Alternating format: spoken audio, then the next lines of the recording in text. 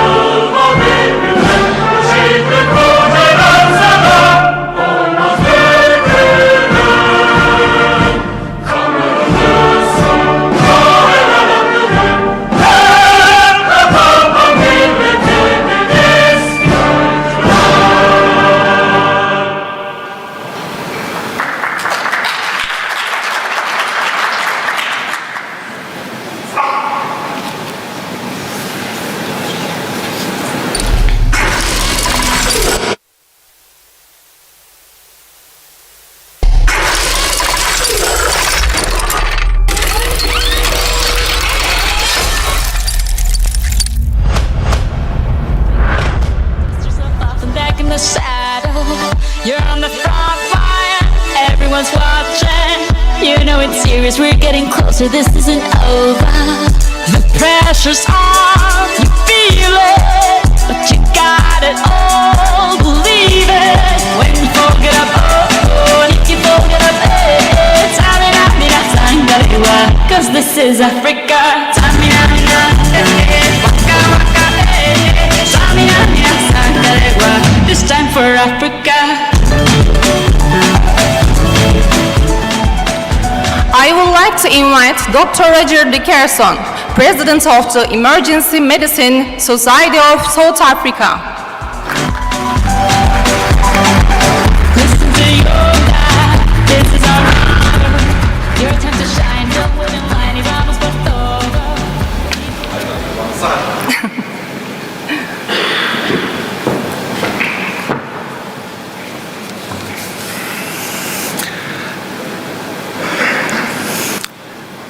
Merhaba Türkiye.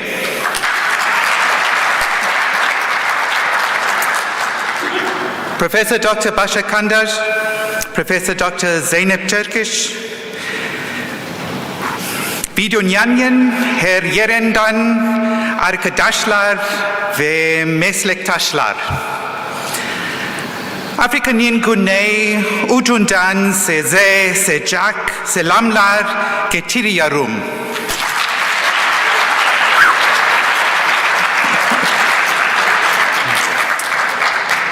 Bir kez daha bu harika konferansın bir parçası olmaktan onur ve mutluluk duyuyorum.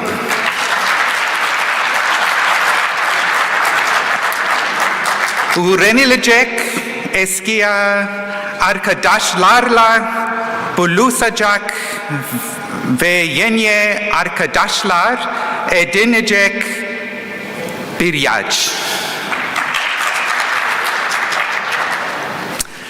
And now I'm going to switch to my home language. Goedemiddag, dames en heren. Sorry, that is my home language, and I'll switch to English. Good afternoon, ladies and gentlemen. It's an absolute pleasure to be here in Turkey once again, to enjoy the hospitality of the Turkish people, to learn from distinguished international speakers that always join us here in Antalya, and to learn from the students who arrive, to listen, because it's their questions that drive our learning. I come from Cape Town in South Africa, which is really at the southern tip of the African continent, so on the other end of the continent from here.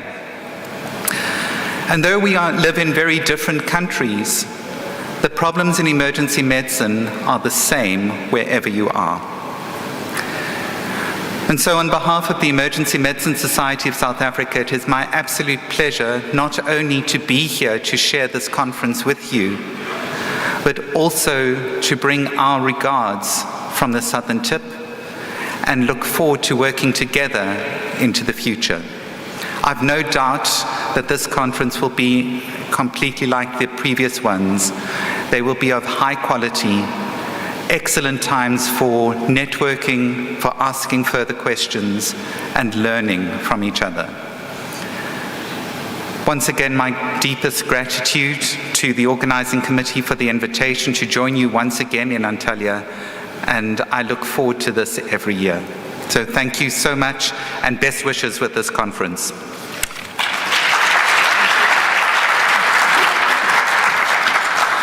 Thank you, Dr. Roger Dickerson, for your opening remarks.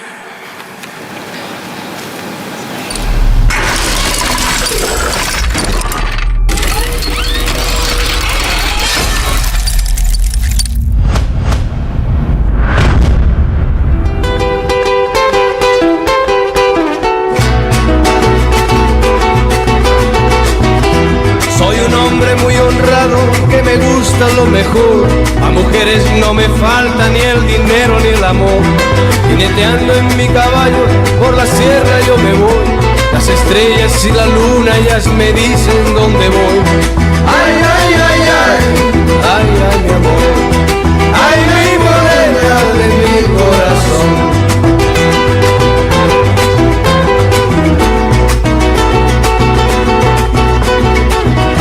Me gusta tocar guitarra, me gusta cantar el son. Mariachi me acompaña cuando canto mi canción. Me gusta tomar pisco. I would like to invite Professor Carlos Garcia Rosas, first president and founder of the Mexican Society of Emergency Medicine and Mexican Academy of Emergency Medicine.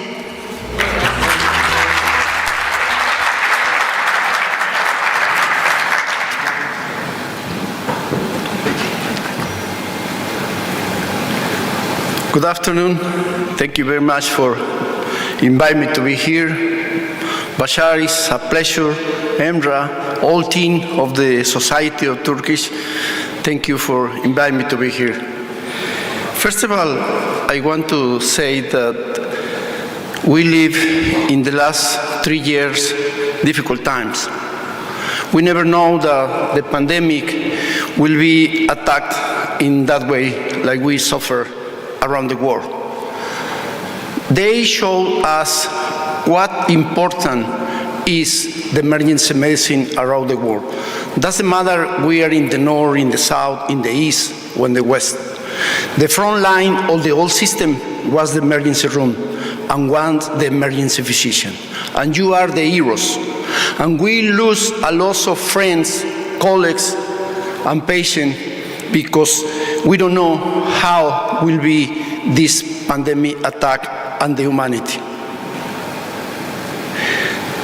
The new times is coming, and we need to change our point of view.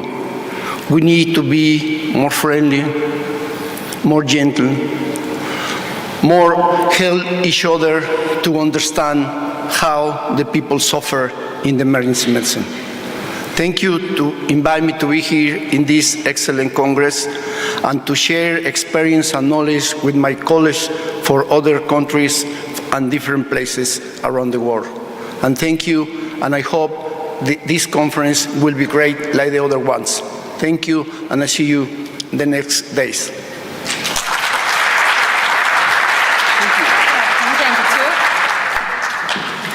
Thank you, Carlos Garcia Roses, for your opening remarks.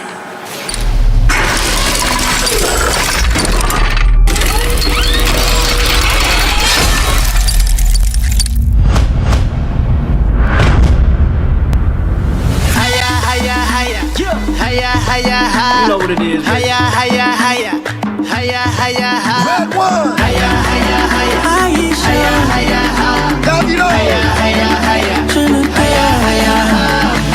I wanna walk the walk on every street. I wanna ball out with the world at my feet. Hit every discotheque and ask it for me, yeah. I wanna party 8 days a week. I promise you now. Everything gonna work out. Every tomorrow, no matter what go down. I promise you now. Gonna be sticking around. Every tomorrow, no matter what go down. Now, I would like to invite Dr. Ayman Elmanyar, Director of Clinical Research and Development in Trauma and Vascular Department, Hamad General Hospital, Qatar.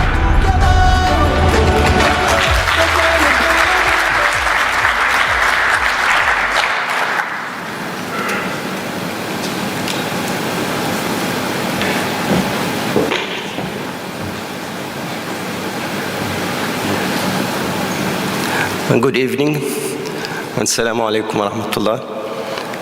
I would like to thank Dr. Bashar and the organizing committee for inviting me to attend such a great congress and to maintain a strong academic and scientific relationship with Hamad General Hospital in Qatar. And I hope that this congress will be very successful, especially we are back in-person meeting. I came from Egypt and Qatar and USA. After I know Dr. Bashar since a long time, he is very active and he is working very well for this country.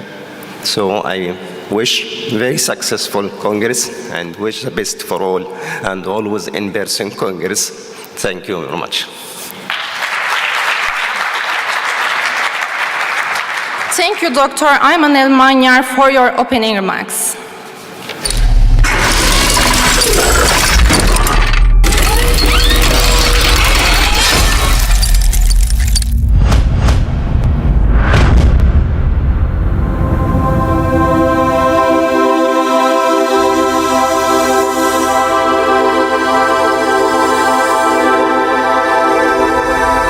Lasciatemi cantare con la chitarra in mano, lasciatemi cantare, sono un italiano. Buongiorno Italia, gli spaghetti al dente e un partigiano come presidente. Con l'autoradio sempre nella mano destra, un canarino sopra la finestra.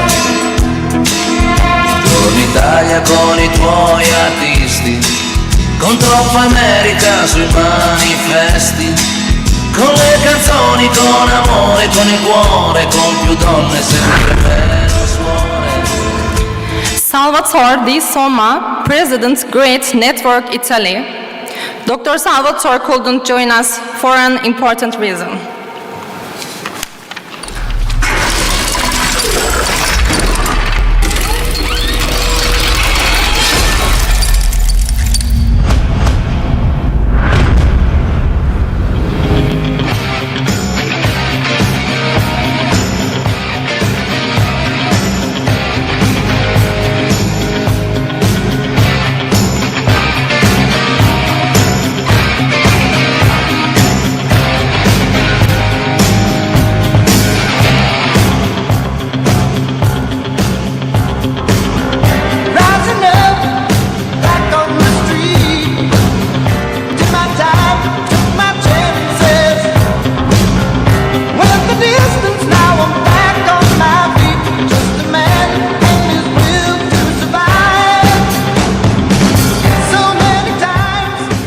Now, I would like to invite Professor Paul Kivala, President of the ASAP. On the dreams of the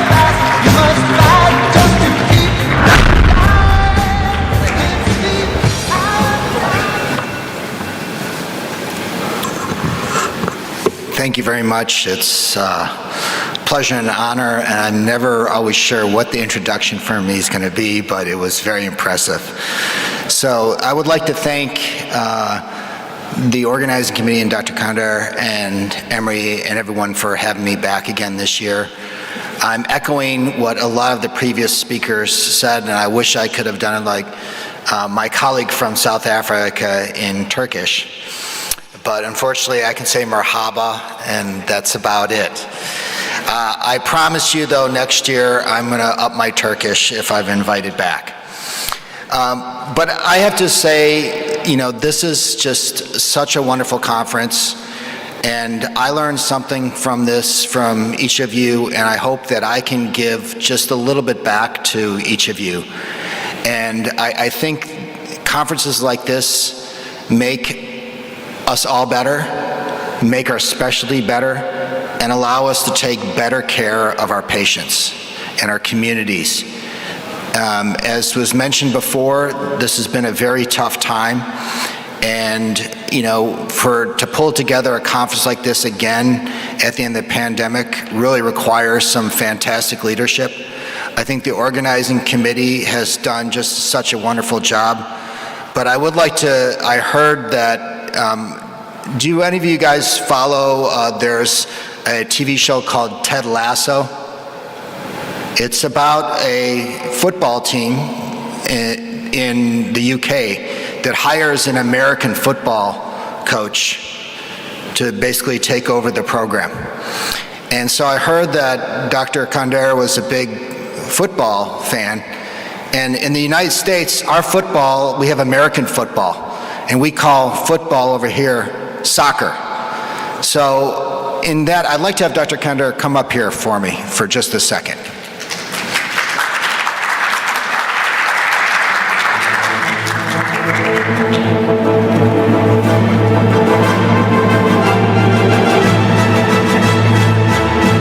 So what I've learned is that, you know, to have a very strong team, you really need a leader that's calling the shots. And so I just flew through Los Angeles, and Los Angeles is the home of the World Championship in American football. So what I know it's football, it's a little different football, but what I'd like to give you here is this is a quarterback jersey for the World Championship team. And you gotta need a hat. And of course, you need the football. Thank you. So I would just like to end in saying that I'm looking forward to working with all of you, and I have to say I personally learn something from each and one of you every time. So please, I look forward, please come up to me. I look forward to speaking to each and every one of you, and if there's anything that I can do, help, advise, or just listen sometimes is all it takes. Please don't hesitate. I look forward to seeing all of you over the next several days, and thank you again for your wonderful Turkish hospitality.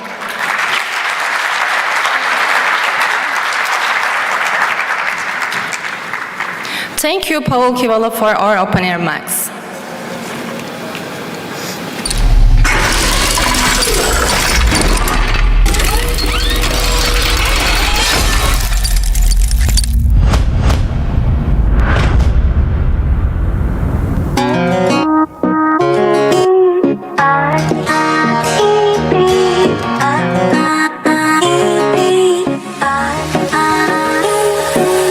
Tómame la mano que tú eres cosa buena. Esta noche quiero bailar sobre la arena. No sé una ajena, no sé nada más. Ven pa' acá, y ahora tómame la mano que tú eres cosa buena. Esta noche quiero bailar sobre la arena. No sé una ajena, no sé nada más. Ven pa' acá, y ahora give me boy, I'm your lady. I can give you what you want, feel so crazy. Give me boy, I'm your baby. Now, I would like to invite Josep Brugada, who is named by the Spanish cardiologist with Pedro Burgada and Josep Burgada, who reported is as distant. The clinical syndrome is 1992.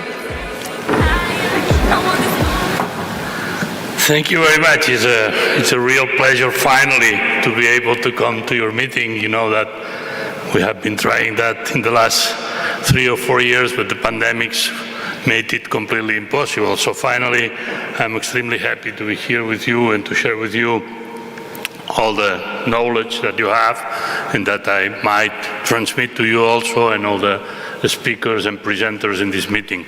So I really hope that the meeting will be an incredible success. The venue is fantastic. My first time in this part of Turkey, and it's absolutely magnificent. And I'm really sure that the days that we'll be here together will be great days for all of us to learn and to advance, and finally to treat better our patients, which is all about. And thank you very much for this extremely kind invitation, and I'm really hoping to see the next days with you in this meeting. Thank you very much.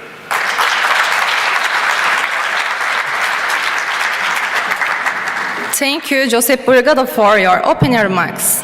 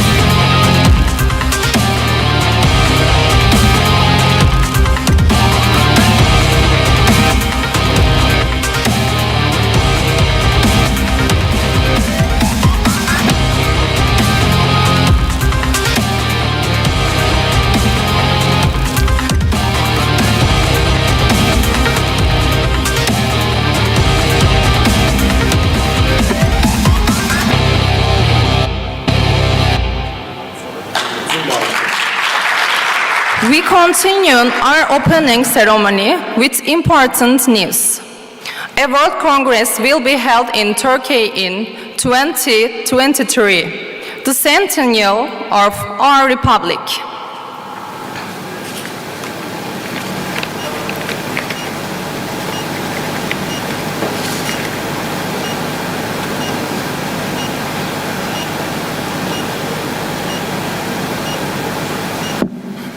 Good evening, everybody. Am I audible?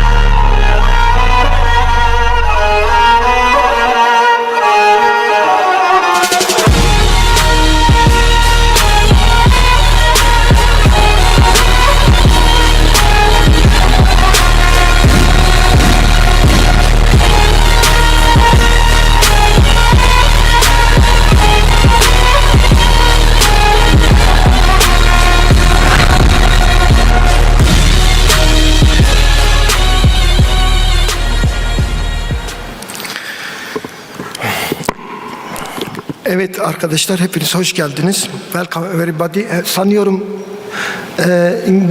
şimdi biz tabii ki İngilizce konuşmak konusunda açılış konuşmalarını genelde Türkçe yapıyorduk. En sonunda Roger Dickerson'a Türkçe konuşturduk. And finally, everybody speak Turkish. We don't speak English. Everybody speak Turkish, okay. Emre, siz şeyleri getirin. Her zaman olduğu gibi geç.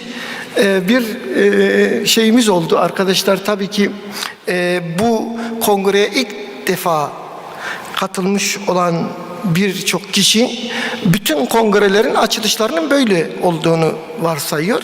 Tabii bizim için bu çok sıra dışı, fantastik, birçok yerde göremeyeceğiniz bir açılış şöleni, bir bilimsel şölen. This is very fantastic, unique opening ceremony for the Medicine Congress. From each continent, from United States, from Asia, from Africa, from Europe. And this year, every year we have from 5 continent speaker, but this year we have from 6 continent speaker. Now we have speaker from Australia too, and I want to thank to this speaker. Welcome, hoş geldiniz. Avustralya'dan aramıza geldiler arkadaşlar. Bir Avustralya kalmıştı katılmayan. Bütün kıtaları biz aslında organize ettik. Avustralya kendisi katıldı bizim aramıza. Çok teşekkür ediyoruz. O yüzden aslında çok zor yollardan yürüyoruz, biliyorsunuz. Yürünemez denen yollar yürüdük. Aşılamaz denen engeller aşıyoruz. Zirvelere tırmanıyoruz. Ve bu konuda sizden aldığımız güçle acil tıbbı daha ileriye götürmek için sürekli çaba sarf etmeye devam ediyoruz. Açılış törenini çok uzatmamak adına bu yıl yaptığımız aktivasyonların birçoğunu anlatmayacağım. Çünkü biz pandemiden önce yılda yaklaşık 400 aktivasyona ulaşmıştık. Bir gün gelmiş 3 ayrı ülkede 6 aktivasyon yapan bir dernek değil, büyük bir devasa güç haline gelmiştik. Tabii siz eğer zirveye çıkarsanız, zirvede olanların karşılaştığı 2 şey vardır. 1, yalnızlık. 2, onu zirveden düşürmeye çalışan insanlar. Ve dolayısıyla biz karşılaştığımız sorunları acil tıpta zirvede olduğumuza yoruyoruz. Buradaki tabloda aslında zirvede olduğumuzun bir göstergesidir değerli arkadaşlar.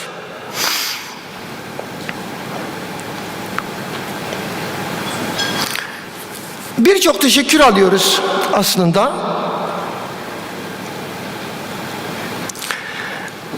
Değişik ülkelerden, birçok konuşmacıdan, bunları göstereceğim bir kısmını. Ama burada Mehmet Gül hocamızın yaptığı teşekkür, hiçbir zaman unutamayacağım bir teşekkür.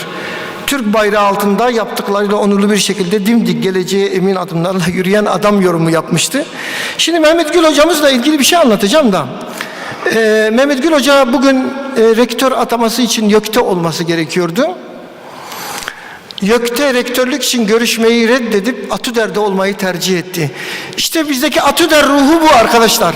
Bunun için bizi yere kolay kolay sırtımızı çeviremezler. Sadece Mehmet Gül hocamız değil, onları da anlatacağım. Mesela şimdi Salvatore bizi dinliyor, Sagar katılıyor. Florida, büyük bir kasırga. Kasırgadan dolayı ailemden izin istedim. Geleceğim diye son güne kadar kovaladı Sagar. Ve Salvatore bakın bağlandı, bugün bizimle beraber oldu. Dün gelmesi gerekiyordu. Kayınvalidesi vefat etmişti. Başsağlığını ilettik. Yani bütün bu zorluklara karşı Atüder'de çalışmaların böyle bir ruhla yapıldığını bilmemiz çok önemli. İşte buraya dışarıdan gelen misafirlerimiz de bize bu şekilde katkı sunuyorlar. Bize değer veriyorlar arkadaşlar. Kongre sabahları biraz zor oluyor. Bunlar da umarım ki sesi geliyordur. Kaldırıyorum efendim. Hani bakıyorum güneşe, evet diyorum, doğdu güneşim. Tık elimi yüzümü yıkıyorum. Güzel bir şarkı, güzel bir banyo. Üstümü başımı giyiniyorum. Sağlam bir kahvaltı. Modumu yakalıyorum tabii. Yani bu gidişat çok kötü gidişat efendim. Türkiye'nin ekonomisi nanay. Neyse buradaki bu gidişat iyi değil diyorlar. Evet, gerçekten sıkıntılı bir gidişat var dünyada. Biliyorsunuz pandemiyi atlattık. Üzerine şimdi savaş, her dakika bir yeni sorun, ekonomik kriz derken bütün bunlarla birlikte mücadele etmek zorunda kaldığımızı ifade ederim. Tabii hayatta bazen bütün seçenekler doğru gibi görünebilir. Burada görüyorsunuz. Bilmem tercüme etme şansımız oluyor mu? 2-0, 2-4. Ama şıklar da böyle. Nereye baksan doğru görüyorsun. Ama bunlar için de doğruyu seçmek kolay olmuyor. Şimdi arkadaşlar tabii ki 6 yıl içinde acilde sorunumuz ne? Sesini açalım. 598 kere hastaneye gitmişsin. Yani yılda 100 kere gidiyorsun. Ben gitmem o kadar fazla. Daha önceden gittim, gitmedim değil. Hayatım işte kaydı var ya. Daha önceden gittim, gitmedim demiyorum. Yani 3 günde bir hastaneye gidiyorsun. 368'e vurursak 3 günde bir gidiyorsun. Ben daha önceden... Acile 119 kere girmişsin. 119 kere acile girmişsin. Götürdüler, ben bir şey demiyorum bak. Daha önceden gidiyordum. Şimdi bir şey söyleyeceğim. Şimdi arkadaşlar gittiği uzmanlık bölümlerini yazmışlar. Tamam, o çok uzun. En son şeyi çıkartmışlar. Gitmediği bölümleri çıkarmışlar. Algoloji, beslenme ve diyet. Ona da ihtiyaç yok. Geleneksel ve tamamlayıcı tıba gitmemiş. 6 yıl içinde 5... Velhasıl acillerin durumu böyle arkadaşlar. Hastanelerimizin durumu da böyle. Tabii biliyor arkadaşlarımızın çok derdi oluyor. Acil değilim ama acil hissetmek istiyorum diye bir alan mı oluştursak diye. Tabii bu sadece aslında acilcilerin sorunu değil. Mesela genel cerrah, dahiliye. Burada da aile hekimleri.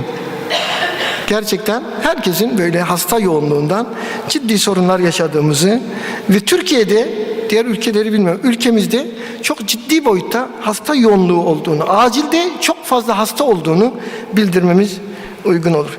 Biz kongreleri çok güçlü yapan bir derneğiz. Biz sadece bir dernek değiliz. Aslında hayatın her yanında bunu göstereceğim. Çok çalışması olan bir ekibiz. Birlikte çalışıyoruz. Bir sürü kongre, fantastik, değişik kongreler.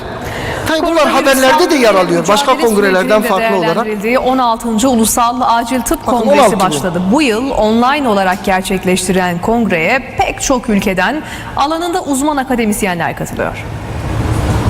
Bir kongremizin daha arifesindeyiz. 6 kıtadan 250'yi aşkın konuşmacı, 35 ülkeden 47 dernek temsilcisi, farklı coğrafya ve ülkelerden alanında uzman akademisyenler. Koronavirüsle mücadele sürecinin de değerlendirildiği 16. Ulusal Acil Tıp Kongresi başladı. Acil tıp 21. yüzyılın branşı olacak. Tabii yaşadığımız felaketler, sel, deprem, yangın, travma, savaş, üzerine bir de salgınlar. Hep acil tıbbı ön plana çıkarttı. Acil Tıp Uzmanları Derneği öncülüğünde yapılan kongre online olarak gerçekleştiriliyor. Kongreye Amerika Birleşik Devletleri, Rusya, Çin, Hindistan ve Türkiye Cumhuriyetlerden Evet, bunda da şeylerle ilgili genelde kongreden sonra bize bir sürü teşekkürler geliyor. Burada görüyoruz Paul Kivela'nın her zaman olduğu gibi Narenda'nın, ama bunlar içinde en son şuraya bakın arkadaşlar. En son ya bizim iddiamız bu. Daniel Lopez Tapia'nın. Bunu biz söylemiyoruz tabii. Bunu söyletmek kolay değil. Tekrar geri alayım. Dünyanın en büyük, en geniş konferansı olmaya aday bir konferans olarak hep birlikte ilerliyoruz arkadaşlar. Bu bizim için bir gurur tablosu. Acil tıp için bir gurur tablosu. Ülkemiz tıbbı için bir gurur tablosu. Bunda görüyorsun işte her yerden ciddi bir teveccüh var. Ve bunlar böyle devam ediyor. Tabii biz dernek olarak çok iş yapıyoruz. Bakın bu yine Facebook'tan aldığımız bir şey. Birileri soruyor, biliyorsunuz böyle soran adamlar olur. Sevgili babalar, bu uzmanlık dernekleri ne işe yarar diye. Hangi branşın ne derdine çare bulmuş bilen var mı? Biz hiç müdahil değiliz toplanmaya bak. Burada bir arkadaş çıkıyor. çıkıyor. Onur Saya Karya, hiç acilci falan da değil bu. Atüder içlerinde en aktif çalışanları sanırım. İşte bizim bütün camialar içinde örnek bir yapı haline gelmemizin tabi bazen bedeli oluyor ve bunları da beraberce göğüslüyoruz, beraberce üstesinden geliyoruz arkadaşlar. Alex de Souza. Stoh topun gelişine vuruyor ve gol! Miroslav Stoh olağanüstü gollerinden birini daha atıyor Kadıköy'de. Fenerbahçe 1, Gençler Birliği 0. Stoh. Müthiş bir golle başladı karşılaşma. Stone'un attı. Şimdi Paul spordan bahsedince biz de bahsetmesek olmaz. Bu gol, Stone golü ne bu? Şampiyonlar Ligi en iyi gol. Puskás ödülü. Puskás ödülü alan bir gol. Bizim için Puskás ödülü almak zor değil arkadaşlar. Neden? Çünkü Türkiye'de öyle milli duygular vardır ki bir yerde Türkiye ile ilgili eğer siz Türkiye ile ilgili birini bulursanız onu desteklersiniz. Bu bizim milli duygularımızdır. Tabii her ülkede bunun benzeri vardır. Yabancı konuklarımız var ama Türkiye'de bunlar çok güçlü. Amerika'dayken bir ara şeye gittim, bir arkadaşla birlikte Virginia'daydım. Bir 80 kilometre uzakta bir şehre gittim bir Türk'le görüşmek için. O da şaşırdı, dedi yani siz Türkler olunca birbirinizi görmeniz mi gerekiyor? Evet, biz Türkler birbirimizi görmemiz gerekiyor. Biz birbirimize düşkün bir milletiz. Bunu şunun için anlatacağım arkadaşlar. Çok kısa bir not bu. Şimdi biliyorsunuz Yusem'le ilgili bazı şeyler anlattılar, durdular falan. Yusem'le ilgili kısa bir öykümüz var. O da şu. Yusem'de öncelikle böyle kongrelerden sonra bizi başkan adayı göstermek istediler. İstedik, o zaman başkan adayı olacaktık, olduk ve biz seçimi o zaman kaybettik ama detayına girmiyorum. O zamana kadar başkan 100 oyla seçiliyordu, biz çok daha fazla aslında durum var. Birdenbire başkan 300 oyla seçildi, onu geçtik arkadaşlar, herkese hiç değinmeye gerek yok. Ama sonra bir genç doktorlar seçimi oldu. Genç doktorlar seçimi olunca da biz onların hani 20 yılda yaptığı üye sayısına 1 yılda ulaşmıştık. O zaman Türk adaylar çıkmış. Bizim de tanıdığımız değil, derneğimize de üye değiller. Tabii Türkler milli duygularla bunları desteklemişler. Bir bakıyorsun genç seçim. Başkan yardımcısı Türklerden seçiliyor. Bizim konuyla müdahalemiz yok ama biz zaten bu konuda böyle bir gücüz yani. Biz nereye gidersek orayı güçlendiririz, oraya destek veririz. O yüzden bazı sorunlar önümüze koymuş gibi olabilirler ama biz o zaten hani acil tıbbın farklı bir kategorisindeyiz. Biliyorsunuz orada genelde pratisyen arkadaşlar burada da vardır yönetici konumunda. O yüzden biz o konuya fazla girmiyoruz ama detayını öğrenmek isteyen, merak etmek isteyen 4 gün buradayım. Bana sorabilir arkadaşlar.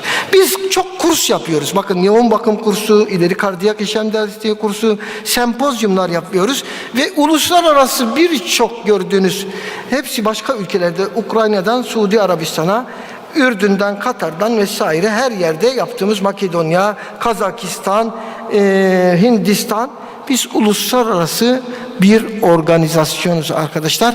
Burada EPAT'ın büyük gücünü gösteriyor. Sadece Türkiye'de değil, birçok yerde organizasyon yapıyoruz. Bu da ATLS kursu yapıyoruz. Biliyorsunuz Amerikan Cerrahi Derneği'nin onayıyla yaptık. Ya çok ciddi sayıda kurs yaptık. Bu haberlere yine konu oldu arkadaşlar. Bizim yaptığımız birçok şey gibi bu da haberlere konu olduğunu burada iletmeyi isterim. İtibaren tıbbın en önemli hastalıklarından biri ve genç yaş ölümlerinin en önemli sebebi travma. Travmalarda da hep kurtarılabilir hayatlar söz konusu. Gerek ATLS olsun, gerek Sonosukul olsun 50 ülkede kabul edilen çalışmalar arkadaşlar. Tabii bir de bizim bu dönemlerde medyada çok gönüllülüğü oldu. Derneğimiz sürekli, ben çıkıyorum tabii medyada ama Atüder başkanı olarak çıktığımdan Atüder'i herkes sormaya başladı. Ya bu Türkiye'de Atüder nedir, konumu nedir? Başka uzmanlık derneği yok mu? Hep Atüder duyuyoruz. Bu konuda çok iyi çalışmalar yaptığımızı işte görüyoruz. Mesela Mehmet Ceyhan Hoca'yla, diğer şeyle Fatih Altaylı'yla vesaire sürekli bir şeyler yaptık. Tabii en sonunda böyle bir şey yakalamış arkadaşlar. Altını hep gösteriyoruz. Başkan olursa seslendi diye. Arkadaşlar da nasıl yakalamışlarsa. Evet, görüyorsunuz yurt dışı temaslarımız. Bakın Katar'dan Elman var. Elman, you know.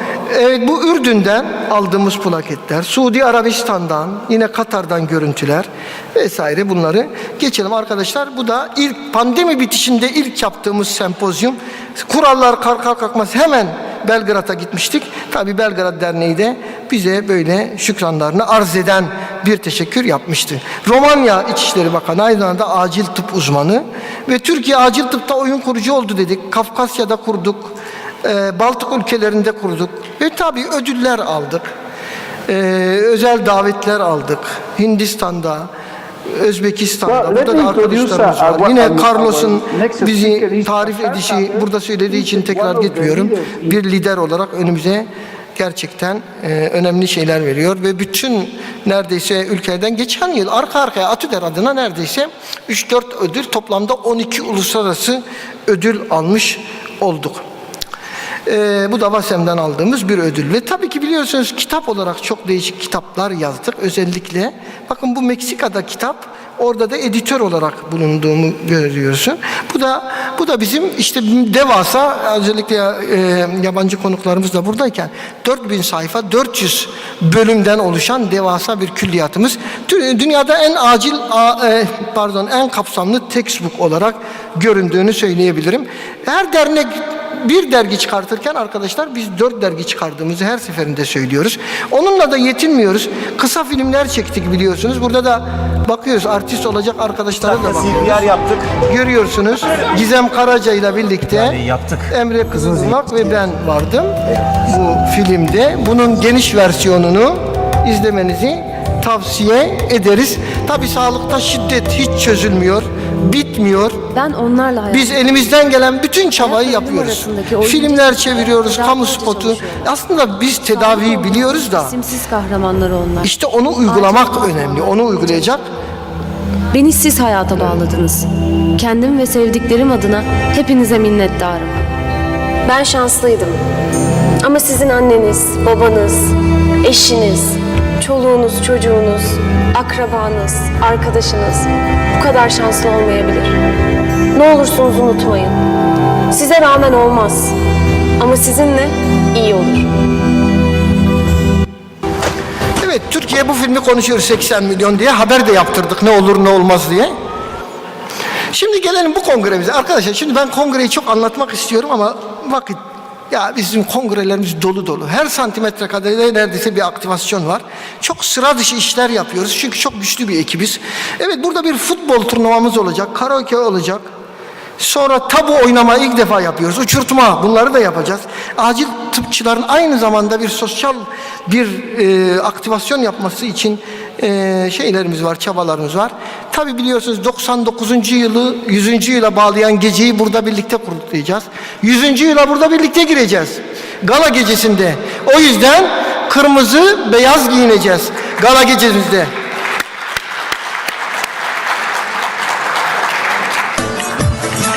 Tabii böyle bir performans istiyoruz.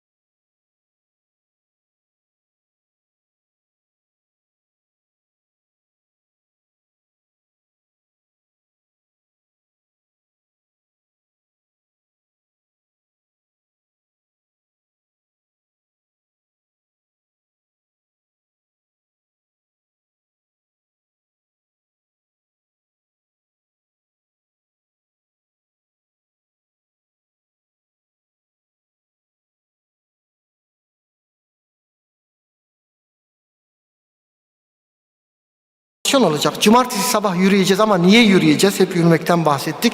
Burada çok güzel bir sosyal sorumluluk projesi var. Ve bu sosyal sorumluluk projesinde bir aplikasyon var. Yanlış da düzelttim. Bu aplikasyonu indiriyoruz. Adımlarımız sayılıyor ve bu adımlar kadar köy çocuklarına bağışlar yapılıyor. İyi anlatabildim mi? Tamam, gayet güzel. Ve bunu siz söylemek ister misiniz? Söylememde sakınca yok değil mi? Seltis. Geçen böyle anlattım yanlış firmanın ismini verdim. Öyle bir şey olmasın. Seltis değil mi? Seltis'le yapıyoruz. Lütfen buna katılalım arkadaşlar. İndirelim. Bu işte birinciliği Zeynep Hoca kimseye bırakmaz, onu söyleyeyim. Zeynep Hoca 17 bin, 18 bin adım atıyor. Bilmiyorum başka atan var mı?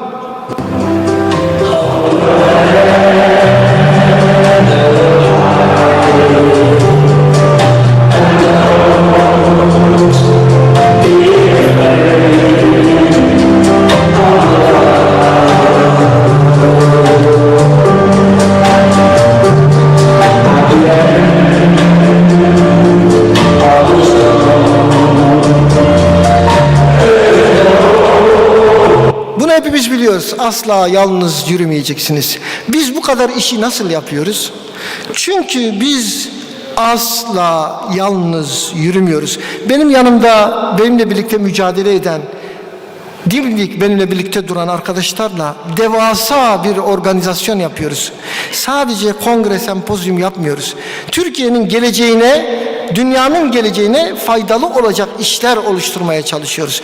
Tabii burada benim yanımda dimdik duran arkadaşlarım, hepsinin ismini zikretmek isterim ama başta Zeynep hocamız alkışlarla,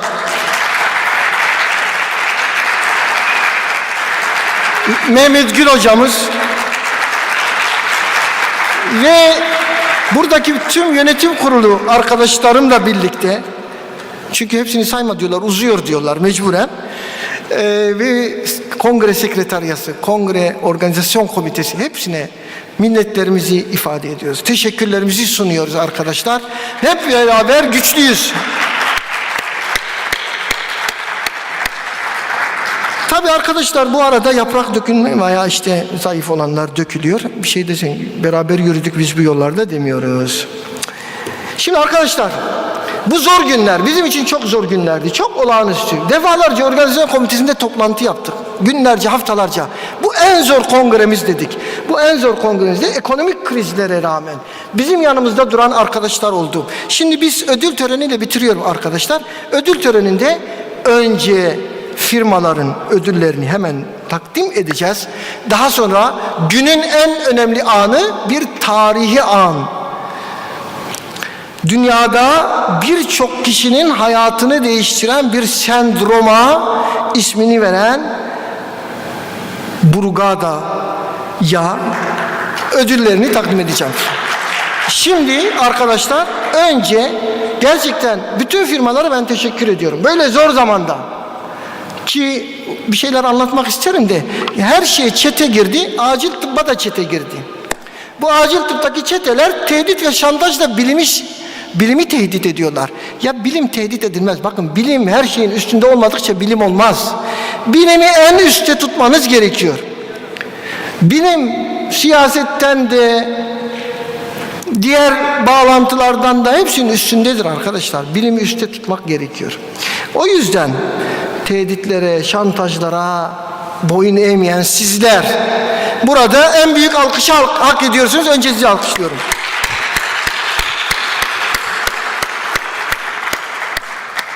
Bu günler değişir. Böyle onunla ilgili bir şey söyleyeceğim. Biz iyi gidiyoruz, merak etmeyin. Şimdi bu günlerde yanımızda duran 3 firmayı diğer firmalar adına temsilen çağırıyorum. Önce bronz, yani üçüncülük, Ricordati Ufuk Bey buradaysa rica ediyorum. Hızlı adımlarla Ufuk Bey.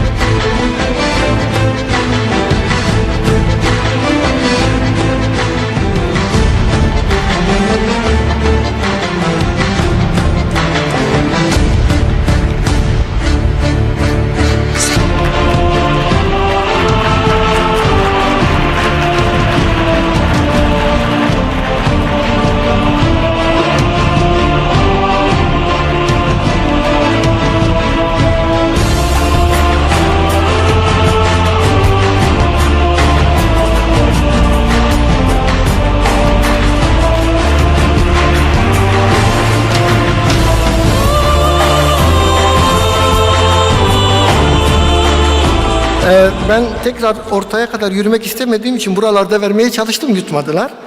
Evet, ikinci, yine bu büyük projede de yanımızda olan Celtis firması adına Nurdan Hanım'ı buraya davet ediyorum. Buyurun.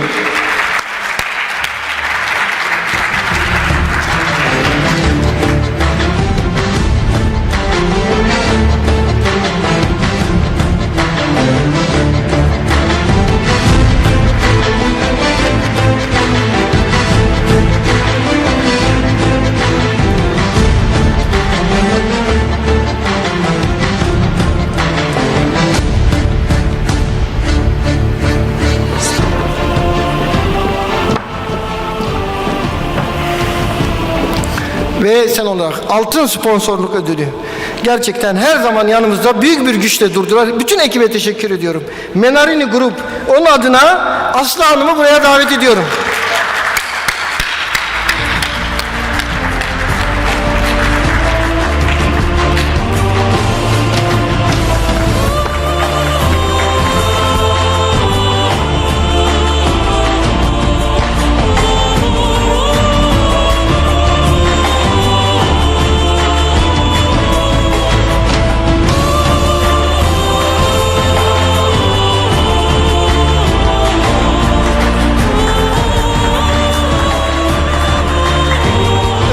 Evet arkadaşlar, şimdi günün en anlamlı anına geleceğiz ama ondan önce biz bu altın acil ödüllerini 7 yıldır veriyoruz ve çok değerli, şu ana kadar gerçekten çok değerli bilim insanlarına bu ödülleri verdik. Bakın, bu Gazi Yaşargil 2015'te ilk ödülü alan, şu anda da Milenyumun 100 yılın cerrahı, 100 yılın cerrahı, beyin cerrahisinde Türkiye'mizin gururu. Sonra Aziz Sancar'a verdik. Nobel'den sonra biz ona ödül verdik. Bakın neredeyiz yani, Nobel ödülü alıyor, sonra gelip bizden ödül alıyor. Ve ikinci defa altın madalyayı Aziz Sancar'a verdik. Üçüncü ödülü yine Amerika'ya gitti. Goldfrank, biliyorsunuz toksikolojinin babası kabul ediliyor. Dolayısıyla Goldfrank'ı getirdik. Ona da bu ödülü takdim etmiş olduk. Ve sonra Paul Kivera aramızda.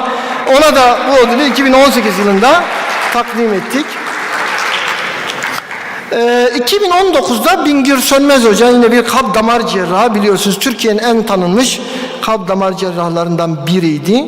Onu takdim ettik ve 2021'de Vincent de biliyorsunuz kritik bakımın kurucusu, dünyada gerçekten bu konuda lider olmuş bir bilim adamı. Ve şimdi en son ödülümüzü gerçekten kendisiyle burada olmaktan büyük gurur, büyük onur duyduğumuz, bakın basit bir şey değil. Futbol sahasında bir arrest görüyorsunuz değil mi? Genç insanların kalp durması sonucu ölmesini görüyorsunuz. Ve bu sendromu tanımlayarak dünyada birçok gencin hayatta kalmasına vesile olan büyük bir buluşun, büyük bir bilim adamını buraya getirmekten çok büyük onur duyduk. Ve bu ödülü kendisine takdim etmek bizim için hayatımızda onur duyacağımız, gurur duyacağımız bir an olacak. Bunu da mümkünse Zeynep Hocam'la birlikte verelim. Zeynep Hocam buraya gelin ve Joseph Burgada'yı buraya davet ediyorum ayakta alkışlarla.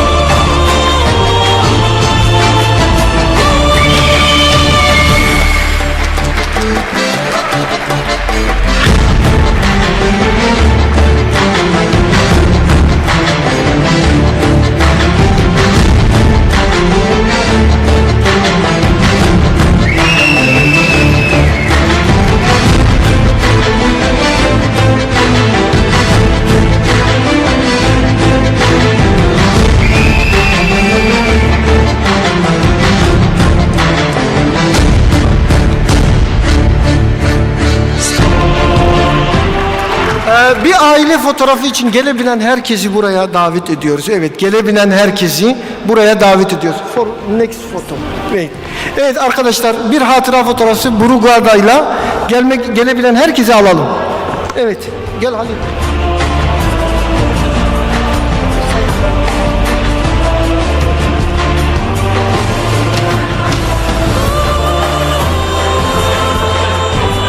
Thank you very much. It's a big pleasure for me to be here in Antalya, and finally I could make it after the pandemic, 2-3 years that we could not make it, and I'm really very happy to be part of this meeting and to be with you today here. So we have this opening session, and it's a pleasure for me to introduce Salvatore Di Somma from Italy, that will talk about telemedicine for the future health system organization. Salvatore will make his presentation from Italy, I guess. Salvatore? Yes, thank you so much. Can you hear me? Yes.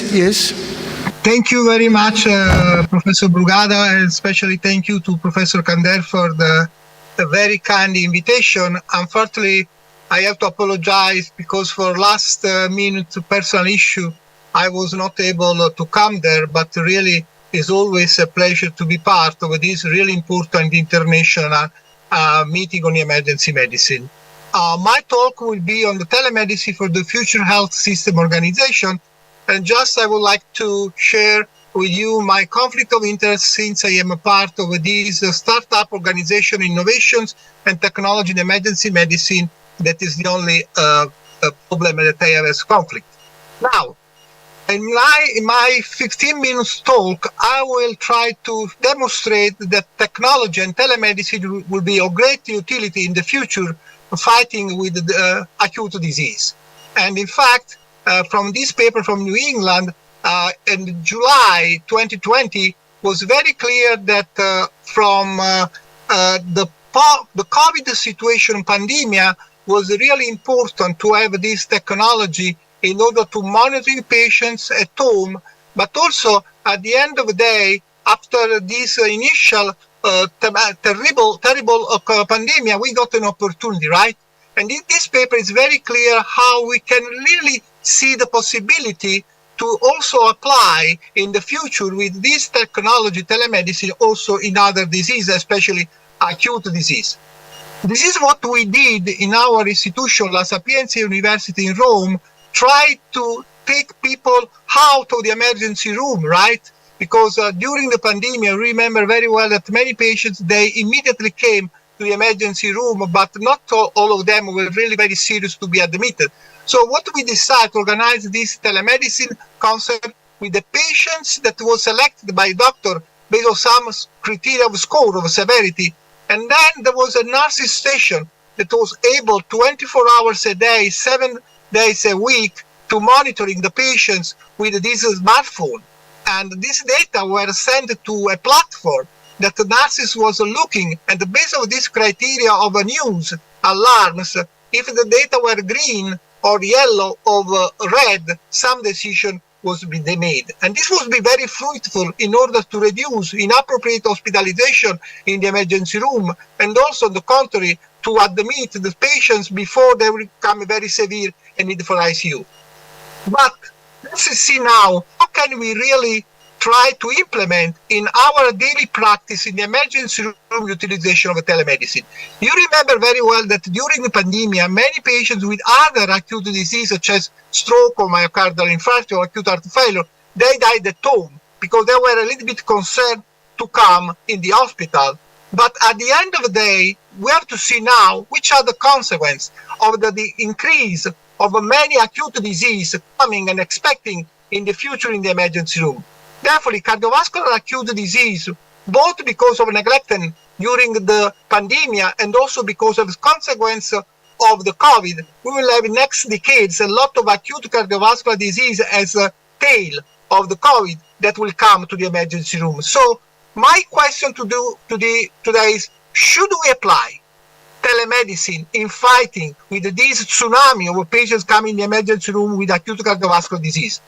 You see from this paper from Nature Medicine just published a couple of months ago that heart failure patients will be really increased number need for admission in emergency room because even in patients that the COVID without severe lung disease, there is an expecting of an increased heart failure patients because, as you know, COVID-19 is not a lung disease, it's a vasculature disease. So I think at the end of the day, let's sit together, fighting with the most important reason to be admitted in the world, acute heart failure. How can we use telemedicine? I think this is just an example that definitely we can cooperate in the future in the network to see how can we really apply the experience of telemedicine in COVID, in acute disease in the emergency room.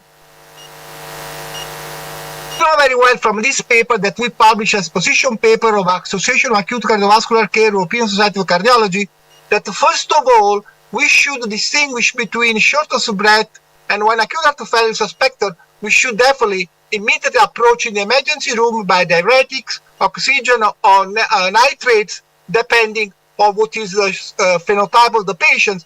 I just want to remark that the job you do in the emergency room with acute cardiovascular disease is always the most important one. I just want to take the opportunity to share with you this fantastic paper just published that in the emergency room with acute heart failure, we can have a best opportunity to immediately treat better the patients using not only furosemide, but adding acetazolamide, 500 milligram once daily IV is going to reduce the need for furosemide increase. Now, let's see how can we use telemedicine in try to reduce the burden of overcrowding in emergency room with the patients with acute cardiovascular disease and especially with acute heart failure. In this position paper we published recently, it is very clear that what is important to immediately make a disposition, right? For acute heart failure patients, if the patient has cardiogenic shock or has acute pulmonary edema or is right ventricular failure, definitely you should admit to ICU. But you cannot admit all the patients. And now what is really important to see the possibility that you can send a team or nurses home patients from the emergency room. And this is coming the importance of telemedicine.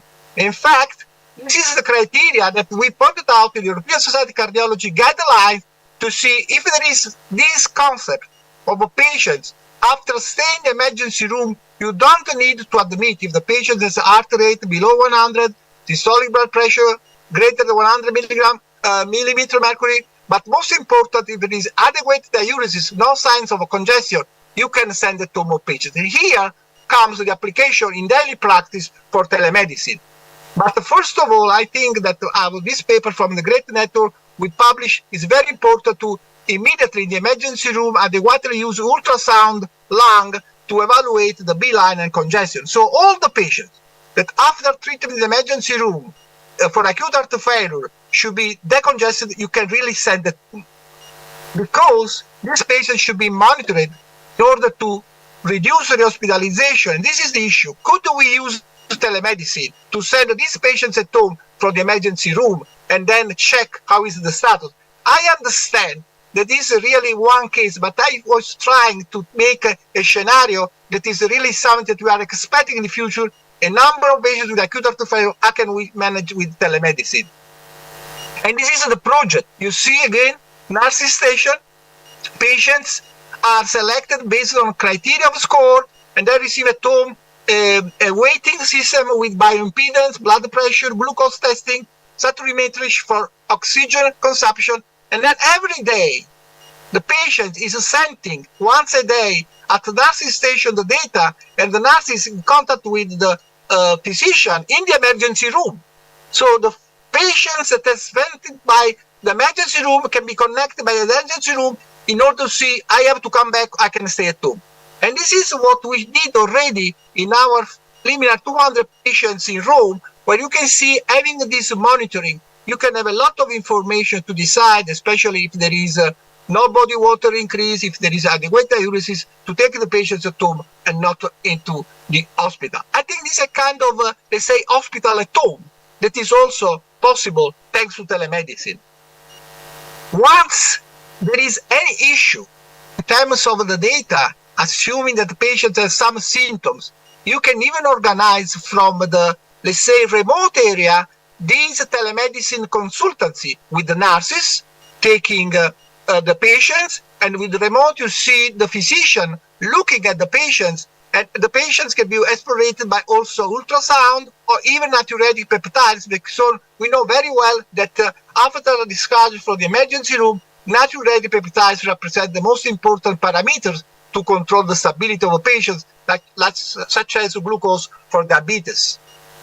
And this also technology improving, because if you really want also to monitor these patients, you know very well that blood pressure in these patients should be an issue. So we have this special watch that we can use in order to better monitoring the patient. So we also need to familiarize with the patient's need in order to make the technology familiar with him. And this is probably the issue, right?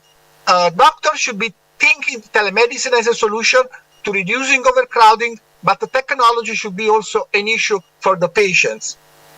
And even in the future, why not? Like they prepared recently in the UK to send at home even nurses and doctors to take patients at home, especially for let's say final situation. And so the final goal of telemedicine is putting people together, working in the interest of the patients and reducing the inappropriate burden in the hospital to move the health system from the hospital to the community when possible. And this will optimize the job of emergency physician that will only work with the severe patients and also for the hospital per se.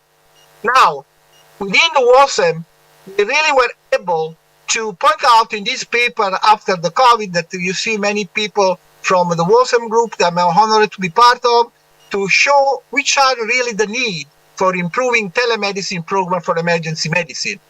And at the end of the day, these are the most four important pillars that we have to realize in the future: patient safety and confidentiality, matrix analytics and reform, and this is also kind of institutional need, recording audiovisual data, and health record is very important to have the possibility that these data are going with the patient, with also electronic data, and also at the end of the day, lastly, the cost and the possibility to make this kind of activity reimbursed.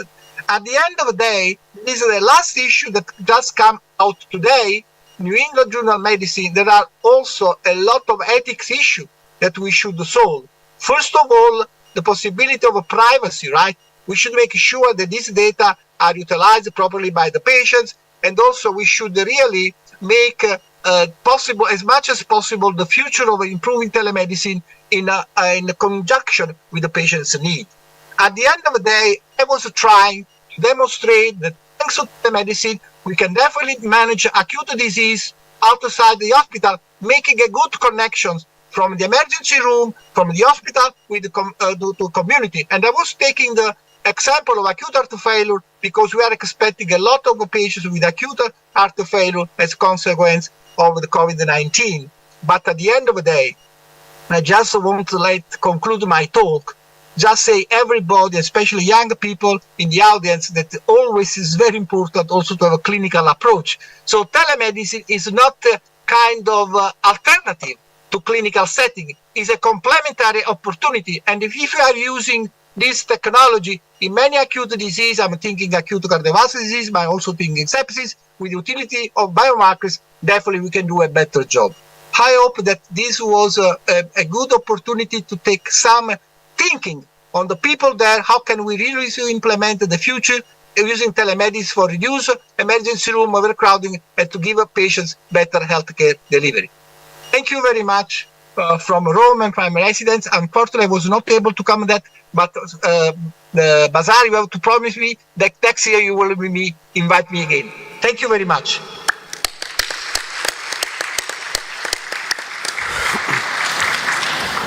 Thank you very much, Salvatore, and please accept our condolences for you. This is in this time, and you can join us. It's very big honor for us. Thank you very much, Salvatore, and in next time we waiting you face to face, I hope, inshallah.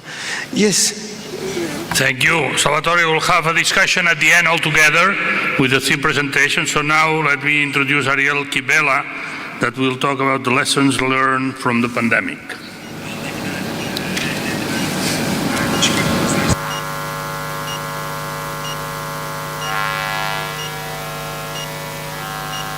Oh, can you hear me? Okay, perfect. Thank you, Dr. Kandar and Dr. Brigada. It's truly an honor to be introduced by two of the most influential cardiologists and emergency physicians in the world, and it's a bit intimidating as well. Nevertheless, thank you for having me, and thank you for joining me today. I graduated in May from Pitzer College in Los Angeles, California, studying international politics and East Asian studies. I wrote my thesis comparing East Asian COVID response model to the United States. So that's what I'm going to be talking with y'all today. Oops. So while world leaders have called the coronavirus pandemic a once-in-a-century crisis, there is no reason to expect that to be true with climate change in an increasingly interconnected world. The only thing that is certain is that once this virus is vanished, another will take its place. Pandemics are inevitable. However, the systematic policy failures that accompany the spread of a virus are not. So if you look at this map, you can see that mortality rates due to COVID-19 have varied substantially across the world. In particular, there's a striking contrast between the Asia-Pacific region versus the United States. In particular, the East Asian tigers, which are Singapore, Hong Kong, Taiwan, and the Republic of Korea, have received universal praise for their ability to effectively respond to the pandemic. Given their close proximity to the outbreak and relatively low infection and death rates, are really a testament to the government's response to the virus. So let's talk about these governments and their difference to the United States. So the East Asian tigers are considered to be a developmental state, which means they're a welfare state. Because they were late to industrialize, they had to facilitate their own growth, which sometimes meant intervening in market failures and limiting individual rights to do so. The regulatory state is what the United States is considered to be, and that's not a welfare state.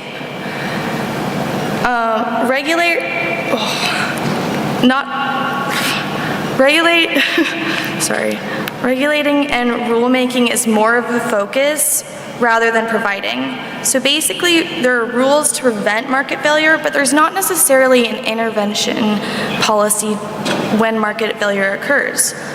Also, they are not able to override politics in a time of crisis. So the East Asian tigers had a top-to-bottom approach. They started at institutions, and their institutions were made up of skilled technocrats and very educated elites. So these people made all the policies. Next, the institutions really partnered with had a public-private partnership, which means they connected with their companies and invested in companies to get things done. This created a trusting society. So when it comes to pandemic preparation, COVID-19 is not the first epidemic that has spread through East Asia. SARS spread rapidly across the region in 2002. While the global death toll of SARS was much lower compared to COVID-19, the SARS outbreak inflicted huge GDP losses to the tigers. So after the virus hit, the governments realized they needed to invest and create a protocol for other public health crises. So they all decided to create an institution to step up in case of a virus. So if warning of an illness arises, it acts as an operational command point for direct communication among central, regional, and local authorities. These disease prevention agencies are particularly robust because they can override politics in a time of crisis. They also used H1N1 and MERS to really practice these crisis management techniques. Masks also became a norm during this time, and they used masks a lot during COVID-19. So when word came out that COVID-19 had been spreading, institutions issued strict travel controls. and this was not recommended by the World Health Organization at the time. They then used transparent and clear messaging to the public through apps and websites. They instituted school closures and mandated mask wearing and lockdowns. Next, these government institutions banned private companies from exporting masks and invested in companies to ramp up private mask making. They then worked with companies to produce test kits and contact tracing application apps. While the Tigers' response to COVID-19 demonstrates the importance of a strong institution and private partnership, they are all insufficient without public support. So in Asia, there's a strong culture of Confucianism and collectivism, and this really emphasizes the importance of protecting elders, social responsibility, and it had a strong sense of duty.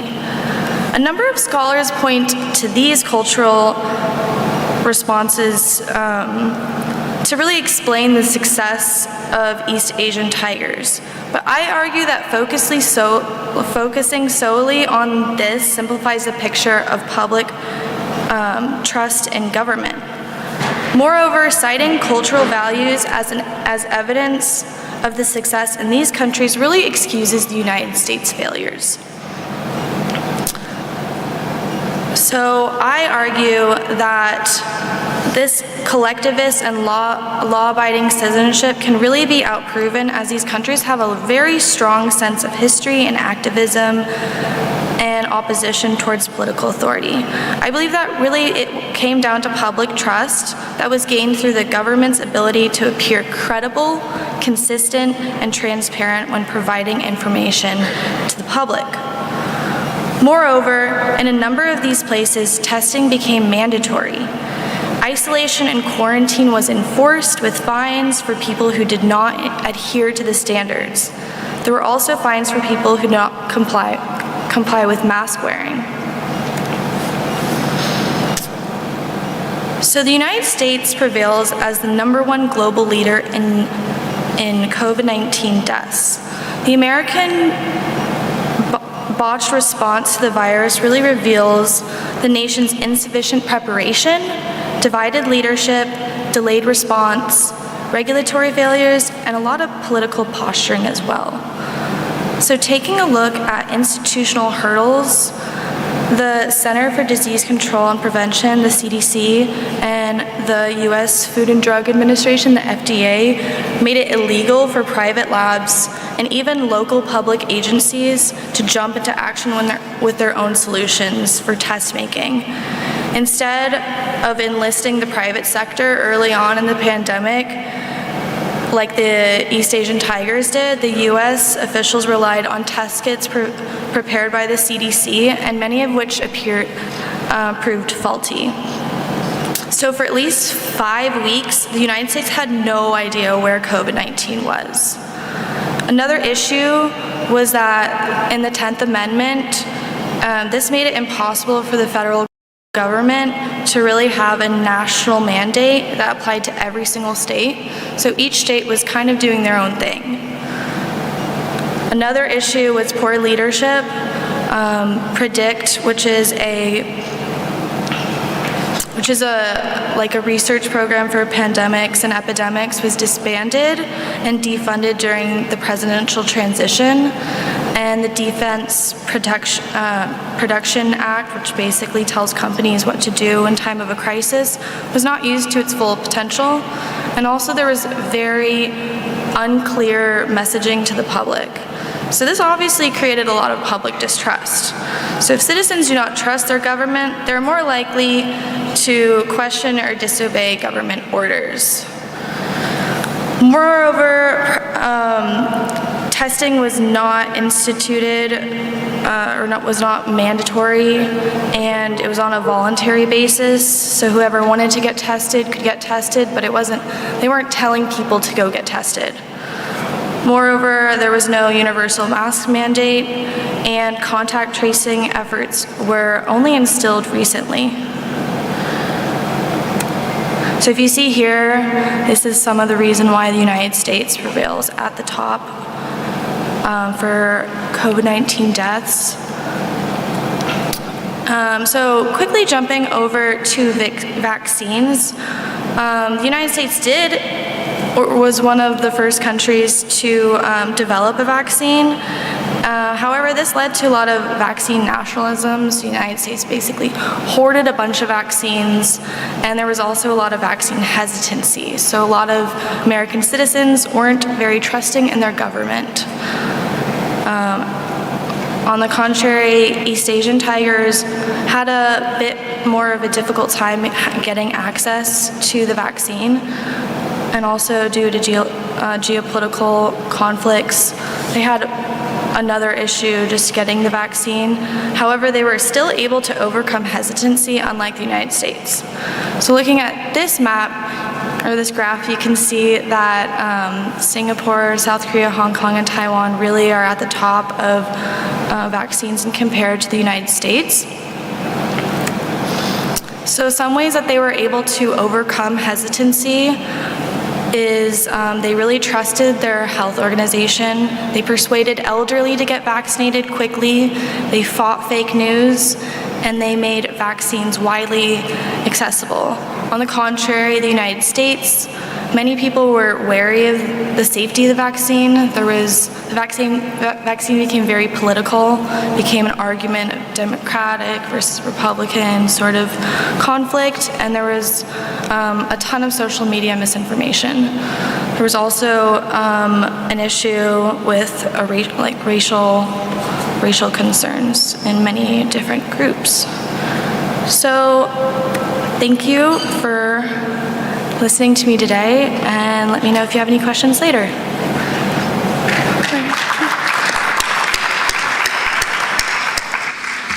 Thank you very much, Ariel. I think we will take this question and the rest of the discussion. Yes. And I want to invite the last speaker, Paul Kivala. He always part of our Intercontinental Congress. Welcome again, Paul Kivala, please.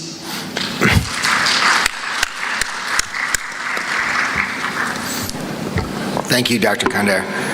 It's always a pleasure and honor to be here in Turkey.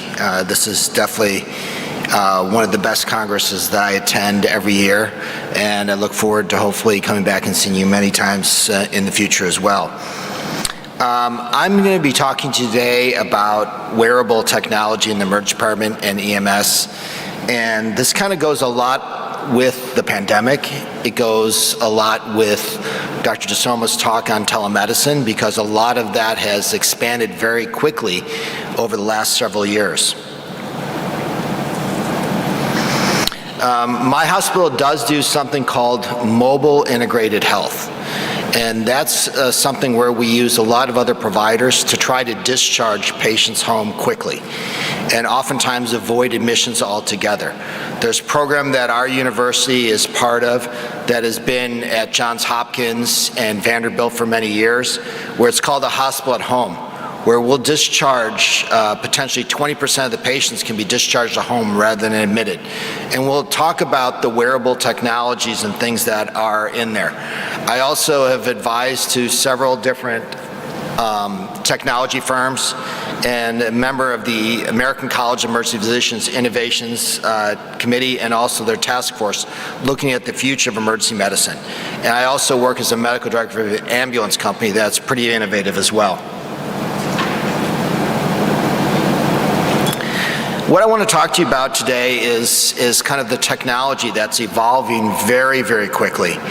And one of the things that happens is we as emergency physicians don't really get any specific training on these things. And the changes are happening very quickly.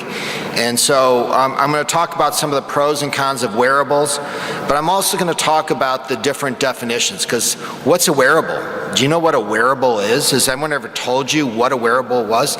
Well, there's a lot of different things, and we'll talk about wearables. We'll talk about carryables, things that you can carry, and then we'll talk about portables. And all of this is something that is in addition to the various apps that are on your phone that could be a whole nother talk all by itself. Many of you are probably too young, and I'm not sure if Star Trek was a big thing here in Turkey. Was Star Trek a big thing? All right. So if any of you remember this, here was something that Bones McCoy carried around, and he was the doctor on there, but also Spock carried it around, and the Geo people. It was something called a tricorder. And it was this little handheld thing that you could basically diagnose a patient with. And so this was one of these really kind of futuristic things in the 1960s.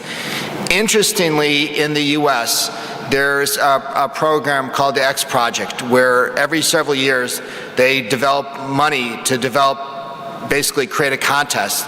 And back in 2012 in the United States, it's a worldwide contest, they said, can someone develop the tricorder? And they went from 2012 to 2017. No one was fully able to develop all of the criteria that they asked for, but they've gone a long way. And over the next 10 or so minutes, I'll talk to you about some of the other ways that this is kind of advanced, and that maybe that tricorder is not so far off. So what I'm going to do is talk to you about several different things. And there's kind of 4 different definitions here I kind of talked to you about. Wearables are really something that patients wear. Dr. DeSoma talked about this earlier in the first lecture, and this is stuff of how you send the patient home. How do you monitor them at home? How do you monitor them remotely? The second is something which I'm calling a carryable. And this is something that the doctor, you, can carry on yourself to help diagnose patients. And these are changing very quickly as well. And there's also something that are called portables. And these are things that used to be large, like labs, like ultrasound machines, that are becoming very, very small, and that you can carry in your pocket or in a backpack or carry on a cart and actually deliver care bedside, where oftentimes this care used to be required. You draw blood, send it off to a laboratory that might be in another building, and your results might not come back for an hour or two. So a lot of this is changing very quickly, and there's obviously applications that are on your phone for pulse ox, for pulse, for rhythms. All of that exists right now. One of the things that's happened in the United States that Dr. DeSoma's talked about has happened in Italy is that there's now developing a payments strategy for wearables. And this is called remote patient monitoring, where we monitor patients' weight, their pulse oximetry, their blood glucose. Their blood pressure monitors are now coming forward. Apnea monitors, heart monitors, and specialized monitors actually for dementia and Parkinson's disease at the same time. Furthermore, a lot of these now link in with breathing apparatuses that people have at their own home, and there's even remote fetal monitoring that is all being done on a remote basis, and in the United States, it's being compensated for.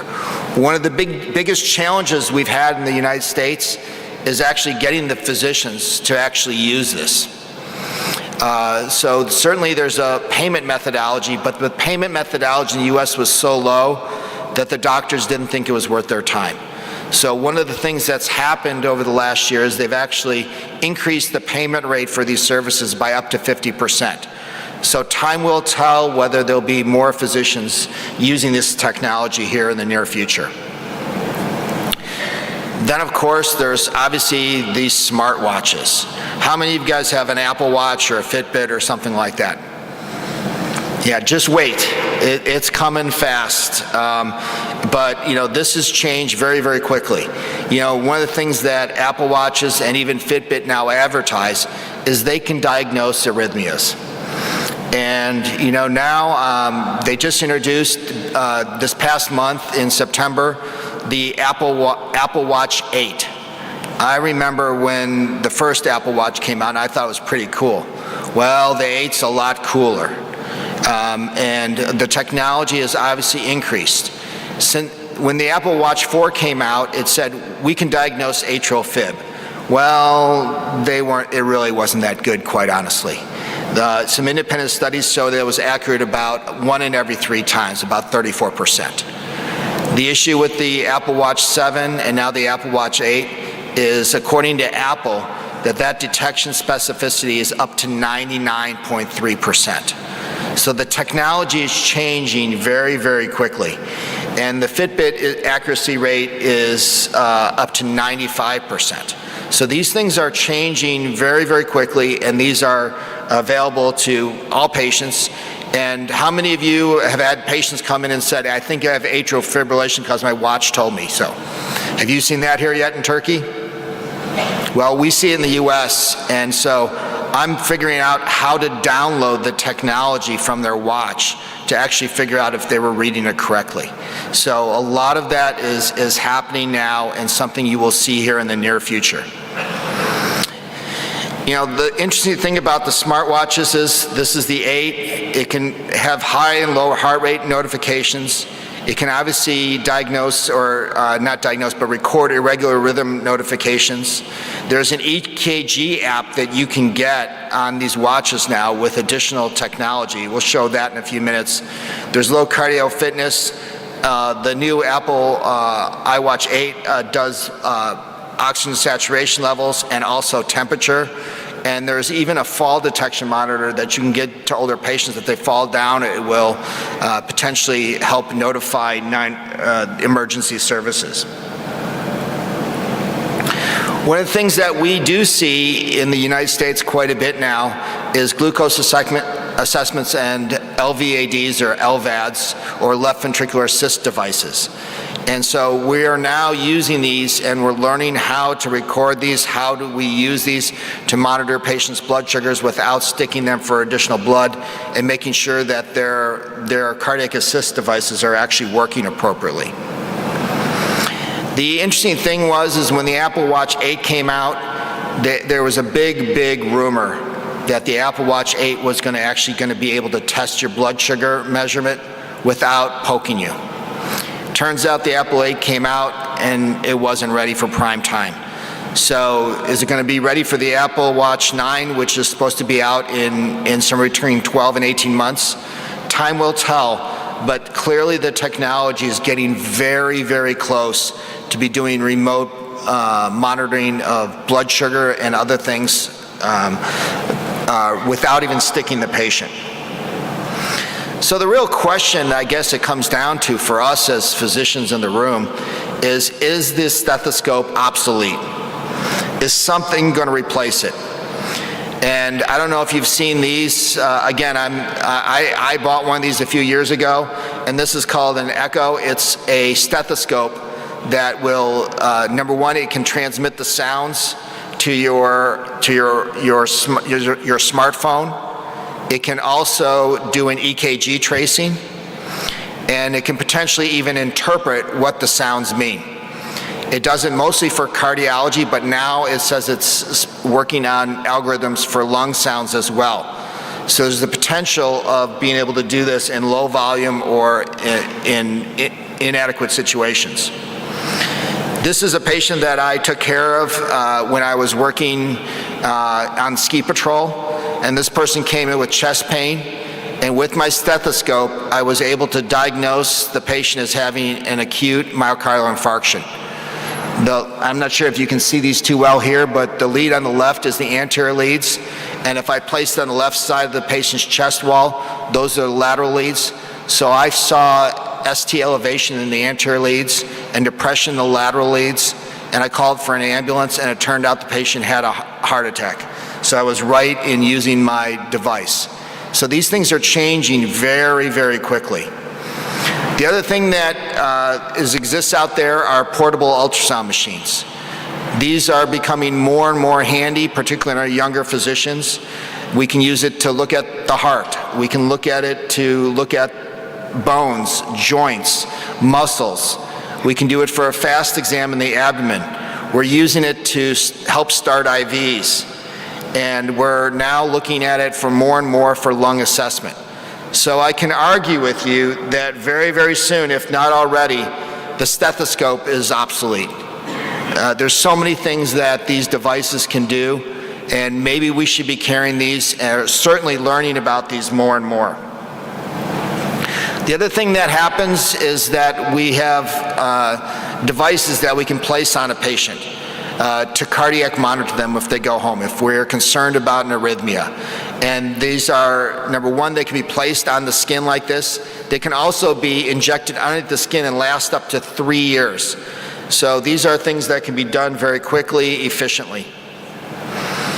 Another thing that we talked about a little bit briefly, that this can be even ordered by patients now, supposedly, is that this will tack onto your iPhone or to your iWatch and do continued cardiac monitoring and EKG. So you could be looking at if somebody's at high risk and they want to go home, they could actually wear this and determine if they're having a myocardial event. One of the newest things I saw at the latest ACEP conference is something, there's several different things, BrainScope's one of them, BrainView, there's many others on the market now, and these are instant EEGs. And this is something's placed, leads are placed on the head, and in a few minutes you can determine if there's asymmetry or irregular brain activity. So how could this work? You could sit there and say in the field, if someone had a severe headache or head trauma, you could put this on them, and if there was asymmetric activity, you'd be worried about a bleed. If there was hyperactivity, you could be worried about a seizure. All of those things could potentially, or whether someone had a stroke, can even be detected on these devices. So at our hospital, sometimes patients wait 4 hours for a CAT scan. Potentially, this is a device that we're looking at right now to determine who needs the CAT scan first. When we have to figure out who needs it first or second or third, this is one of the devices that's available. The other thing that's been around for quite some time, but probably underutilized, are smart glasses. There's multiple devices. The main issue has always been connectivity, but this is improving very, very quickly. And we even have some of our paramedics using commercially available body cams. So you can kind of see what's available there. They can be head mounted, they can be chest mounted, and so you can actually get an idea of what's happening. The newest technology is smart bandages that are put over wounds, and these can detect if there's temperature changes, there's pH changes, which is one of the earlier evidence of infections, and they even are potentially looking at having certain antibiotics and everything being able to be infused by these. I only have a few seconds left here, but the last thing I'm going to talk to you about are the portables. These are happening very, very quickly. We used to send off lab. Now some of these portables, you can draw blood and put this in a little connectivity that you can have on your belt, and this can get you a hemoglobin or hematocrit in under a minute, and get you a pH in a minute. It can get you a carbon monoxide level in a minute. And soon they're talking about getting other measures like troponins and lactic acid levels very, very quickly. So I'm going to finish here and just tell you that as emergency physicians and emergency medicine, we must embrace innovation. Thank you, and I look forward to taking any questions you may have.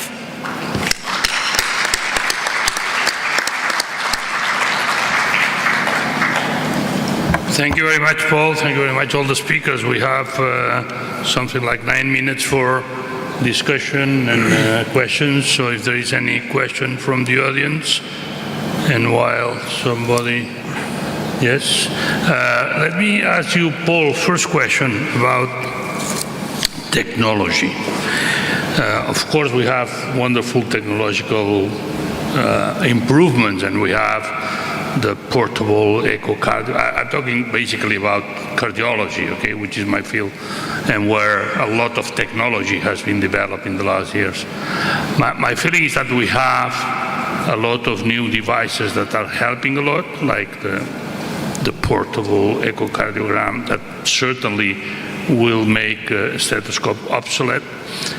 But at the same time, my feeling is that we also have a lot of devices looking for a pathology, and not on the contrary. Some engineer has a very good idea on something, and then we have to find how to make the application in the real world. I'm thinking on Apple Watch or all these sorts of wearable things that measure the ECG, where we see more and more patients that become absolutely dependent on the ECG and on the symptoms. And my feeling is that sometimes we are creating new patients.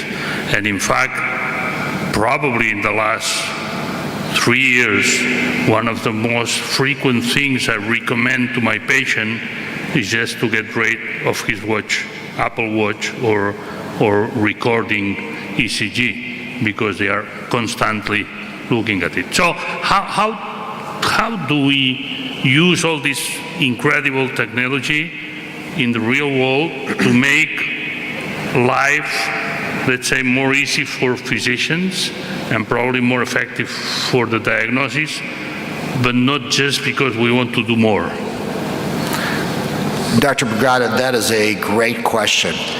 And I think this is one of the challenges we face, is that we don't have the training on these devices.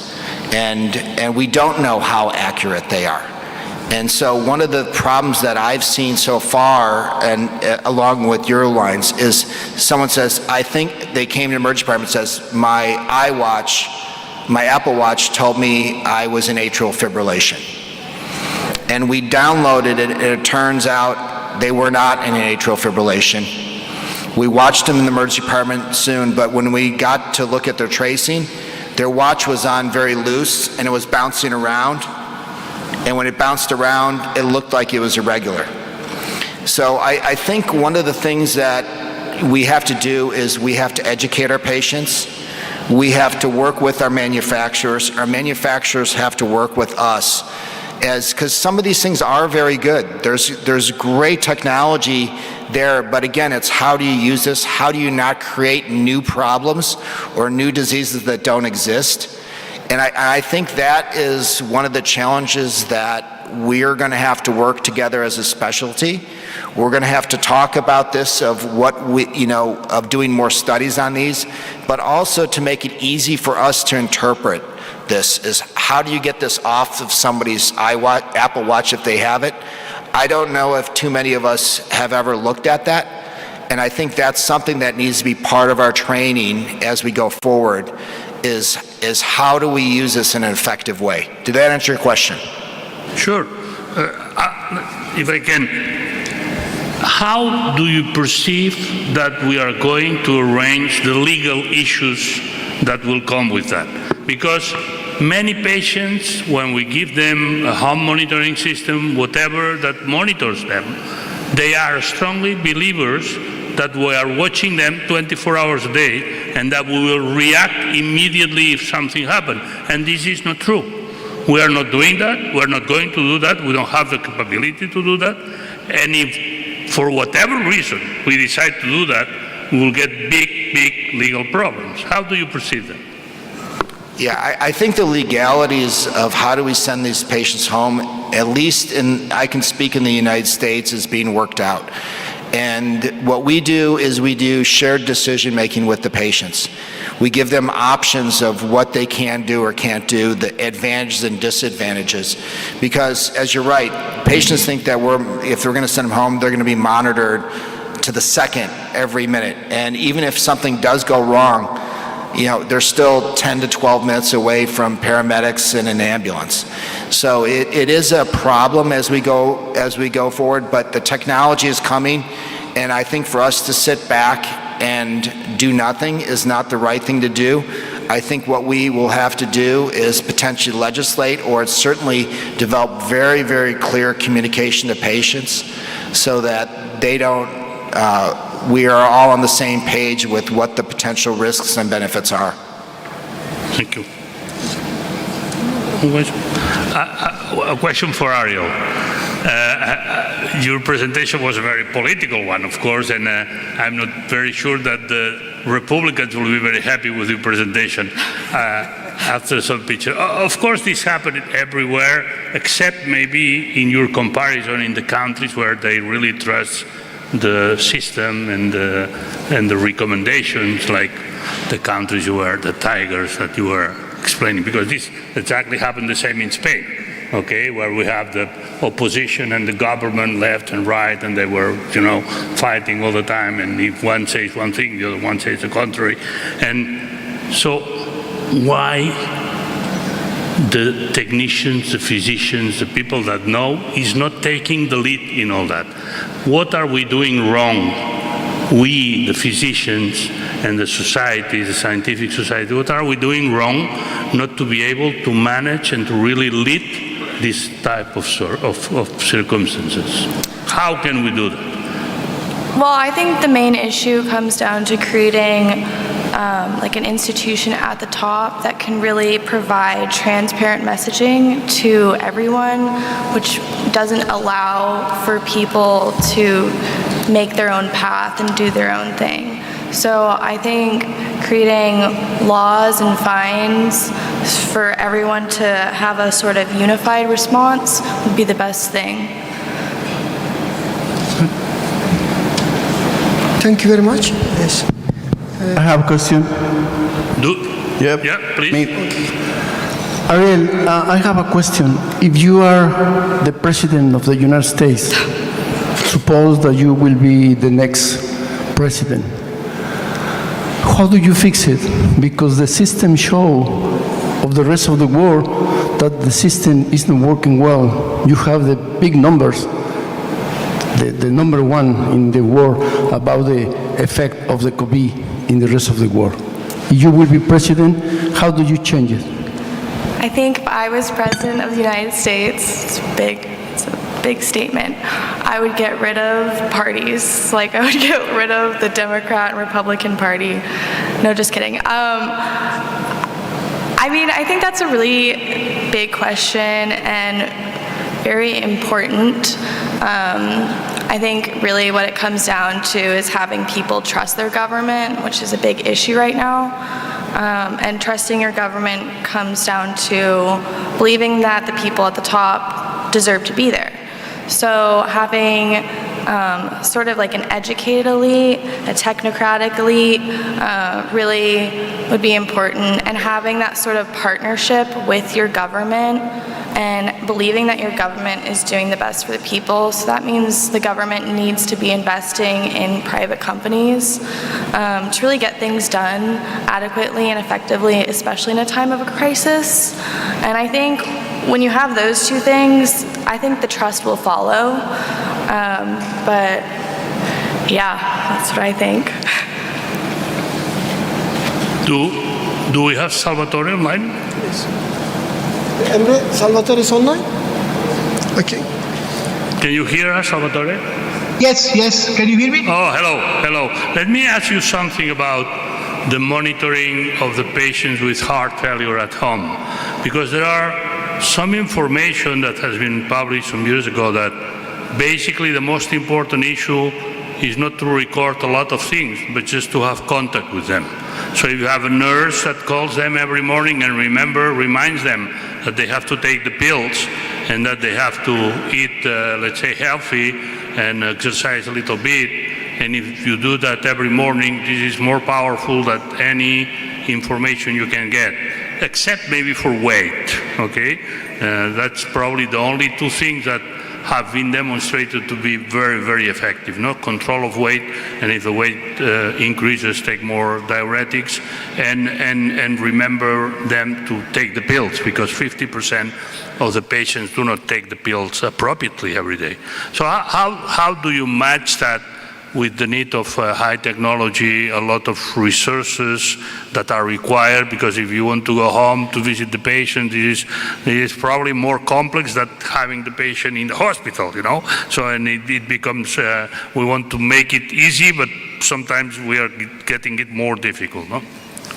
Yeah, thank you, Joseph. This is a very good question and allows me to, let's say, put the solution that we put into our telemedicine Italian program. I am a part of the government in trying to have a nurse station is crucial. And this is also a solution for your previous questions in terms of legacy issues. So if you have some nurses dedicated to control the system, is also making the possibility that you have a less problem with the results, but as you pointed out, the most important solution is the satisfaction of the patients at home, to have somebody, and in our group it is the central nurse station. You know, in our recovery fund in Italy, 55% of the funding coming from European community will be invested in nurses system. So these nurses call the patients can absolutely improve the adherence to treatment. That is one of the most important reasons for patients to come back of worsening heart failure. But also, it is also important that people are very satisfied. We sent a questionnaire to our patients. After 2 months, they say, we are very happy because we feel somebody take care of us, you know, and this is really something that is the improvement of telemedicine. So you are absolutely right.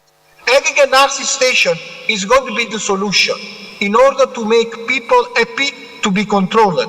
And I think this is really what we should definitely try to put into the system of telemedicine, to make a kind of a bridge between patients. And as just to address the last point is the most important one. I fully agree with you. It's almost important to monitor heart rate, blood pressure, oxygen to saturation, but teaching the patients to take everyday weight is the most important part, because we know very well that before patients has acute episode, the raise in the weight due to congestion is always important. So just to conclude my part, you are absolutely right. The most important situation is to educate patients to weigh themselves, and also I think that the possibility the patient feel somebody take care of him is also important, and this is the role of a nursing station. Thank you very much, Salvatore. Thank you very much. I have any question? Yes. Another question from participant? I didn't see. Ahmed, Dr. Ahmed, you have experience about application. What do you think for the future we can use in our practice?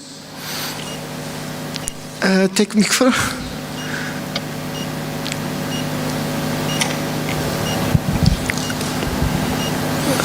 I use scoring system apps mainly in my phone, but maybe in the future I was really interested about the glucose monitor without the pinprick, but I don't see how it's coming to the iWatch before it's developed as a glucose monitor separately without a stick. Do you know if that technology exists currently?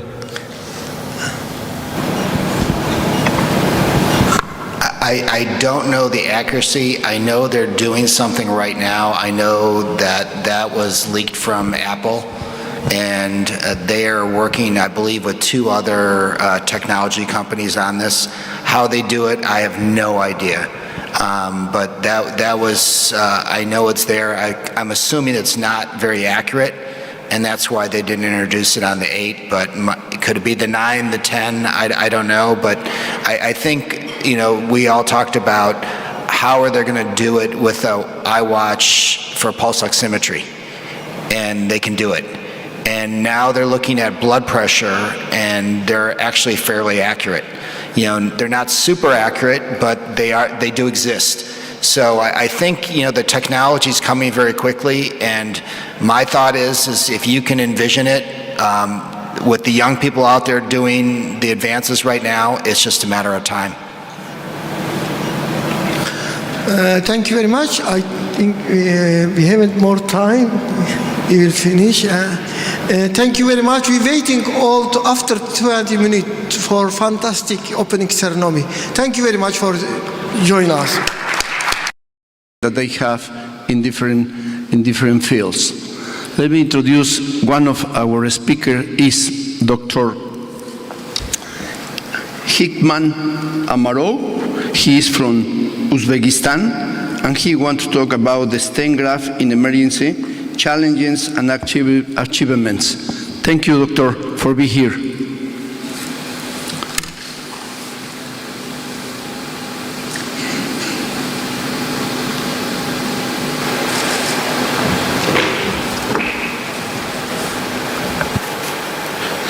Herkese günaydın, merhabalar.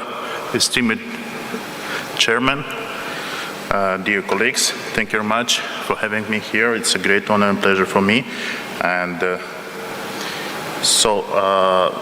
I would like just to present our small experience in stent grafting in emergency cases. So the frequency of the occurrence of the aortic disease continued to increase in our country too, and with an incidence of 5 to 10 cases per each 100,000 populations.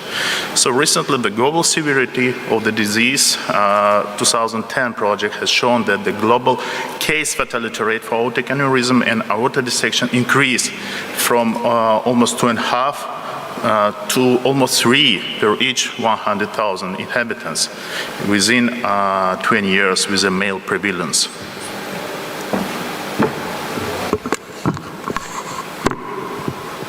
Okay, now it's good? Yes. Okay.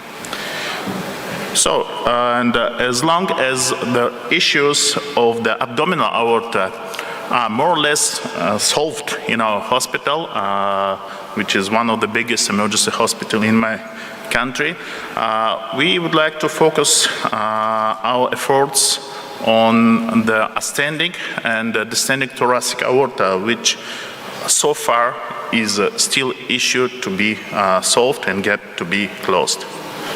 So we all remain the aortic wall histology and what the peculiarities it has and what dissection can cause for the fatal catastrophe.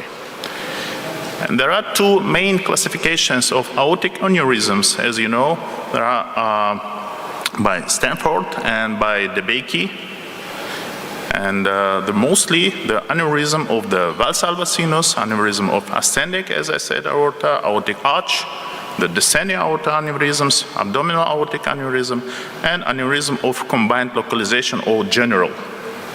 And of course, it's caused to rupture and the very, very, very sudden death. So let me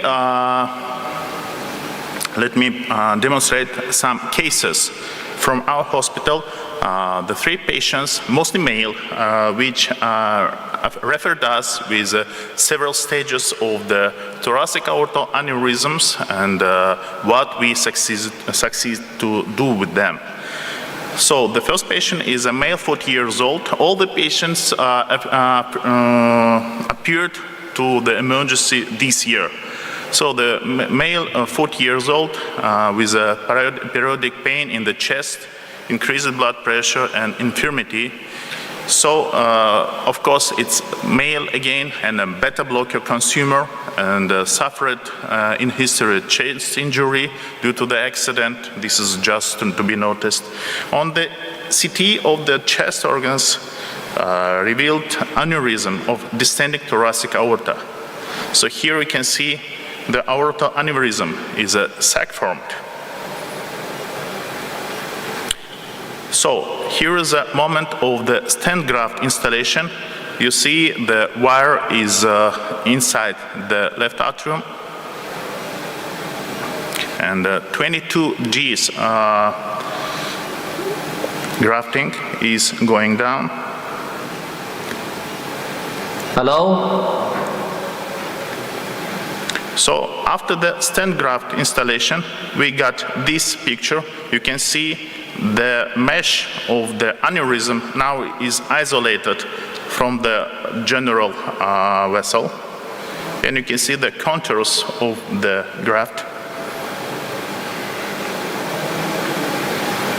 And this is the final result. You see the stent graft, so we succeeded to use only one segment. It's about 30 centimeters long. And on the descending, so it's type B by Stanford. And here is CT angio after the implantation of the stent graft. So patient survived.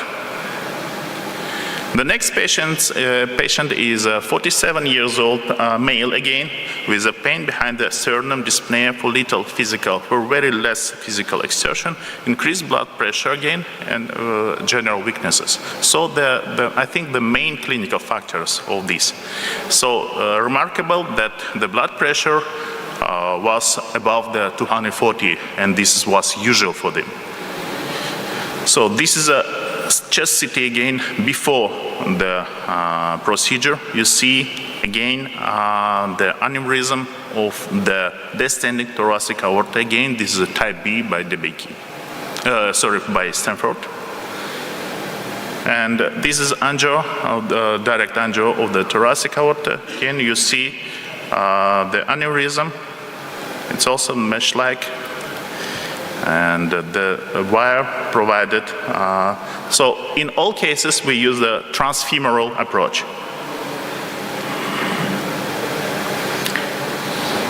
So this is angio for abdominal aorta. You see the aneurysm goes down for the infrarenal segment. Again, and this is after the stenting. And this is our third patient. It's quite young, 39 years old. The patient, again, with a pain behind the sternum, shortness of the breath, dyspnea after with a less physical exertion, increased blood pressure again. And so we diagnosed that there is a dissecting aneurysm of the thoracic aorta, type 2 by DeBakey, type B by Stanford, and sexual hypertension, and abdominal aortic thrombosis. And the remarkable that he has the ischemia of the left limb and right arm. So here you can see the arch and the blocked the truncus. Now it's restored.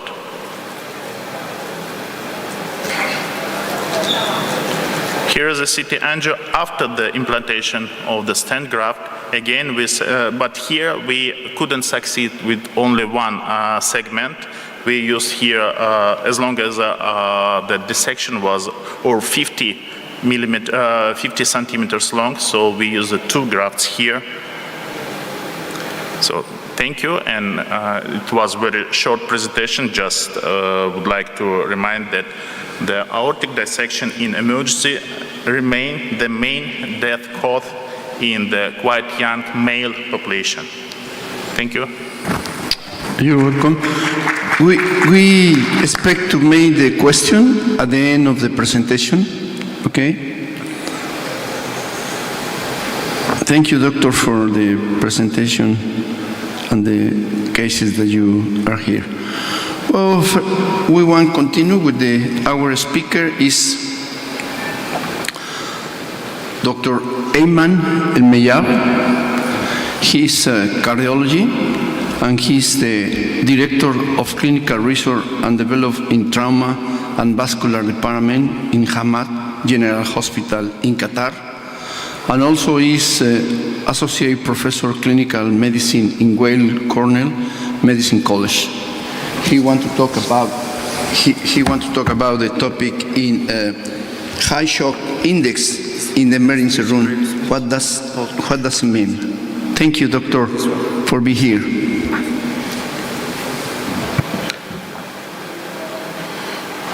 Thank you. Good morning.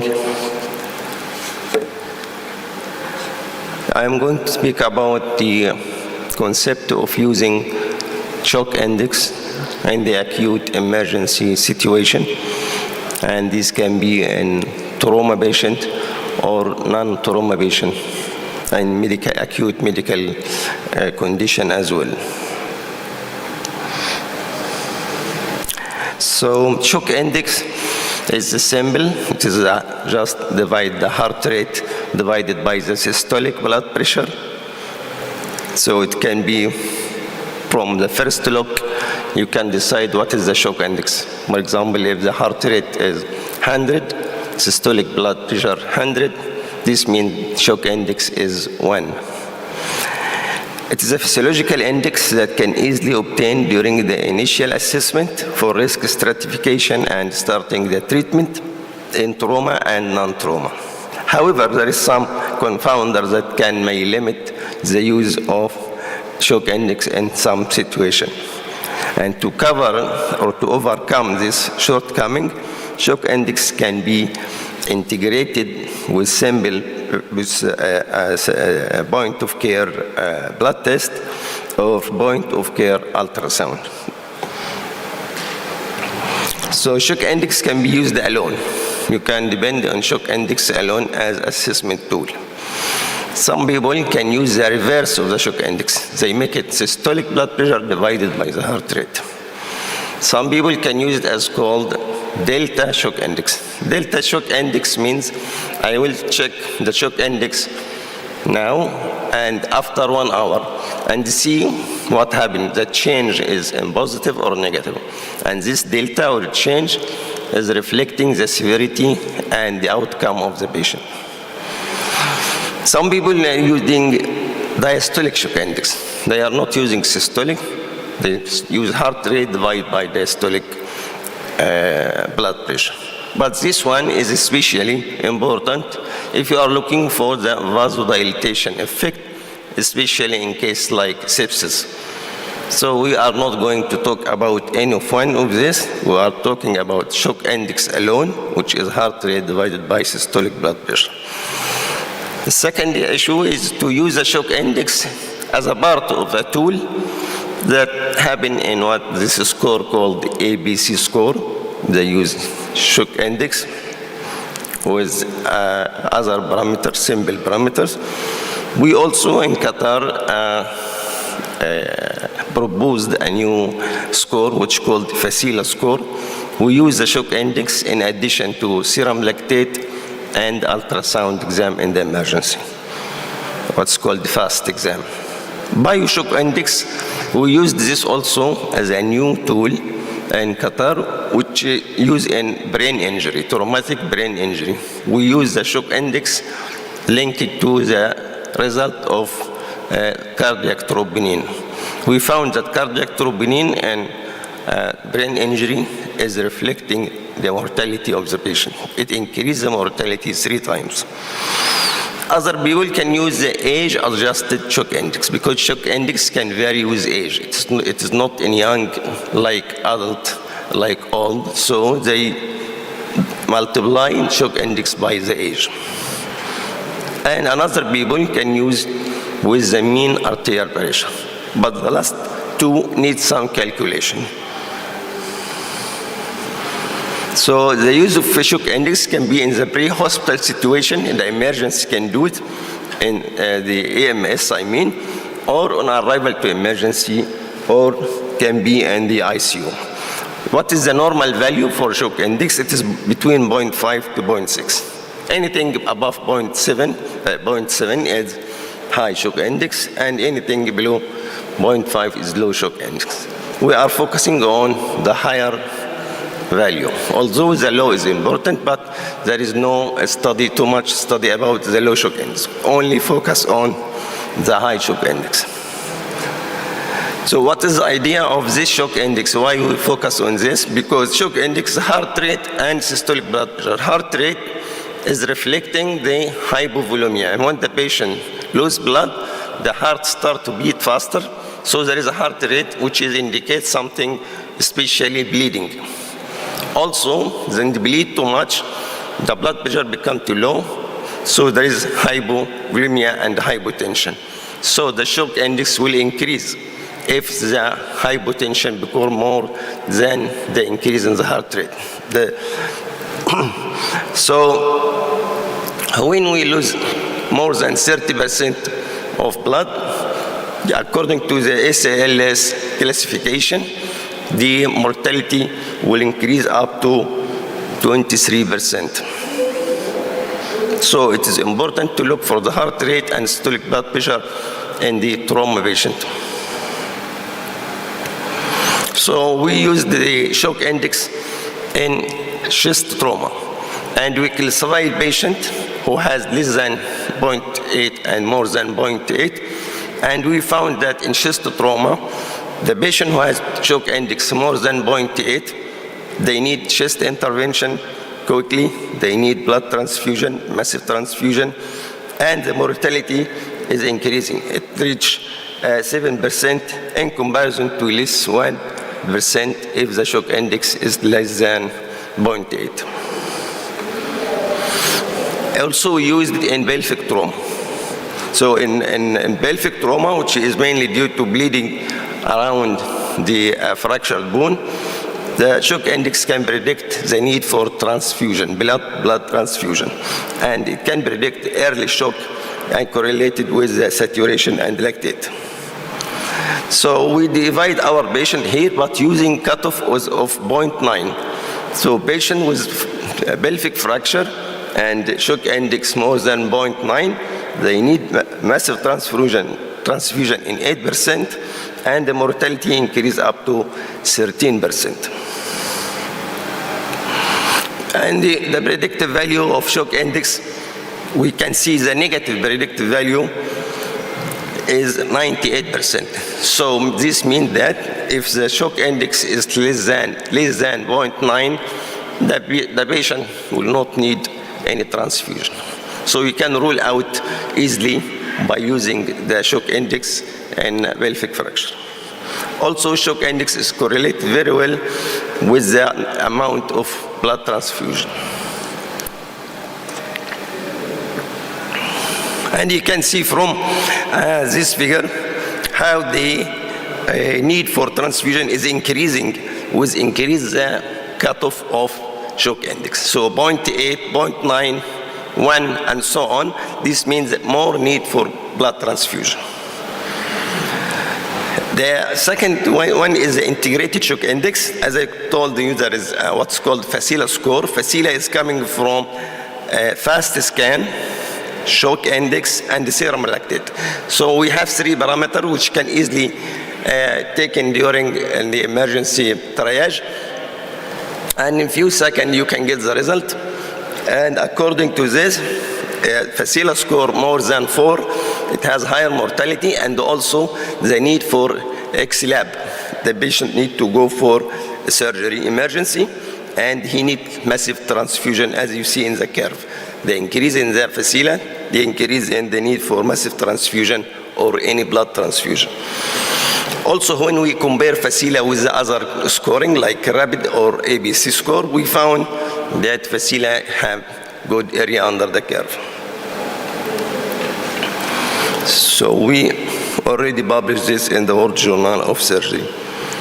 The bioshock index, I said in brain injury, we link the shock index with the troponin, because we found shock index is not predictor in traumatic brain injury. But when we link it to the troponin, we found the mortality is very high.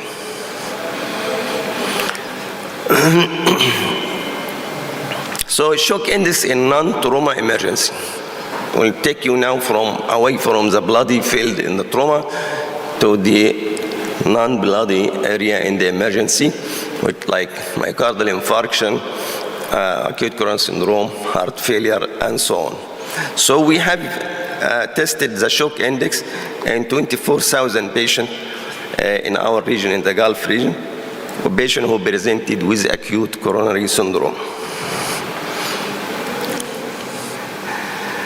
The idea that shock index is a predictor of microvascular damage and the extent of myocardial injury. It also predicts short-term and long-term mortality in ST elevation myocardial infarction. And also it increased the hospital mortality in non-ST elevation myocardial infarction with poor 5-year prognosis. Higher shock index may reflect the sympathetic overactivity, which is associated with fatal ventricular tachyarrhythmia, which is also a reason why high shock index can be associated with high mortality, because this means sympathetic overdrive, which can cause tachyarrhythmia and myocardial infarction, which is very serious. Elevated shock index is suggestive of more severe cardiac dysfunction. We analyzed the data from 7 Arabian Gulf registry and 24,000 patients. And you can see here from the multivariate analysis, the right part of the table, as the arrow showed, that it predicts mortality.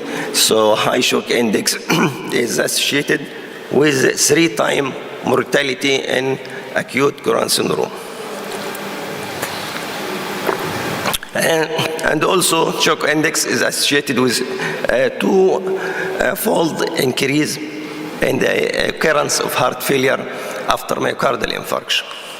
And also it can be associated with 4-time occurrence of cardiogenic shock in patients with acute coronary syndrome. And this is just a curve to show you that we have tested this in STEMI and non-STEMI and in acute coronary syndrome. And you can see that the shock index is going up, then the mortality is going up. We also tested the shock index in patients with acute heart failure, and this is also multi-center, multinational observational study. And this was done on around 5,000 patients admitted with acute heart failure. The cutoff of shock index here was 0.9, and we compared those who had less than 0.9 and more than 0.9. And also we found that the symptom of the heart failure or the manifestation of heart failure, each manifestation is a severe manifestation is going with the higher shock index. And you can see pleural effusion, basal crepitation, ascites. Each symptom or manifestation, there is a link between it and the shock index. And you can see here the mortality and the cutoff of shock index in heart failure patient is going up. Here the multivariate analysis for shock index in heart failure as a predictor of cardiogenic shock. We found that shock index has 9 times risk of developing cardiogenic shock. And for in-hospital mortality, shock index can cause 5-time increase in the mortality. For the 3 months mortality after heart failure attack, the shock index is linked to or can cause mortality by 3 times or 2.5 times in patient with heart failure. So shock index is a simple bedside tool that can use for triaging and risk stratification in acute heart failure, and you can predict the cardiogenic shock and the arrhythmia. In conclusion, the shock index is a simple, instant, bedside, easy tool for triage, risk assessment, early intervention, and prognosis in acute care, including trauma and non-trauma. However, confounders should be considered and overcome. Confounders here means that some people in trauma, for example, or myocardial infarction, they have severe pain. Pain itself can cause heart rate goes up, so it will increase the shock index, which is not reflecting the losing of blood. So this is a confounder. Also, if you give the patient inotropes before arriving to the hospital, this will increase the blood pressure, so it will affect the reading of the shock index. So there is some confounder you have to put it in your consideration. If the patient have beta blocker, for example, before the accident, the heart rate will not go up, so the shock index will be affected. How to overcome this? As I mentioned, to link with other simple tool, which can be done immediately. The point of care lactate, it can be done in 1 minute. So this is a simple guide to save time, cost, and lives. And thank you. Thank you, Dr. Heyman, for the excellent presentation. And we want to continue with our next speaker. Is by Zoom. Is ready, Dr. I think is there. Well, our next speaker is Dr. Wang Shong from China. He wants to talk about what we are doing in the prevention sepsis campaign in China in the emergency department. Dr. Wang is actually working in the Changgun Hospital in Tsinghua University in Beijing. Thank you, Dr. Wang, for being here by Zoom. Thank you for the President for your introduction, and thank you for invitation, and I'm very glad to share our work with all of you.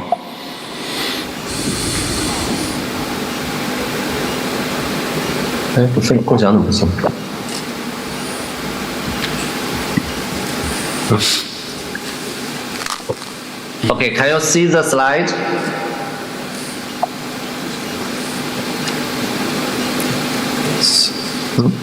Yes. Can you see slide? Yes. Yeah, right. Okay. Yes. Oh, I want to spend some time to introduce the program Preventing Sepsis Champion in China. 1 million people suffer from sepsis around the world each year, and in the developed country, its average cost of treatment for the sepsis patient more than 20,000 British pounds. The lethality of the patient is also terrible, with a 90-day mortality as high as about 35%. As the disease worsens, it can raise to 50%. In China, approximately 23 million people have to be treated in ICU for sepsis each year.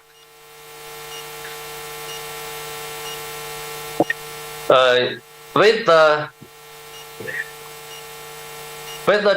development of infected disease, the hospital length and in-hospital mortality is increased significantly. Before sepsis, patient can be treated in emergency department, and if they had sepsis, the patient should be transferred to ICU.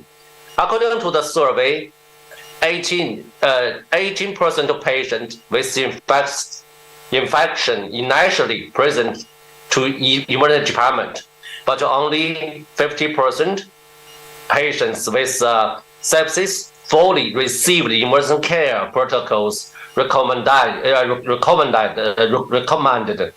the Center of the Medicare and Medicaid Services. Based on this, the concept of PICC was proposed at the Nanjing Jinling Emergency Medical Forum in May 2018, and the expert group was organized to write an expert consensus on sepsis prevention and interruption in emergency medicine in China at the annual meeting of the Chinese Medical Association of Emergency Medicine. In June 2020, the consensus was published, and in August 2020, the PICC research consortium was formally established to carry out more extensive research on sepsis prevention and interruption. And the column on the topic was set up in the Journal of Clinical Emergency Medicine. Dr. Sean, can you pass the slides, because the slides is freezing? Can you pass the slides? Yeah. You are in the first one. Oh, is first one? Yeah. But, can you click for the next? Yes, but why I turned, but on my screen. Perhaps I share it again. Hold on. Oh, 等一下，先把它关掉，能关掉吗 ？Share. Share the screen and then click. Yeah. Again.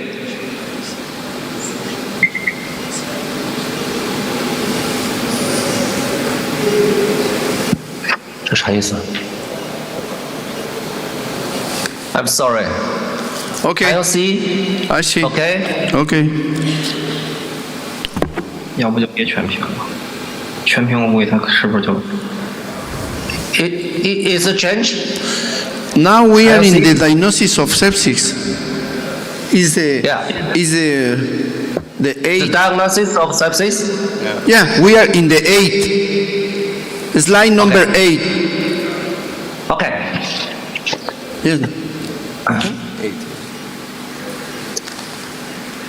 Is correct? Based on Sir, is correct?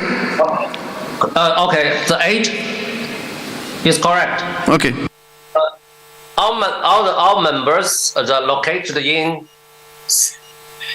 Sichuan and Beijing and Tianjin in different provinces in China, all of China, and so in different provinces and city, the experts do some work for the prevention and intervention of sepsis. In order to find the risk factor of sepsis in infected patient, we collect 17 participants according to the PARO system. 20 experts were asked for review the data through 3 rounds of surveying. We got 48 variables. So we set up a system. We call that the early assessment of sepsis engagement, the EASE. The EASE model was created using multivariable logistic regression. EASE, which consider of alcohol consumption, lung infection, temperature, respiratory rate, and so on, had excellent predictive performance with area and curve value of 0.78. Lastly, a nomogram of EASE was developed to facilitate clinical use. And this is another research work that's with the advantage of ultrasound technology. We can use bedside ultrasound to evaluate the septic cardiomyopathy and emergency shock early. We use different color to represent different ranges of motion of the myocardium, so that we can find myocardial strain and myocardial work in sepsis heart. And next, now there are many methods which can be used to interruption of the process from infectious to sepsis, such as the glucocorticoid, the Ustatine, and so on. In China, we try to focus our research on the traditional Chinese medicine. You know, traditional Chinese medicine has a lot of way to treat the patient, especially to regulate the body.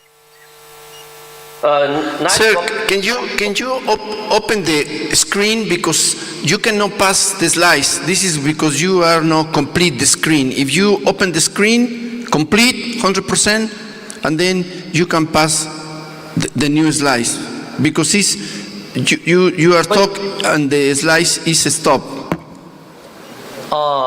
Perhaps something wrong with the internet, because my slide is turning. So how could I use the 那个给它关上，我把这个不全屏。Can you see the model of the slide in this way?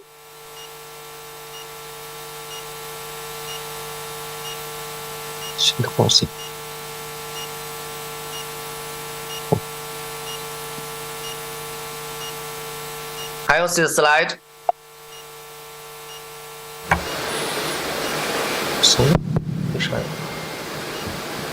We can see the slide, but you need to pass the slides. Okay. Can you see the slide more? Yes. Okay. Perhaps we cannot use the full screen. If that the slide fixed, it cannot move on your screen.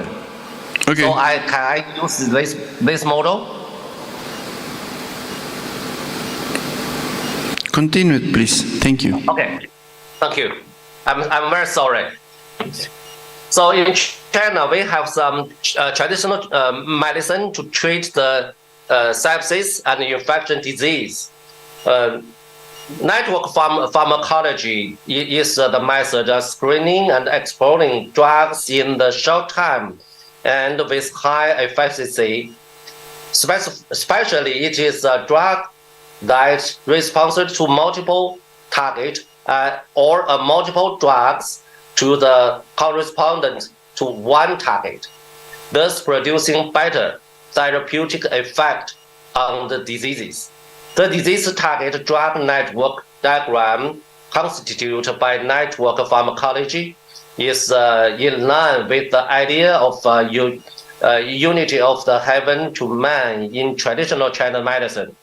We use the pharmacologic database and analysis platform of TCM system to the composition of 热毒宁 is a kind of Chinese traditional medicine, RDN, and we use GO analysis of chemical pathway enrichment analysis of the gene symbol associated with sepsis. We use molecular blocking and molecular dynamic stimulation to measure the binding tightness of the stability of the quercetin and sepsis target molecules. And finally, we found that the quercetin, one of the compounds of 热毒宁, can protect endothelial cell with the PI3K AKT pathway acting on AKT1 in sepsis state.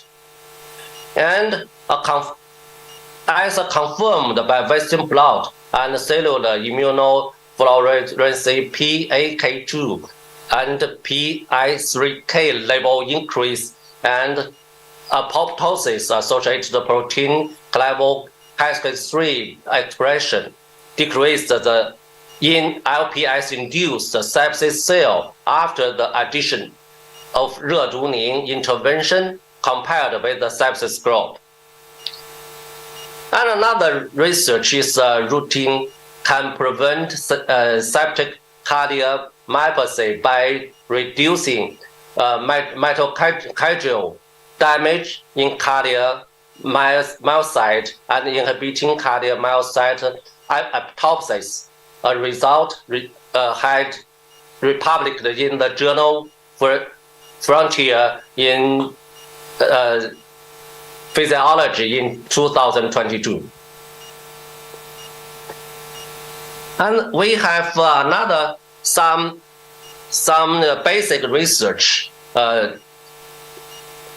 Glycocalyx is the multifunctional layer in valley-like cellular structure covering the surface of the endocellular cell, which can regulate leukocyte adhesion, migration, and inhibit intravascular thrombosis by affecting microvascular tone and regulating endothelial permeability. And it is a key factor in the regulation of intra and extravascular fluid balance. The glycocalyx catabolic fraction was elevated the patient with sepsis compared with those with no septic infection. Silicon-1 was moderately associated with albumin damage, oxygen index, and duration of the invasive mechanical ventilation. And HS was associated with oxygenation index and calculative positive fluid balance in the first 3 days of ICU admission. In mechanism of endothelial barrier injury, glycocoagulants change from infection to sepsis. Destruction of glycocoagulants by autophagy in sepsis. In sepsis, stage 3 mediate autopsy leading to the degradation of glycocoagulants in endothelial cell. We have another research about involved PIRK1 and the iron death in DC cells in sepsis. So this is the Long River in China. We call it the Yangtze River. It's a very famous river in China. In our mind, the infection is the start of the response of the body, but it's small. According to the water down to the river to the sea is become very large. With the release of the sepsis 3 guidelines, the diagnostic value of organ dysfunction in the course of the disease has been emphasized more clinically, which is summarized a life-threatening organ dysfunction caused by the dysfunctional response to the organ to infection. However, there are many pathophysiological aspects in the process from infection to sepsis, which make it possible to prevent and interrupt sepsis in emergency department.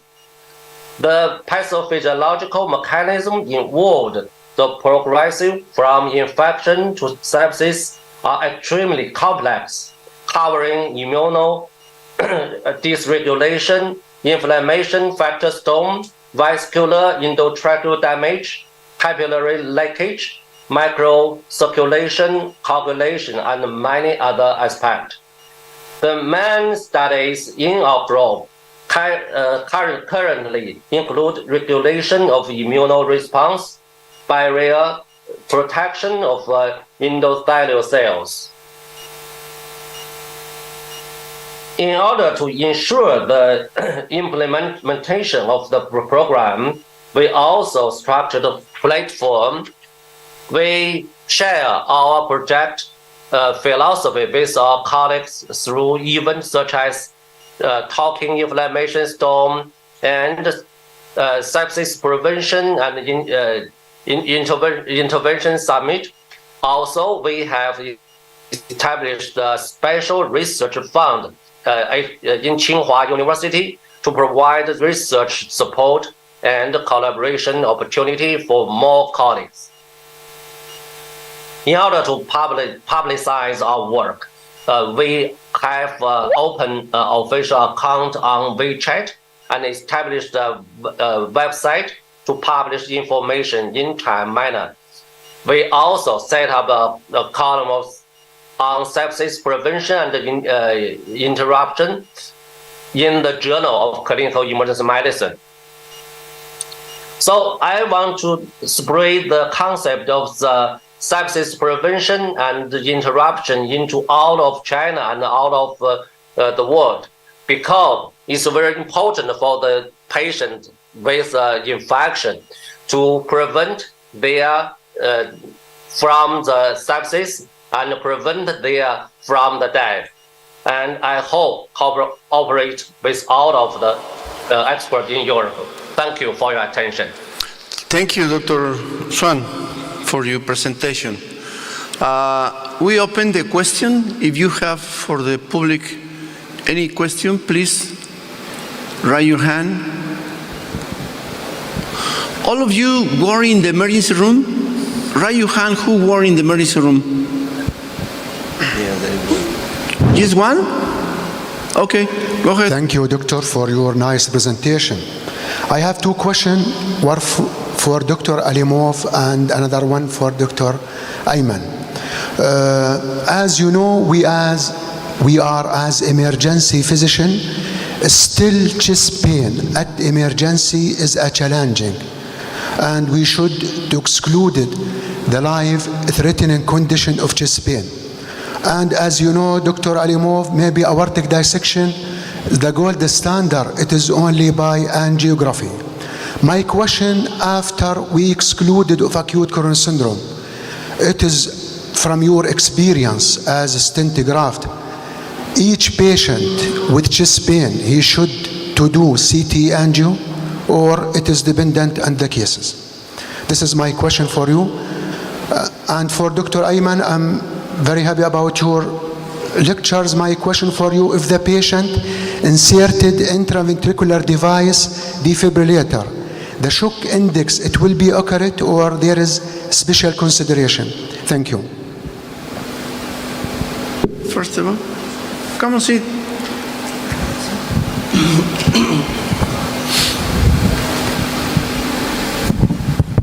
Thank you very much.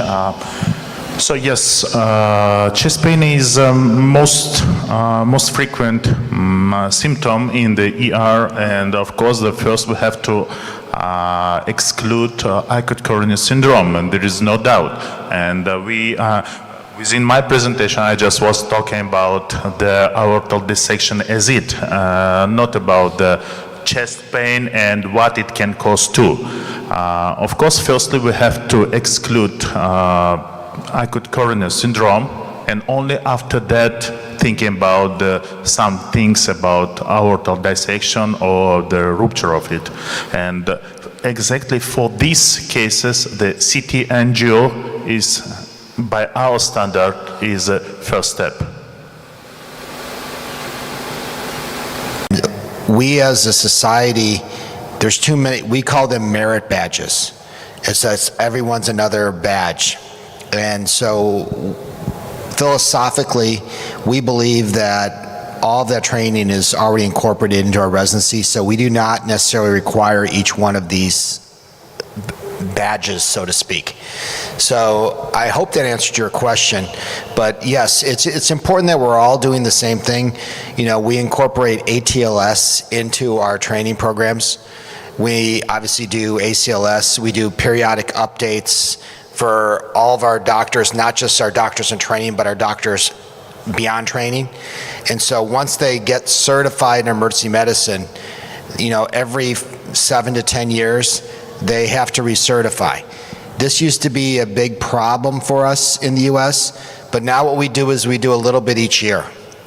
And we find that to be a better situation than having to retake a test every 7 to 10 years.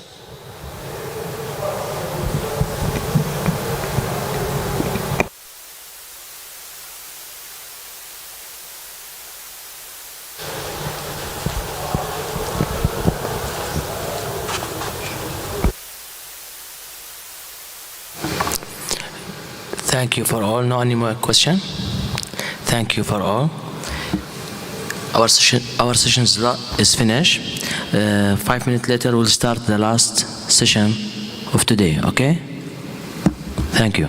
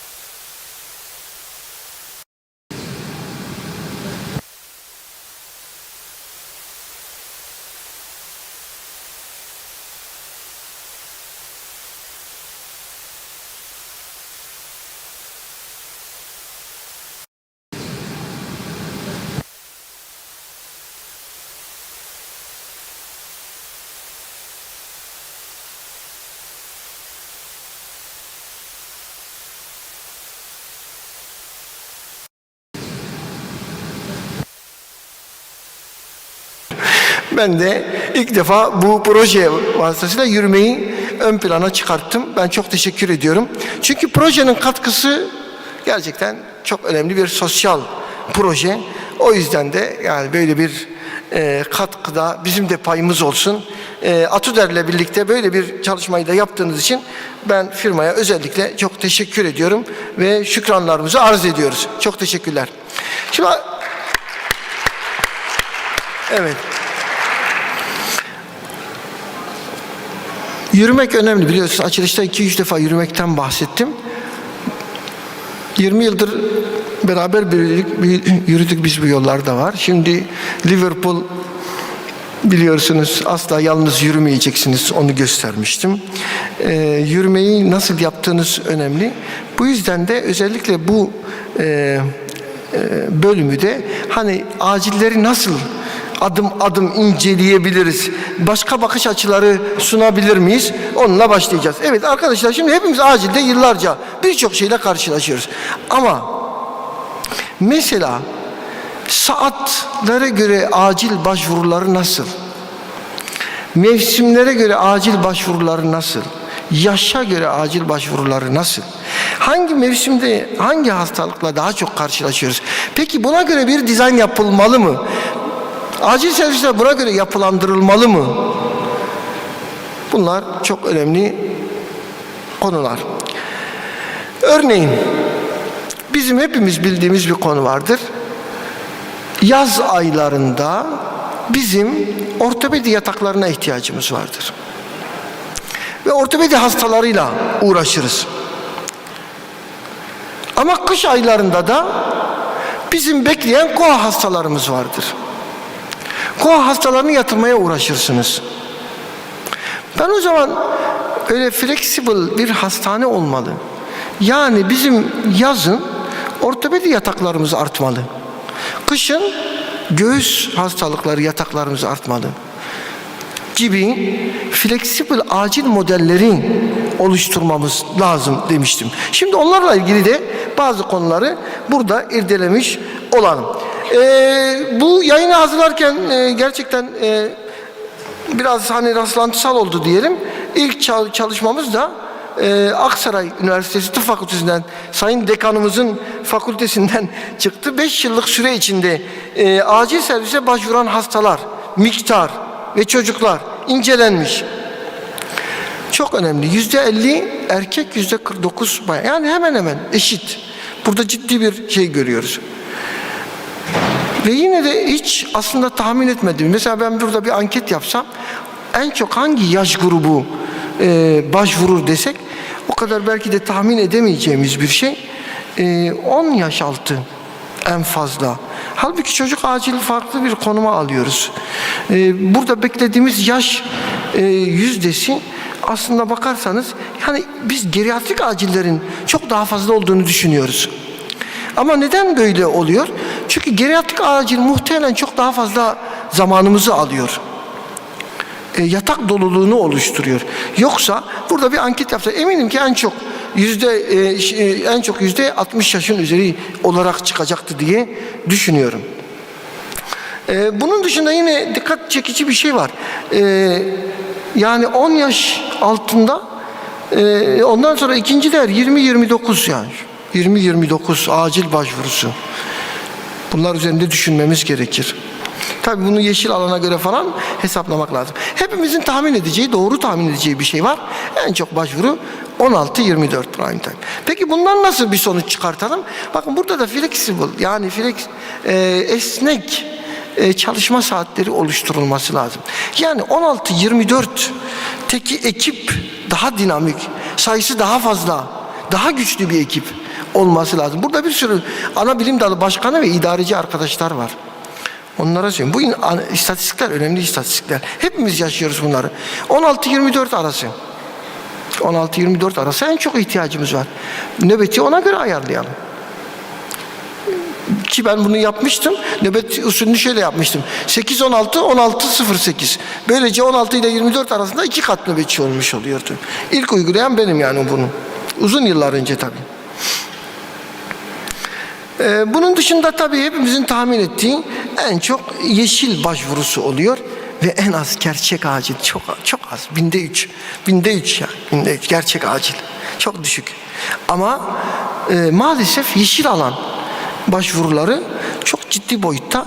Bunun üzerinde de çok analiz yapmamız lazım. Çünkü acil servislerin eğitiminden tutun yapılanmasına kadar bunlara dikkat etmemiz lazım. Bir de çok önemli yine bahsettik mevsimsel aylarla ilgili başvuru oranları. Genellikle hep Ocak ayının yüksek olduğunu biliyoruz. Pandemiden önce, pandemiden sonra bunları da gördük. Peki hastalık gruplarına bakarsak acilde en fazla gördüğümüz hastalık grubu solunum sistemiyle ilgili. Bunu her zaman zaten biz de görebiliyoruz.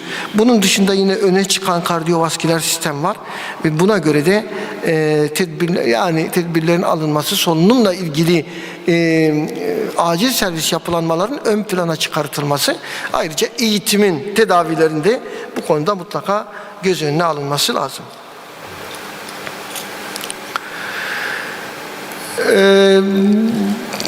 Biz biliyoruz ki Kasım, Aralık, Ocak KOH aylarımızdır. Bakın pandemiden önce şunu yaşadık.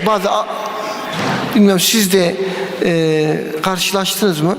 Mesela solunum yetmezliği olan bir hastada non-invazif ve mekanik ventilasyon ihtiyacı o kadar oluyor ki KOH atakta. Maalesef bir hastadan alıp bir hastaya taktığımız oluyordu yani. Aralıklı vermek zorunda kaldığımız yoğunlukta KOH atakları oluyor. Bu yüzden ileriki slaytlarda değineceğim. KOAH'ta koruyucu tedavi çok önem kazanıyor. Atağı azaltıcı tedavi çok önem kazanıyor. Önümüz KOAH dönemi, önümüz grip dönemi. Bir de üzerine pandemiden çıkmış bir dünyadayız. Yine Eskişehir'den arkadaşlar vardı. Onların yaptığı bir çalışma var. Bakın burada. Balgam atılması, azaltılması, bütün bunlar bir şekilde ne yapıyor? Solunum sistemiyle ilgili fayda veriyor. Ama öncelikle çalışmayla ilgili şunları söyleyelim. 632 hasta incelenmiş ve bunlarda işte gördüğünüz gibi akut bronşitin çok önde olduğunu, KOAH'ın da tabii ki şeylere bakmak, burada yıl totali alınmış. Eğer mevsimsel olsa tabii farklı olur. Atak çok fazla başvuru oluyor. Özellikle bu aylarda dedik. Bunun dışında da akut bronşit en sık karşılaştığımız gruplardan biri. O yüzden atak tedavisinde bazı ilaçların yeri farklı oluyor. Pek kullanmıyor olabiliriz. Ben burada atak tedavisini söylemeyeceğim ama özellikle asetilsistein'in askorbik asitle birlikte KOAH alevlenme oranını azalttığını görüyoruz. O yüzden bronşit vakaları çok fazla, kronik bronşit vakaları çok fazla, KOAH vakaları çok fazla, acil yığılmaları çok fazla. O yüzden özellikle C vitaminli formunu biraz ön plana çıkartar. Çünkü iki formu da var değil mi? Oradan gel, şöyle gel. Ama bunlar ikisi de faydalı. Ama N-asetilsistein'in burada koruyucu etkisi mutlaka irdelenmesi lazım. Çünkü hepimiz muzdaribiz. KOAH hastalarını yatıramamaktan, ataklarıyla uğraşmaktan ve bizi böyle bir kış bekliyor şu anda. O yüzden yeterli solunum cihazı hiçbir yerde olmuyor. Yani ne kadar olsa o kadar hasta oluyor. Yine böyle bir çalışma yapılmış, meta analiz bu. Akciğerde oksidatif hasarı azaltarak akciğer fonksiyonu ve serum antioksidan seviyeni arttırdığı gösterilmiş. Tabii meta analiz olması daha bir değer katıyor. Üstelik 2022'de yayınlanmış bir çalışma bu. Araya karışmış bir şey mi bu ya? Dur bir dakika, nereye gittik biz? Emre, biz nereye gidiyoruz? Geriye şöyle gidiliyor. Dur karıştırmayalım. Geriye gitmeyi buldun mu?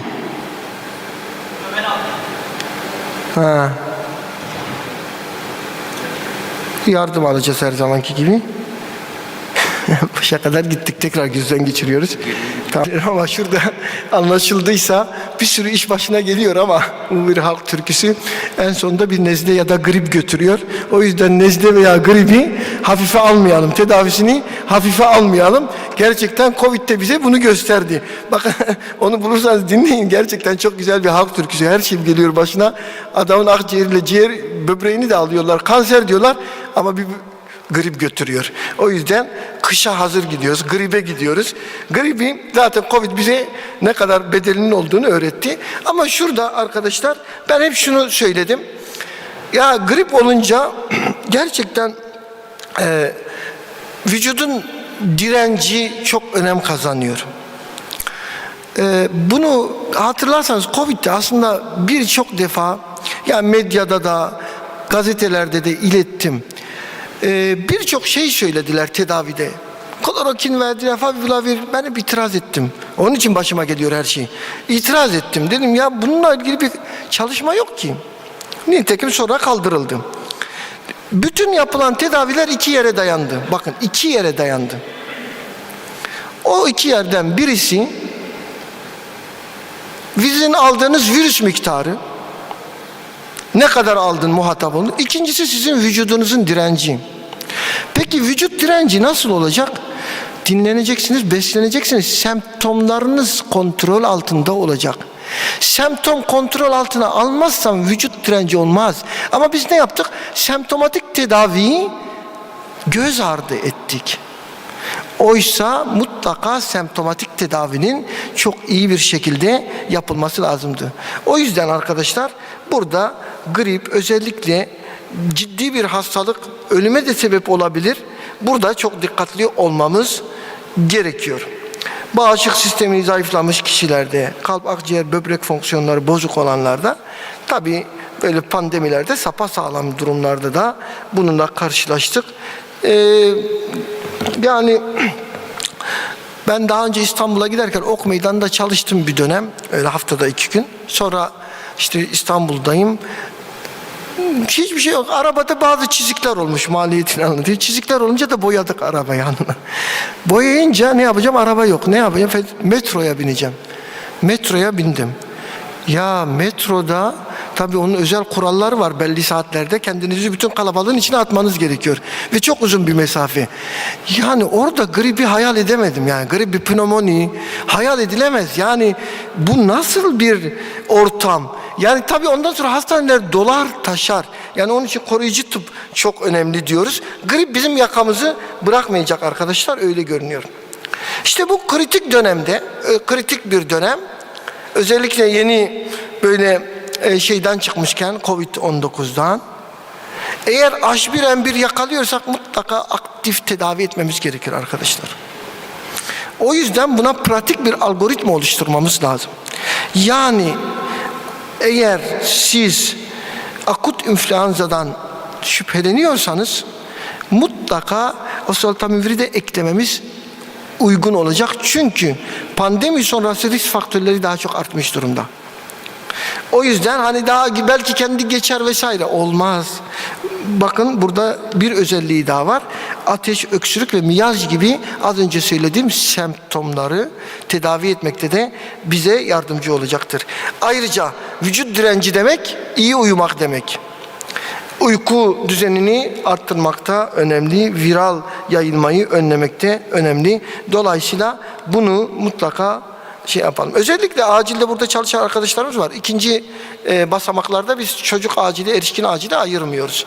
Acil tıp uzmanlarımızın, asistanlarımızın çoğu uzman oldukları zaman bir de gidiyorlar. Ne yapıyorlar? Çocuk pediatri acili de bakıyorlar ki burada pratisyen arkadaşlarımız da var. O yüzden de influenza tedavisi onlarda da bir şey kazanıyor, önem kazanıyor. Orada da şahsi tedavilerin daha uygun olduğu görülüyor. Sadece oseltamivirin özellikle pediatrik yaş grubunda daha rahat alınabildi ki çocuklara ilaç vermek en önemli şey görünüyor. Bunun dışında biliyorsunuz koah atak tedavilerinden bahsettik. Soğuk hava şartlarında bunlar artacaktır. Ayrıca kapalı ortamlar bizim zaten hepimizin yaşadığı şeyler. Bu yüzden de atak tedavisinde mutlaka neyi kullanıyoruz?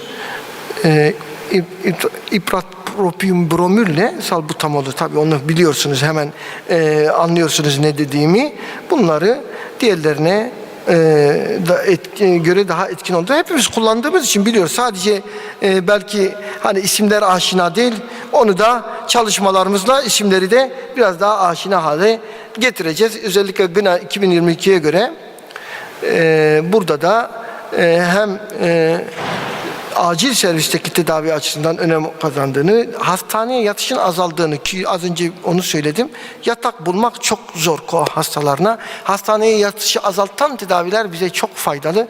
Bunları hiçbir zaman unutmayalım arkadaşlar. 2022 GNA'ya göre de bu tedaviyi yapmamız lazım. Yine GOLD'da da aynı şekilde her iki ilacın monoterapisine göre birlikte kullanımlarının çok daha uygun olabileceğini görüyoruz. Bu yüzden bunu öneriyoruz. Değil mi Ayşe Hanım? Doğru söylüyorum. Tamam. Mevsimler geçişlerden bahsediyorduk. Evet, acilde kış ayrı, yaz ayrı, bahar ayları ayrı. Bunları biraz daha toparlayacağız. Süreyi de düzgün kullanacağız. Merak etmeyin. Bunlar arasında hastalıklar hiç dikkatinizi çekti mi? Mesela ben bu soruyu vizitlerde soruyorum. Onu söyleyeceğim slaytlarda, ama giz kanamasının mevsimi var mı? Sizce? Mevsimi olur mu? Bazı hastalıkların mevsimi yok. Ama bazılarının var. Kimse bilemedi. Önceden biz biliyorduk. Gastrointestinal sistemin kanamalarının da bir mevsimi var. Onu da birazdan anlatacağım. Şimdi arkadaşlar, bu solunum yolları enfeksiyonlarında antibiyotik kullanımı çok tartışmalı, biliyorsunuz. Ülkemizde hep gündeme geliyor. Ama özellikle üst solunum yolu enfeksiyonunda bakteriyel eğer düşünüyorsak mutlaka antibiyotik kullanmayı unutmamamız lazım. Antibiyotik kullanımını azaltacağız diye de hastaların hayatını riske atamayız. Yani şimdi gereksiz hastaya antibiyotik vermek ne kadar zararlıysa gerekli hastaya vermemek daha zararlı. Gerekli hastaya vermemek ondan da daha zararlı. Onu iyi ölçümlememiz mutlaka gerekiyor. Çünkü biliyorsunuz ki siz de çok iyi yaşıyorsunuz. Bizim sepsis vakalarımızın çoğu pnömosepsistir. Ve üst solunum yollarıyla başlamıştır. O yüzden bu konuda çok dikkat etmemiz lazım. Yine çalışmalar bunu gösteriyor ki etkin sefodoksim en çok tanıdığımız 3. kuşaklardan biri ve oldukça etkili olduğunu deneyimlerinizde de çalışmalarla da görüyorsunuz. 3. kuşak antibiyotiklerin şöyle bir özelliği var. Hani gram negatif etkin ön plandadır. Gram pozitif etkinliği biraz zayıftır. Ama burada öyle bir şey görmüyoruz. Burada gram pozitif etkinliğinde güçlü olduğunu söylediğimiz ilaç grubundan biri. Özellikle az solunum yolu enfeksiyonlarında seçkin bir ilaç. Bunu da buradan tekrar söylemiş olalım. Yine kronik kalp hastalığı ve solunum sistemi hastalıkları ve bu hastalıklara bağlı ölümlerin soğuklarda daha fazla olduğunu görüyoruz. Bunun dışında da kazalar, düşmeler ve yaralanmalarda kış aylarında da bir artış görebiliyoruz. Peki acilde hemen her reçetede ne görebiliyoruz? Non-steroid antiinflamatuarlar. Bu yüzden de özellikle düşmelerde, çarpmalarda mutlaka reçetelerimizde oluyor. Az önce bahsettiğim semptomatik tedavide de mutlaka bu ağrı kesicilerin bir şekilde reçete edildiğini biliyoruz. Bunun için de tabii neler önemli? Hızlı etki etsin, yan etkisi az olsun. İki şey istiyoruz. Bir, hızlı etki etsin. İki, yan etkisi az olsun. Bunu incelemek lazım. Burada da işte görüyorsunuz gerçekten 1909 hasta bu konuda parasitamolle kombinasyonun daha iyi olduğu gösterildi. O yüzden de dexketoprofen trometamolla birlikte kombinasyonun etkili olduğu ve bizim de deneyiminiz var zaten, ben soruyorum. Bu konularda iyiyiz. Bunun dışında alerjik problemler bizi ilkbaharda bekliyor. Alerjik rinit, alerjik solunum yolu problemleri ve astım dahil, onlar da şeylerde görüyoruz arkadaşlar. İlkbahar aylarında özellikle atopik yapıda çok insanımız var ve bunların da ciddi bir şekilde tedaviye ihtiyacı oluyor. Yine burada söyleyebileceğimiz semptomatik konularda özellikle alerjik rinitte hapşırma, kaşıntı, burun tıkanıklığı ve rinore gibi birden fazla semptom var ve bunları kontrol altına almakta. Pseudoefedrin de içeren preparatların kullanılmasında fayda var ama biz bunları gripte de üst solunum yolu enfeksiyonlarında da semptomları kontrol altına almak için önerdiğimizi söyleyelim. Yine az önce bahsettiğim arkadaşlar, ilkbaharda ne olur? Stres faktörleri vesaire, mide kanamaları. Mide kanamalarında da mutlaka PPI'larla kontrol altına almamız gerekiyor. Ve burada da dikkat ederseniz acilde bir infüzyon tedavisi yapıyoruz. Bunu hep söylüyorum. Burada tekrar söyleyeyim. PPI'da infüzyon tedavisi ayrı bir önem arz ediyor. Çünkü acildeyken ne yapıyoruz? Mide pH'ini 6'da tutmaya çalışıyoruz. Neden 6'da tutmaya çalışıyoruz? Çünkü pıhtılaşma faktörlerinin en iyi çalıştığı şey o. Onu da ancak infüzyonla sağlarsınız. Onun dışında da mutlaka bir PPI ile tedavisini devam ettirmek gerekiyor. Burada da hızlı etki, uzun etkiyle rapipronazolun ön plana çıktığını söyleyelim. Peki yaz aylarında neler bizi bekliyor? İşte gastroenteritler hemen orada kendini gösteriyor. İdrar yolu enfeksiyonları biraz daha yaz aylarında önümüze daha fazla çıkıyor arkadaşlar. Bunlarda da neler yapabiliriz? Gastroenterit tedavilerinde özellikle çocuklarda bu daha ciddi bir sorun. Kaybettiği sıvının mutlaka verilmesi lazım ama işte semptomatik tedaviler orada da önem kazanabilir. İdrar yolu enfeksiyonları ise pielonefrite zemin açacak ve bunlar ÜSE gibi değil. Yani hani viral olduğunu düşünmüyoruz. Burada mutlaka antibiyotik vermemiz lazım. Orada da yine cefpodoksimin etkin bir antibiyotik olduğunu burada iletebiliriz. Şimdi arkadaşlar sonuç olarak bu da benim anlatmak istediğim aslında yaşlara göre acil servisler değerlendirilmeli. Hasta başvurularına göre acil servisler yapılandırılmalı.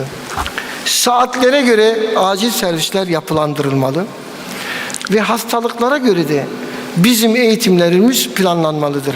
Mesela az önce verdiğim örnek, biz kış aylarında koahla uğraşıyoruz. Yaz aylarında ortopedi vakalarıyla uğraşıyoruz. Yaz aylarında femur kırığı 15 gün ameliyat etmeyi bekliyor. Kış aylarında koah hastalarımız yer bulamıyor. Bunun için planlamaları mutlaka buna göre yapmamız, eğitimlerimizi de buna göre tazelememiz gerekir. Mesela kış aylarına girince eğitim konuları farklı olmalı. Yaz aylarına girince farklı olmalı. En önemlisi idarecilerin bu konuda mutlaka bilgilendirilmesi gerekiyor. Acil servis dizaynının bu konuda güzel yapılması bize fayda verecektir. Bir konuyu yine özellikle vurgulamak istiyorum arkadaşlar. Verdiğimiz tedavilerin önemini bilelim ve hastaların semptomatik tedavilerinin çok önemli olduğunu unutmayalım. Covid pandemisi döneminde bu konu biraz fazla gündeme geldi. Şöyle düşünün, hasta geliyor Covid tanısı için yapıyor, test yapıyor.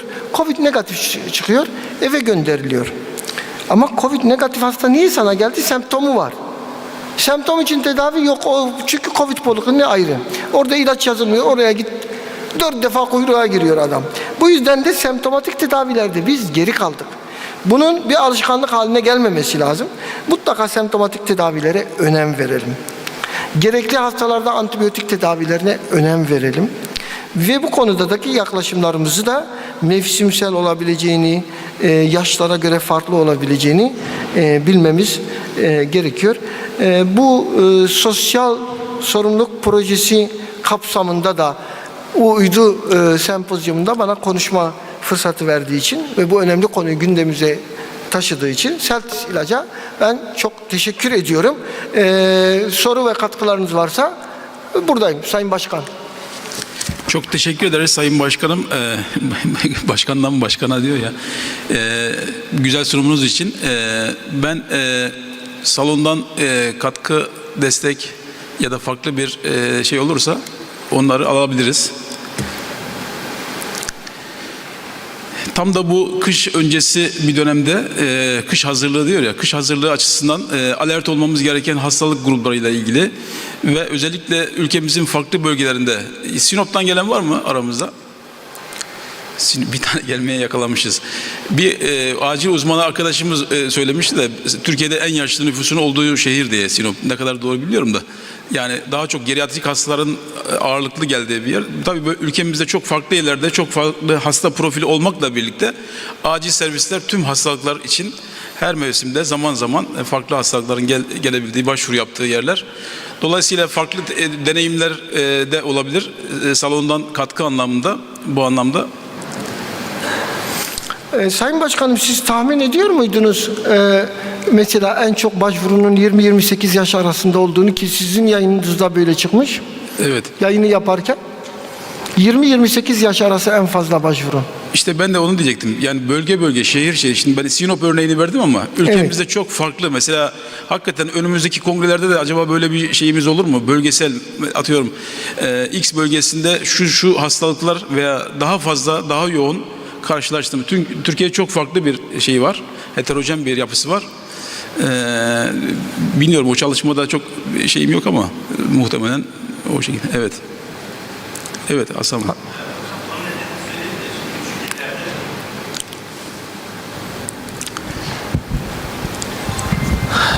Hasan Sultanoğlu Düzce Üniversitesi'nden. Hocam küçük illerde üniversitelerin çok büyük bir etkisi oluyor. Bizde de keza öyle. Üniversite açık olduğu dönemlerde genç başvuru sayısı çok fazla artıyor. 20 ve 29 yaş arası. Muhtemelen aksayıda çıkma nedenlerinden bir tanesi de o olabilir. Üniversite gençlerinin malum en ufak nedenden dolayı yani acillere başvurması o oranı değiştirme şeyleri yüksek hocam. Sanıyorum çok önemli bir nokta, çünkü biz bu konuda deneyimimiz oldu. Bizim aslında tabii ki çok merkezli yapacağımız çalışmalar bu konuda bize ışık tutar. Bunlar içinde de muhtemelen geriatrik aciller ön plana çıkacaktır. Ama şunu da unutmamak lazım. Gerçekten sayı olarak yeşil alan çok fazla sayıları etkilediği için muhtemelen yeşil alana başvurularda da değişik yaş grupları olabilir. Yani hani geriatri çok fazla yeşil alana gitmiyor. Dikkat ederseniz burada aslında çok önemli bir istatistik de vardı. Bu bizim için de önemli tabii yine de. 1000'de 3 gerçek acil. Mesela Amerika Birleşik Devletleri'nde arkadaşlar bu semptomlara baktığımızda şuuru kapalı bir şekilde komayla başvuranların oranı %20'ymiş acil servise. %20. Bizde kaç? Bizde 1000'de 3 falan yani. Yani acil servisler yapılanması böyle. Ama şimdi bu sorun şöyle bir şeyi getirmiyor. Yani bazı arkadaşlar özellikle eğitim konusunda diyorlar ki hocam biz yeşil alan hastaları bize bir şey katmıyor. Hayır, yeşil alan çok önemli bir alan. Neden biliyor musunuz? Çünkü dispepsiyle giden ve MI çıkan hasta yeşil alanda. Baş ağrısıyla gidip anevrizma çıkan hasta da yeşil alanda. Bunları ayırt etmek bir uzmanlık işi. Bunu göz ardı etmememiz lazım. Evet, daha basit hasta grubu olabilir ama aynı zamanda yeşil alana başvurular. Bunun tabii ki hastane öncesine taşınması, acile bir süzgeç oluşturulması, bir bariyer oluşturulması çok önemli. Ama maalesef bunu sağlayamadık. Bu koşullarda da nasıl olur bilemem. Mutlaka sistemin yeniden aciller üzerine yapılanması lazım. Ya benim merak ettiğim bir konu da yani hani az önce bahsettiğim ortopedi göğüs yataklarının sayılarının veya değiştirilmesi gibi bir uygulama, ya mevsimlere göre yatak sayılarında değişiklikler planlayan klinikler oluyor mu, yoksa sadece idari inisiyatifle mi boş olan yatağa yatır şeklinde mi gidiyor?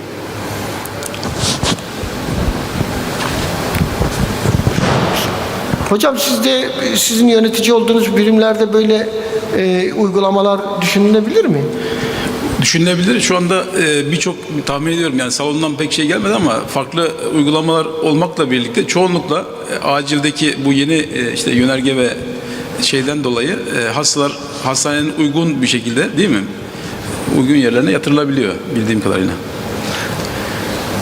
O zaman hocam ya bu şeyler buradan birçok sonuç çıkartabileceğimizi söyleyebilirim. Yani bu istatistiklerin bize yol göstereceğini, bu istatistiklere göre yapılanma olacağını Mehmet hocam da sabah gösterdi. Bir tebliğ çıktı biliyorsunuz. O tebliğde 20 yıllık mücadeleden sonra kritik bakım ünitelerinin acilde yapılanması onayı çıktı. Sessiz sedasız bir devrim olacak acil servislerde. Bu çok önemli bir konuydu.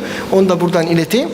Hocam çekiliş zamanı geldi mi? Herhalde Çekiliş, sürprizler demiştik. en önemli zamanı çekiliş zamanı yani. Çekiliş zamanı. Tabii yürümeler de ödüllü değil mi? En son 1, 2, 3'e ödül var mı? Var. Tamam, herkesi bekliyoruz cumartesi sabahı. Ben hızlı yürürüm. Hızlı yürümenin bir faydası yok değil mi? Adım sayısı önemli. Yapma ya. O zaman adımları küçük atmak önemli. Adımları küçük atmak mı iyi? Pekala. Evet, çekilişi Mehmet hocamız yapıyorsunuz değil mi Sayın Başkan? Sunumun başında söylemiştik sürprizlerle dolu bir toplantı diye. Şimdi bu şanslı katılımcıyı bulmak için bayağı bir karıştırdım şöyle. Biraz kendimi arıyorum da. Evet arkadaşlar. Tek bir çekiliş yapacağız değil mi hocam? Bir tane yedek çek istersen. Önce yedeği çek, olmaz. Bir tane çek, olmazsa yedeği.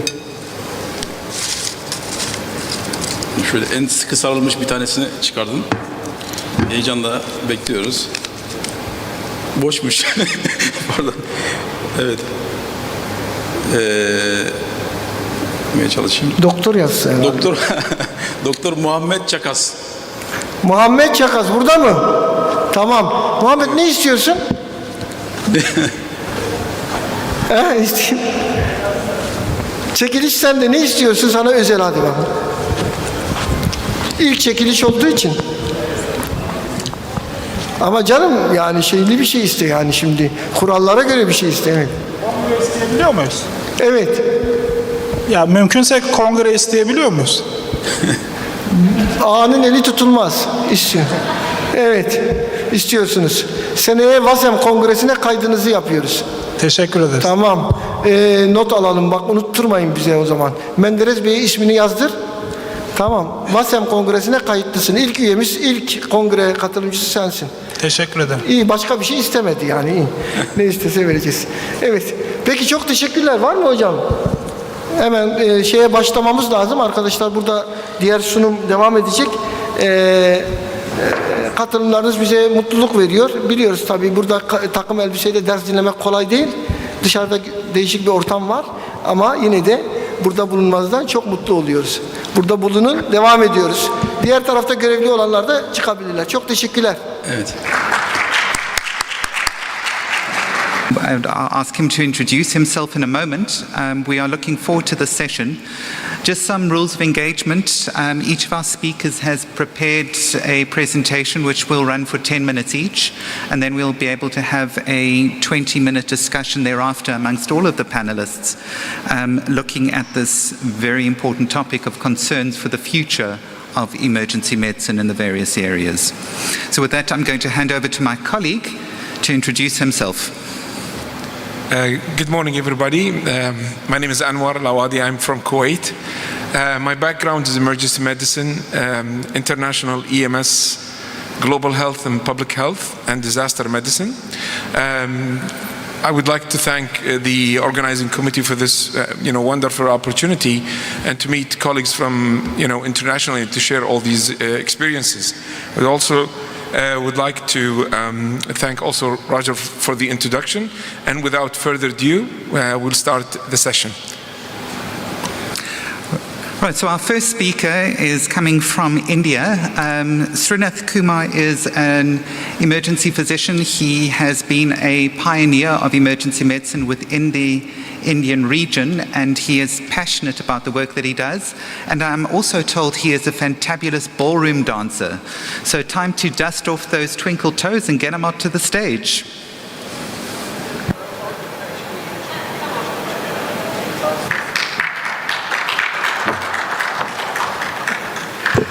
Thank you, Roger.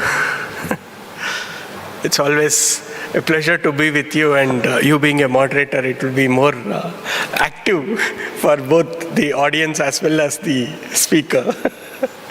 So, hi everyone. It's a pleasure to be on this platform, especially a special mention to our Professor and President, Dr. Bashar Kanda, who is always a kind friend and And what else to say? He's a great emergency physician who bonds everybody in the world. And he has brought all the 6 continents together to this forum. And he has made emergency medicine a true emergency physician, which he likes it. And not to waste much of time, so I'm being asked to talk about the future of EM in Asia and the concerns and how to mitigate it. So with this, I am Dr. T.S. Srinath Kumar. I am the group head of emergency services of a group of hospitals called as Yashoda Hospitals in Hyderabad, India, and also the treasurer for Asian Society and the International Federation of Emergency Medicine, and the chair for emergency medicine for the National Board of Examinations. So why is it important in Asia? We all know, because the population itself says both India and China put together cannot match anywhere in the world. It's almost like 2.6 billion, if I'm not wrong. So that is the reason why we are here to take care of it. And remaining population, as you put together, it doesn't come anywhere near close to it. And the next one is the Africa, which my close friend will be speaking in the next few minutes. And we know in Asia there are multiple countries, and each country itself is a continent, and EM itself as a specialty was not recognized 30 years back or 40 years back, even before we have not been anything, before we were born also. And this is the whole platform you can see where all India, the EM is being recognized, and 27 as per 2019 data, that's what it says. And to develop any specialty, it is important that it faces through 3 phases. That's what every time we keep saying. That is a primary stage, where the various specialties apart from the emergency medicine come together, they make a platform, they create the syllabus, they give it across. And then the secondary stage is the economic structure, because every subject itself has its own importance by itself. And then lastly, when such societies form up, every country has its own society. They form, they create the curriculum, they create all the things which is required, and they submit it to the legislative structure, that is the national health policy. And then once the Medical Council of India, what we say in India, which or any other country, the health ministers sit with the societies and take a call and say that this is a specialty which has been recognized. So this is how each and every department gets into place, and EM is the one which is the most important. And as such, if you see in Asia, apart from our illnesses, which Dr. Basar was telling about, the influenza, COVID, everything, it is not the only one. We have the vulnerable continent as the disasters also. So these are the 10 top countries which has the disasters also. So hence the disaster medicine is also important apart from your regular medicine. And this data I have taken up from the Asian Society, where they have put up a good background of every country which has been developed as an EM as a specialty. So you can see Singapore was the one which got the earliest recognition in emergency medicine, and third was Turkey.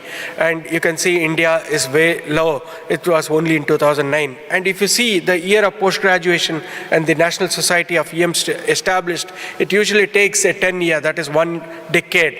So every specialty goes through this phase, and only then it becomes a recognized specialty in the country itself.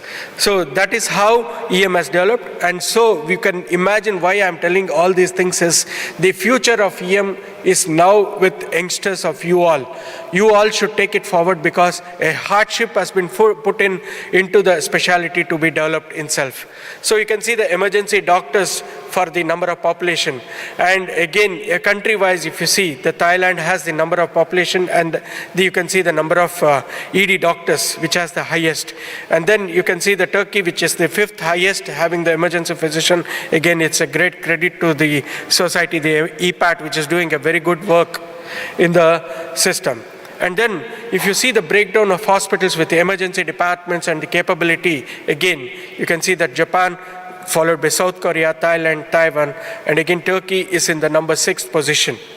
And India, we could not get the data because not many emergency physicians are there. We could see only one in maybe in 10 million or per crore. That's how it is being going on as per the current data. And this slide will show you the whole of Asia, which has a emergency care systems for universal health coverage. And this is how it has been developed, and with this one slide we can see that how a tertiary care illness or an acutely ill patient or an injured patient which comes to the ED department and what happens in the ED department itself, and that is how the timeline, and that is where it is. And when I went into each and every country, it shows its own importance and its own problems which has been facing. And then the dispatch capabilities. Every country has a national ambulance system like 911 in US. So in our country, it started with 108 and it covers almost 32 states in the country, as well as we have extended our support to our neighboring countries like Sri Lanka and also in Nepal, where the whole EMS system has been maintained by the 108 ambulance service, which has been developed as a flagship of the Government of India. So now coming to the real problems, what are we facing? We are facing a huge issues, and this overcrowding is not only in India, everywhere, every part of the country, every part of the world, every ED which is facing. Usually I see some of the displays also saying that the next patient to be seen in the emergency department will take 12 hours, 14 hours, 16 hours. Even in NHS, that is the main reason. When I was contacting my colleagues, many of my students are there, they were also telling that the next patient to be seen in the ED with a priority 4 illness will take about 48 hours or so. And the other major issue is the disease variability. India is such a diverse country. From north, it is in Jammu Kashmir. In the south, it is Kanyakumari.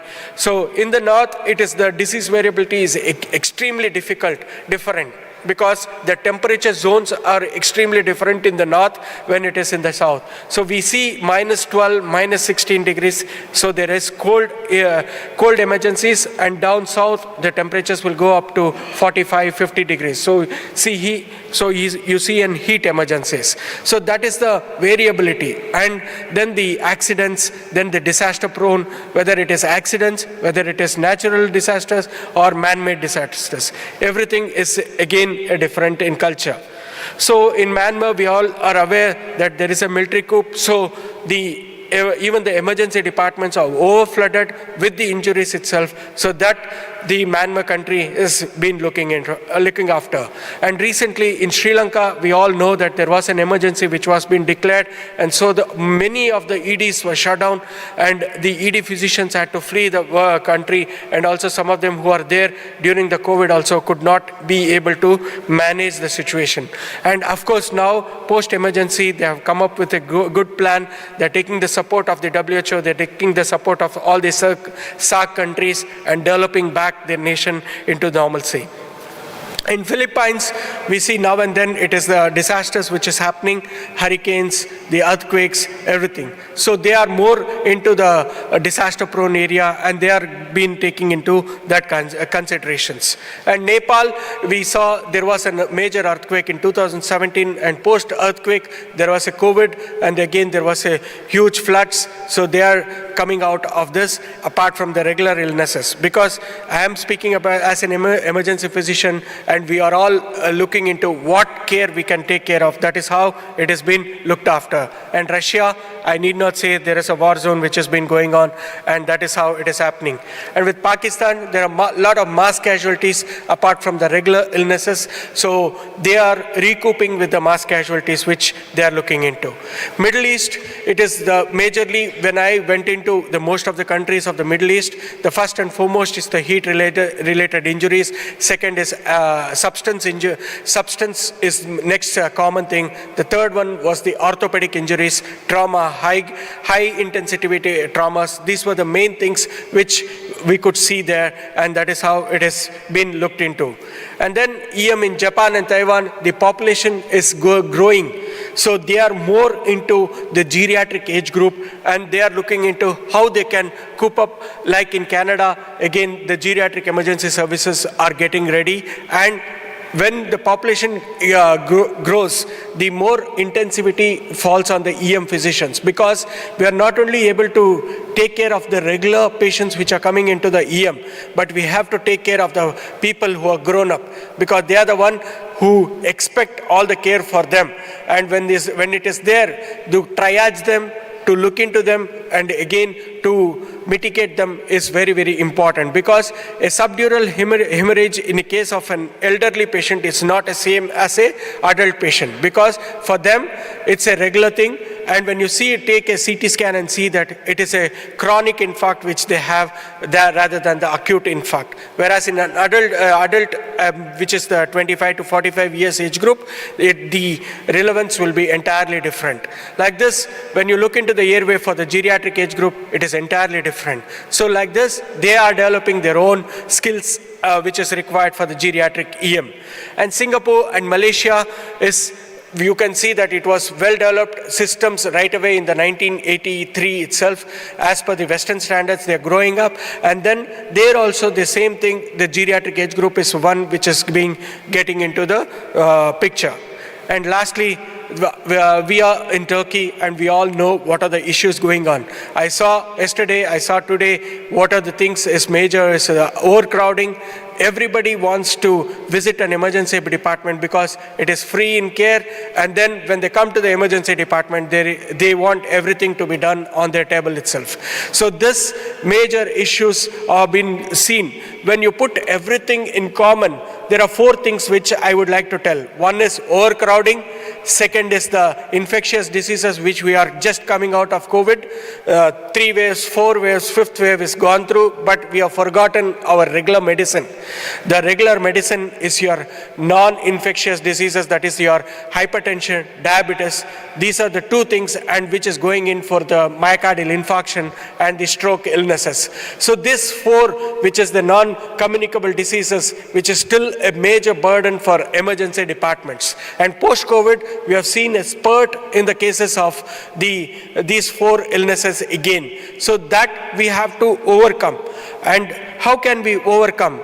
There are 5 things which I always keep telling: A, B, C, D, E, airway, breathing, circulation, disability, and exposure. In the same way, it is nothing but we have to look into and mitigate our own plans. How can we do it? It's a very simple one. I just looked into A for aggression. Being in emergency department, we should be aggressive for the illness, look into the plan and detail it and do it. So B is for branding yourself, because most of the emergency departments feel that we are not being brandized, we are not being taken into consideration, we are not being looked into. So branding ourselves, like what Professor Bashar used to keep on telling in his communication skills, it's very important to communicate ourselves. That is what is C. So you communicate, you will be in the top. If you don't communicate yourselves, you will always be let down. The third thing, that's communication. Fourth is your detailed planning.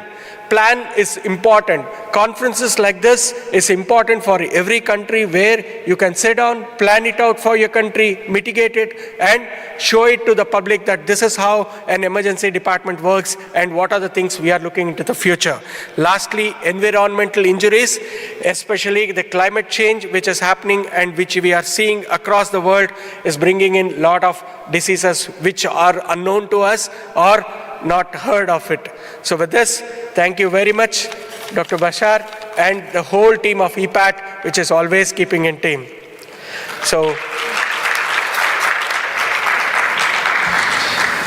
welcome to India for our next program, which is the Emergency Medicine Congress, which is happening in this month end, November, month end 25, 26, 27. Thank you. Jai Hind. Thank you, Srinath.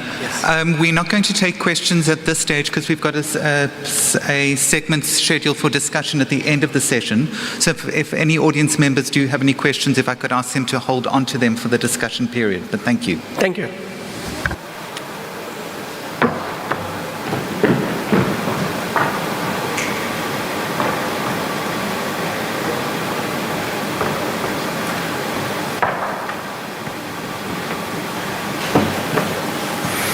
I've realized that I don't walk across the stage with half as much flair as Prof. Canlı does.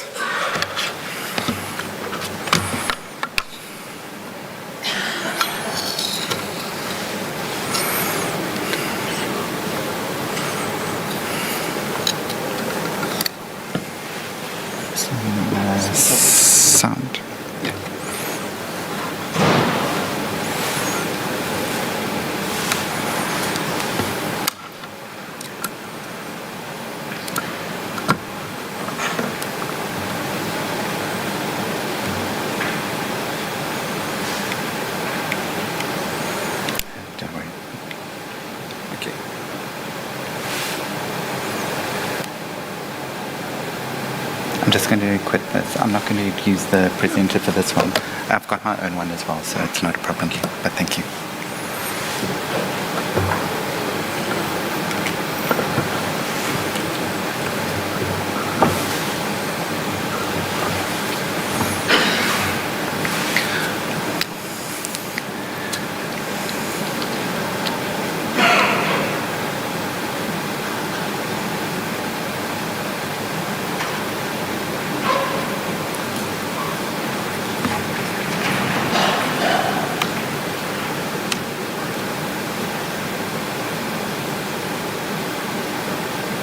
Yeah, that's picked it up nice.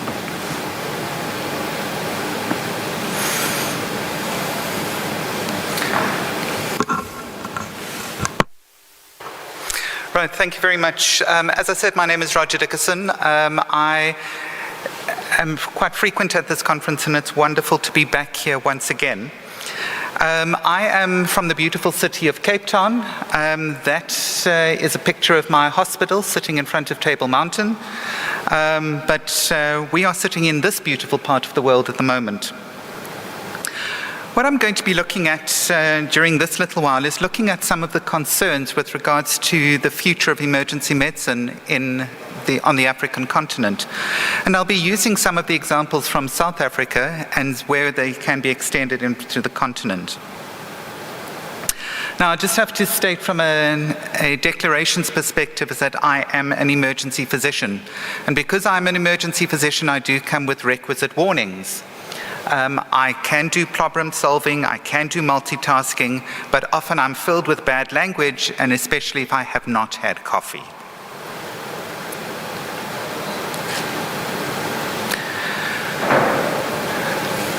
So this appeared in a newspaper recently. And admittedly, when I saw this, my first thought was this at my hospital? When I found out that no, it wasn't at my hospital, I then started to look and I thought, only 3, knowing how much overcrowding is crippling emergency departments across the world. And then I looked at the waiting time of 12 hours and thought, in some instances, these patients are lucky it wasn't longer. But what really came to the truth was that it wasn't referring to emergency departments at all. And it was simply now that not only are there queues at emergency department doors, but there are literally queues to get to the summit of Everest. And I think that's the difficulty. We are all faced with large patient volumes. And you say, it's okay, we can handle this. It's okay, let me take a step back. Take a step back. So you do. And you take another step back. And another step back. And you realize these are the patients who are needing our care. And how do we, as emergency medicine, cope with this? And I think this is one of the big difficulties, is that if we don't cope with it, it's going to lead to death. And that is something that scares me. It's something that keeps me awake at night. It's not about the numbers of sick patients in my department. It's about the numbers of patients waiting to get into it, because they are really an unknown quantity. We don't know yet what's wrong with them, what their severity of illness is, and what we can do about it. So, if we look at most of our hospitals, I'm sure your emergency department looks like this. Squeaky clean, more beds than patients. Anyone? Certainly not like this on the African continent. In the African continent, this is what our hospitals look like, where we've got stretchers in hallways, and it's become so formalized that the stretcher positions are even numbered so we can find them easier. But let's take a step back. This is an internal medicine resident in her natural habitat. Okay? And I've got a photograph of an emergency medicine resident in their natural habitat. I've just realized that that looks very much like Professor Zainab. Do you wear your hair out to the side, Prof?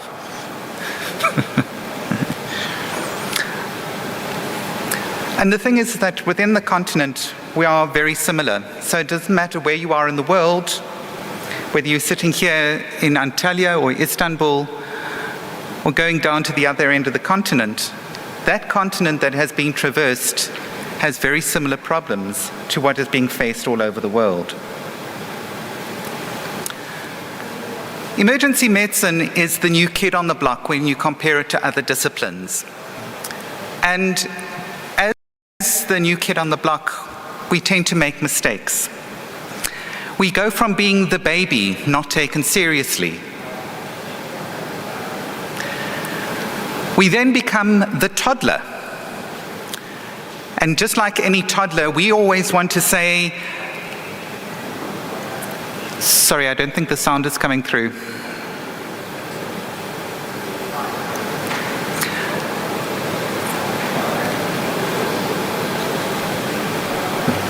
What we find out is that the toddlers throw tantrums. We want it all, we want it now.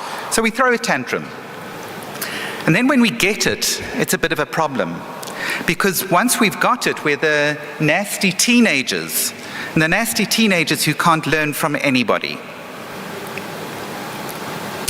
And so we've then got to say, we need to make a decision. We need to be able to see what are we going to do going forward to ensure that we don't make the mistakes that others have made in their development. The difficulty for emergency medicine is that our decision-making trees are never like this. Our decision-making trees look more like this. And trying to make an appropriate decision in the midst of chaos is never easy. We hope that we will make the appropriate decisions, and when we do, we get really excited. But we need to learn from the others, how others have done it. So what now? As we've seen the development of emergency medicine from its beginnings, and we learned from other disciplines, we grew up alongside other disciplines to a point that we were able to stand up on our own 2 feet and become recognized clinicians within facilities. But in our own minds, we are more than that. We are literally often, with our toys, the superheroes of the health system. We are expected to manage all cases at all times. And admittedly, I do consider myself a superhero, but I don't look as good in spandex as others.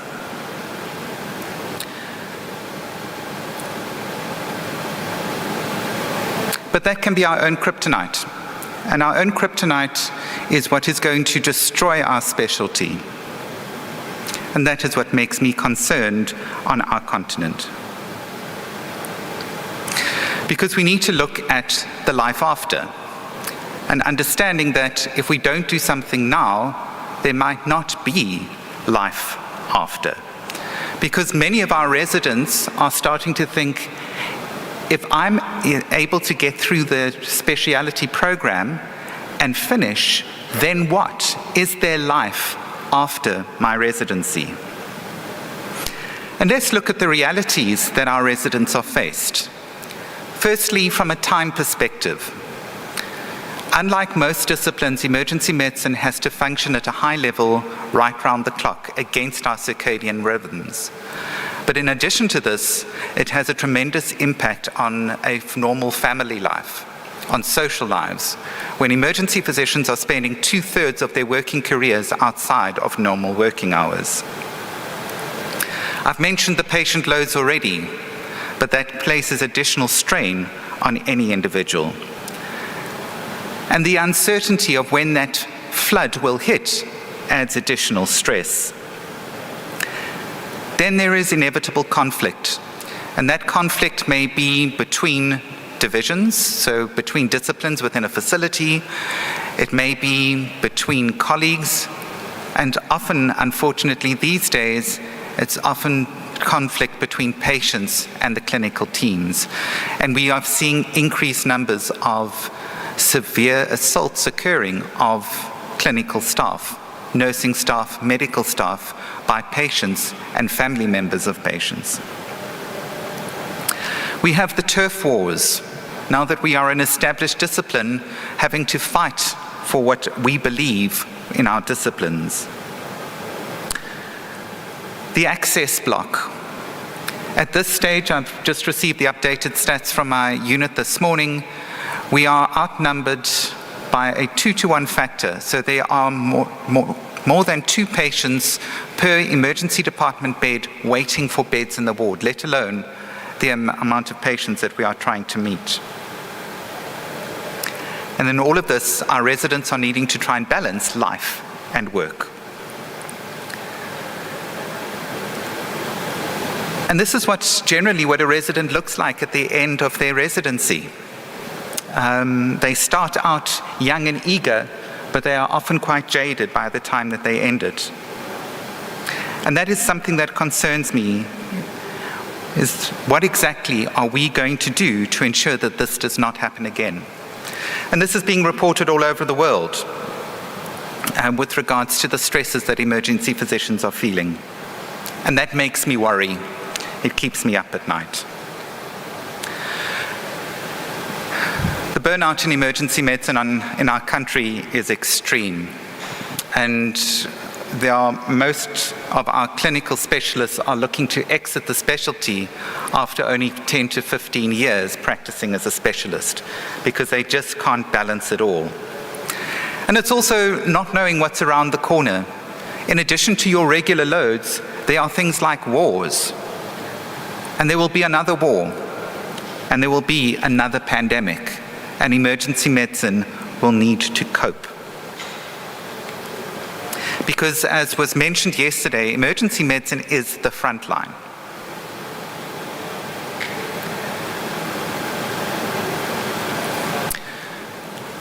Finally, within our continent, job security has become a greater and greater risk. With financial meltdowns occurring all over, there are often not specialist posts for our residents to go into once they have graduated. And because of this, we see that many of these specialists that we've spent a lot of resources training are leaving the countries and leaving the continent simply in order to put food on the table. It makes me worry. This photograph is quite a unique one. This was the night shift welcoming the day shift and trying to impart their words of wisdom of what they'd learned overnight. So I've painted quite a bleak picture about emergency medicine on the African continent, that we are literally hanging on by our fingernails to keep services together. But it's not all doom and gloom. We are able to put band-aids on, and we can survive because of the spirit of emergency medicines.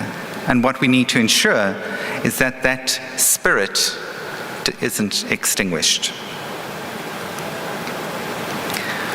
And this is when I start saying, I've spoken about the bad, let's talk about the good.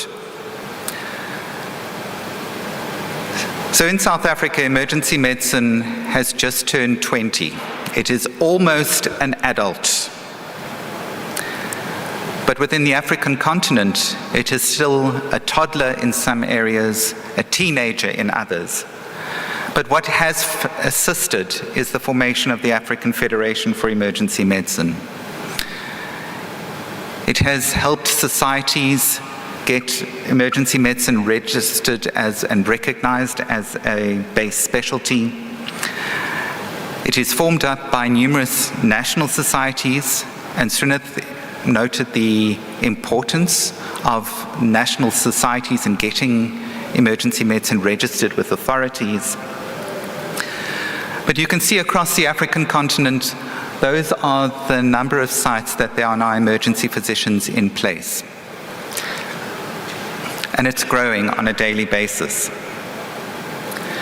What we're also seeing across the African continent is the sharing of resources. And these are not only from a financial perspective, but also from an intellectual one, where we are able to ensure that people have got a good training base, and residents are moved all over the continent in order to ensure that occurs. And then once they have been trained, they are assisted in the setup of more formalized systems in their base countries. And so there is hope. But whilst we are driving the development of emergency medicine in the African continent, we need to ensure that we are able to survive. We need to stand up for ourselves. And certainly we are not doing the greatest job in my neck of the woods. And so my last slide is just to say we need to keep calm and carry on, but perhaps not that calm. Emergency medicine thrives on the excitement, on the difficulty. We shouldn't shy away from it, but we also need to ensure that it doesn't damage us in the long run. We are not alone. We are not alone in South Africa. We are not alone on the African continent. Emergency medicine is a global force. And it's together that we are able to move forward. And it's together that we can survive any crisis across the world. And it's meetings like these that emphasize that. I apologize that the sound isn't coming through, but it is one of my favorite quotations from Winston Churchill, who said, "This is not the end. It's not even the beginning of the end. It is perhaps the end of the beginning." Thank you.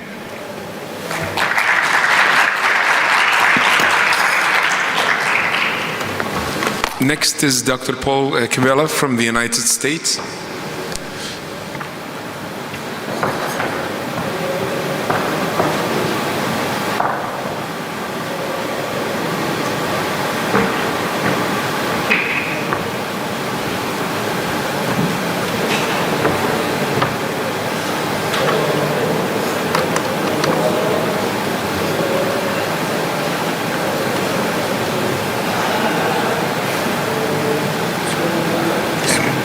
Next page. Okay, perfect. Laser. Okay.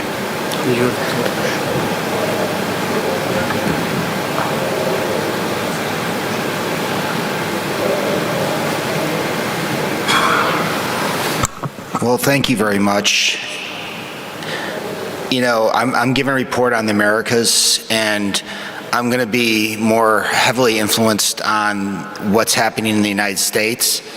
One of the things that's happened through the Americas, as I understand, the volume in Canada after the pandemic is actually up. The volume, the volume in Mexico is up, and overcrowding is a problem in every country. But as Dr. Dickerson has said and pointed out, you know, the African emergency medicine organizations are about 20 years old. In the US, we turned 50 a couple years ago.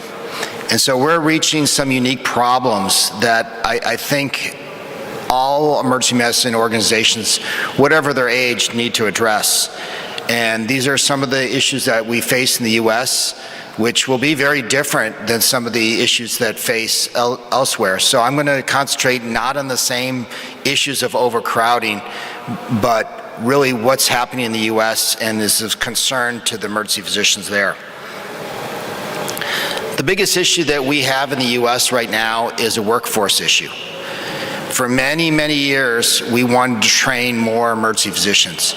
We projected that there was going to be surplus, or there's going to not be enough emergency physicians in the United States. But unfortunately now, we probably have trained too many emergency physicians. And so we are looking at potentially in 8 years, in 2030, to actually have a surplus of emergency physicians. But the issue that's happening here is that no one, of course, saw the pandemic. But in the United States, emergency department volumes had gone up virtually every single year. And now when the pandemic hit, volumes obviously went down dramatically, up to 40% decreases during the pandemic. The issue that we have in the US is those volumes are still not necessarily back to 100%. And many people believe that we've plateaued in our volume of emergency department visits. I'm not so sure that's the case, but urgent cares have popped up, and telemedicine in the United States is becoming very prevalent. And insurance companies in the US, which is not an issue to much of the rest of the world, have scared patients from going to the emergency department, saying they're going to get a big bill, that was going to bankrupt them. So they're actually afraid to receive care. As I mentioned, there's these alternative delivery places. Telemedicine is taking off in the United States. It's amazing how many people will talk to their doctor on their phone now, rather than coming to the emergency department. You know, ED volumes are close, but again, our patients are much sicker than they ever were. The other thing that's happened in the US is that we are always in the US, there's somebody trying to make things less expensive. And so oftentimes in some emergency departments, doctors are being replaced by what are called physician assistants. Whereas instead of receiving 4 years of college, 4 years of med school, and 3 to 4 years of residency or 12 years of training, these people receive 2 years of training, or 3 years of training, or 4 years of training. And so they're lesser skilled people replacing emergency physicians because they cost less money. And that is a big concern to many of our emergency physician graduates. Emergency medicine, again, as we came up through youth, we became one of the most popular specialties in the United States. We were well respected, and a lot of people wanted to go into emergency medicine. And hence, a lot of programs started popping up. And so the number of residents that we were graduating 10 years ago to today, it's almost doubled in the last 10 years. So now, perhaps we are training too many emergency physicians, which is a serious potential problem in the United States. The big question here is what's the need going to be? Are our estimates correct? What we've seen during the pandemic is a lot of emergency physicians basically quitting, saying, I'm not going to do this anymore. So perhaps we are going to have attrition, as Dr. Dickerson warned us about, that people are getting burned out and they don't want to go back to do their job. But this, again, is something that we're watching very closely. One of the biggest issues that's affect the United States has nothing to do with emergency physicians itself. It has to do with our nurses. Our nurses quit in huge numbers during the pandemic. And so now the reason that we have so much overcrowding is we don't have anywhere to send them after the emergency department. There are no beds in the hospital, or if there are beds, there's no nurses to staff those beds. So patients that are admitted are backing up our emergency departments. We have the capacity now in our emergency departments to see the patients if we could just get the patients out of the emergency department. Oftentimes, 2/3 of our beds and our hallways are occupied with patients needing to be admitted to the hospital, but there's nowhere for them to go. Another issue that's happening in the United States is the way that the US payment system works for hospitals. It's now bankrupting the majority of the hospitals in the United States. So we are going to be looking for some type of healthcare reform here to make sure that our hospitals stay open. Right now, almost half the hospitals in the United States are losing money. And this is a dramatic change from 4 years ago. So they started right prior to the pandemic, but during the pandemic it made it worse. But there was bailout money and monies to fund that. But now, as COVID is over, the realities of the payment process are coming into place, and a lot of hospitals are at risk of closing. And certainly one of the issues is our graduates want to work in urban and suburban areas. They don't want to work in rural areas. And many of the rural areas, even if they wanted to work there, don't have the payment methodology to support an emergency physician. It's hard for probably many of you to realize, but many of our emergency medicine graduates, when they graduate residency, owe about 500,000 euros in tuition money. 500,000 euros or 500,000 US dollars is a lot of money to owe. And so oftentimes they can't get a job to support that. Sometimes it takes them 20 to 30 years to pay that money back, which is a problem. As Dr. Dickerson said, emergency physician well-being now is at an all-time low. The pandemic made burnout not just a problem, but a crisis. Many of our graduates are so stressed they have a hard time coming to work or functioning the way they used to function. This is something that we really need to work on, and I'll talk about some of the solutions that we are working on as we go forward, that many of you may be able to take to your countries and employ so that you don't reach the crisis that we are reaching in the United States. The one thing that I think is important is to make firm estimates of how many emergency physicians and how many emergency providers your country needs. And where are they needed? Are they needed in urban areas? Are they needed in rural? And do you need to concentrate? Because the practice in an urban setting is very different than the practice in a rural setting. And are they trained the right way? Do they understand the technology that's needed? One of the biggest issues that we are working on here in the United States is to credential emergency departments, that not all emergency departments are equal, that there needs to be certain standards in the emergency department for it to be a high level, like a grade A, whereas something might be a grade B or a grade C or lower, or a 5-star, 4-star, 3-star methodology. But we are looking right now to certify to make sure that a 5-star emergency department is something where the doctors and the nurses feel safe, that they have the equipment they need, they have the nursing and support staff, that they have they enjoy their work there. Those are things that I think are important that I encourage many of you to look at is how to certify your emergency departments. And as Dr. Dickerson said, is where are these patients or where are these physicians going to go? If they get tired of working in the emergency department, what is their next plan? What is their plan B? Can they work in an urgent care? Can they work doing telemedicine? Can they go into hospital administration? Can they do something where they still enjoy and practicing medicine, but maybe not in the emergency department? In the US, we're looking at other options for how and where emergency physicians can practice. We are also looking for alternatives to nurses. Can we provide additional support staff in the emergency department besides nurses? Are there some type of assistant that the physicians can get that will make their job a little bit easier and help them do the jobs that doesn't require a physician? Can there be scribes or people that fill out your chart for you? Can they get your information for you, set things up for you so it doesn't require the emergency physician to do those jobs? And again, to continue to figure out what are the items that are currently stressing the emergency physicians and how do we correct them?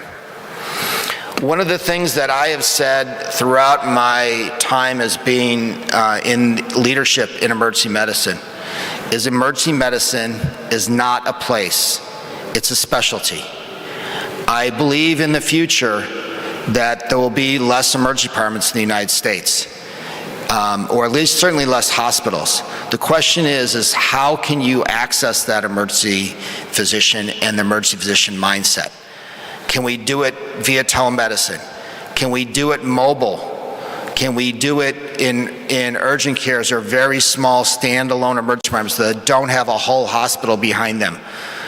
You know, can we manage more of our patients at home if our problem is admitting them to the hospital? Can we send more of them home and monitor them in some way? I do believe that emergency medicine still does have a bright future, as Dr. Dickerson said. I think the pandemic and the armed conflicts, not just in some parts of the world, but in every emergency department, that we've all seen increased violence, that emergency medicine is the essential specialty of 2022 and beyond. And hopefully this will translate well, that we are the masters of the undifferentiated patient. And when I say undifferentiated patient, that's the patient that comes in with chest pain, or shortness of breath, or a headache that we don't know, it could be any diagnosis. We are the masters of anyone, anytime, soon any place, and the masters of doing more with less resources, less time, and less information. As I said, few have seen the challenges of the pandemic and the armed conflicts that we have, but we were there central in managing the front lines of the viral pandemic and still with traumas when nobody else really wants to do that job or is able to. And we manage not just injuries and illnesses, but we also hold patients' hands and comfort families in their greatest need. In my opinion, emergency medicine is still the greatest specialty, and I look to all of you to help solve some of these problems that have been created over the time, probably some by my generation. But I believe the future of emergency medicine is bright in the US, in Turkey, and throughout the world. Thank you very much.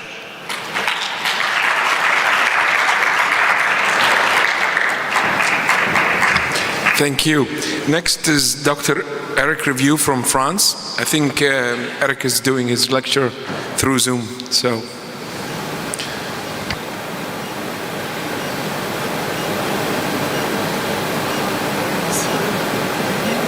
Hello, everyone. It's a great pleasure to see you. I'm very terribly sorry not being with you because I have a lot of friends in Turkey, Roger, Paul Kivela, and it's a shame I won't be with you.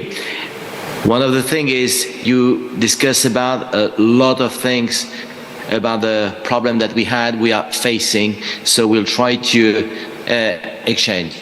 Can you see my slides now? Yes, we can, Eric, thanks. Okay, thank you. So let's take an overview of the situation about in Europe, not only in France, but in Europe. One other thing is, so I'm regretting not being with you because we have some friends, and emergency medicine is also that it's more than friendship, it's sharing experience and sharing a lot of things we have in common.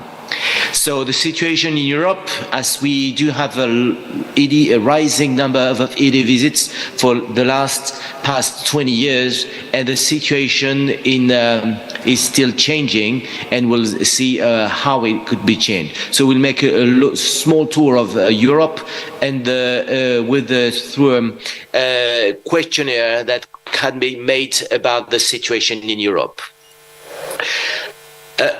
You want to know how is the emergency department asked to the nurse, asked to the patient. In this study, we asked the European nurse how they can rate their own hospital and their own departments. And in these departments and in Europe, nurses said that the quality of care is really low in Ireland, it's really terrible in Greece, and it's different in Switzerland. They have the feeling that they treat quite well patients, and as you see, the burnout situation is quite high, not in the Netherlands but more in the Greece. The job dissatisfaction is really high in Greece, so they want to leave, and mainly nurses want to leave. And as Paul Kivela said, it's exactly the same situation after the COVID. So we have less than 1/3 of US nurses want to quit their job. It's exactly the same in France, and mainly in a lot of countries in Europe. If we compare in this study the situation in Europe and in US, it's exactly the same situation where the job dissatisfaction is really quite high now and is very similar Europe to US. So we don't have a lot of difference about that. And when you focus on Europe, it's really a poor quality of care that globally that comes through from the nurses, and the situation of burnout and job dissatisfaction is quite high. When you compare to, as Paul Kivela said, it's exactly the same, and we are facing this situation now everywhere. When you look for in detail for some European countries, as you see, the worst situation for now is still in Greece, and we have a lot of colleagues from Greece just telling us that it's really terrible. They have a lack of nurses, lack of beds, job dissatisfaction, and a lot of doctors they want to leave. As you see, it's quite similar in different countries in Europe. We don't have all the countries, of course, but it is really terrible that we are facing. Situation is better in the north of Europe, in Finland, for instance, and why not in Switzerland? But that's globally just the exception that we are seeing. If you ask the patient trusts our hospital, patient trusts our emergency department, but they are still coming to the emergency department. And patient just when they we ask them to rate the hospital, it's exactly the same analyze that the nurses. They are very low, they trust, and they don't trust in Spain. They are quite, they trust the hospital in Finland, and they will recommend the hospital, they won't recommend the hospital in some country. They recommend in Switzerland, they don't want to recommend their hospital in Greece. So as you see, patients and nurses are saying exactly the same. They are quite focused quality care, and the patient satisfaction is really quite low everywhere. So there are a few differences between, to summarize, between the countries. But we see that even when you pay much more nurses, it's not enough to change the situation. Ireland and Finland report the high level of quality, but the national level are really different from a country for place to place. As when you see from USA, they have a fewer nurses per capita when you compare to European country, but the more nurses are not the same for per patient in hospital. So how we have to have some difference between Europe and US, but it's really quite similar. And one of the things I remember, I gave a lecture 2 years ago in Turkey. We are in the day after the COVID. And as Paul Kivela said, it's exactly the same situation. It's really terrible because we are missing more than 20% of nurses in our hospital now. 20% of nurses, it's exactly the same number of beds we are lacking. So we are closing our departments everywhere in the hospital because the lack of nurses, we need nurses. And it was due the day after, I could say day after, we are 2 years after the COVID, and it is the terrible situation. We had a congress a few weeks ago in Berlin with the USEM that was exactly the same situation in all over Europe.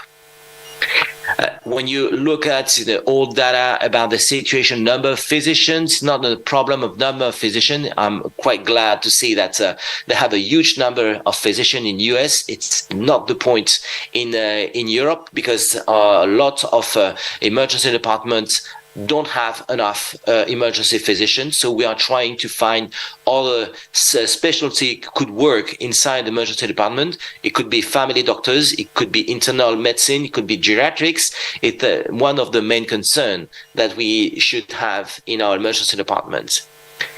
And the second problem we are facing in Europe is the aging population.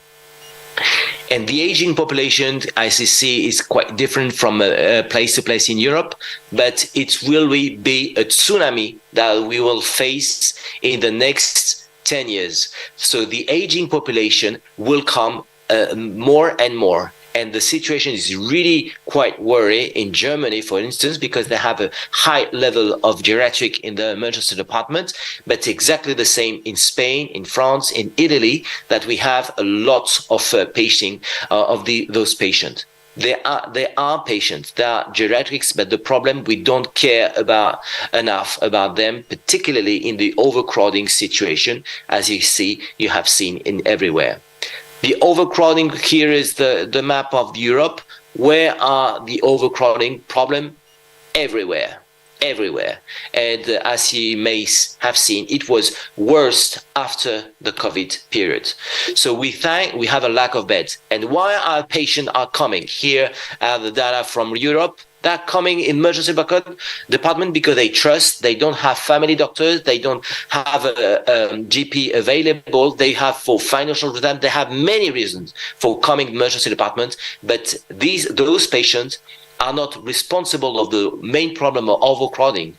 The other problem of overcrowding is the lack of beds, and it's the output patients, and as Roger said, it's access block also. So we have many reasons to have quite worried about the situation in Europe.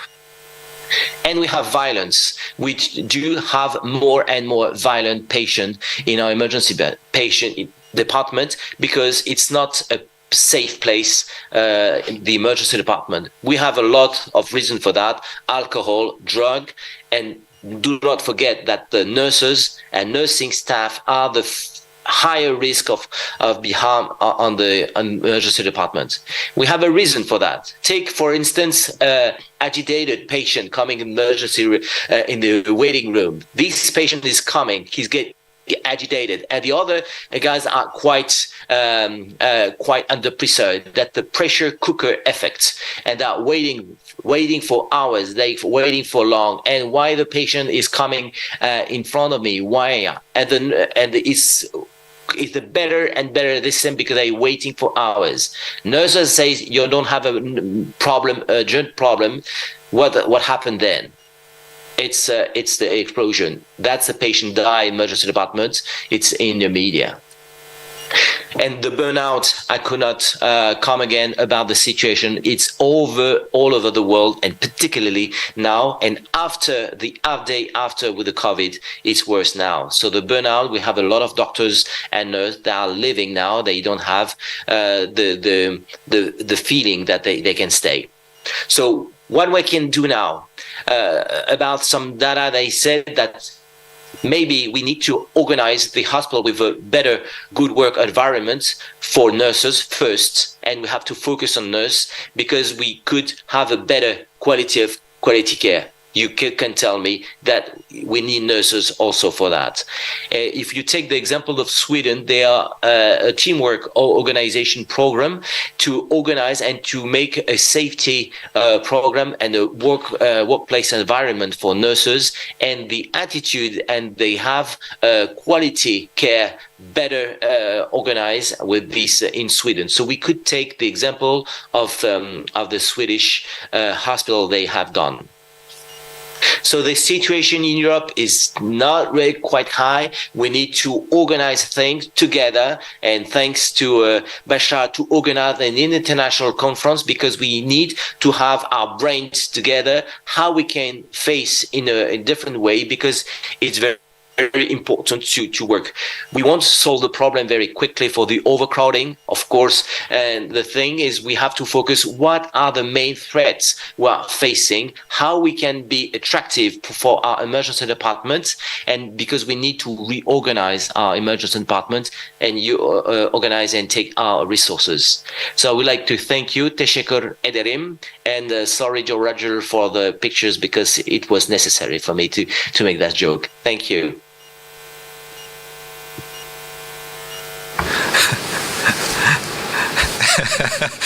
Eric, thank you.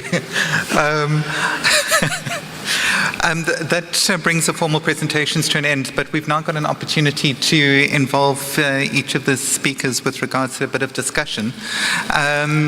If I could just ask Paul and Srinath if you are still in the room.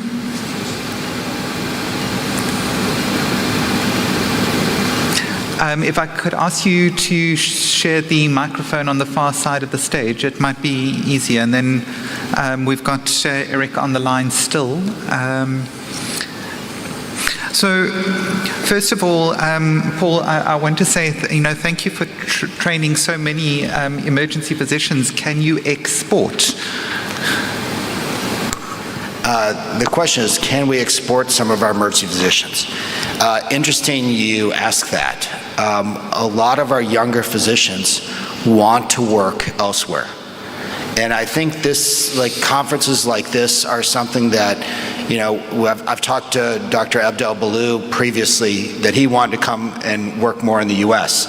I think we need to look at how we can open our borders for physicians.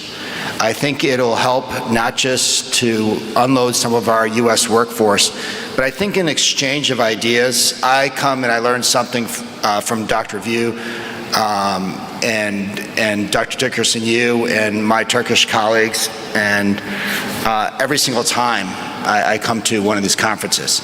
So I think we really need to look at that, and I have to tell you, if you're looking for American emergency physicians that are well trained, I think it's a matter of putting that out there and making sure there's a mechanism for that to happen.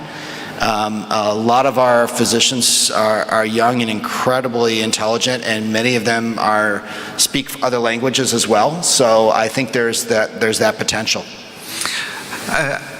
I was actually also referring to there are existing programs. I know the global emergency medicine programs like out of UCSF have been doing great work and assisting with setting up emergency training programs. So whilst it's a bit of a flippant comment on my behalf, I think there's already some of that in place, which has been well used. But I think your comments regarding almost an international force of emergency physicians that can respond where there is need is probably a good thing. What we don't have, and it seems to be going all around the world, listening to what Eric had to say, and yourself from the US, and certainly from the South Africa and the African continent, is what are we doing about emergency nurses? Because that seems to be a global critical situation. If I can bring Eric in there, what ideas would you have to try and keep nurses happy on the one hand, skilled on the other, but still be able to manage the patient workload that we are all being faced with? That's a great question, Roger, because when we ask the nurses, and after COVID period, they want to change the job. They don't want to be a nurse anymore. So that's the main concern, that we can focus on it. And we asked and we talked many times to the nurses, and they say it's over. We had a discussion with colleagues from US. They said exactly the same point. I don't know why, because they have the feeling that maybe they're scared about that, but they don't want to work anymore in the same situation. So to be attractive, of course, we could talk about the salary, but it's mainly working condition, training, and training our nurses, and maybe having a new perspective for nurses. For instance, we are working on a program in France to have the equivalent of the nurse practitioner we didn't have for 20 years. And so we are starting a new program for nurse practitioner training, for a 2 years training program for nurse. So maybe it could be a new job to be attractive for nurses. Thanks, Eric. Roger, one of the things that we are looking at in the U.S. is that nurses in the U.S. take about 3 to 4 years of training. And so we're looking at whether we train nurses at a lower level than a registered nurse, an RN, as a medical assistant, which takes potentially 6 to 8 months of training, or an LVN, which takes 2 years of training, and unload some of the jobs that the nurses don't want to do, that's, quote, burning them out, unquote, and really trying to figure out if we can make all of these jobs a little bit more attractive. And same thing with physicians, is take away some of the jobs that we don't want to do, that doesn't require our skill level, that we're forced to do. And I think that's what we're hearing from our younger physicians that are a little bit more insightful, that I don't want to do this anymore, or I don't want to do this job anymore. And I think we have to listen to them, and I think they have to speak up and make those suggestions. Thank you. I just want to make a short comment on, the availability of, staffing and the future of emergency medicine. Basically, when people go through programs and they graduate and they train and they work in different sites, as we move along, throughout the years, some people they find that they have probably different interests, like in finance, in legal, in admin, or even in the specialty of emergency medicine. They look at emergency medicine probably at a stage and they want to do something like, something more outdoor, like wilderness, or even something like special operation medicine, like HIMSS and Medevac and all that. So I think this is a tool that probably institutions around the world want to tap into. First of all, to avoid burnout for emergency physician. Second, to explore other skills that an emergency physician or an individual or a nurse or an EMT or a paramedic has at a stage that he was too busy during his residency or the first few years of establishing himself, is actually to have probably an international umbrella to train people like that and put them in a more probably accredited programs. Not only this will feed back into emergency medicine and disaster and a global event, but it certainly would probably have a better response in terms of disaster like flooding or pandemic, or even unify the scope for payment, for example. And that's just a thought. If I can pick up on two things, I think there's been some really great points made. So in our nursing system, we already operate on a 3-tier structure where the RNs are the chief nurses. We have nursing auxiliaries and staff nurses, which range from a year to 2 years to 4 years of training, and then there's specialty nurses on top of that. The difficulty that often comes is that from a financial perspective, the hospitals see that why would they need to have any registered nurses, because the physicians can take over that role and then you're paying a lower salary. So we found that we've not gained much from that. And with regards to, I think it's an amazing thing to be able to allow staff to develop in areas of their interest. The difficulty often, and I'm sure we've all sat when you're running departments going, yes, I want to support an individual, but in supporting that individual, I could threaten the rest of the team. And that is often the difficult tightrope that we are needing to walk. I am also quite staggered that there are more graduating emergency physicians in the US than there are on the African continent. And that's you graduating those numbers each year. But it brings me to my second question for you, Paul. You've stated that emergency medicine in the US is 50 years old. It's one of, or not the oldest country, or not the oldest country, shall we say the grandfather of emergency medicine as specialties globally. So it's something that we've not faced before, is looking at how can emergency physicians work until retirement at a pace that is often required in busy emergency departments. And the natural progression has always been into leadership or academics or something like that. But do you think that emergency physicians can be a pit doc till the age of retirement or death, whichever comes first? And I do note Lewis has got a question, so if I could ask Paul to answer that, and then I'll take Lewis. I think, Roger, this is a great question, is can you be a pit doc till your 60s. I have to tell you, I've worked alongside a lot of the physicians that I worked with were 60 plus. And I have to tell you, it's a more difficult job as you get older. I'm looking into the audience, and when I was 20, 30, 40, 45, doing a night shift was easy. It's more difficult now that I'm in my mid-50s. And I still do them from time to time, but they're much more difficult than I recall them being when I was younger. So I think the issue here is there probably needs to be some type of seniority for the older emergency physicians, that they work less nights.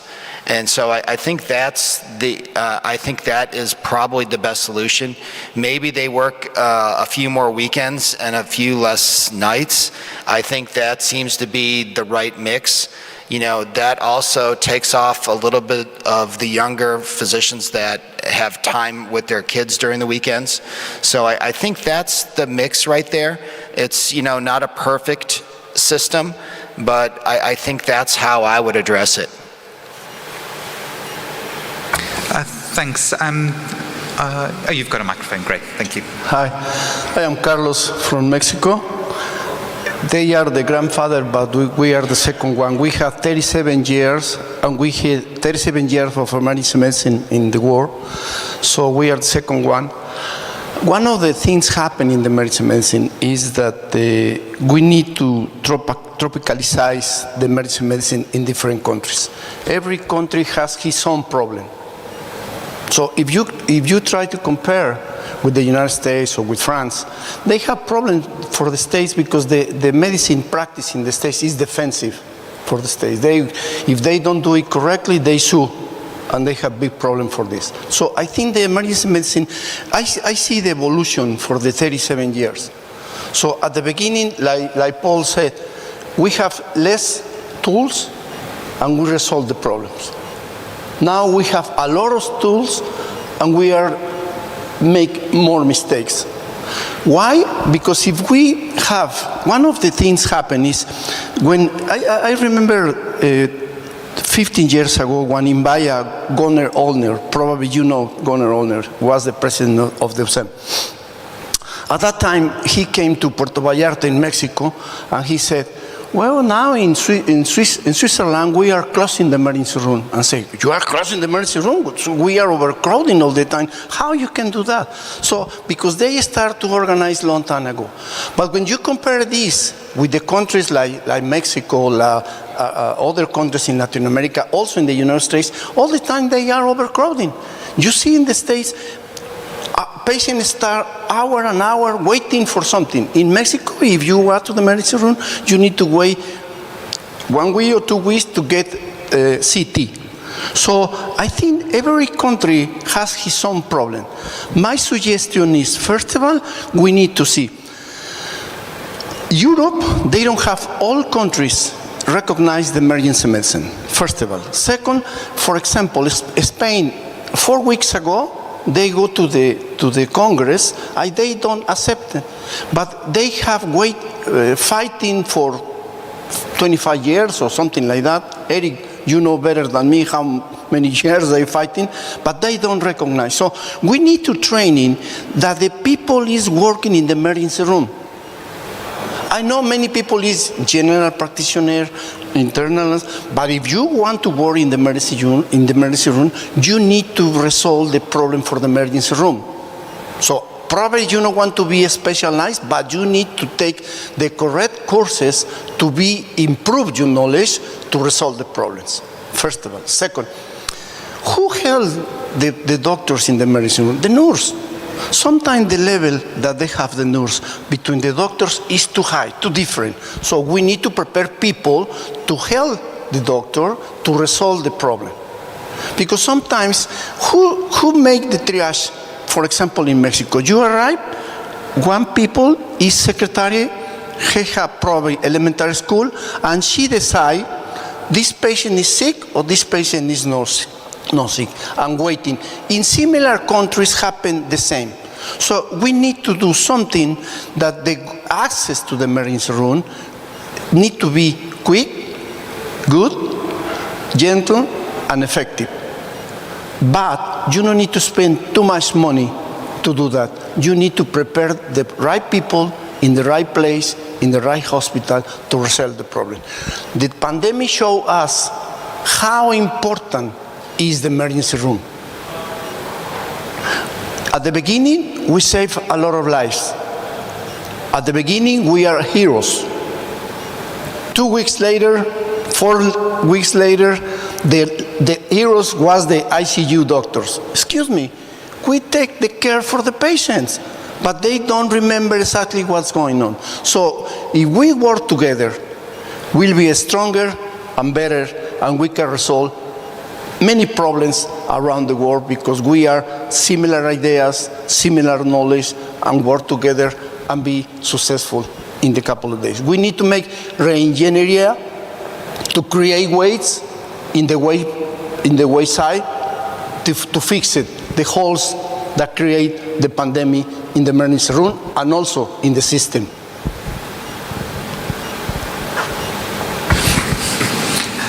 Carlos, thank you. I think there's some, if I can pick out some very important points that you've made, is that I call it the hero to zero phenomena, and it's something that we face in emergency medicine all the time.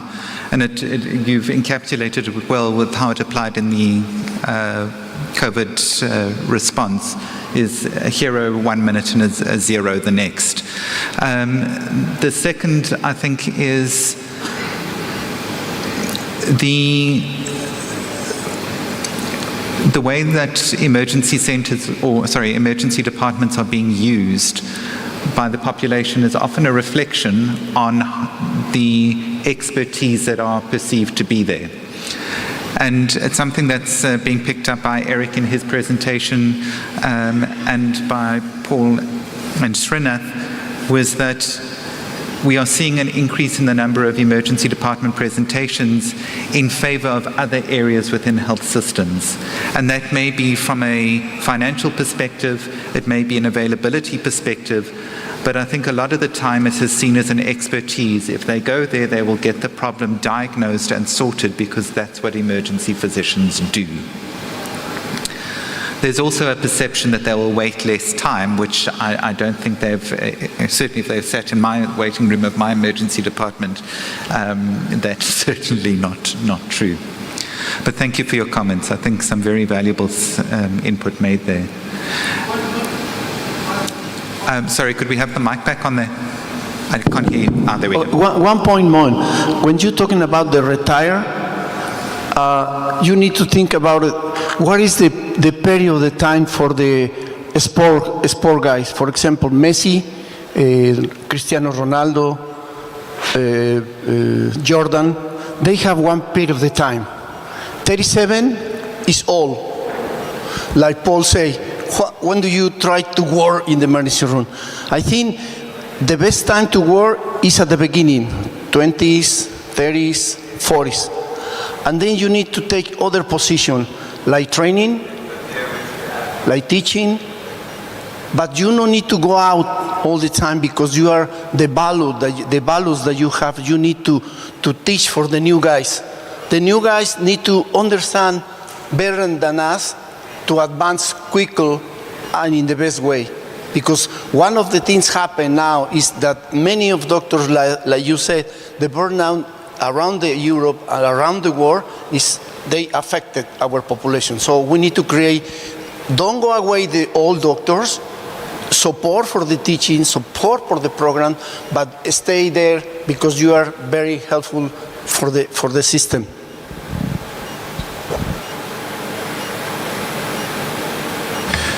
All right. Any more questions? May I add a comment? Yeah. Yes. Go ahead, Eric. A quick comment about to summarize what you said, and I agree with one main point that Roger said.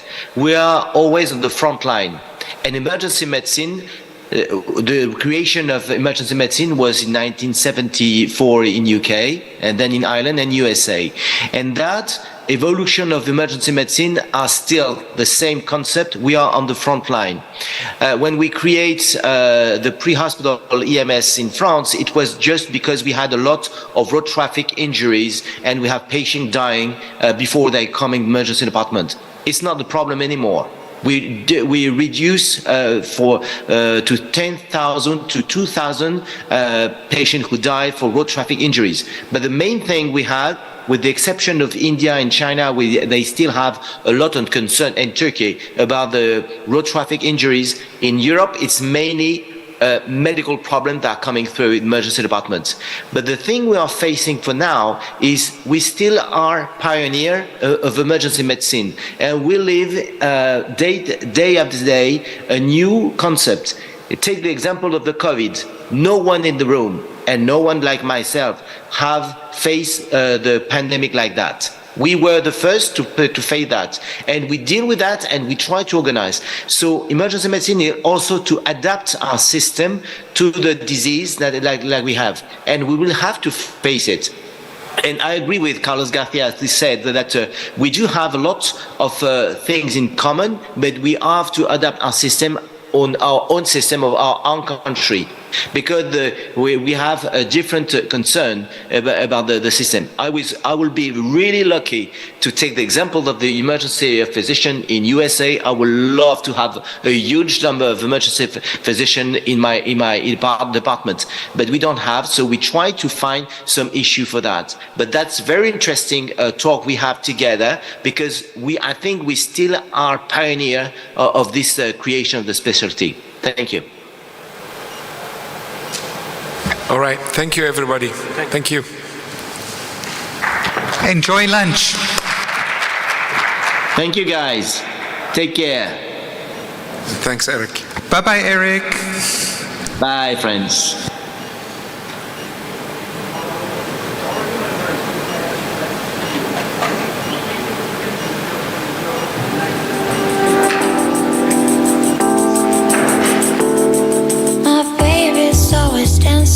And I want to give the mic to my close friend Hikmet from Ata Yurdu,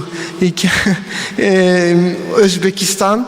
We are in very good collaboration between Turkey Emergency Medicine and Uzbekistan. Yes, Hikmet, please. Thank you very much. Yes, indeed, we are collaborating for more than 5 years, and it's a great honor and pleasure for us. It's quite challenging to start after lunch session as usual, and this is an endless battle of curiosity with physiology, but nevertheless, let's start. So, as Bashar Hojam has said, it's our really great pleasure and privilege to invite here Professor Josep Brugada for his topic, Sudden Cardiac Death. Por favor, toma la palabra.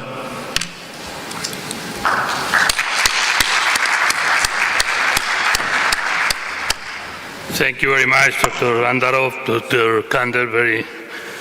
This one, next page. Okay. Next page, and laser. This laser? Push, yes. Hold push. Yes. Okay. Thank you very much. So I will talk in the next minutes about sudden cardiac death, and I will try, first of all, to remind you the definition of sudden cardiac death, which is a form of death which is natural, which is due to cardiac causes, unexpected in time and form of presentation, that is always preceded by sudden loss of conscience, that happens in the next hour after initiation of symptoms, and this happens in someone with or without a known cardiac condition. As you know, the final rhythm that produces sudden death is, in the majority of cases, ventricular fibrillation. But there are other rhythms that might lead to the same situation, which is the asystole, complete AV block, or electromechanical dissociation. But basically, in our interest, the most important one is ventricular fibrillation. practically any form of cardiac disease can, at the end, produce sudden cardiac death. But basically, we are dealing with ischemic causes, with myocardiopathies like hypertrophic, dilated, or arrhythmogenic, but also some electrical conditions like the long QT, the short QT, Brugada syndrome, but also other conditions like the postoperative congenitals, cardiac amyloidosis, etc. All of them at some moment can produce sudden cardiac death. So if we talk about ischemic, we're talking about number one cause of sudden death in our environment. In Europe, number one cause of sudden cardiac death is acute myocardial infarction. So during the acute phase of the myocardial infarction, the cells get with ischemia, and they complain about this ischemia by having pain, but also by producing ventricular arrhythmias that can produce ventricular fibrillation and sudden death. So if we want to fight against sudden cardiac death in our environment, we have to fight against acute myocardial infarction and prevent acute myocardial infarction. When we are dealing with patients that have already gone through an acute myocardial infarction and have survived the myocardial infarction, in the chronic phase of the myocardial infarction, there is also a risk of having sudden cardiac death because of the occurrence of electrical circuits in the area of the myocardial infarction. The bigger the myocardial infarction, the most chances that during follow-up ventricular arrhythmia or sudden death might occur. Although in the last years we have learned that it's not only a matter of the size of the myocardial infarction, but you see here that a small myocardial infarction, very homogeneous, is a non-arrhythmogenic scar, but also a huge myocardial infarction, but very homogeneous, it's also non-arrhythmogenic. On the contrary, you can have a small myocardial infarction which are very inhomogeneous, or large myocardial infarctions, very inhomogeneous, which are really arrhythmogenic. So the point is that probably in the future we'll be analyzing the risk of sudden death in a patient post-myocardial infarction, not only because of the size of the infarct, but on the quality of this infarct and the survival of cells producing an inhomogeneous scar, which is more prone to arrhythmias than an homogeneous one. When we're dealing with dilated cardiomyopathy, we're dealing with probably what has been called the pandemic of the 21st century, because the increase in the number of patients suffering from cardiac insufficiency, dilated cardiomyopathy because of the increasing age of the population, increasing risk factors like hypertension, diabetes, obesity, etc. Remember that 50% of the deaths in patients with dilated myocardiopathy are sudden death because of ventricular arrhythmias. So we have to treat the cardiac insufficiency, but also we have to prevent the arrhythmias in this population. When we're dealing with hypertrophic cardiomyopathy, here we are dealing with a genetically determined disease that produces a hypertrophy of different parts of the muscle, and this hypertrophy produces arrhythmias, many of them ventricular, many of them polymorphic, and many of them lethal, that might kill the patient by sudden cardiac death. And remember that hypertrophic cardiomyopathy is the principal cause of sudden death in patients younger than 40 years of age, especially sport practitioners. We also have arrhythmogenic right ventricular cardiomyopathy, which again is a genetically determined disease that produces changes in the muscle, basically in the right ventricle, but also sometimes in the left ventricle.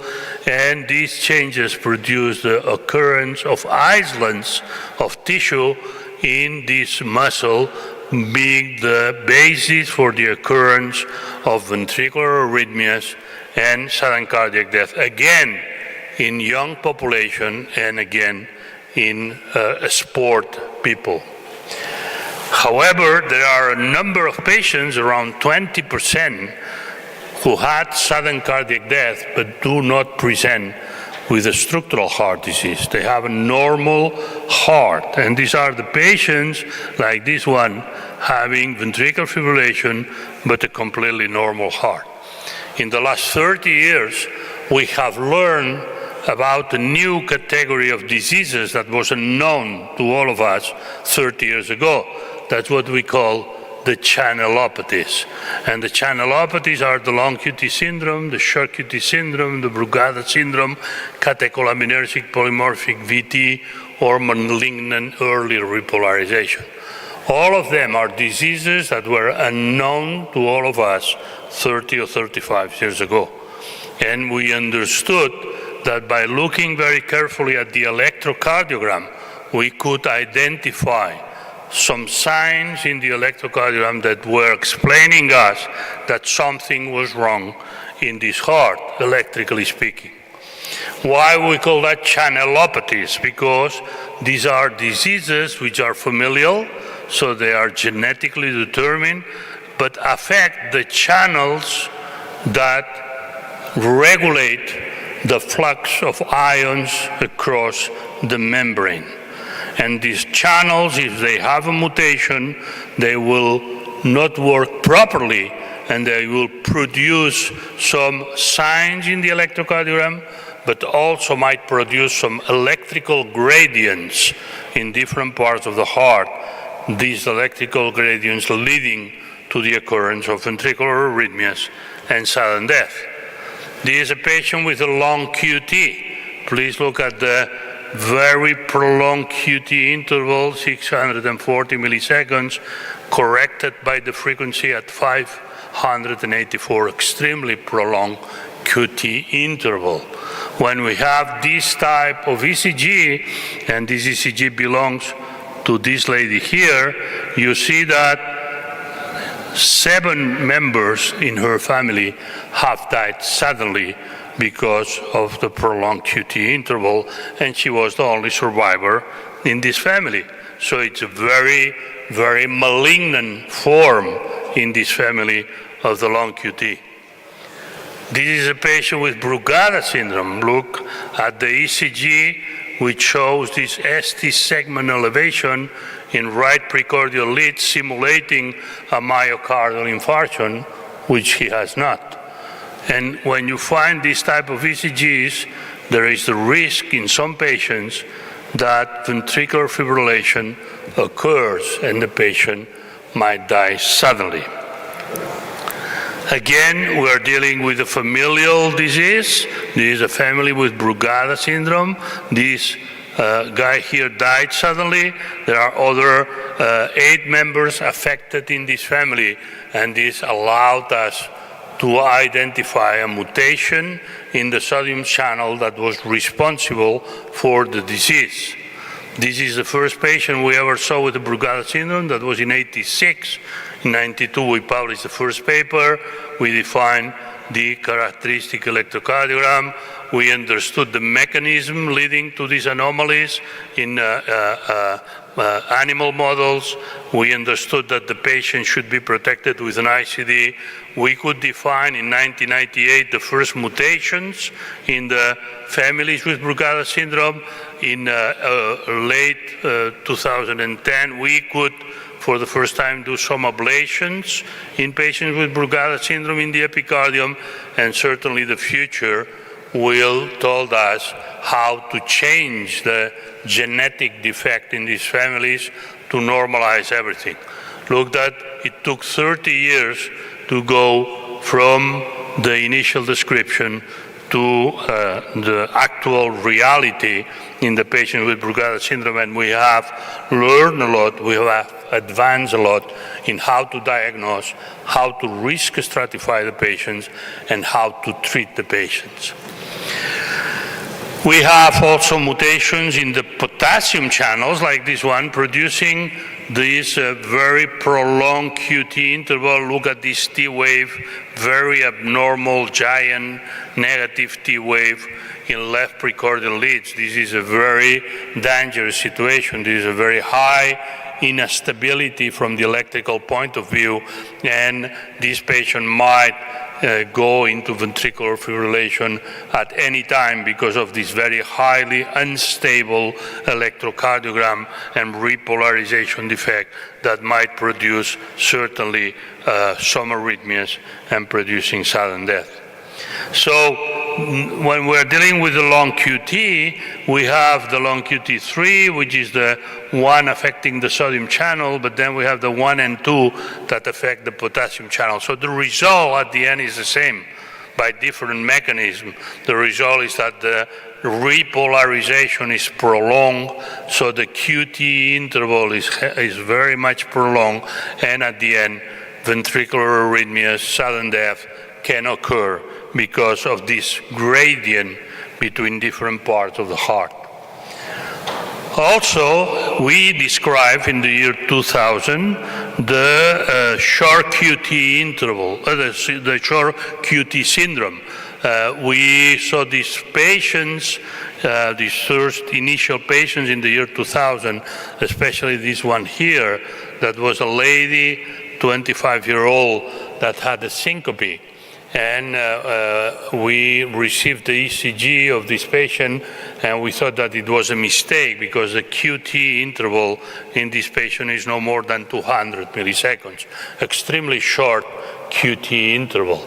So at that time, we asked for a repeated ECG because we thought that the machine was not working properly, and we received the same ECG, so we understood that this was probably the first case of short QT syndrome ever described. Unfortunately, this lady, this was a Friday evening, and we asked the lady to come to our hospital, but the lady was living 100 kilometers away, so she decided that she will come to our consultation on Monday because she had a very young boy of 5 or 6 months of age, and unfortunately on Sunday morning, this lady died suddenly. So then we learned that this was a familial form. Here you have some families with a short QT syndrome. Look at these very short QT intervals, very tall T waves, and very short QTs in families with sudden cardiac death. So probably this is the most malignant of all the channelopathies because of the very short QT interval. There is a huge window of vulnerability in these patients, and any arrhythmia, any extrasystole might produce ventricular fibrillation and sudden death. That's why probably there are very few patients described with the short QT syndrome all over the world, probably because they are dead. This is a polymorphic, bidirectional ventricular tachycardia, and this is specific from a condition called the catecholaminergic polymorphic VT. Again, a familial disease, genetically determined disease produced by a mutation in the ryanodine channel. The ryanodine channel is the channel that regulates the flux of calcium inside the cell. And during mental or physical stress, the flux of calcium increases. If the patient has a mutation in the ryanodine, this flux cannot occur, and there is an accumulation of the intracardiac calcium, and this produces an intoxication of the cell, and finally produce this type of arrhythmias that you see here appear during a stress test or mental stress test. This is the ryanodine channel and how the calcium accumulates inside the cell and produces this type of arrhythmias. Finally, the last situation described is what is called the malignant early repolarization. which occurs in patients having this abnormality at the end of the QRS complex, like an early repolarization that in some cases might be responsible for the occurrence of ventricular fibrillation. In some patients, there is an overlap between this early malignant early repolarization and Brugada syndrome, and still it has to be studied in the future. At the end, all of these diseases produce ventricular fibrillation because of this electrical gradient between different parts of the heart. So we can say that genetic studies have identified a new category of diseases responsible for syncope and sudden cardiac death in patients without demonstrable structural heart disease. That's what we call channelopathies. The good news is that if you look carefully at the ECG, you will find the signs to identify the patients at risk. So be careful and read carefully the ECGs and learn how to identify the patients that might be at risk. So, of course, in the patients that are recognized as patients at risk, we have to protect them. And we protect them basically by using implantable defibrillators. As you know, implantable defibrillators are extremely reliable devices that identify the ventricular arrhythmia and treat them very effectively in the majority of cases.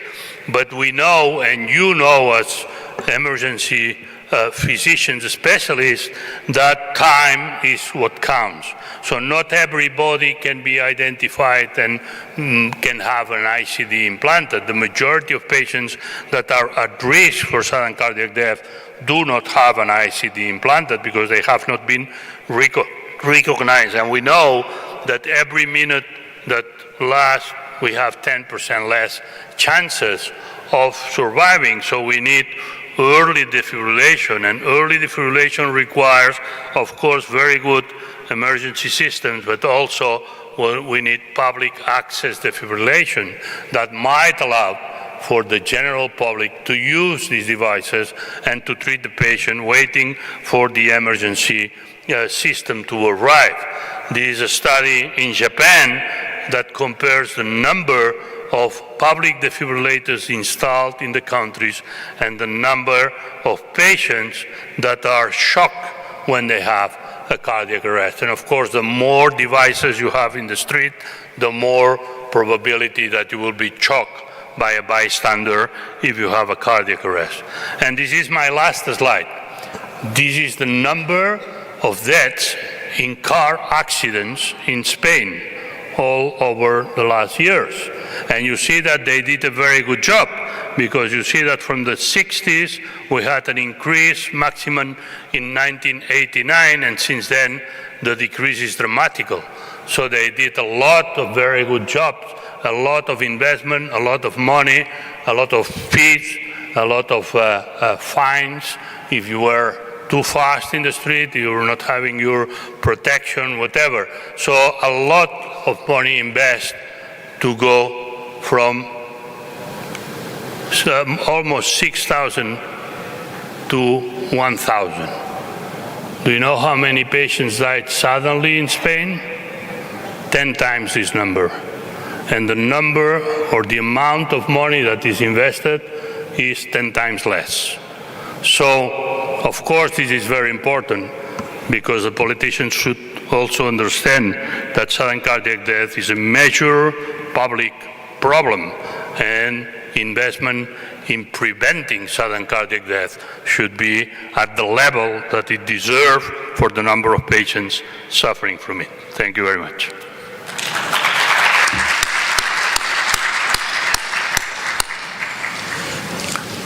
Thank you very much for this great presentation. I think we can take the question, the last. Yeah, okay. Okay, thank you very much. We will take the question later. Okay. Yes. Now I want to invite the second speaker, Dr. Hikmet Anvarov, about aortal dissection.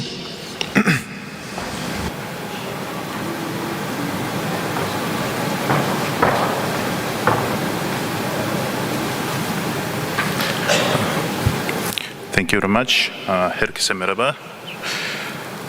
So it's a really great honor to me to be here with you again. And as I've taught you this morning, the main focus in our hospital in Uzbekistan is on the ascending and descending thoracic aorta. Yep. Closer. Okay. Is it good now? Thank you. So some protocol things, I have nothing to declare, only I would like just to stress the contribution of my angio and cardiovascular department in designing these slides. So the dissections of aortic aneurysm is, as you know, all the condition characterized by a rupture of the inner wall of the artery intima with the formation of the false passage for the blood. And about 50% of patients with untreated aortic dissection will die within 2 days, maybe, is a risk of death within the first hour for acute aortic dissection is about 1%. So time matters. In large medical study, including almost 1,000 patients with aortic dissection, almost a third of them died within 2 days, and 2/3 within 2 months, and almost 90% within 3 months, and almost all of them within 6 months. So it's really a huge problem. The frequency of occurrence due to several studies is it's about 3 per each 100,000 population, and average almost 1,000 cases per year in my country with a population of 33 million people.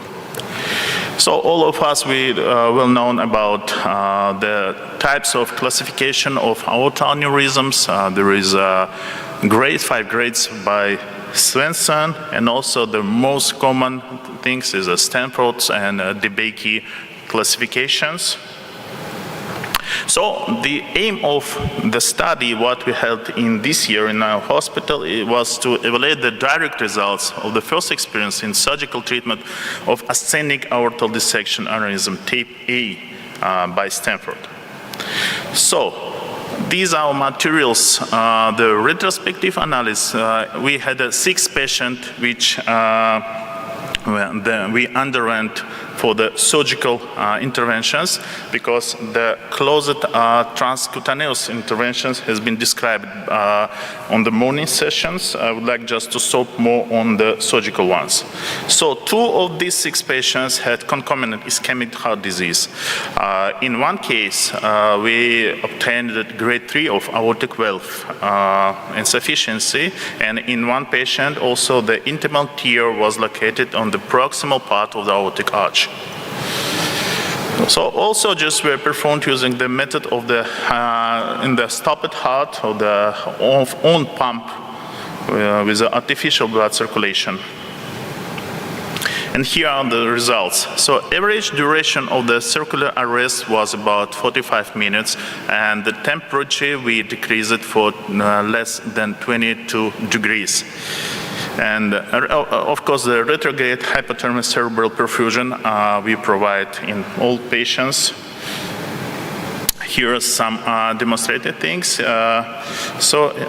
We used the prosthetic for aortal arch and for descending aorta. Here are some stages from the surgical part. In 4 cases, the patient underwent supracoronary replacement of the ascending aorta. In one case, the aortic root replacement as a Bentel de Bono surgery. In one case, supracoronary replacement of the ascending aorta was supplemented with arch replacement. And Vascutech vascular prosthesis was used in all surgeries. Biological glue also we applied. We didn't apply it.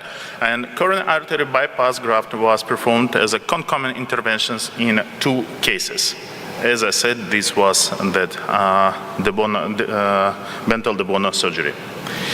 So, in postoperative period, we saw the 2 patients with signs of stroke, unfortunately, and the mortality also obtained in 2 patients. In one case, we obtained encephalopathy, but required early tracheostomy for prolonged ventilation. The average blood loss was about 900 milliliters. So in tape A, aortal dissection, about half of the patient within the first 48 hours, the perioperative mortality in half of the patients with ascending aorta and more than 50% in aortal arch. In type B, the presence of the complications mortality is the same almost, and the perioperative mortality is in between the one third and half of the patients. And other types of the surgery in ascending aorta, it's average about 5%, no more than 5% in our hospital. In a big dissection involving the thoraco-abdominal elements, it's about 11%. And in abdominal aorta, we consider more, moderately more easier. It's about 5% mortality, nevertheless. So, obtained experience of surgical treatment of descending aorta aneurysm showed that timely detection and surgical treatment, of course, can achieve satisfactory result with, let's call it, satisfactory, of course, in comparison. Mortality is about 1/3 of all patients. Otherwise, all of them will die. And further improvement of our result associated with the increase of the experience, of course. Thank you. Teşekkür ederim. Thank you very much, Dr. Hikmet. We will take the question later, and I want to announce the last speaker. Everybody in Turkey know him, Roger Dickerson from South Africa. Please.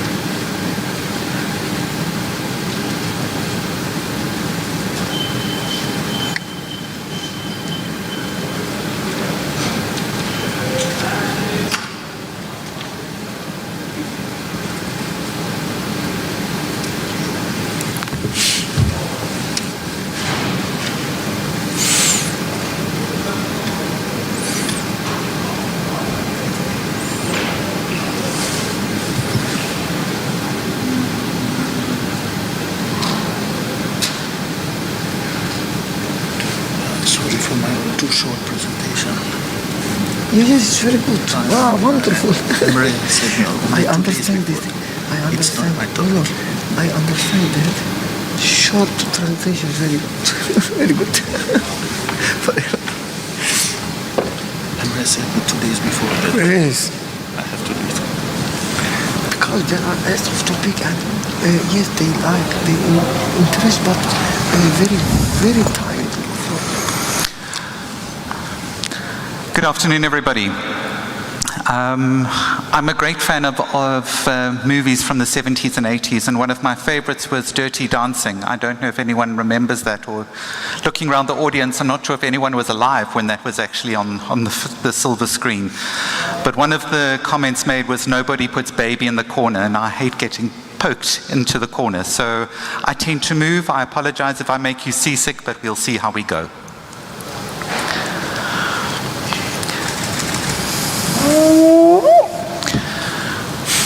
So this is my hometown of Cape Town, and I work at New Somerset Hospital, which was actually the first hospital built in South Africa, purpose-built, and was actually the first teaching hospital of the university in South Africa.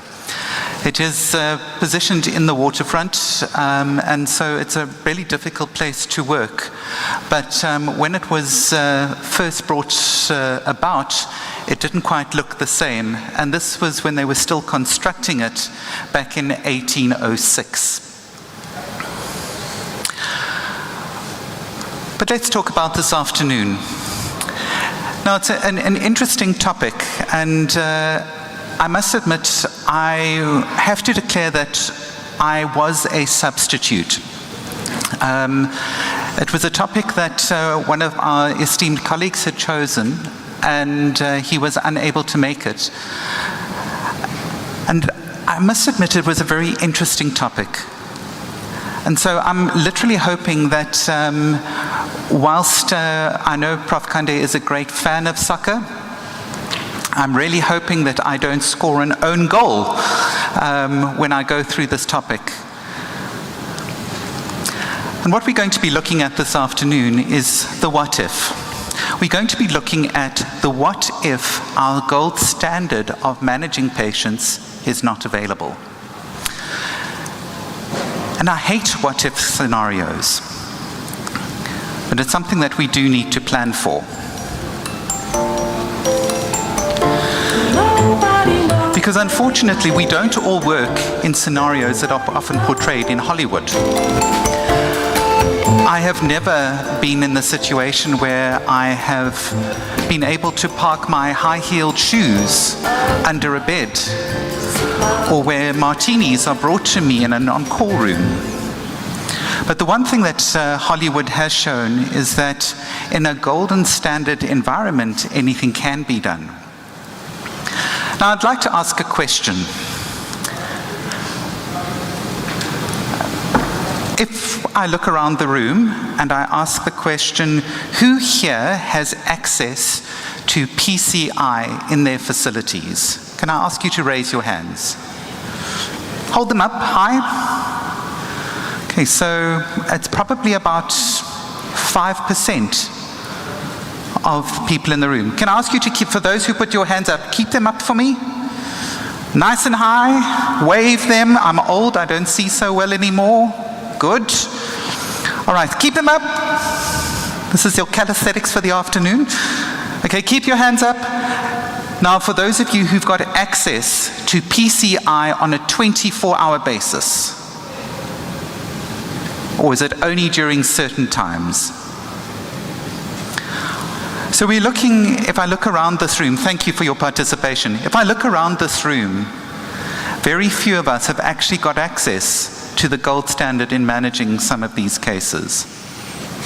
And so I'm going to talk through an approach.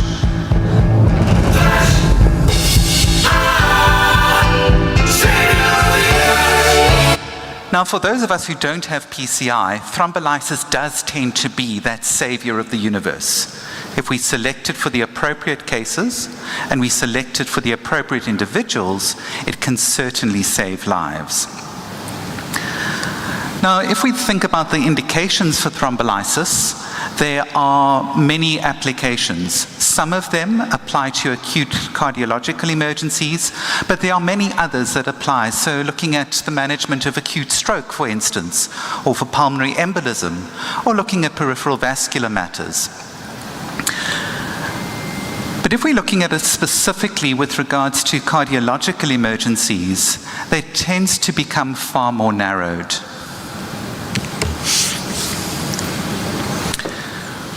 So if we think about the concept of the acute coronary syndromes being a scale or a realm, a continuum, where it starts with something as simple as angina pectoris on the one side, it then progresses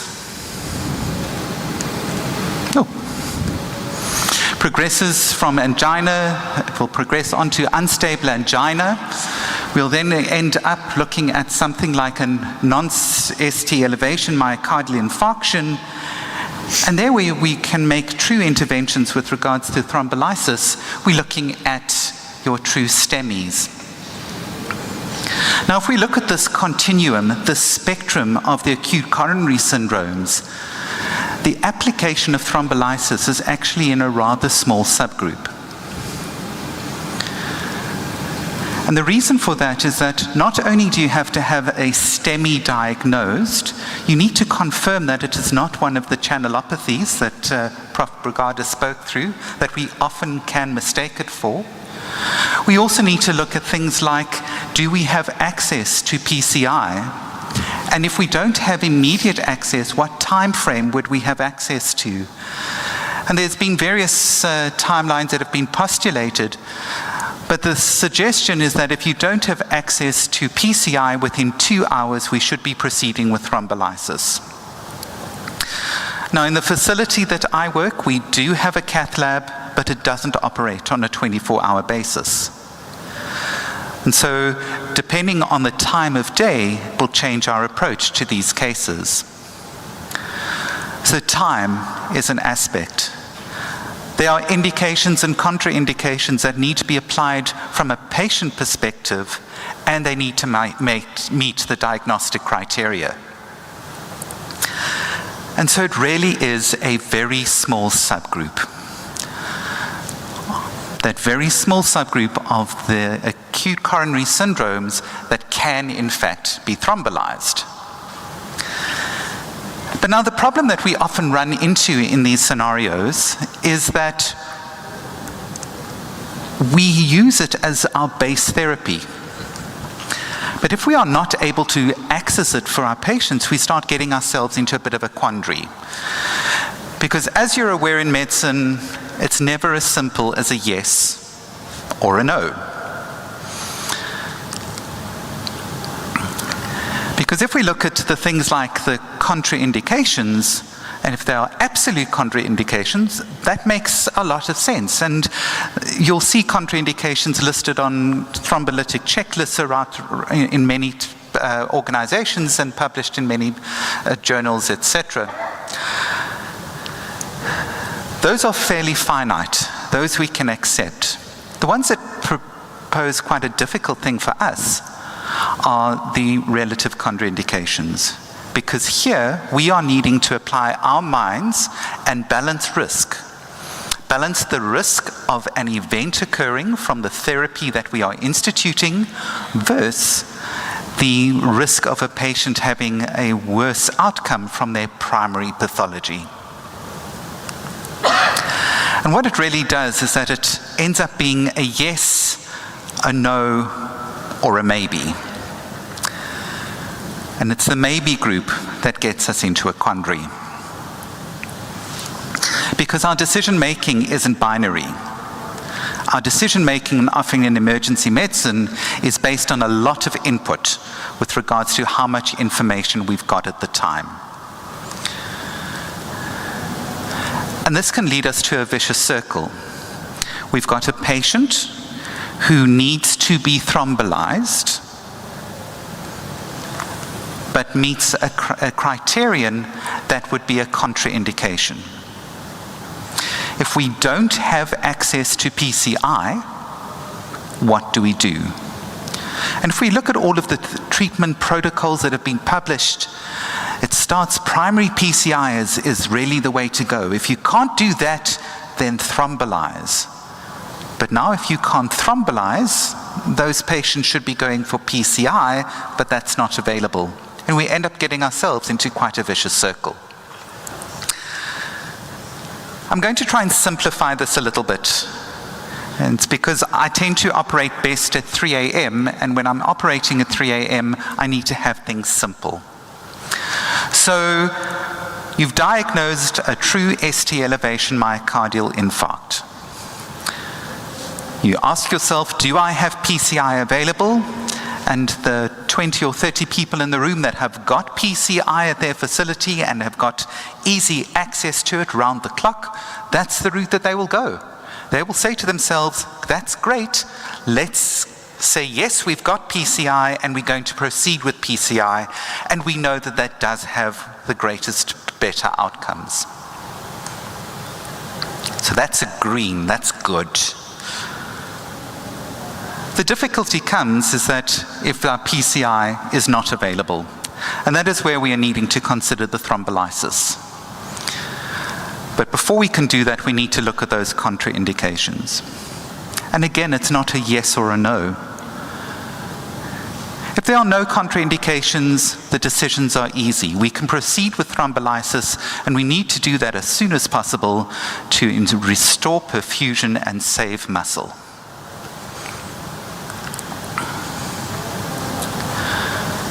If the answer is yes, there are absolute contraindications, then we can't proceed with thrombolysis. And we'd have to consider them alternative maximal medical therapies to try and improve a patient's outcome, but we're not going to be able to save that muscle.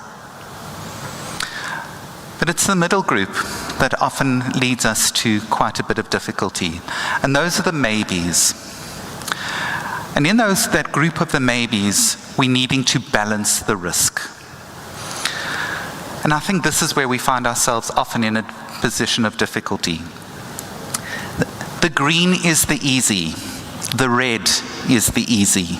The difficult one is where we, as clinicians, are having to balance risk.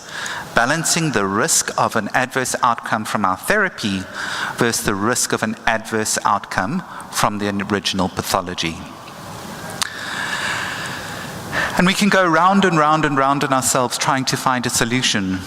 But we know that in emergency medicine, there is something worse than a bad decision, and that is no decision. And that's often where we run ourselves into difficulties, that we're needing to make a decision with limited information at the time. Now, there are a host of medical interventions which I'm not going to be going into here. We can look at the antithrombotic therapies, the good old aspirin, to try and stop that clot getting any bigger or propagating elsewhere. We can look at other medical therapies in an attempt to try and limit the damage, or if there has been damage, to try and improve the outcome. But it all comes down to that balancing of risk. Now, in the international session earlier this morning, Eric Review spoke about the pressure keg of the emergency department, and he very kindly put my head in a pressure cooker. And so, with tribute to Eric Review, who presented earlier today, I think we need to take an approach that I'm going to give his nomenclature. We need to evaluate the risk, the indications, and the contraindications. So we need to do an ERIC. And if you think about it, we're reviewing those factors, and we can do an ERIC review, or rather, an ERIC review.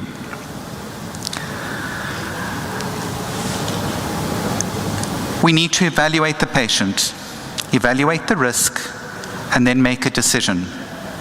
And it needs to be timeous. The longer we wait, the greater the pathology. The maybe group is the most difficult one that we have to manage. It is non-binary.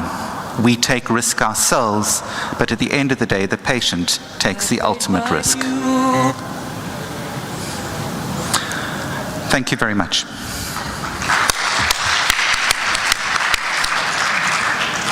Thank you very much. Baie dankie. Het is een groot plezier. Baie dankie. Yes, thank you very much. I think we have time for the question or comment. Any question or comment for all speakers? Okay, we can start from Emre. We have question.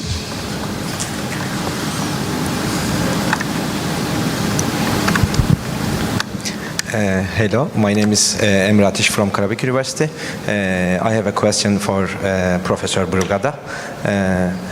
Before your presentation, Professor Brugada, we had a patient who suffered long QT, and after we analyzed the ECG, we found that ECG axis was changing constantly. Is it a common sign of long QT syndromes, or is a bizarre thing? Sorry, did you get the question? I'm sorry, did you get the question? Sorry, could you just repeat that question? We were just struggling to Yes. Before your presentation, we had a patient with long QT, and we take after we took the ECG, we found that ECG axis was changing constantly. So is it a common sign for the VTAC with long QT syndrome, or is it a bizarre thing? I'm sorry, I'm having a result of the sound again. I'm getting close. Okay. It's a personal consult. Yes. I'm sorry. Before your presentation, we see a patient who had long QT and VTAC attack. After we took the ECG, we found that the ECG axis constantly changing. Is it a sign of the long QT channelopathies, or a bizarre thing? What was the sign? What the? Axis, ECG axis changing constantly. Oh, the axis. Yes. Okay. Sorry, I'm sorry for that. No, the T wave, yes, but not the axis of the ECG. I mean, the axis of the ECG, if you mean the QRS complex axis, this is not a long QT sign. This is a conduction system disease sign.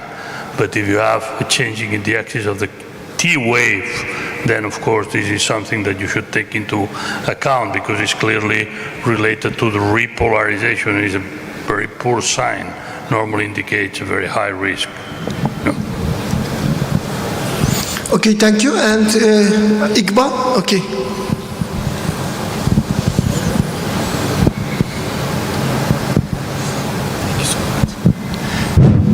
And thank you for all the professors for their great presentations.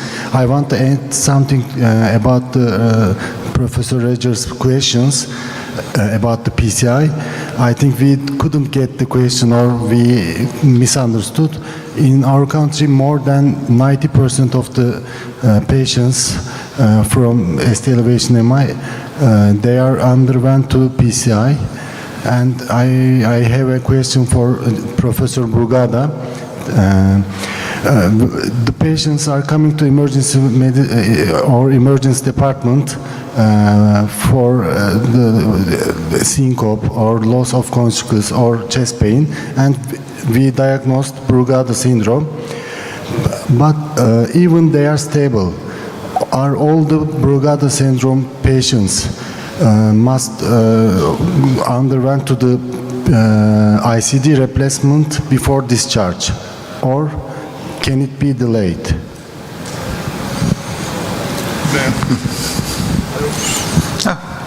Prof. Brugada? Okay, so the first thing, we have to make sure that he has a Brugada. And that's the first thing, okay? Why I say that? Because there are many patients that do have what we call a type 2 or type 3 ECG and not a type 1. And this should not be classified as Brugada. This is just an ECG which is suspicious, but it's not diagnostic, okay? So the first thing is that you need the type 1 ECG to make the diagnosis of Brugada.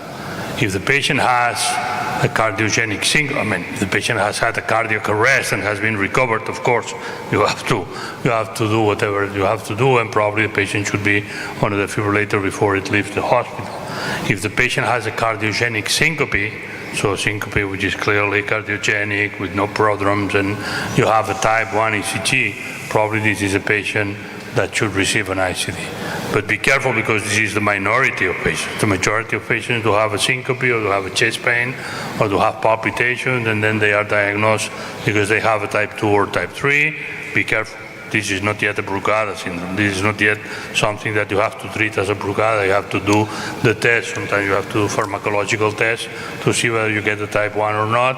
And in our hands, you will always do an electrophysiological study to make sure that the patient is inducible before implanting the patient. You know that this is controversial in different departments, but we always do electrophysiological study. If I could just, it pleases me greatly that you've got access in so many of your facilities to PCI. It's certainly not like that in other parts of the world, where we find that healthcare is very stratified, and cardiology, for instance, in the system that I work in, is considered a super specialty, and it's housed at the tertiary level hospitals. So it is a very small minority that will have primary PCI. And it's not only with regards to getting the patient to, and so if I look in working in the metropolis of Cape Town, we should be able to get a patient to a PCI suite within the necessary timeframes. The difficulty is that we've got large rural areas with long distances, and getting a patient to those facilities becomes problematic. I previously worked at Chris Hani Baragwanath Hospital, which is in a township called Soweto, a very large tertiary academic hospital, but with a cardiology department that I used to have to pull out of the emergency department because they would come hunting for patients to take to PCI. And what it meant is that none of my residents ever learned how to thrombolize because the cardiologists were so active, it's not a complaint, it's great for the patients, but when I moved and our residents go to other places, they've never had the exposure to the difficulties that thrombolysis can have. And it's easy when it's a true yes or a true no, that's easy. It's making that maybe call, balancing the risk of the relative contraindications versus the risk of the patient actually dying from the myocardial infarct. And also the difficulties of which thrombolytic to choose. Do you go a fibrinolytic or a thrombolytic, or what is going to be best for the patient? It also comes down to finances. In my facility, we have limited access to the true alteplase or any of the TPIs, but we've got free access to streptokinase. And so it becomes that difficult scenario of not only deciding whether the patient should get thrombolized or not, but then which agent to do it with. And I think it thrills me that you've got such free access. May I ask just to sign who here has thrombolized myocardial infarct? Maybe that was a better question to have asked. Okay, thank you, Roger. Okay. Any another question or comment? Yes, Dr. Ayman, please. Thanks, Dr. Borogada, for this excellent presentation. Do you know sudden cardiac death is a disaster, actually, and it's common in poor country like South Asian. Do you have any recommendation to have a screening plan, for example, in the school, for the student to screen for ECG to pick up who has the channelopathy, and is this any patient who has channelopathy, the ECG finding, it's present since birth or it changed with the age? From this, we can know what age we can screen if it is possible. Thank you. Thank you. That's a very good question. That's one of my fights with administration and politicians, is that everybody should have at least one ECG performed during lifetime. I'm a teacher, professor in the university, and I always ask my people in the room, I will say how many they are, 22, 23 years old, my students, and I always ask them, how many of you have ever had an ECG? And it's always less than 50%. And these are medical students. So imagine in the normal population that is even less. So I've been fighting, and I keep fighting for the possibility that everybody has one ECG performed in life that will detect, of course, Wolff Parkinson White, long QT, short QT, Brugada. I might suspect hypertrophic cardiomyopathy, rhythm disturbances, whatever, you know. It's cheap, it's easy, it's innocuous, it's without complication. I do myself in the area where I live, which is an area of about 50,000 inhabitants in the north of Barcelona. I do every year an ECG to every single boy and girl in the school at age 14. Okay. Why 14? I don't know it very well. I decided some years ago but I don't know very well why I decide 14 and not 16 and not 12. Probably 14 because there are diseases like hypertrophic cardiomyopathy that the abnormal ECG is only visible at a certain age when the heart is already big enough. It's true that you might miss some patients with some conditions before that, but normally if this is a patient with a genetic disease, normally you have some suspicion in the family and then of course you do the ECG. But as a general screening, I think 14 is a good age.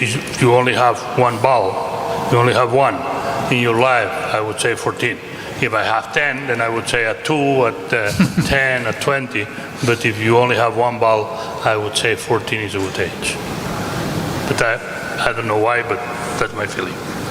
May I ask, in those screenings, how frequently do you pick up issues with these children? Okay, so we do about 500 ECGs per year, okay?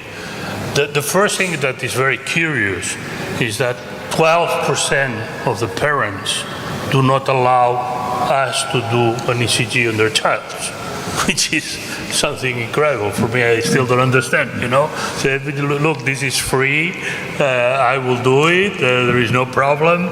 So, of course, we ask for a small record on medication or symptoms, family history, etc. And then authorization of the fathers to do the ECG. And 12% every year, 12% say no, so which I do not understand, but that's okay. Then, on the 88% that we do, which is about 500 per year, we found 3% of ECGs which are suspicious of something, which are, let's say, not normal. And then, of course, we exclude here incomplete right bundle branch block and things like that. We don't care about that. So, abnormal. And then in this 3%, basically what we do is an echocardiogram, sometimes a Holter, sometimes a stress test, but basically an echocardiogram. And finally we find 0.7% of ECGs that have something which is really abnormal, which does not mean that requires treatment, okay? But that they are normal and the patients should be followed up every year, whatever. So it's about between 3 and 4 ECGs per year or patients per year that has something that should be followed. Of course, we found Wolff-Parkinson-White, which is asymptomatic. We found some long QT. We found some suspicion of cardiac hypertrophy or patients that do have a lot of extrasystoles, ventricular extrasystoles, and then you have to follow them. We had one with a suspicion of how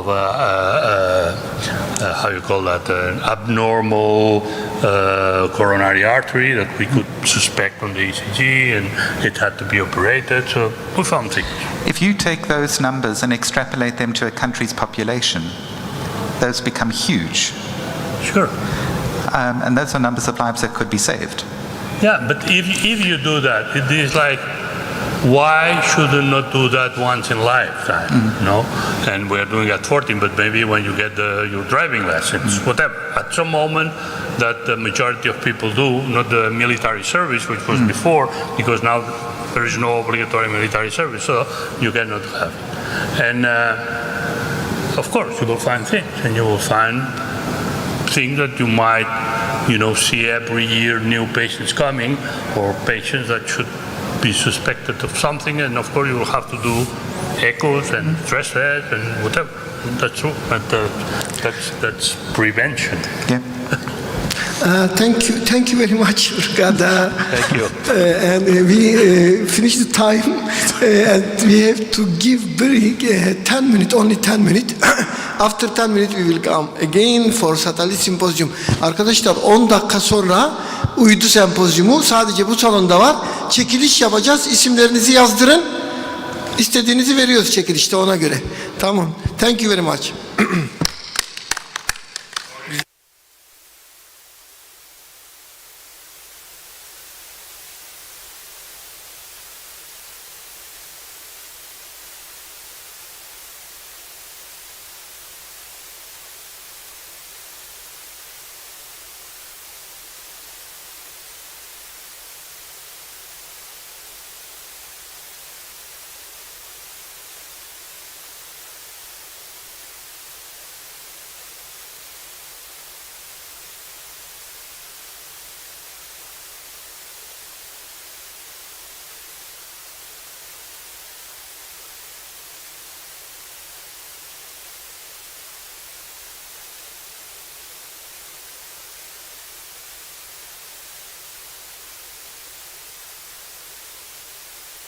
ortam.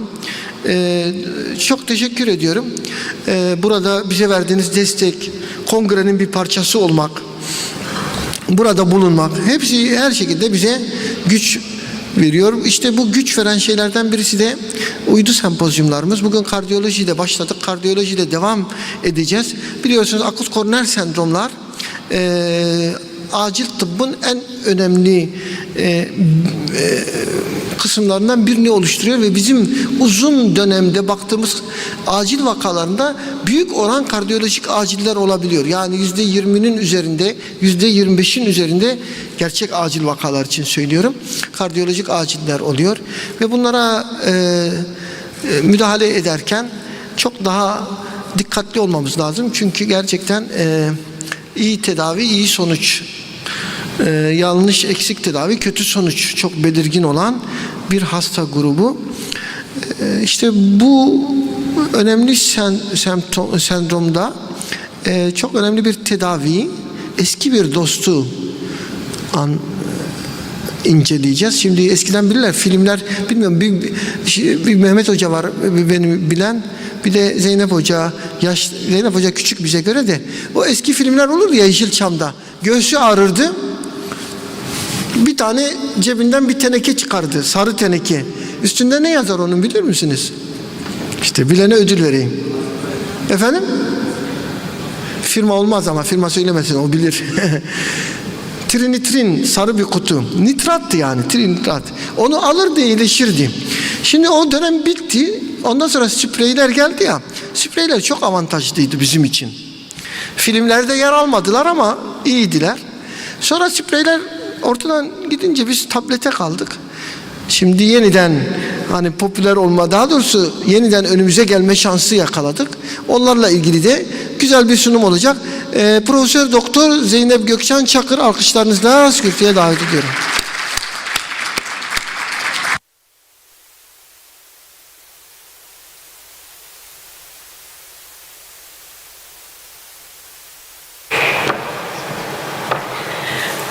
Daha fazla adım olsun diye biraz uzağa oturdum. Sahneye çıkmam zaman aldı. O arada adımlarımı da saymaya devam ediyorum. Ben kazanacağım inşallah diyorum. İndirdiniz mi uygulamayı? Evet, Başar Hocam zaten neredeyse benim anlatacaklarımı anlatıp bitirdi. Ben de size yine de kısa etkili nitratlarla, Başar Hocam'ın dediği gibi o eski dostla ilgili bir şeyler söylemek istiyorum. Yani çağları deviren, çağları yıkan, yeni çağ açan, orta çağın karanlığını sona erdiren kara barutun icadından sonraki en önemli kimyasal icat, ilk kullanışlı patlayıcı olarak icat edilmiş bir madde, gliseril trinitrat veya trinitrogliserin dediğimiz madde. İtalyan kimyager Sobrero bunu icat ediyor. İlk patlayıcıyı geliştiriyor ve kendisine progliserina diyor bu madde için. Ama daha sonra barış ödülüyle tanıdığımız İsveçli kimyager Nobel bu patlayıcıya çok büyük bir ilgi duyuyor ve en büyük gelişmeleri Nobel'in şirketi kaydediyor ve bu patlayıcıdan bir dinamit icat ediyor. Bu patlayıcıdan dinamit icat ediyor çünkü hem savaşların hem teknolojide hem sağlıkta en önemli gelişmelerin yaşandığı bir yüzyıl. Çok önemli gelişmelerin olduğu bir yüzyıl. Ve sağlıkta da aynı şekilde, aynı teknolojide olduğu gibi daha fazla ne yapabilirim, yeni ne üretebilirim çabaları var. Bir İngiliz doktor bu nitrogliserini, trinitrogliserini inceliyor ve bundan ne için kullanabilirim sorusunu kendisine soruyor. Ama ondan önce Alfred Nobel, Sobrero'nun bu icadından dinamiti icat ediyor demiştik ve İsveç'te ilk dinamit fabrikasını kuruyor. Maalesef kardeşini dinamit kazasında kaybediyor, kendi erkek kardeşini dinamit kazasında kaybediyor ve ondan sonra ilk nitrogliserin fabrikasını Almanya'da açıyor ve sonra da Amerika'ya sandıklarla tren yolu yapımları için Amerika'ya sevk ediyor. İşte Red Kit hikayelerine nitrogliserinin konu olması bu nitrogliserinin Amerika yolculuğuyla başlıyor. Epey bir zaman geçtikten sonra daha birkaç sene önce Beyrut'ta yaşadığımız o kanlı patlamanın sebebinin de yine nitrogliserin olduğunu söyleyip insanoğlunun bu patlayıcı icadının, bu büyük keşfinin nasıl sağlığımıza faydalı bir şeye döndüğüne geçmek istiyorum. İlk kez William Murrell tarafından 1878 yılında anjina krizlerini tedavi etmek için kullanıldı ve aynı yılda Murrell bunu yayınladı, duyurdu. 1896'da ölümünden hemen önce de Nobel bir arkadaşına yazdığı mektupta, ki mektubu görüyorsunuz, orijinal halinin fotoğrafını da buldum. Dahilen kullanmam için bana nitrogliserin reçete edilmiş olması kaderin bir cilvesi anlamına gelen bir arkadaşına mektup yazıyor. Çünkü bu olaydan, özellikle de kardeşinin ölmesinden zaten çok etkilenmiştir Nobel. Nobel Barış Ödülü'nün de bu yüzden konulduğu söylenir. İnsanoğlunun bu patlayıcı icadı 130 yıl süren, Başar Hocam'ın söylediği gibi çok eski bir dost kazanmamıza sebep oldu.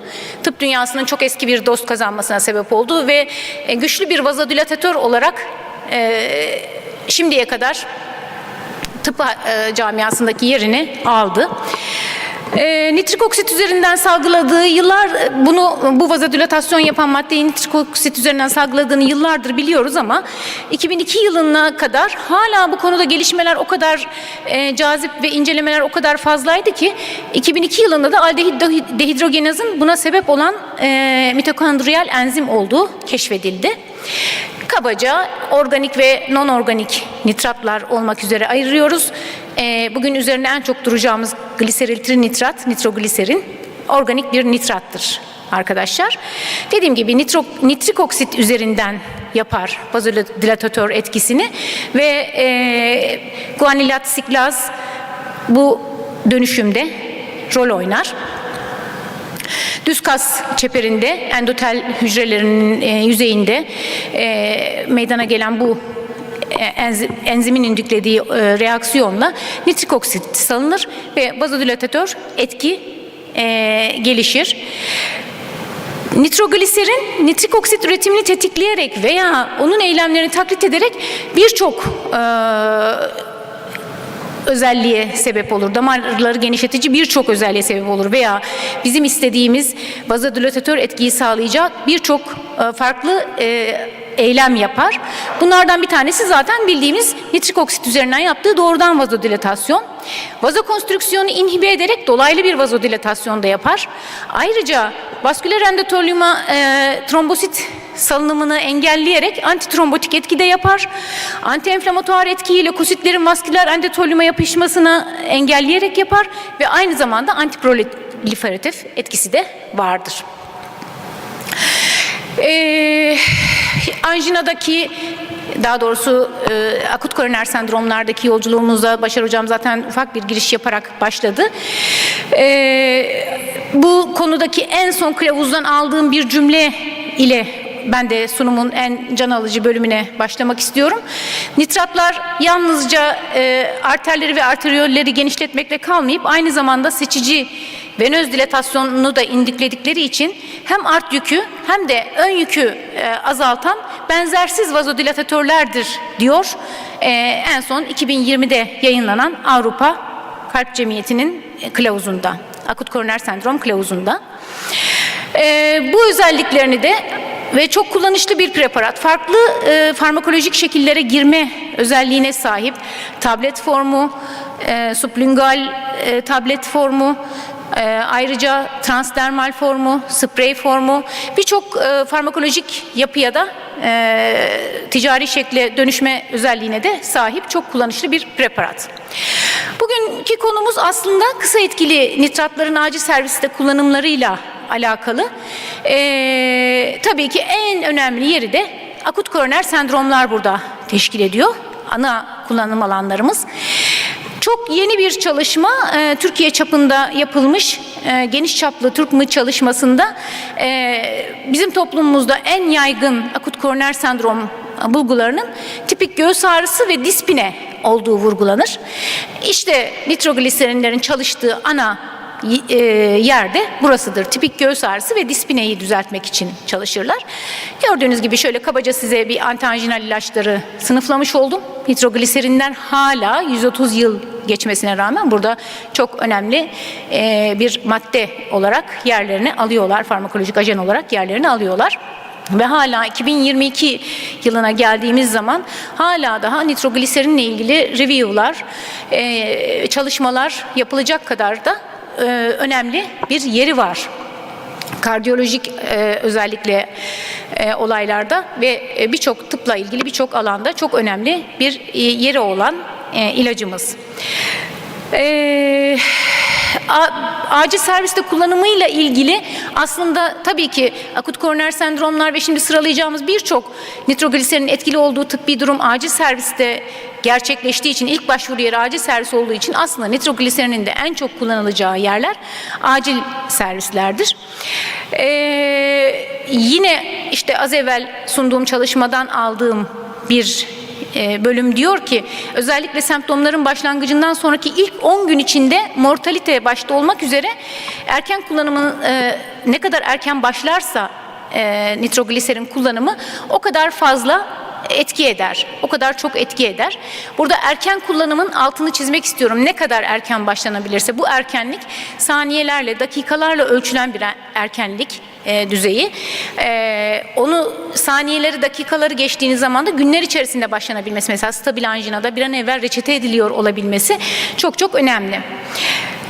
Eskiden kullanıldığı, artık kullanılmadığı bir yer var güncel kılavuzların vurgu yaptığı. O da tanı amaçlı kullanımı.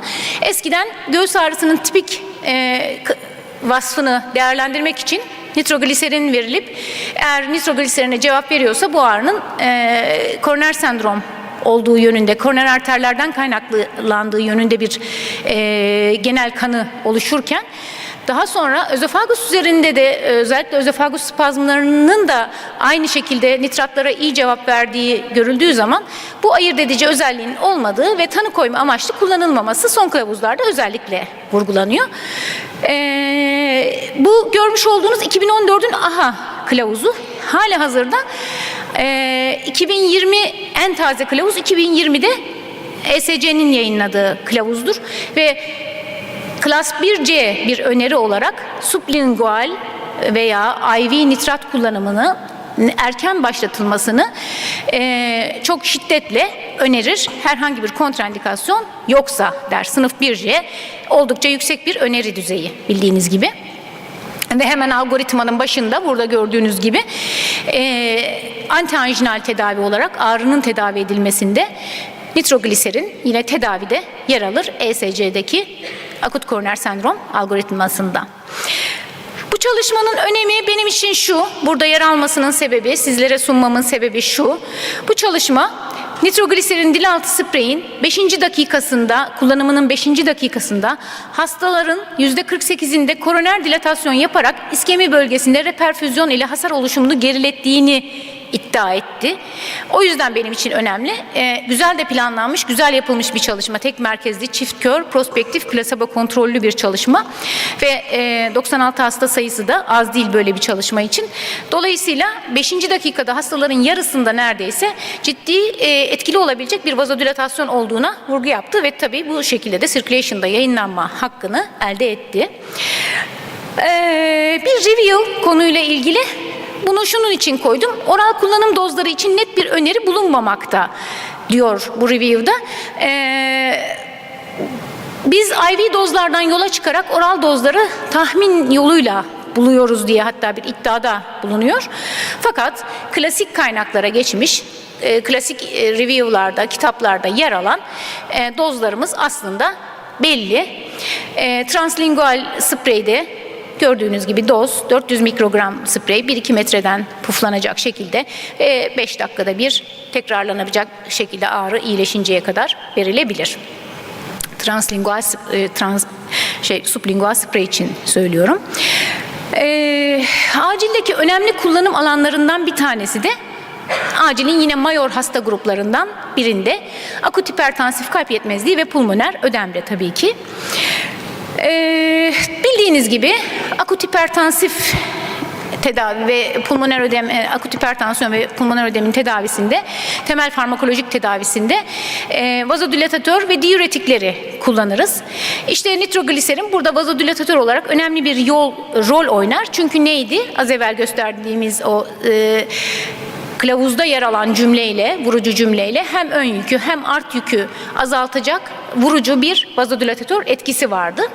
Ve kalp yetmezliği belirtisi olan kişilerde oldukça faydalıydı. Bu da yüksek doz nitrat kullanımının düşük mekanik ventilasyon, düşük endotrakeal entübasyon yapılma ihtiyacı, kan basıncında iyileşme, miyokard hasarında azalma, hastanede kalış süresini kısaltma ve yoğun bakımda kalma süresini kısaltma ya da yoğun bakım ihtiyacını azaltma gibi kriterlerin iyiliğiyle alakalı olduğunu vurgulayan bir yayın. Ve yüksek doz IV nitrat kullanımının altını çiziyor. Fakat ben bu yüksek doza bir de erken kullanımın vurgusunu yapmak istiyorum. Ne kadar erken o kadar iyi diyen bir makaleyi de sizinle paylaşmıştım. Bir an evvel başlanmasının bu açıdan da yanınızda olmasının ve hemen kullanılabilmesinin, Başar Hocam'ın anlattığı Türk filmi sahnesi benim gözümün önünde. Çok da aradım aslında buraya görsel olarak koyabilmek için ama bulamadım. O beyaz saçlı amca cebinden işte ilacını çıkartıyor ve kısa süre içerisinde toparlıyor. Çok da aradım buraya koyabilmek için, bulamadım. Çok dramatik ve kısa sürede başlandığı zaman çok belirgin etkisi olan bir ilaç olduğu için bir an evvel başlanılması yüksek doz kadar önemli. O yüzden ben bu yayının yaptığı yüksek doz vurgusuna ve bir an evvel diye de bir etki faktörünü eklemek istiyorum. Bunun için de sublingual uygulama şeklinin hastanın cebinde taşınabilmesi, acil servislerde, prehospital ambulanslarda bulundurulması, bir an evvel kullanılabilmeye başlaması açısından bir artı değer olduğunun altını çizmek istiyorum. Bu sublingual tabletlerin burada kullanım dozunu görüyorsunuz bu hastalarda. Bu iki çalışmada yani özellikle hem prehospital hem de acil servislerde yüksek dozun diğer farmakolojik ajanlara bir üstünlüğü var mı? Yani zaten belirgin, kendisini ispatlamış bir tedavidir nitrogliserin kalp yetmezliğinde, ama yüksek dozun acaba burada ekstra bir etkinliği var mı? Bunu vurgulayan makaleler. Evet, peki aort diseksiyonu ve anevrizması yine mayor kardiyaklarımızdan, korkulu kardiyak hadiselerimizden bir tanesi acil servis için. Biliyorsunuz tipik olarak tip A ascendant ve tip B descendant diseksiyonlar başlıca diseksiyon tiplerimiz. Tip A tamamen cerrahi bir diseksiyon tipi, ama tip B'de başlangıçta süreç medikal olarak yönetilebilir. İşte bu medikal tedavi hasarlı aort duvarındaki kan basıncını azaltmaya ve hemodinamik stabiliteyi sağlama amacına yönelik olacağı için burada bir vazodilatatörün işimize yarayabileceğini kabaca tahmin edebiliriz. Bu guideline'da aort diseksiyonu ile ilgili guideline'da önceliğin labetalol ve ezmalol gibi beta blokerlerde olduğunu, çünkü aynı zamanda hem kalp debisini azalttığını, sol ventrikül hızını azalttığını ve refleks taşikardileri önlediğini, nitrogliserin veya nitroprusit gibi vazodilatatörlerin nikardipin veya klevidipinlerin ardından eklenebileceğini tedaviye vurguluyor diseksiyon kılavuzunda. Acildeki mümkün kullanım alanlarından bir tanesi, yani çok mayor kullandığımız, elimizin alışkanlığı olan bir alan olmasa bile preeklamsi ve eklamsinin sebep olduğu hipertansif durumlarda kullanabileceğimiz yönünde bir takım bulgular var. Tabii ki sizin de bildiğiniz gibi preeklamsi, eklamsinin asıl tedavisi bebeğin ve plasentanın doğurtulmasıdır. Fakat bu arada da anne ve bebek için bir risk dengesi gözetilir. En uygun doğum zamanı seçilmeye çalışılır. Doğum eyleminin başlatılması ile ilgili bir takım özellikler vardır. Ve biliyorsunuz ki oldukça mortal de seyredebilecek bir hastalık olduğu için bazen çok ciddi kararlar vermek gerekir. Bu arada antihipertansiflerle yönetmek durumunda olduğumuz klinik durumda hidralazin, labetalol, lifedipidin gibi antihipertansifleri kullanabiliyoruz. Preeklamsi özellikle kardiyojenik pulmoner ödemle komplike hale geldiyse, oradaki hipertansiyon kardiyojenik pulmoner ödemle komplike hale geldiyse, o zaman nitrogliserin bir olası tedavi seçeneği olarak aklımızda yer edebilir. Normalde çok birinci basamak tercih ettiğimiz bir tedavi seçeneği değil. Bunu ilginç bulduğum için burada yer almasını istedim. Çok yakın zamanda bir Cochrane derlemesi nitrogliserinin tokolitik olarak kullanımını araştırmış ve nitrogliserinin erken doğum eylemi için uterus kasılmasını da önleyebileceğini, özofagus düz kas üzerindeki etkilerinden dolayı mesela özofagus kasılmalarını önlediğinden bahsetmiştik. Aynı şekilde uterus kasılmasını da önleyebileceğini öngördü ve bunun üzerine bir derleme yayınlıyorlar. Bu özelliği açısından diğer tokolitiklerden daha üstün değil. Fakat nitrogliserinin yan etkileri, olumsuz etkileri daha az olduğu için yine de kullanılabileceği yönünde kafamızda bir işaret oluşuyor. Burada gördüğünüzde pardon, ne yaptık? Dozlarla devam ederken tabii ki. Evet, alttakinden. Evet, yanlış yerde kaldığım için. Burada da dozlarını, eklamsi ve preeklamsideki dozlarını görüyoruz. Son olarak acil serviste hipertansif inmelerde, ensefalopatide ve sempatik krizlerde acaba kullanılabilir mi? Ne derece yeri var? En çok çalışma, bu konuda en çok çalışma prehospital alanda, özellikle de kanaması olan hastalarda, hemorajik stroke olan hastalarda gliseril trinitratın daha etkili olabileceği, yüksek doz kullanılması, IV kullanılması durumunda etkinliğinin olabileceği konusunda çok sayıda çalışma var. Fonksiyonel sonuçlara fayda sağlayabileceği ile ilgili bir takım veriler var. Fakat yani nitrogliserinin hipertansif ensefalopatiyi tedavi etmek için tercih edeceğimiz bir antihipertansif olduğunu gösteren çok güçlü elimizde kanıtlar yok. Sempatik deşarj konusunda da kokain kötüye kullanımının sebep olduğu koroner vazospazm hariç sempatik hiçbir krizde nitrogliserinin yeri yok. Sonuç olarak ben şunu söyleyebilirim. Birçok farmakolojik molekülün aksine zaman geçtikçe modası geçeceğine, değerden düşeceğine, değer kazanan 130 yıldan beri devam eden kullanımımızda olan sarsılmaz bir yeri olan bir molekülden bahsediyoruz. Ve bu molekül sublingual sprey formuyla kolay taşınır, çok çabuk elde edilir. Yanınızda taşıyabileceğiniz, o anda yanınızda olabilen bir form halinde çok özel bir kullanım alanı sunar size diyorum ve çok teşekkür ediyorum.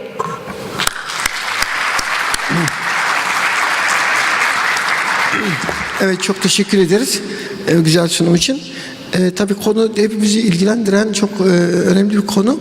Çünkü hepimiz kullanıyoruz nitratları. Hatta bir ara son slaytlardan nitrat hipertansif ensefalopatide de kullanmaya başlandı tekrar diye kafam karıştı. Sonra yaptık, yani hızla değişiyor, bir kullanıyoruz bir kullanmıyoruz. Ama özellikle sprey formu bu konu daha gündemimize geldi. Biz de bunu anlatalım istedik.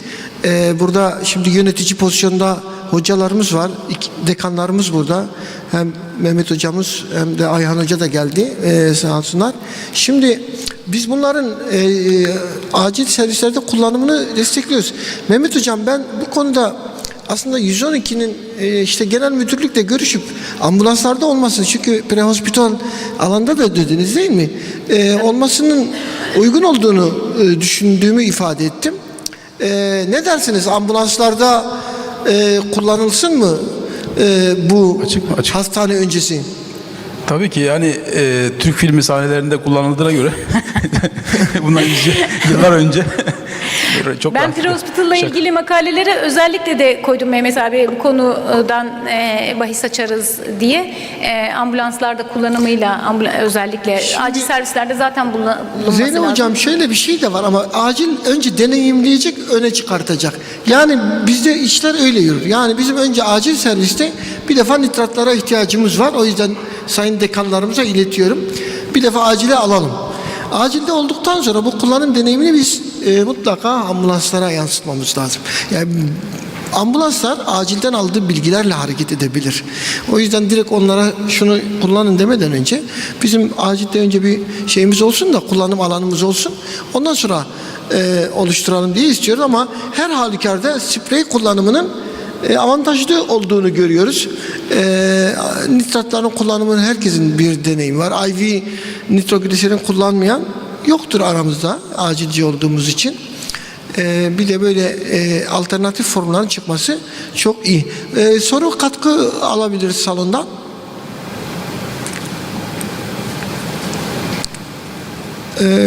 Pek soru katkı yoksa biz soralım falan diyormuşum. O zaman çekilişi getirin bari. Çekiliş yok mu? Kimse sormuyor. Çekiliş yapalım. Nitratlar tanıdık. Onu da söyledim. Bak bu soruya ödül ver. Trinitrin de hatırladın mı Mehmet Hocam? O sarı kutu. Bir de o şey vardı. Yaşlı amca alıyordu böyle göğsüne alıp iyileşiyordu hemen. Şimdi arkadaşlar ben bunu karıştırıyorum. Ondan sonra bir tane isim çekeceğim.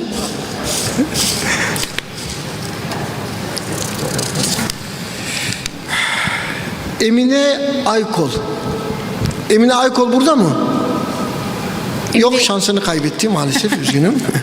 Bence ikinci şans. Emine Aykol yok. Ona da söyleyeyim biraz içi yansın. Derste olmadı. Şimdi şunu çekiyoruz. Bir dakika, şu geldi.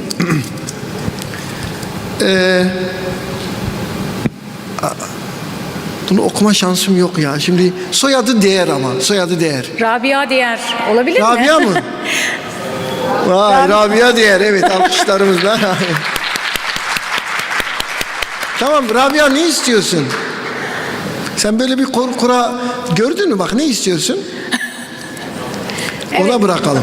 Vay, çok güzel. Yani hocam haddimi aşmazsam az evvel Menderes abiyle standın başında konuşurken ATLS kılavuzunu gördüm. Biz satmıyoruz dedi. Satar mı, ne yapar bilmiyorum. Efendim? Çok da mütevazi bir isteği var. ATLS kılavuzunu Yani ilk aklıma gelen oydu diye. Tamam, ATLS kılavuzu içeren bir kitap istiyorsunuz. Tamam, anladık. Ama çok mütevazisiniz. Ben de daha doğrusu bunlar kursu da isteyebilirim ama yani ilk aklıma geldi. Bir şey soracağım. Rabia, öncelikle cevap şöyle. Hocam canınızın sağlığını isteriz diye bir cevap oluyor.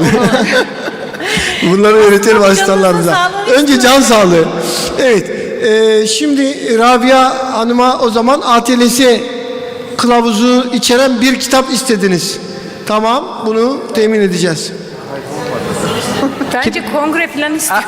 Ben kitabını kendi adresine gönderebilirim. Tamam. Behçet Hoca sponsor oldu kitap. Behçet Hoca mı gelmiş? O Behçet Hoca mı? Odur, evet. Galiba tamam, hoş geldin hocam. Behçet Hoca size kitap gönderecekmiş. Tamam. O zaman siz başka bir şey isteyin. Behçet Hocam ATLS kursu hediye etsin Rabia'ya. Tamam. Behçet Hocam yok, ATLS başka bir şey yok artık. Başka bir şey yok. Evet. Teşekkür ederim hocam, sağ olun. Behçet Hocam, siz baklava yollasanız daha iyi olmaz mıydı?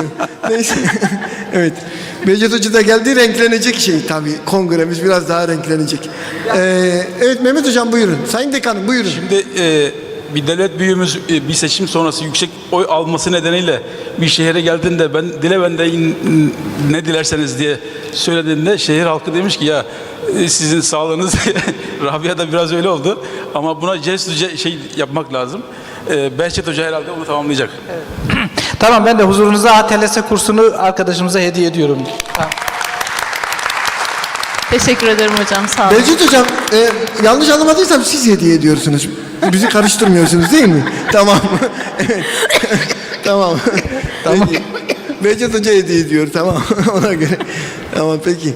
Teşekkürler arkadaşlar. Şimdi arkadaşlar, bugün performansınız için teşekkür ediyorum. Burada olduğunuz için teşekkür ediyorum. Daha fazla vaktinizi almayalım. Diğer şeye geçelim.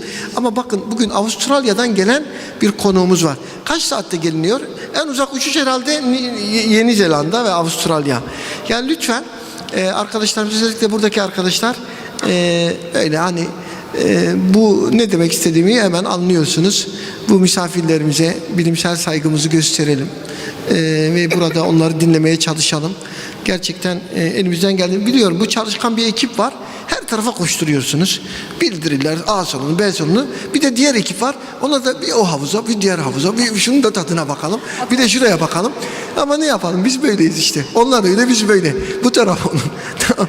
Biz eninde sonunda kazanan çalışan olur diye düşünüyoruz. Onlar da yadırgamıyoruz. Yani ne yapsınlar? Onlar da bir şekilde şey yapıyor. Ama artık buraya da önem verelim. Hemen yani B salonunda, C salonunda gitmek zorunda olanlar gitsin. Sayın Hocam, başka bir soru gelmiyor anladığım kadarıyla.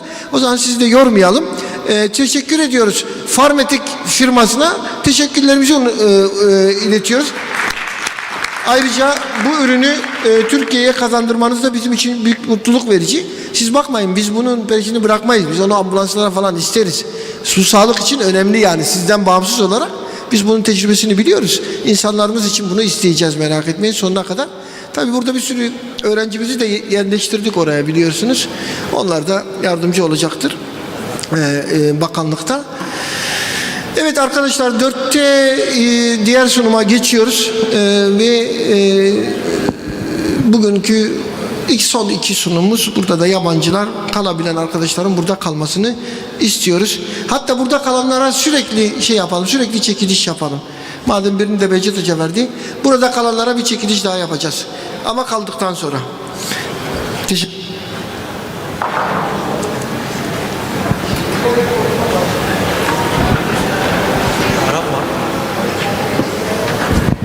Department and Poison Center for taking any kind of an help. So with this, I thank you all very much for giving me an opportunity, and I welcome you all to MCON 2022, which will be happening from November 24 to 27th in India, in Trivandrum. It's a God's own country, it's called as. So welcome you all. Thank you very much. Thank you, Doctor, for interesting lecture. Thank you. Thank you. Next speaker will be by Dr. Ahmed Dhoum.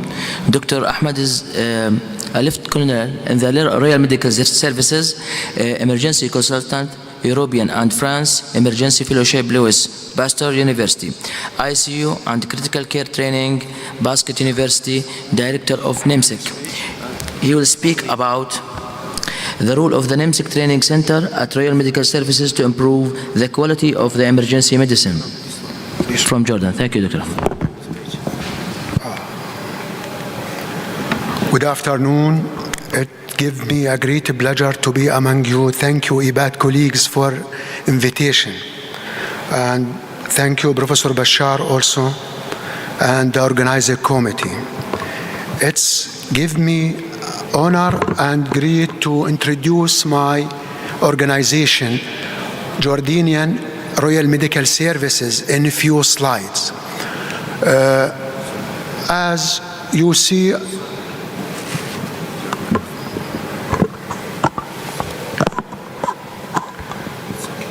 we have around 24,000 Royal Medical Service personnel, 11 or 12 institute and military hospitals, 4 military hospitals. Our Royal Medical Service mission, it's multi-focus organization working under the mission of providing, improving and developing efficient by using optimal using of available resources. As I informed, the RMS Jordanian rules, military rule, national rule, international humanitarian rule, crisis and disaster management. Our Royal Medical Service structure, we have around 12 hospitals from north to south, east to west, 6 field hospital, 4 military battalion hospital. This is our King Hussein Medical City, the largest and most disciplinary medical institution in Jordan. It contains around 6 special hospitals and preventive medicine, also nuclear medicine and ophthalmology center. The capacity of beds around 1,400 beds.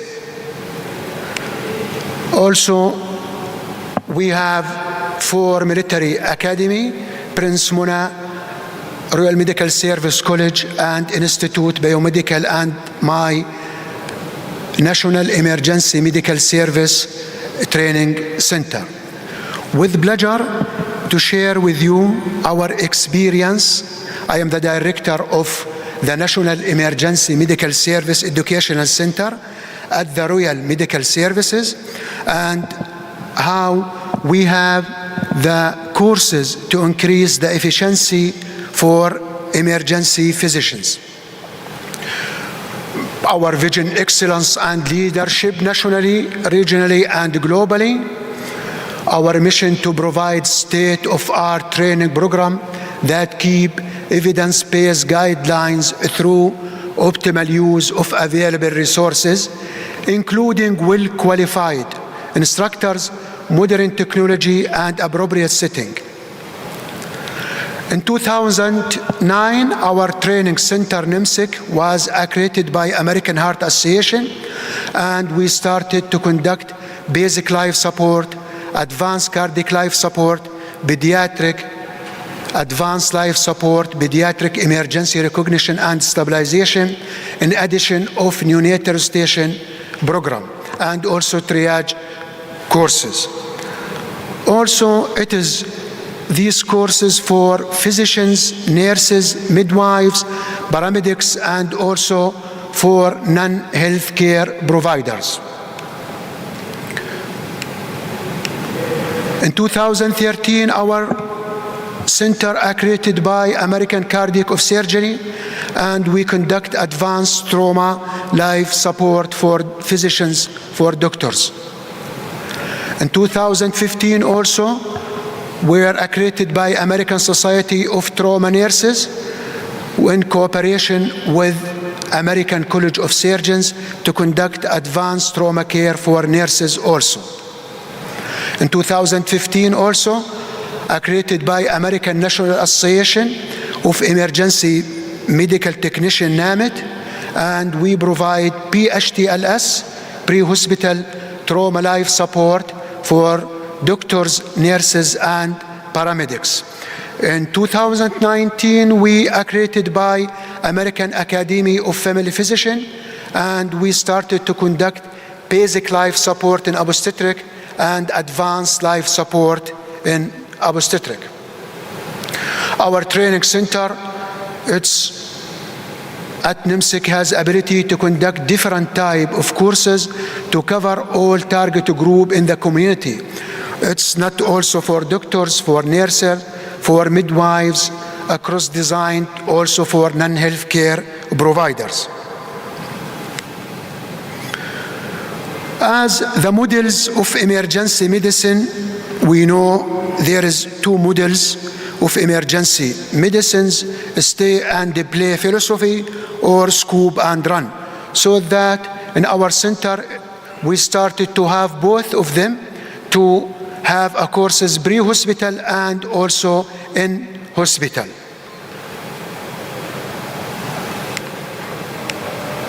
It is our accreditation from training center. This slide, it gives us information how many participants in our training center. It is not only for emergency physician, but also GPs.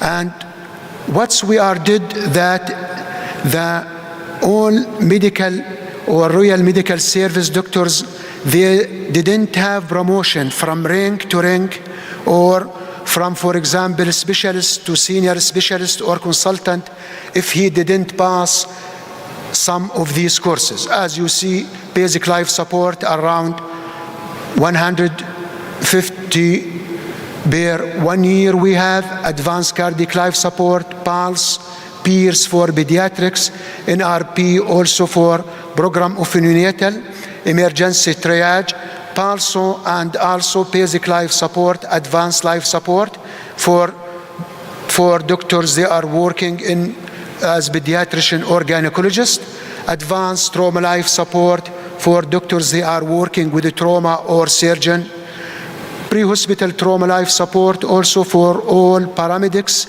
and doctors, they are working in the field.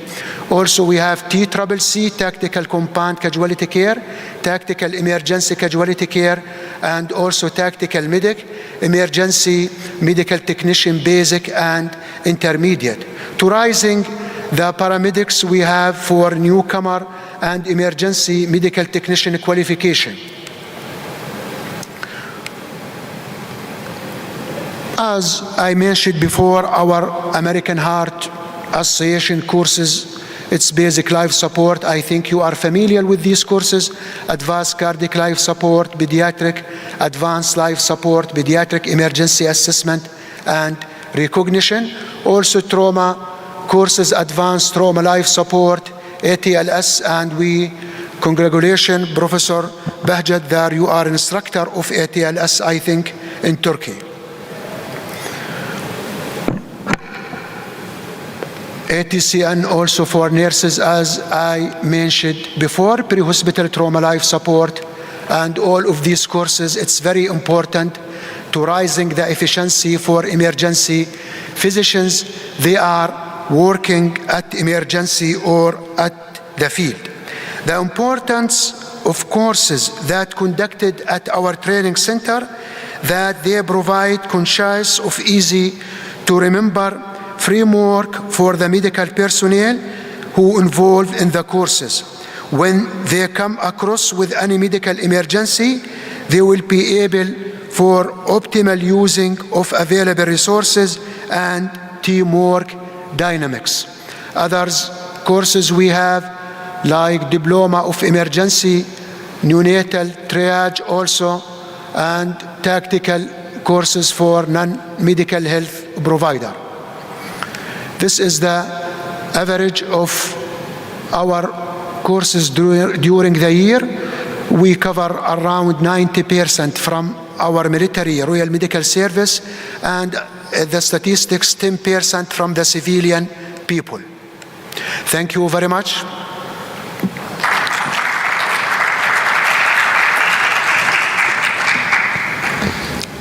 Thank you, Dr. Ahmad. The last speaker at this session, he will be Professor Dr. Rajadoura. He is Senior Consultant and Head Department of Emergency Medicine and Critical Care at Apollo KH Hospitals in Milfishar from India. And he will talk about evolution of pre-hospital care in India and the way forward.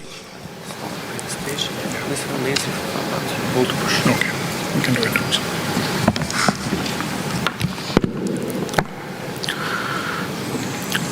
Thank you for that nice little introduction. Thank you for the opportunity. So I'm going to talk about the journey of pre-hospital care in India since a decade. And the good news is I'm going to talk within 10 minutes. And I'm going to keep my lecture short as possible. Well, not this short. So who said the thank you slide has to be only in the end? So I take this time to thank the organizers for giving us the kind of opportunity.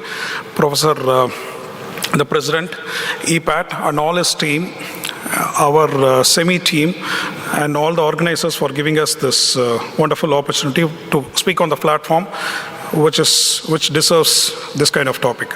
Is this topic important? So most of my presentation will have this slide as a mandate, where I'll usually engage the participants about whether the pre-hospital or the topic what I'm going to talk is important. So here, the pre-hospital care, probably after some slides you'll understand whether the pre-hospital care is important or not. So these are all some of the statistics across the world, where we see 80% of the deaths occur outside the hospital. So please note that it is not the deaths which is happening only inside the hospital. In a developed nation or a developing nation or in the Western countries, we come across more deaths outside the hospital. And this is the statistics which was taken 5 years before the COVID. So it is still rising. Over 2 lakh people die of sudden cardiac arrest every year. And the single most strategy to improve the victim's chance of survival is always bystander CPR, and the single most effective intervention that has saved maximum lives in the history is CPR, which is bystander CPR. So let's talk why we need early CPR. I am sure this is a crowd where you all know aware of about the platinum 10 minutes and the golden 1 hour concepts. So I'm not going to talk much on this. To be more precise, CPR increases the sustainability of rhythm and the chance of survival, which is the platinum 10 minutes. So this is a familiar slide to all the emergency physicians across who are sitting here, the trimodal death distribution. So do not take only, this pattern is only for trauma. This is for all medical as well as surgical emergencies, including trauma patient who comes to our emergency department. The first, you can see the 3 peaks here, the first phase within minutes, second phase within hours, and the third peak within the days or months. So the first peak usually, they say it is not unable to prevent. So when we have a good pre-hospital care, the chances of the peak is coming down is very highly. That is what we have demonstrated in our country. And the second phase, when we have a good ER, good functioning ER with all, good emergency physicians, trained emergency physicians to take care of ACLS, the cardiac life support and trauma life support and all emergencies, this peak also can come down. When the accessibility and the emergency physicians, the ambulance services, which all I'm going to talk in the next coming slides, we can bring down these peaks also. And the third peak, which happens mostly inside the hospital, either in the ICU or in the wards. So death due to infection or multi-organ failure, when you have a good team of doctors working along with you, and when you have good pre-hospital care and the emergency care, the chance of you reducing the third peak of death is also inevitable. Right, so this is a trauma statistics. This is our country, India. Most of you all know. So by the time I was talking, I was talking for the past 2 minutes, a death would have happened by now. Death related to trauma and other medical emergencies would have happened. So every 2 minutes a death is happening because of trauma or related to it. And these are the various state-wise representation of deaths which is happening inside our country. So how do we prevent or how do we reduce the chances? So we need to improve the pre-hospital care. As I said, the first peak have to come down because of the good pre-hospital care. The second peak, we need to improve the knowledge of our emergency physician, improve the basic structure, and improve their skills with regards to treating those critically ill patients, and you need to form a good team in our critical care units and the wards to reduce the third peak. Whether we have done it is not a one-day process, it is a gradual process. And so as it has been mentioned in AHA's chain of survival, you need to follow this interlinked chain of survival without any break. Any break in this interlinked chains reduces the chance of survival for patients. So now you guys tell me, based on the statistics, is this topic important? The pre-hospital care, what we are doing for the past 10 years? Definitely yes. So I'm going to talk a little bit about the journey of our pre-hospital care for the past 10 years in our country. And I'm not going to include, unable to include all the people's work here. So we have included maximum what we could do for this objective. In short, the short objective would be to save lives. So a typical scenario on Indian roads, a road traffic accident. So what do you think people would be doing there?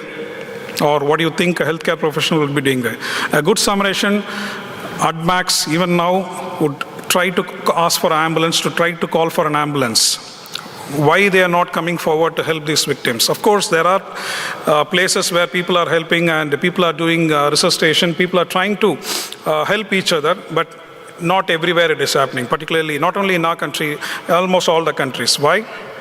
When we assess the reasons, we found that it is lack of awareness, because people are scared when somebody is fallen, collapsed, and with a lot of blood, and somebody screaming or screaming next to the patient. Somebody has fallen unconscious because of various reasons. They do not know what they exactly need to do.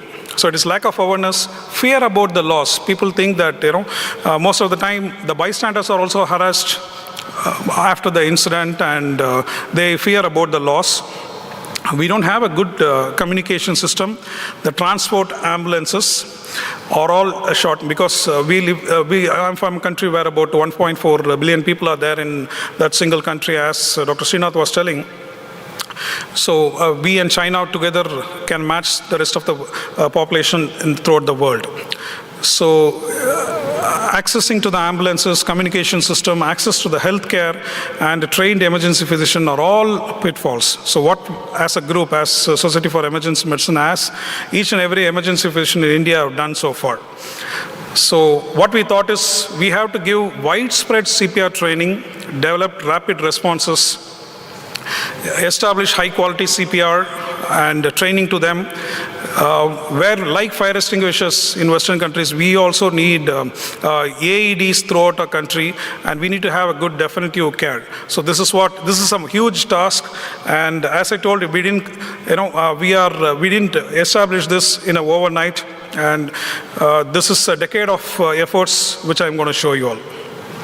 Of course, nothing happens unless we dream. We dreamt of the same, and to some extent we have, arrived to this. A dream of every emergency physician, at least one BLS provider in each and every home. This was a dream since a long time, and we need to create mass awareness, that is large volume, high frequency, large volume, low frequency, and as well as low volume, high frequency training is what we aimed at, to create awareness to the general public as well as to the other people. So this is, ladies and gentlemen, this is a red letter day for throughout all the emergency physicians in India. On April 7, 2016, we trained about 50,000 people. Can you all imagine? We trained about 50,000 people in CPR, and it has been in the Guinness World Book of Records. We as a society have participated, and we have done it in the institution where I was working. So by this, we created a mass awareness. Each and every emergency physician society, after this, we thought, when I was having a meeting with the media, one of the media person asked me, when do you think this record will be broken? I told to them, I wanted this record to be broken the next day. Even the organizers was slightly not happy with me, having spent crores when I was telling that I want this record to be broken, because we didn't do record for records, we do this record for awareness. So more and more such records, where it comes, more and more people will be aware, and as expected, like a chain reaction, a lot of people attempted. And of course, ladies and gentlemen, this record still remains unbeaten, and many of the people have done subsequent records in CPR in different categories. So this is one such scene from that. This is me. I think we need to, Dr. Srinath will agree, we need to perform Guinness World Record to keep ourselves slim, isn't it? So this was me training about 5,000 people at one go. So we had about 8 sessions where we trained about 40,000 people, and subsequently there was a relay about 10,000 people. So on that particular day, that is on 2016 April 7th, we trained about 50,000 people, and this was marked in the Guinness World Book of Records. But creating a record, as I told, it is not good. It is a one-time event. It is not going to help much. We need to focus on the low volume, high frequency training, which we are aware, and we identified the end users, the school, college students, police, fire, and district officials, and we started training for them too, which has been happening for the past, from the time we established as a society in emergency medicine. Each and every physician is doing their part to do the same, and we are also doing the same. So this is the present hospital where I was working.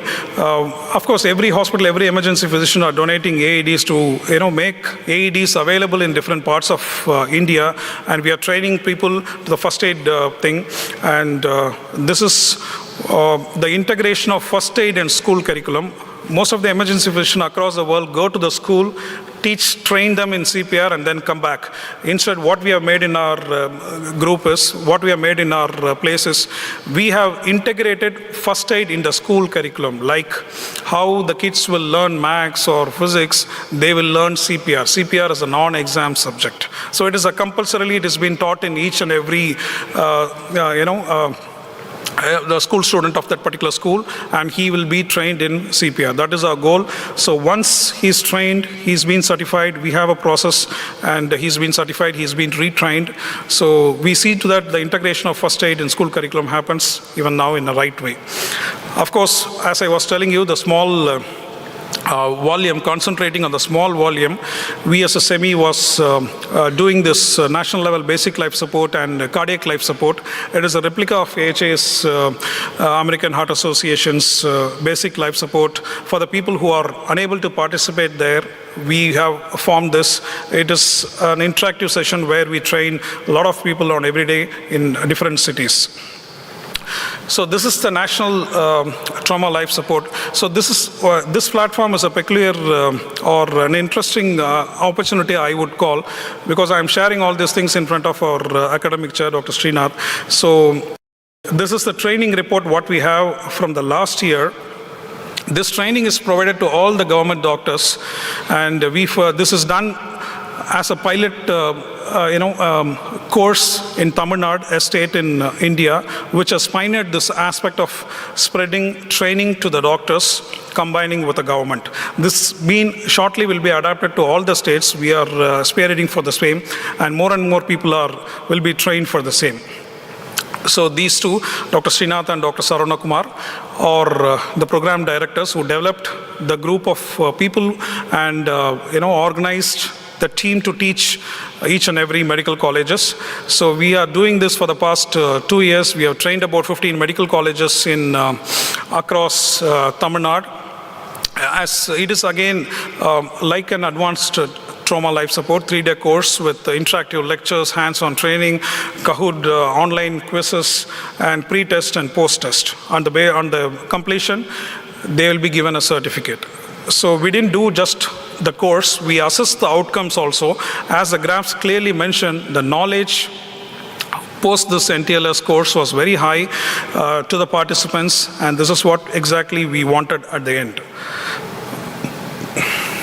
So when it comes to the ambulances, of course, the drone ambulance is coming into the picture, which I'll be talking in the newer advances. We have road ambulances.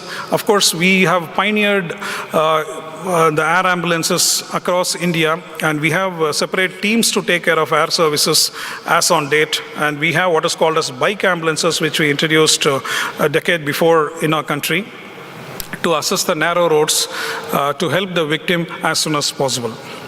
So of course, we cannot be expecting everyone to be a good Samaritan. So we have, approached the government to look after a few guidelines to help the victims. So in that way, we have suggested that, the bystander have to help if there is a patient suffering from the unconsciousness or after a polytrauma. So he has to be trained, and the legal system should not harm the Good Samaritan in any way, is what we have suggested to the legal system, and it has been carried out in a right way. Hopefully we have a system where people will be helping out and will be scared if they don't help out. Of course, I was talking about the innovations. We have drones. We have developed drones to help people. This is in the pilot project, and hopefully we'll have drones all across in the country in a short while. Of course, the telemedicine, Dr. Srinath was mentioning about the telemedicine, which has played a vital role during our COVID scenarios. And we have developed several applications for the patients to approach the hospital, the ambulances, in a way it is very effective. Right. So this is the slide which I am projecting again. So for your country to develop the pre-hospital care, you cannot do that on day one or within a short span of time. You need to have a specific period of time for which, and of course it is an ongoing, so you need to have widespread CPR training, both large volumes as well as small volumes. We need to develop rapid response and AEDs and definitive care. So there is no I in teamwork, right? Everyone can be a superhero if they combine together when it comes to emergency medicine. Once again, thank you for the opportunity given to me. Thanks for all speakers at this session, and it was interesting lectures, and they have enough time to listen to your comments or if you have any questions to them.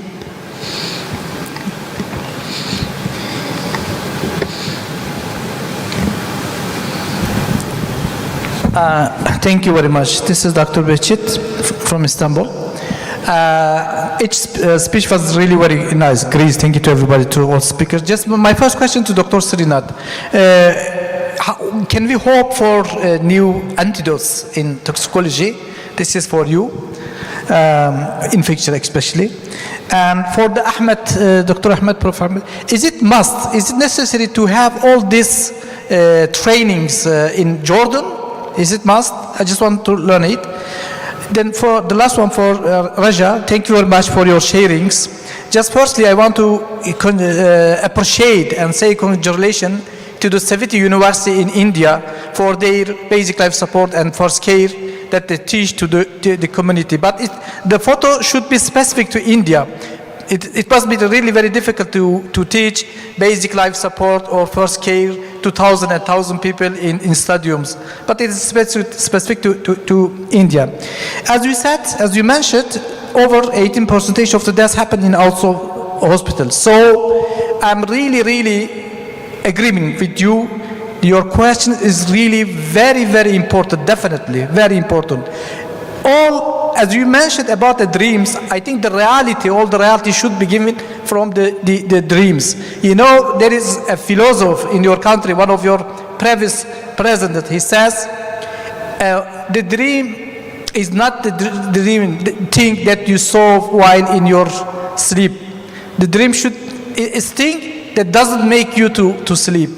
So that's why I want to appreciate you. You are teaching the community about the first care, first aid in India. This is one of my dreams.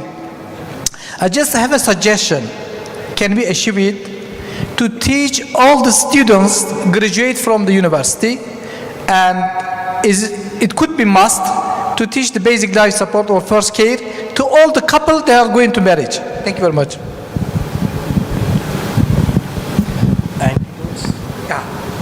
The second question. Yeah.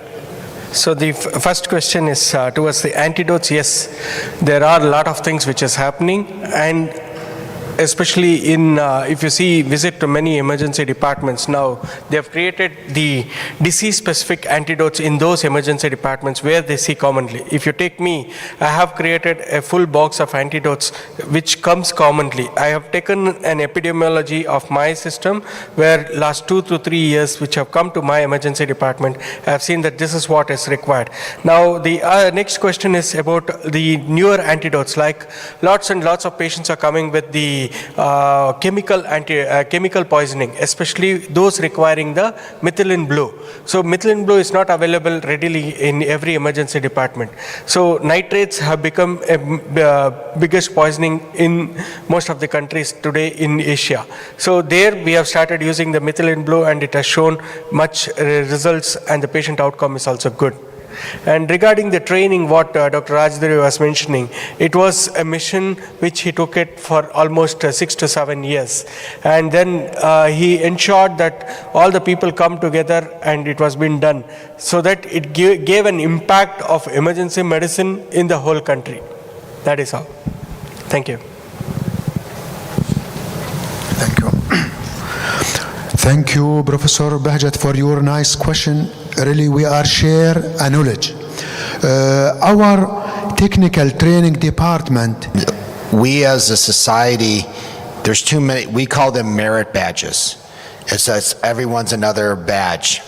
And so philosophically, we believe that all of that training is already incorporated into our residency, so we do not necessarily require each one of these badges, so to speak. So I hope that answered your question. But yes, it's important that we're all doing the same thing. You know, we incorporate ATLS into our training programs. We obviously do ACLS. We do periodic updates for all of our doctors, not just our doctors in training, but our doctors beyond training.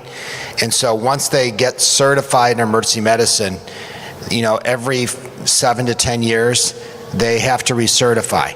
This used to be a big problem for us in the US, but now what we do is we do a little bit each year. And we find that to be a better situation than having to retake a test every 7 to 10 years.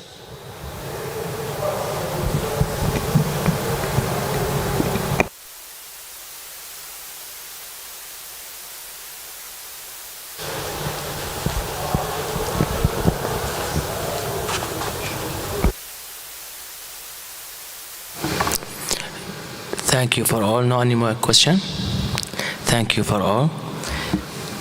Our session is finished. 5 minutes later, we'll start the last session of today, okay? Thank you.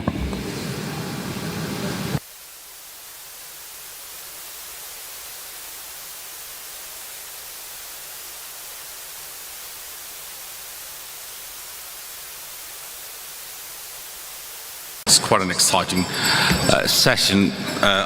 My name is Atar Ali Mohammed. I'm one of the ED physicians from Australia, and I have got Dr. Ahmed Al-Joom with me.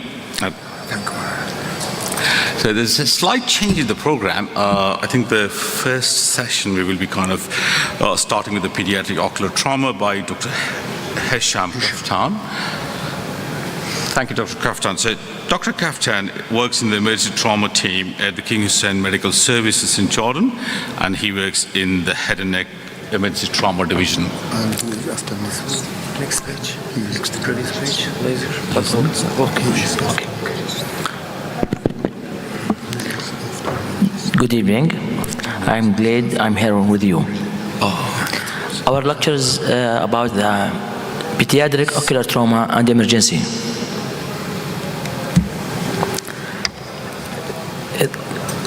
Pediatric ocular trauma is the preventable causes of the visual impairment in the world. Up to 40% of the all injury occur in the person less than 17, especially in the small age. Why it is important? Because as we know, trauma to the eye in the first 6 years is critical because it leads to lazy eye, amblyopia, as we know. So eye injury are leading causes to the visual disability and non-congenital unilateral blindness in children. Very commonly, eye injury occurring during the sport and even when at the home or school, anywhere.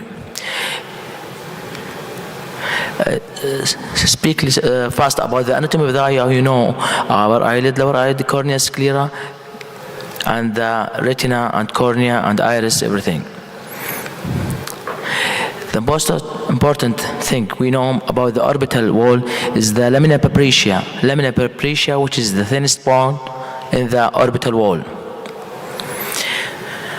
Approach to the eye examination. The history. The details of the mechanism and time of the injury. Where, when, how, and with what.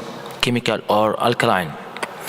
Change. First, we ask about the change in the vision, flashes, floaters, or any shadow.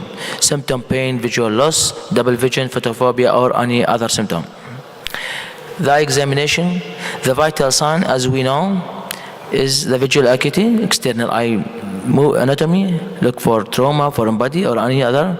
Pupillary response: equal, rounded, reactive, full. Visual field, extraocular movement. If there's any limitation, we must keep in mind, because there is trauma make me the fracture to the orbital wall, so the entrapment for the muscle. Fundoscopic examination is the last and the important thing. If there is chemical bone, proceed for provide copious irrigation before history and before examination, before anything.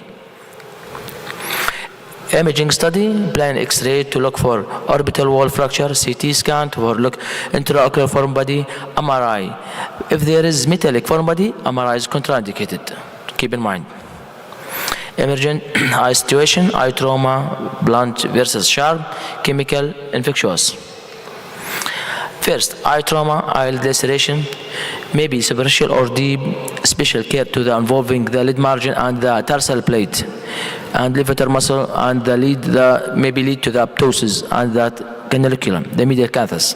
The latter need tubing technique to prevent it before after healing. Check for associated foreign body or globe injury. Treatment: primary closure or delay closure after 12 to 24 hours if a human bite or contaminated wound. Tetanus prophylaxis for all any skin injury. Full thickness, this is picture like this presented to our emergency. Okay, maybe trauma lead to the subconjunctival hemorrhage. As we know, this is treated with a cold compressor and artificial tears if the symptomatic, and avoid aspirin or NSAIDs and heavy lifting. And this take to 1 or 2 weeks or maybe more to resolve. And maybe trauma lead to corneal or conjunctival foreign body, which is the patients complain of the pain, tearing, photophobia, blepharospasm, and foreign body sensation. We must avert the upper eyelid to look for any hidden foreign body or any entrapment. Treatment: topical anesthesia and remove with the foreign body by the needle or cotton triangular swab, or topical antibiotic drop or ointment we must. Avoid patching in children because it leads to the lazy eye. Like this foreign body, maybe in the upper eyelid, on the inner surface of the upper eyelid, or in the cornea directly. Corneal abrasion ulcer. It's an epithelial defect due to the trauma occurring by the pain. Foreign body sensation, tearing, blepharospasm, and decreased vision. Dramatic response with installation topical anesthesia because it's pain relief. The ulcer could be sterile or contaminated or infected. If you have the upper eyelid, always as foreign body, maybe it is the causes of the ulcer. Treatment: lubricant and topical antibiotic and cycloplegic to relieve the pain. Like this ulcer. Orbital anatomy, as we say previous, the most important is lamina papyracea, which is the thinnest point in the orbital bone. Orbital wall anatomy, orbital wall fracture, orbital floor fracture, maybe blowout fracture. The most common, as the floor is the weakest part, the roof of the maxillary sinus, usually due to blunt trauma. Symptom and sign: eyelid swelling, diplopia, restricted eye movement, especially upward, due to entrapment of the muscle. Enophthalmos, hyperesthesia over the cheek. Imaging study: plain X-ray or CT, observation with the tetanus prophylaxis prophylactic antibiotic with a broad spectrum, and nasal decongestion by 2 for 2 weeks. No nose blowing because this is increase the air under and delay the healing. Ice pack 1 to 2 days. Go for surgery if entrapment muscle, oculocardiac reflex, heart rate decrease with eye movement. Facial hyperesthesia, sympathetic diplopia with minimal improvement over the time, or large floor fracture leading to the enophthalmos. Surgery is the most commonly performed if indicated after 1 to 2 weeks if indicated. Like this, there is a restriction as we see in the picture because the entrapment of the muscle inferior rectus. Define hyphemia. Hyphemia is the blood in the AC. The anterior chamber usually results due to blunt trauma, projectile, or penetrating trauma, but can be spontaneously, as in juveniles and the granuloma. Commonly in the pediatric population, sign, symptom, pain, decreased vision, and irregular pupil. Clinical grading from 1 to 4 according to the level of the blood in the AC. Complications: secondary hemorrhage, rebleeding, high risk in the first 5 days, and high rate in young children, and cerebrohemia. Corneal blood vessel stain, anterior, posterior synechiae, optic atrophy. Prognosis: outcome: the lower the grade of the hyphemia, the better the prognosis. Management of the hyphemia: complete bed rest, risk of hospitalization or outpatient. Most important is bed rest. Risk of the bleeding, grading of the hyphemia, according to all this control. Treat the patient as hospitalization or as outpatient. Elevate the head 30 to 45 degree. Eye shield to prevent the rubbing of the eye. Pain control: avoid antiplatelet effect, certain NSAIDs. Topical cycloplegic, atropine, atropamide to reduce the ciliary muscle spasm and dilate the iris to decrease the rebleeding risk. Topical maybe need drugs to decrease IOP, and topical or systemic steroid to decrease associated irides and development of the synechiae. As this picture of the hyphemia, blood in the AC. Okay, retrobulbar hemorrhage. As we know, retrobulbar from the most important and cases presented to the emergency can result in the rapid elevation of the orbital pressure because of the orbit is a relatively closed compartment. Untreated orbital compartment syndrome may result in the optic nerve ischemia and irreversible vision loss and less than 90 minutes. This is maybe spontaneous or traumatic. Sign, symptom: pain, decreased vision, diplopia, globoptosis, and lidichemosis and tightness, and subconjunctival hemorrhage all over 36 degree, with chemosis and limited muscle motility, and increase IOP. Decrease visual acuity and people response positive rapid treatment, lateral cathetomy and catholysis, or maybe can you give hypertonic saline 20%, 20 milli slowly over 20 minutes. Like this, retrobulbar hemorrhage.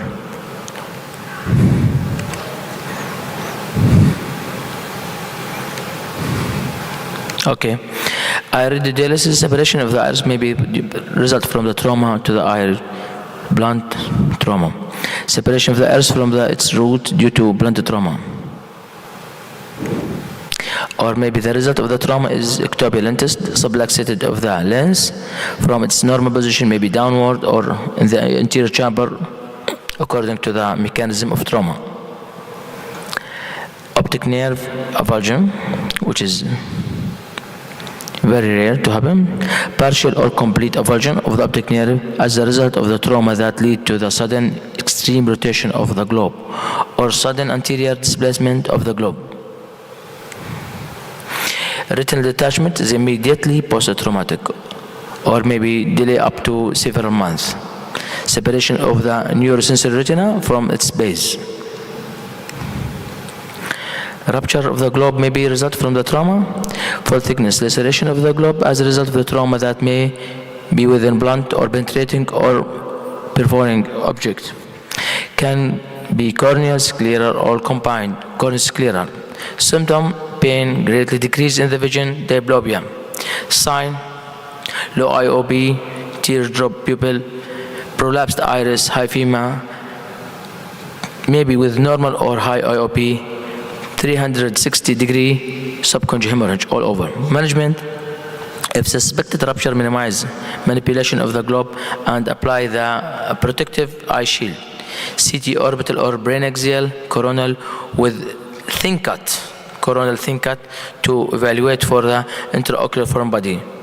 And keep patient NPO in order to prepare for the surgery under GA. IV antibiotic to cover, especially in the children, and antiemetic pain medication, surgical repair is the definite treatment.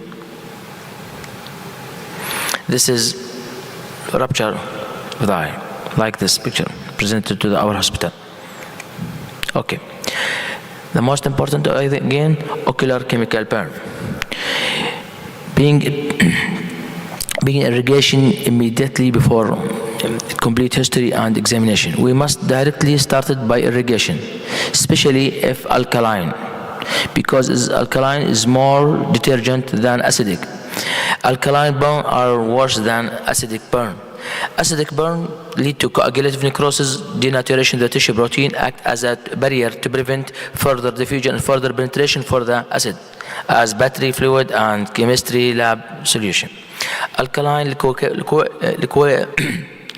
liquefative necrosis don't denature tissue protein, tend to penetrate deep in the eye, like cement cleaner, drain cleaner, fertilize, any other alkaline burn, because they contain sodium hydroxide. Clinical finding: conjunctival hyperemia, blanching. The latter has bad prognosis and indicate severe ischemia, hemosis, corneal epithelial erosion, and corneal haziness and edema, and severe corneal opacification, limited ischemia all over. Complication: corneal melting, severe corneal and conjunctival scarring, uveitis, glaucoma, and maybe lead to the loss of the vision in this eye. Like this chemical injury, which is very dangerous. Ocular chemical burn, continued management, immediate irrigation with normal saline or lactic ringer or ringer lactate for at least 30 minutes until the pH is normalized, maybe require up to 8 liters. Do before checking VA or hospital or a history or an examination or fluorescein, and recheck pH 5 minutes later in order to be sure that his pH is normalized. After irrigation, check the visual acuity and complete the examination. Treatment: give any ointment like erythromycin 1 to 2 hours with cycloplegic atropine, and may need IOP lowering or steroid.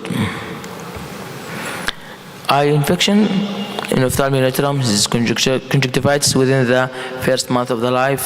Common causes is chlamydia, and this is from the cases presented to the emergency because this small baby and her parent is very fair, like chlamydia, trachomatis, and staphylo, or strep, Neisseria, gonorrhea, and herpes. Sign: purulent gonococcal and or mucopurulent discharge, conjunctiva injected, and eye edema, chemosis.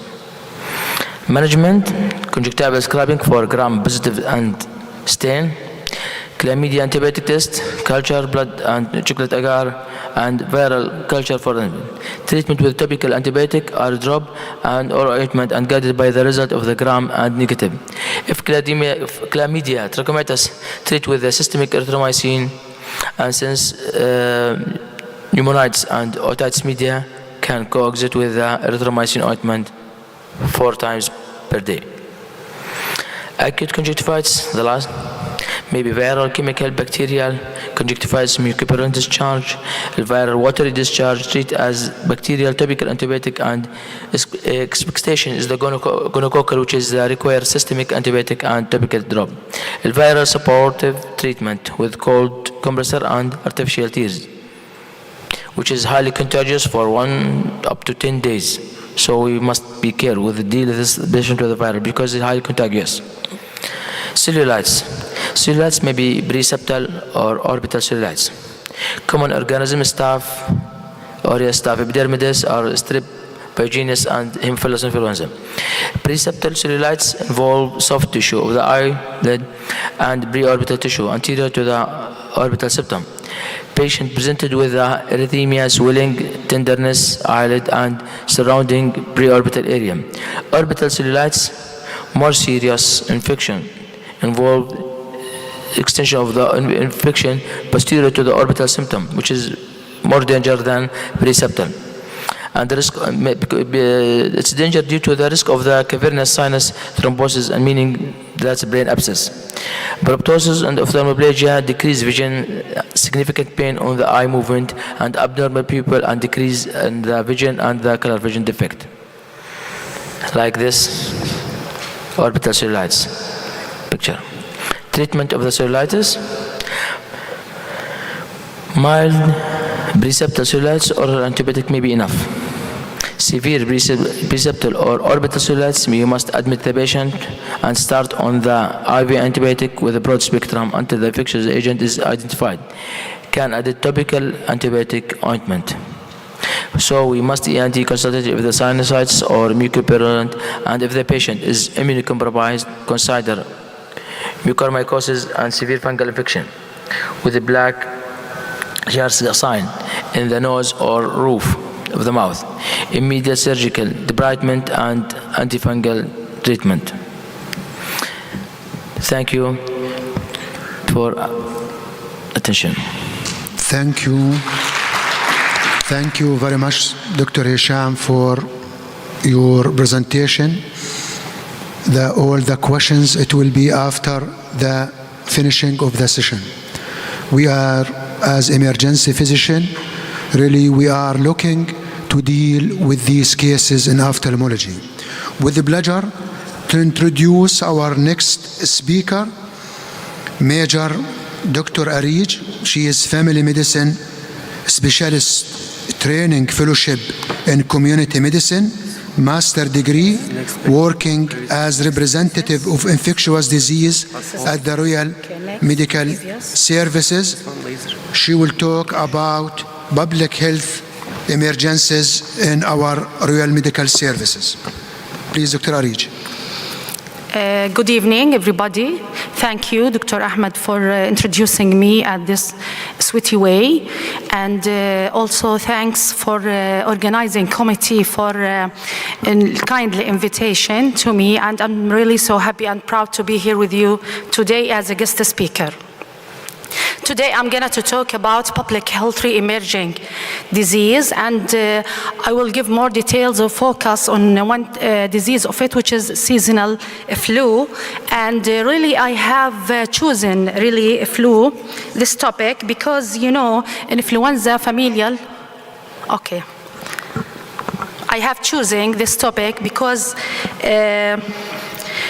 You know, influenza familial for all of us, and it's constantly re-emerging disease because it's, as we know, it has genetic variation and rapid adaptation, which allow virus to serve up new strains each cold and flu season. And that occurs because immune system or our body is not primed to fight. Let's start.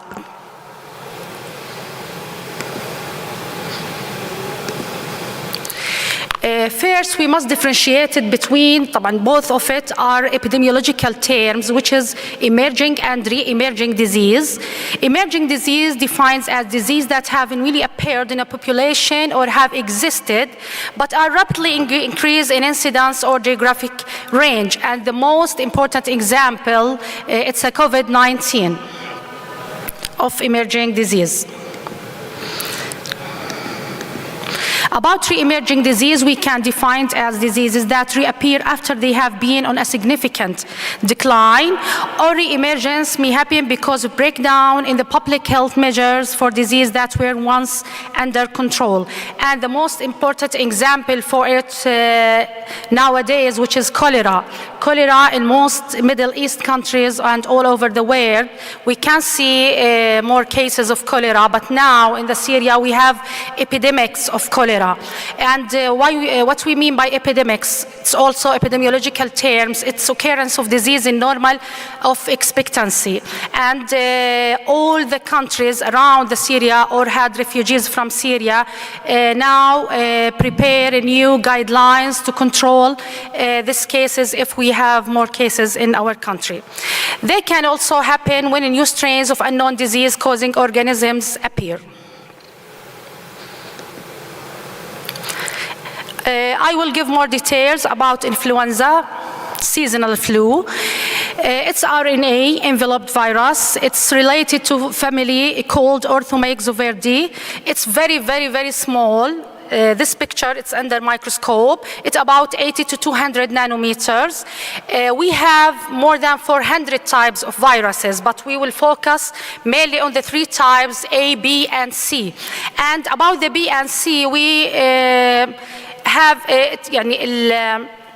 have not genetic mutation over it. More the mutation we can see with the strain A. So also we will focus on the serotype A. About the A, it have something which is called glycoproteins over the surface of the virus. Glycoprotein antigens, which is called H and N. H refer to hemagglutinin and N refer to the neuroaminidase. These pictures give us more details about how these glycoproteins present on the outer surface of the virus, and if we have any genetic mutations, it will be happen at these glycoproteins.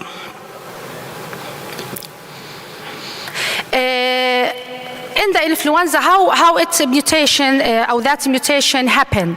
It through something which is called antigenic shift and drift. What we mean by antigenic drift and shift, at what's the main differences between it? About the antigenic drift, it's show change. It's a slow change, and the main difference between the antigenic shift and drift, it's a slow change in the viral genes due to replicating error or random mutations result in the new virus strain, and that's what happened with seasonal flu every year. But about shift, it's rapid and large antigenic change in a virus and requires at least we need 2 different types or serotypes or strains to combine to form a new viral serotypes. Also, we have another name for it, which is called phenotyping change. And the most familiar example of us, what happened in the swine flu, H1N1 and H5N1.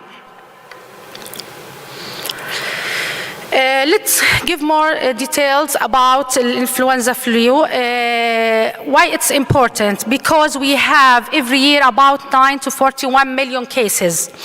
And despite how common is it, it's a serious disease. And every year we have 450,000 deaths and about 650,000 hospitalization occur in all age groups because of it. We have high risk group we can see the more number of deaths in this high-risk group. Healthy children can die from the flu. The younger the child is the higher risk for serious flu complication. And this complication we can see in this high-risk group, which is older age than 60, younger age than 2 years, and if it's neonates, also we can see more complication with it. Also, any immunocompromised patient due any cause, they are on the chemo. On the chemoprophylaxis drugs. Also patients with a chronic disease such as hypertension and DM for long period.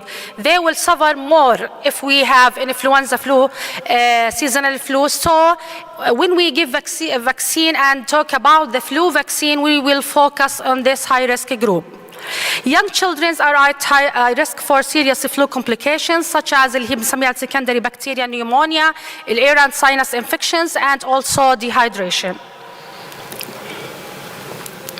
Now let's give you some information about seasonal flu. As we know, seasonal flu incubation period about average from 5 to 7 days and average about 4 days. We have symptoms appear about 2 days before the patient will be infectious to others, about 2 days before appearance of signs and symptoms. And about signs and symptoms, all of us are familiar with it, which is general weakness, headache, low back pain, also low-grade fevers, and بالإضافة اللي هي عندنا اللي هي respiratory symptoms such as the productive cough. About the treatment of it, as we know, antibiotic is not effective for treat because it's viral, so we use antiviral. And the most important prophylaxis measures, which is اللي راح talk about اللي هو vaccine, flu seasonal flu vaccine. Mainly we have 3 types of the vaccine. Contains اللي هي عندنا أول شيء the first weakened pathogens اللي هي life attenuated, which we called life attenuated vaccine, and inactivated, or which we called inactivated vaccine or killed vaccine. It's the same pathogen. It can't make us sick. And also we have, if we have made the vaccine from subunits of the virus, which is a smaller part of pathogen like an antigens. What's the main differences between 3 types? A life attenuated vaccine, it give us something which is called lifelong immunity. So in the future we don't need extra or booster doses of the vaccine. But about inactivated, we still need more doses and booster doses of the vaccine because it doesn't give us lifelong immunity. And about اللي هي subunit like طبعا اللي هو الانجريكس or hepatitis B vaccine, the most example of it. Life attenuated, the most example of it, which is the mumps, measles, and rubella vaccine. And the inactivated اللي هو seasonal flu vaccine, example of it.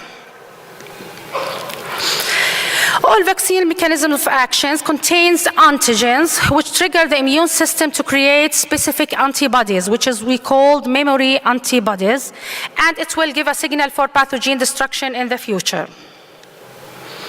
What's the benefits of the vaccines? It provides us protection from pathogens which can kill or make you sick. Also, we use this to control and eradication of once common pathogens like polio, smallpox. Polio, it's one of the re-emerging disease. It stops outbreaks and global epidemics, and that's what happened with the COVID-19. The COVID vaccine, it have a great role to stop outbreaks and the global epidemics. About the risks and challenges, we must know about the vaccine. We must know no medicine is 100% effective. So people can sometimes still catch the pathogen, but this is very, very, very rare. Side effects, maybe we have side effects, and we can classify it into local and systematic side effects. Local side effects such as the swellings and fevers. And also we have the most dangerous side effects, but also it's very rare, which is anaphylactic shock, and it's need emergency. Not all pathogens have a vaccine. For example, still now malaria, it doesn't have specific vaccine for it. The benefits overweigh the risk, so vaccines are given to people. We must give it. And also scientists work to make and improve vaccines. We will give more details about the flu vaccine. Who should get vaccinated? As I said, هم mainly focus on the high-risk groups. Who are high-risk groups? Everyone, we can give it for everyone 6 months and old. We have mainly two types of the vaccines. We have injectable one and nasal spray one, and I will discuss or give more details about the main differences between them. About that اللي هو هون بحكي I'll talk about الشوت flu vaccines. Who should get vaccinated? Everyone 6 months and older can receive it, especially individual at high risk of developing flu-related complications, and or if you live with or care for people with high risk for developing flu-related complication, or if you are medical staff, so especially in emergency rooms, so you are always in close contact or direct contact with patients, maybe they are flu patients. What's the absolute and relative contraindication for the vaccine? Who should not get vaccinated? People who have severe allergy to chicken eggs, and because the vaccine is prepared at chick embryo, anyone who had known allergy to chicken pox, it's absolute contraindicated, so we must take a good history from the patient before give him vaccine. People who had a severe reaction to the vaccine in the past, people who developed Guillain-Barré syndrome after prior dose of the flu vaccines, and people with moderate or severe illness. People with moderate or severe illness, it's not, it's relative contraindication. We will wait until the patient gets well, and after that, give him the vaccine. About the nasal spray, الشوت injectable vaccine, it does about 0.5 ml. We can receive it IM, and as we said, it's given to the age from 6 months to the 65 years, and its type of it's inactivated or killed. But about nasal spray, we are in Jordan, we don't have just injectable type, we don't have nasal spray, nasal spray vaccine. Nasal spray vaccine, it's life attenuated vaccine, so any absolute contraindication to any life attenuated vaccine should not receive the vaccine. And about nasal spray vaccine, اللي هم بياخذوا healthy people aged from 2 years up to 49 are eligible for this type of the vaccine, and absolute contraindication for it, they should get the flu shot instead. Adults 50 years of age and older, or children from 6 through 23 months of the age, children younger than 5 years with any of this condition, asthma or one or more episodes of wheezing within past years, the pregnant lady, because as I said, it's life attenuated. Injectable, it's safe for pregnant lady at any stage of the pregnancy. She can receive it from the first stage, from the first trimester of the pregnancy. People who have certain long-term health problems, muscle nerve disorders or weakened immune system. Also anyone in close contact with someone whose immune system is so weak, because it's, I said, life attenuated and they require care in the protected environment. Also children or adolescents on long-term aspirin treatment. Does the shot cause the flu? It's the most common questions we received from the patient. The answer, no, the flu vaccine doesn't cause the flu. Maybe it causes flu-like symptoms, but it's not a flu. The viruses in the vaccine are weakened, as we said, it's attenuated or killed, inactivated, so the shot and the nasal spray won't cause you to get the flu. The vaccine will prompt your body to develop the antibodies necessary to fight, and it's the mechanism of action, as we said, of the influenza viruses, and a slight reaction to the shot, such as soreness, redness, hotness at the site of the injection, and maybe we have mild muscle or fever may occur. Thank you for listening. Thank you, Dr. Arich, for your nice lecture. All the questions, as I said before, at the end of the session. With the pleasure to introduce our last speaker today, Dr. Attar Ali Mahmoud. He is consultant of emergency medicine, clinical lecturer, University Melbourne, Director Advanced Life Support in Australian Station Council, Emergency Medical Service Trauma, Advanced Trauma Life Support Instructor, Stream Lead Clinical Service of Clinical Governments, and also Australian of Emergency Medicine. He will talk about transformative scenario planning in healthcare.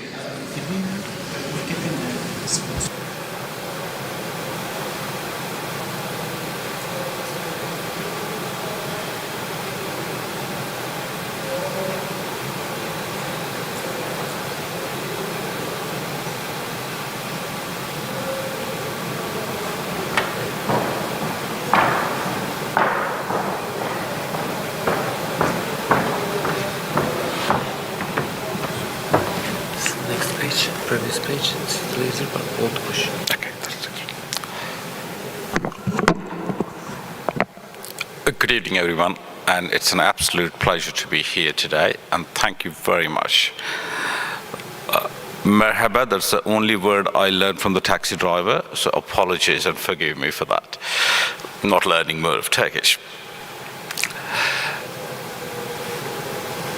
Transformative scenario planning. Transformative scenario planning, so what exactly is this? It's actually a very complex social technology that kind of uses all the existing social models which actually kind of use for change management in our healthcare system, but using various combinations of it. It's about a transformative leadership. It's about transformative facilitation, where we actually bring people together to bring this change. It's a diagnostication tool. When we are actually stuck in a situation, it's actually kind of, it works. We'll go through that later. So, unfortunately, with the kind of growing demands for the healthcare systems and our kind of limited resources, we are faced with the change management all the time. So when we actually have this systems change, processes change, or whatever that's happening, we either actually faced with this choice. Either we actually accept it, adapt to the situation, or we challenge the situation to change it. Unfortunately, there's not much room to say, I don't want to change, because then perhaps we may not be part of the system anymore. I found this maxim very helpful at times to me. Niebuhr was an American theologist of the 19th century. And he said, Lord, grant me the serenity to accept the things that I cannot change, the courage to change the things I can, and the wisdom to know the difference. The last line, I always look back to it. I want to know which I cannot change and which I can change. So in today's talk, what we're going to talk about is we're just going to talk about a bit of historical perspective about where this transformative scenario planning process actually has come in. We'll give a bit of introduction about how change management happened that you must all have faced in your institution, in your hospital, in your health service, in your country. We talk about my theory that the grandparents' health, we kind of took a major endeavor there, and how we use this technology, these systems in our health service. And we do a bit of more dwell into the principles of transformative scenario planning. Thanks to Adam Kahan. Adam Kahan done a lot of work, and he's one of the pioneers actually establishing transformative scenario planning. Adam Kahan, he used to kind of work first in the scenario planning division of Royal Dutch Shell Company. So Royal Dutch Shell Company was the 7th largest oil producing company at the time, and they had this division. This division of team would actually write different scenarios. So what would happen? What could happen?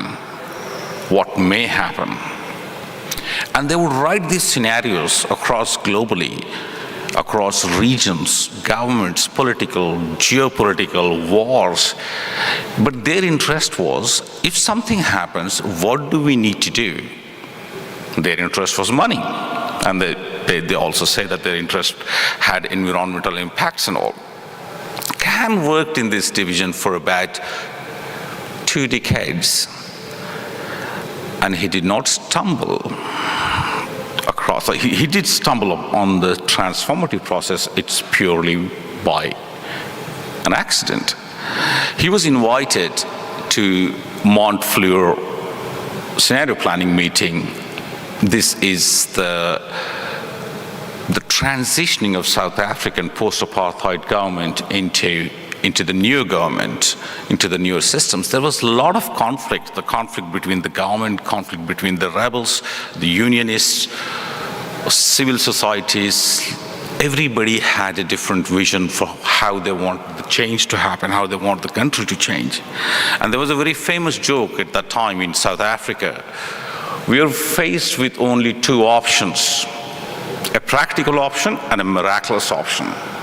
A practical option is we all kneel down and pray to some angels come and take our problems away.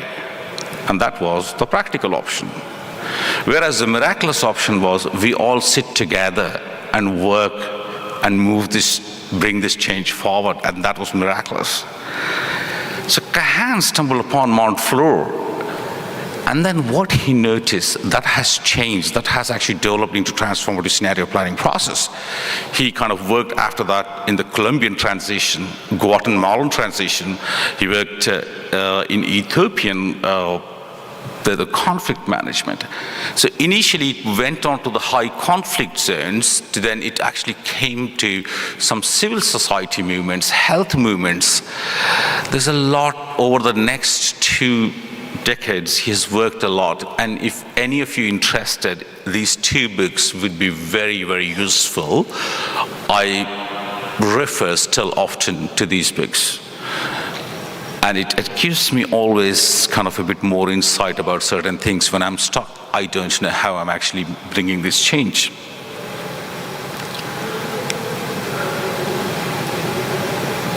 So what the Australasian College of Emergency Medicine did is they took Khan's work, saying it's been applied in societies, it's applied in various big institutions, it's applied in the country transitioning. Why can't we use that in our healthcare? And they developed this changing module, leading change module. And I was fortunate enough to be the part of that module. That led to a second opportunity that we worked on that, to use those kind of principles into my next major project. So conventionally, whenever we are actually talking about change, we actually see these 2 models. Institutions, generally hospitals follow this longitudinal facilitation model. Once, because we don't have time, say what happens? The bosses decide, said, we have the right answer. They say, we need to agree. We know the way forward, and we will decide, and we must fix this. With longitudinal facilitation, it's much coordinated. It could be cohesive because everybody in the organization knows that I have to follow. I don't have a choice.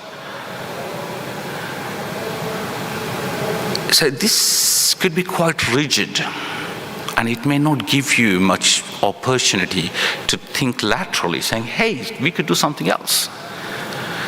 Whereas most of the social change, the conventional process uses is the horizontal facilitation. In horizontal facilitation, when the organization says, we have the right answer, the people say, we each have our own answer. We need to agree. And the people say, we each need to keep moving. They say, we'll each find our own way. We each decide for ourselves what we need. We must each put our houses together so that for change to happen. The problem with this is it could be too lateral. Sometimes containing could be quite difficult. In transformative facilitation, what happened is we're going to move the facilitator. That's a sign of leadership. They move forwards and backwards, stop, iterate, go backwards, go forwards. So they use various types, various decisions, and using this various combination, it's most like a spiral thing. The beauty of transformative scenario planning and the transformative facilitation is we don't push change. We bring people together. We kind of take the blocks away, remove the blocks, and the results from the change happens. It's like actually removing the boulders from the mountains so that the streams flow. It's done, but it's done, there is an art to it. So when does it work? Whenever we find our situation is unacceptable, unstable, and unsustainable. Pretty much that's the state of emergency medicine services or emergency department across the world. We are overwhelmed, and this is the situation we are facing. This also gives one more concept. When people realize that we cannot change by ourselves, or my mates, I need to go across the aisle. And they also realize we cannot change our situation directly. That's when the transformative scenario planning works.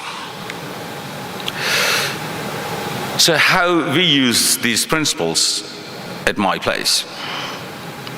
We are the tiniest state in Australia. For some reason, we have over 190 health services in this tiniest state. And you can imagine what happens. Each health service have to have its own compliance, its own governance structure, its own employment systems. That's a lot. There's a lot of duplication. And that kind of is giving a bit of big problem for us to kind of recruit people into smaller health services, because everybody wants to be in Melbourne.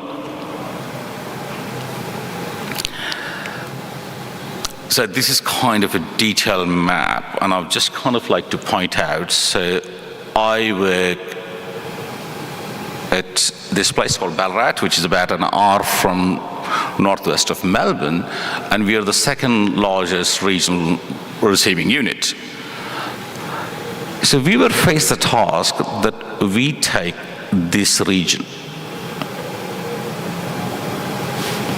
That's a huge region.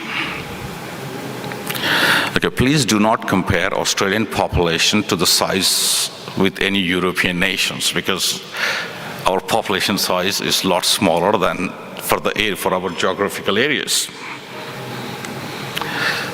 So the 4 health services, which is the Ballarat Health Services, was where I'm primarily based, and we were actually had to bring another 3 health services under a single entity of Grampians Health. Just a 2020 snapshot that actually when we looked into our service, that was the population in the first column, and then the second column actually talks about how much admission rates that we had. So what are the service challenges we were getting? The Wimmera Health Group, which is our second biggest hospital in there, we almost spend about 10 million for the year on locums. And there was issues with actually having these people consistency in providing the care. Whereas the smaller hospitals, which is the Eden Hope and the Stoll, we actually seen there's a less public engagement there. The public did not have trust because of, again, the staffing issues and all other. As a result, we were kind of underutilizing those capacities there. Whereas at Balrat, our surgical wait list gone up by 12%. Our bed occupancy was almost kind of 90. We were running at 90 to 95% bed occupancy per day. And we all have noticed our population is getting older. So we had to do something about it. Okay, we realized if we bring all these health services together, there are a few things we can achieve. There's a local community access, so the people actually don't have to travel for long distances. We want to kind of build some strength and some capacities. As a bigger organizations, perhaps we would be able to do that. We want to deliver a more effective healthcare system. And plus, we want to have that community engagement that they don't have to travel 100 k's down the road to kind of just access the same cases. So whenever we actually face with change, this is the behavior change paradigm. What happens when there is a drive to change is very high, and also there is enough support for the change to happen, that change in behavior can happen. If there is any mismatch, unfortunately, this change doesn't happen. So we had to form kind of a massive project team. I don't want to dwell much into that. And I was leading the clinical services and governance structure of this team. So we have to make one governance structure, we have to make one clinical services plan. And there are a lot of factors, a lot of players in this. And the biggest thing what happened, the smaller units felt threatened, saying, oh, we're going to be actually, the big guy is going to come and tell us what to do because they are from a bigger unit. And the other hospital which was struggling, they were just taking anything we would say as threatened. And the people from the main hospital were saying, oh, it's some more additional work for us. So we approached them by making 10 clinical divisions initially. However, once we started kind of working them, we realized the pharmacy services did not want to be part of it because they did not identify themselves as the part of the diagnostic group, which is fair enough. So we had to actually create an 11th division, and then we worked with the scenario planning process with each of these services. You have 5 minutes, Dr. Attar. Thank you. So what happens in the transformative scenario planning process? It's a 5-stage process.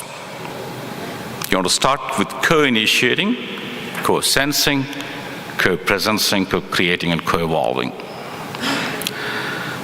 The first step as a co-initiating is quite important. You want to kind of recruit people.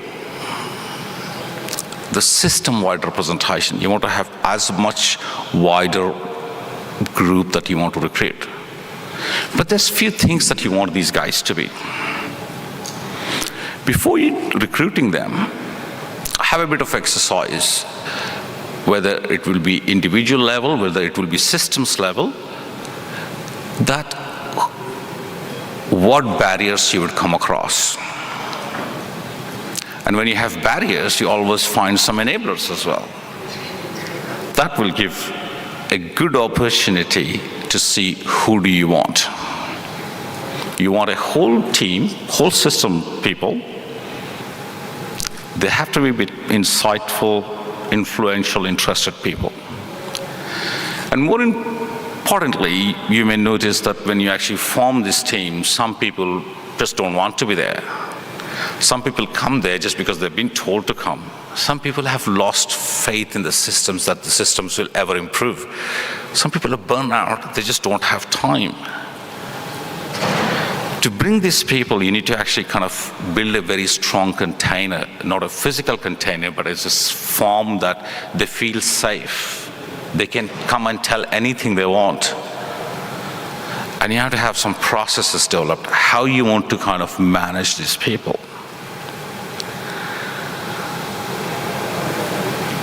You start with having a few people to start a convening team. Don't give more than 10. Probably 10 is a bit useful. And then you want to construct from that 10 members, you want to discuss with them, and you want to have a large team. So what we're going to do, we're actually kind of bringing people together who are influential, insightful, and interested for this change to happen, for the drive to happen. We want to give them the safety container that they can express anything they want. Let's learn together. The role of facilitation here, the transformative leadership here is, it's quite important. You need to have this very fine balance. You want to be part of the group, because if you're not part of the group, the people don't get engaged with you. But equally, you have to be outside as well. So you want to draw a circle. You want to be inside the circle, and you want to be outside the circle. So outside the circle, so that they see you as a third party who's there to kind of brokerage a deal here. But they shouldn't actually see you as a threat either, because if you kind of give a lot of your expert knowledge, then people actually perceive as a threat. It's a bit of delicate balance. But the other thing about this facilitator plays is he or she plays a game, an inner game and an outer game. Outer game is, we want this change to happen. Whatever the change may be, I don't know, because I haven't actually unraveled the mystery. But I want to be. So the inner game is, that's when we call it a reflective inaction, that I do not have to do anything, but what I need to do so that I do not have to do anything. It's a very interesting concept of the reflective inaction. I would encourage you to read if this actually kind of philosophical concepts interest you. Once you bring these people, you listen to them. Let them tell their stories. Try, Dr. Attar, to finish in 1 minute, please. Okay, so sorry guys, I have to just kind of, so towards the end, once we actually kind of have listened to their stories, once we have actually found out what's happening, you start building some relations. Unfortunately, I had some couple of good examples, but I have to kind of let it go. So what we do is, once people have felt comfortable, they share their stories, there is a bit of relationship building up happening. That's when you actually get the strength. And the strength, actually, people open up more. There's trust building happening. At that time, you just ask people, okay, so tell what can happen, what should happen, or what might happen. The last stage, the fourth stage, is very important as a kind of facilitator. You module how this would do.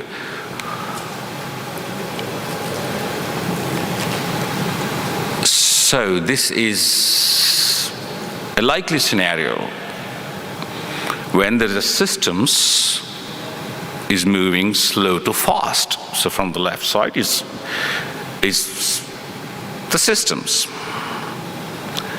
And on the vertical axis, if you use people, moving slow to fast.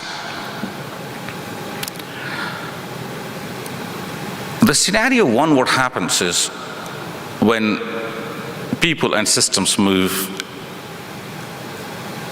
so one is moving very fast, the people are moving very fast, or the process is moving very fast.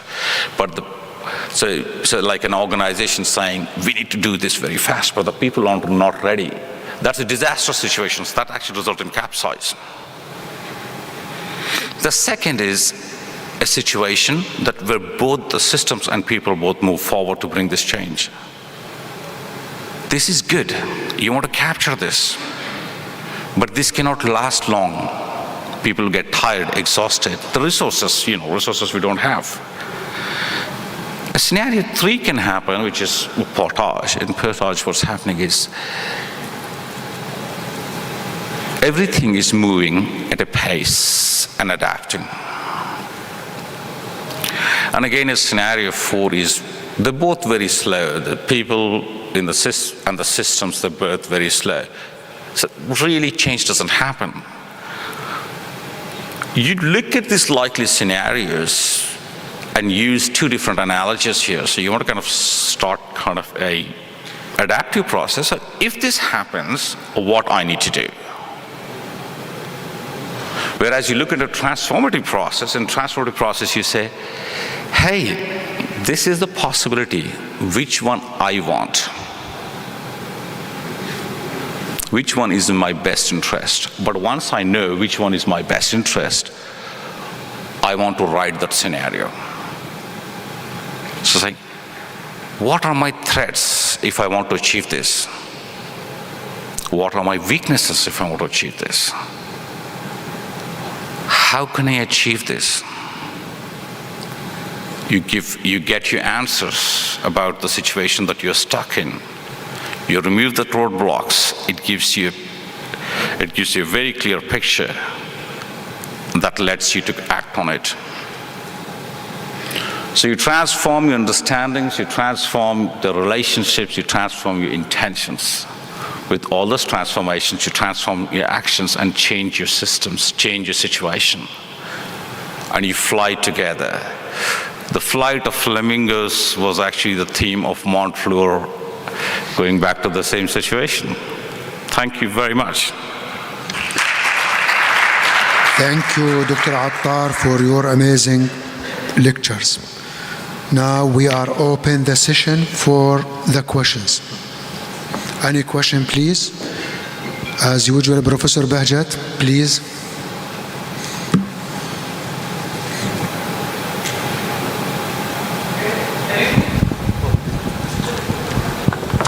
Please give microphone to Professor. Thank you very much to all 3 speakers for their nice speech. I have a question for Dr. Hisham and one for Arish, and a comment for you, Dr. Akhtar Ali Mohammed. To me, in emergency department, the most difficult physical examination of the patient is ocular emergencies. For example, I am working in emergency department since 23 years. 2 years as GP, 4 as residents, and the remaining as physicians. But I'm still afraid to examine a patient with ocular emergency because it involves a very small area, and there are so many different disease. So really, as I said, I'm working in EDs since 23 years, but it is a scare for me. Do you have any suggestion for me to be much more better to examine the patient and care and do their management? And please let me finish my question. And one question for Dr. Arish. In your third slide, you mentioned we have 450,000 deaths, annual deaths, and 650 hospitalization. According to this knowledge, the average of the mortality is over 70 for the hospitalized patients. Is it right? I might got wrong. Is it right? The average of the mortality in the hospitalization patients is about 76. This percentage, it's... Dr. Arish, Dr. Hisham, please be in the front of listening. Okay. You can come here, please. And for Dr. Ali, Akhtar Ali Mohammed, thank you very much. It is really very impressive, very interesting for me to listening such a lecture. and it is about transformative scenario planning. You mentioned about many things that are really, really very important for a success. I mean, you talk about the coordination. Okay, I think it would be better to have additions such as communication, a well communication, how communication, when to communicate, to whom to communicate. And also we may mention about the responsibility, sharing the responsibility. And also to accept the mistake. If anybody accepts the mistake, they can find a solution. Otherwise, never. They can, if I do not accept my mistakes, I cannot find any solutions. Then, and to, always we mentioned about the self-protection. I think it is wrong. It should be a group or whole protection. We may mention about it, and changeable. Everybody should be prepared as changeable, change their mind, their skills, their, practice, and like this. And we may know about our limitation, knowing or aware about the limitation. Nobody is a hero alone. Nobody is here alone.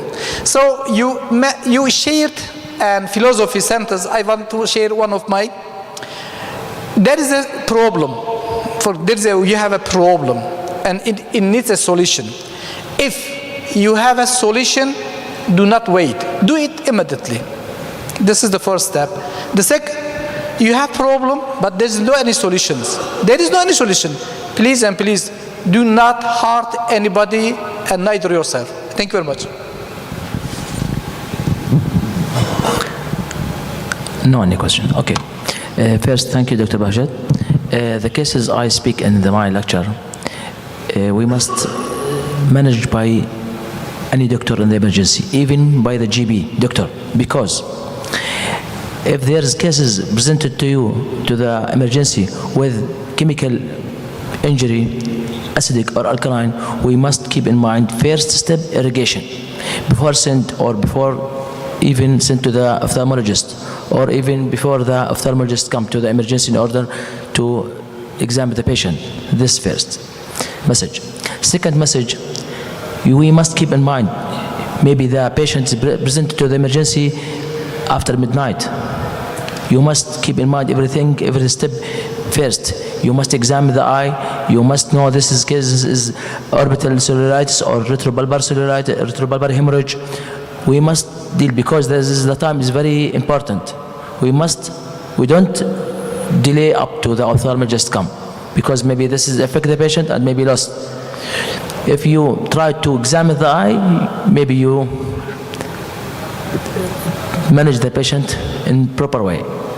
But maybe you fair because it's a small area. No, this is wrong. You can deal even before the ophthalmologist come. According to from the history, take the history of the patient and try to examine the eye. If there's foreign body, we can remove by triangular swab or by anything. If there's trauma or rupture, we can under the good light, we can manage the patient and solve the problem before the ophthalmologist come, because the time is very important in these cases. Thank you.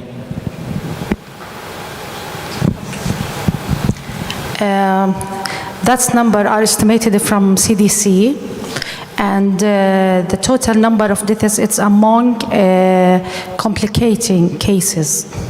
From complicating cases, not from all the number of of total cases over the world.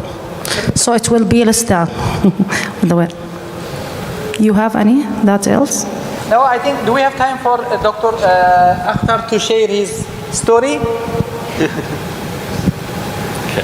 Dr. Ahmed, do we have time for Akhtar to share his story? Yes. He has a story. Thank you. I think one of the things that is, as you said, mistake. Except mistake. As an organization, as people, we need to learn to forgive people. We can't be holding people for mistakes. Mistakes happen. We all can make mistakes. So in a conducive environment and a good organization, you want to achieve this balance of power, balance of love with sense of justice.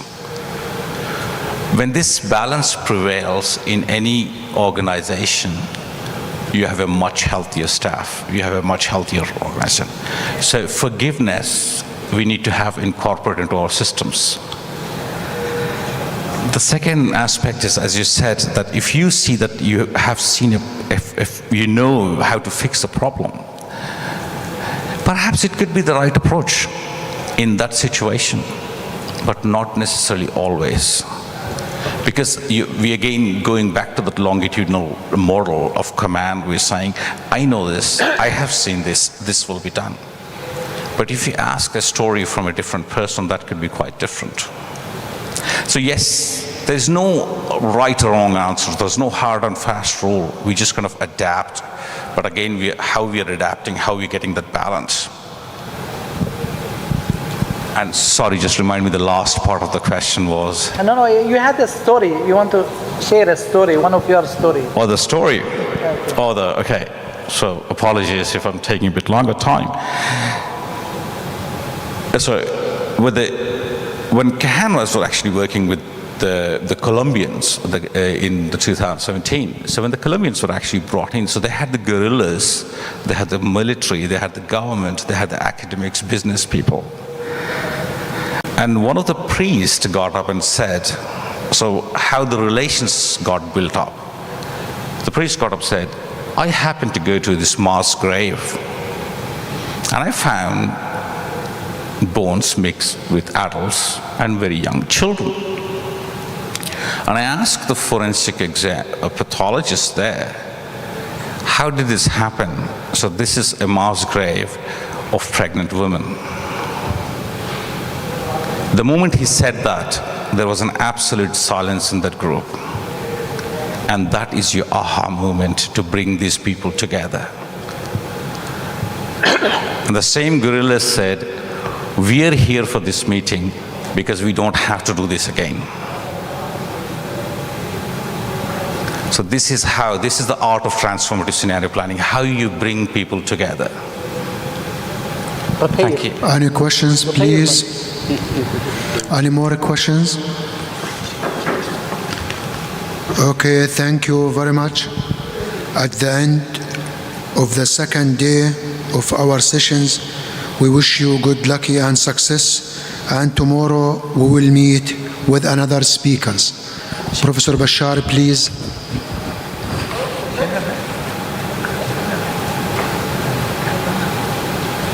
Okay, no. Thank you very much. Okay, time is very hot and we have only lotto bir çekilişimiz var. They wait for the lotto. Okay. Çekiliş yapıp öyle göndereceğiz. We have a sweep scare. Sweep scare. There are so many names written in the piece of the paper. And one person, I think Dr. Akhte is going to get Take one person, please. What is the gift, Professor Bashar? I will say later. Okay, after name. So it's Apollo Ozan Döndü. Okay. Ozan Döndü. Ozan. Okay, I will extend the gift. Tiran sempozyumunu veya gelecek ilki kongre arasında seçim yap. Kayıt olarak. Hiç sevinmedin lan. Teşekkür ederim öncelikle. Gelecek kongreyi seçeyim ben. Okay, adam bilimsel ya. Tiran gideceğine okay. Choose for the next kongre. He's going to be full sponsor. No. Well done. Congratulations. Thank you. I lose. Teşekkür ederim. Sağ olun.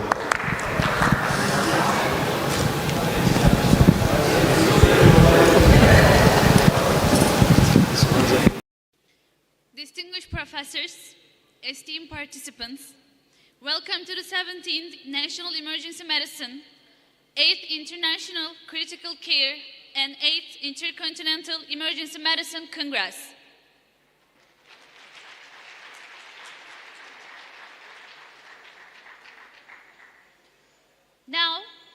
would like to invite you to the moment of silence to commemorate Mustafa Kemal Atatürk and his hero friends, the ones who fell for this country.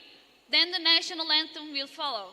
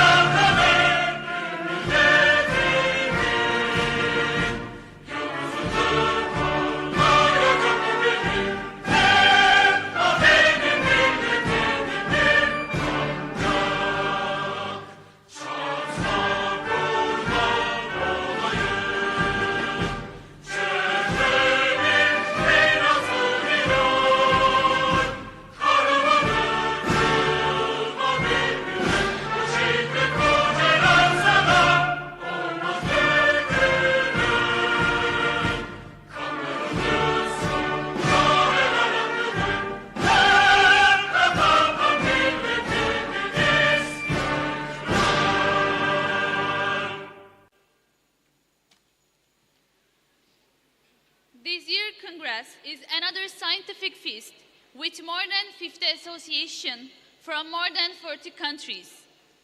On this meaningful day, now I would like to invite Professor Paul Kivila, past president of the ASAP.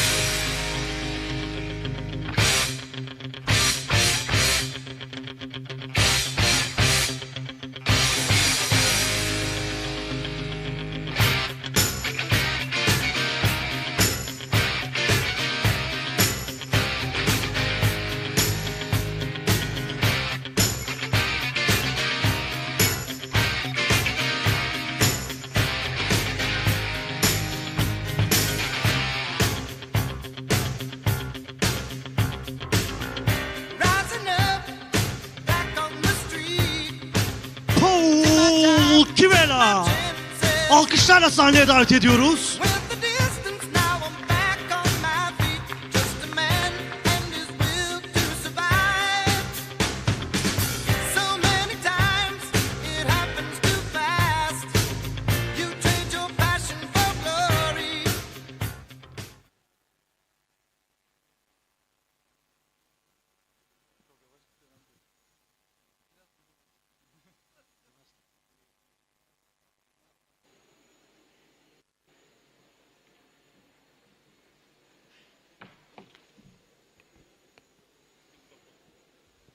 Well, thank you very much.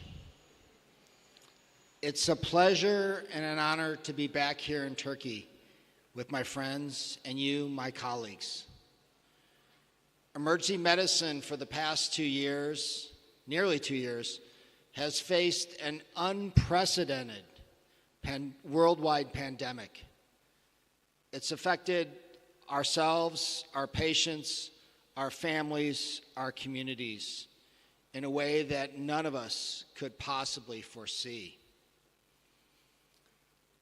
It's an honor to be here with you today, to be with you, to share ideas once again face to face, without masks and with masks, but here again face to face, which I think is the most important thing.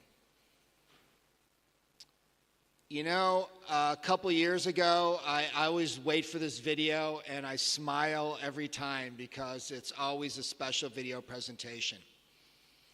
A couple years ago, I was portrayed as a cowboy. And you know, a cowboy is a good thing. A cowboy is self-sufficient. A cowboy is strong. A cowboy is a leader. And right now, you know, I appreciate the sentiments, but there is another cowboy leader here in the crowd that I want to bring up here right now. Dr. Bashar Kandar, where are you? Please come up here.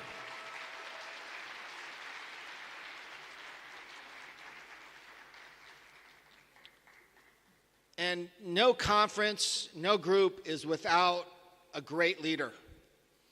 And there needs, as we say in the United States, and especially Texas where I'm at, we need a sheriff in town to wrangle 30 countries of emergency physicians and all the emergency physicians. So there's nobody better that I can see that's the sheriff in town.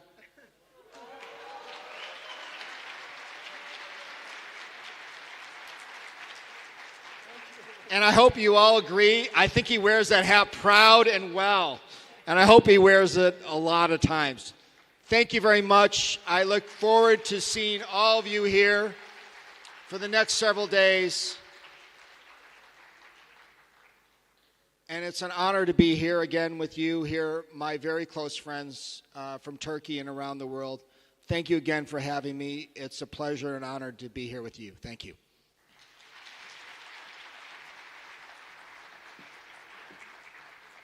Thank you, Paul Kivila, for your opening remarks. Now I would like to invite Professor Srinath Kumar, past president of the Society for Emergency Medicine, India, SEMI.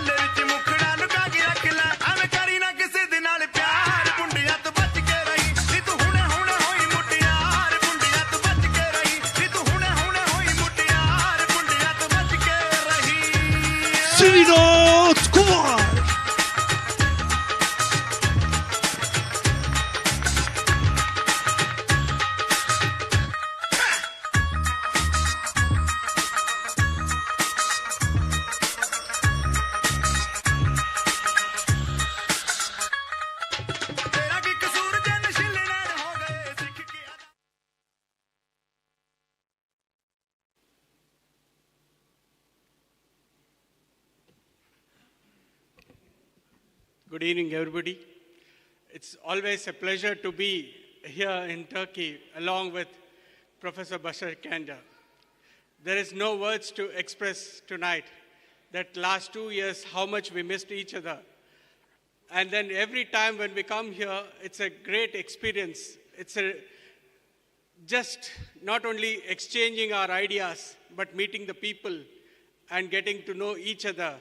And every year by year, you meet a lot of leaders across the world here in Turkey. It's always blessed to meet the tallest leader in emergency medicine in Turkey. There is no competition. He has come 3 times to our country, and it was always a pleasure to be with him in our country also. Many leaders we have met, many leaders are come, many leaders will go. But what we never forget is emergency medicine, which brings together all of us. I would request Professor Bashar Kandar to come onto the stage to receive a memento from India. And I also request my secretary, Dr. Sarvana Kumar, Society for Emergency Medicine, to join and give away this memento, which is very particular. And you can see what it is. It's nothing but we had sent a that is the Society for Emergency Medicine India emblem to NASA, which was been taken all the way to Mars.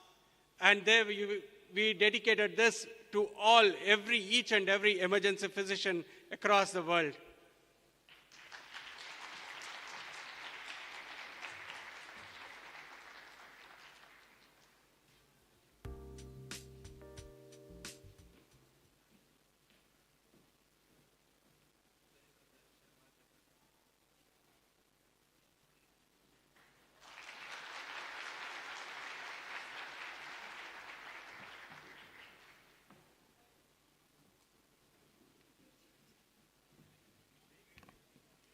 Thank you, Sir Net Kumar, for your opening remarks. Now, I would like to invite Eric Review, co-chair of the pre-hospital section of USEM, co-chair of the Clinical Practice Committee of IFEM.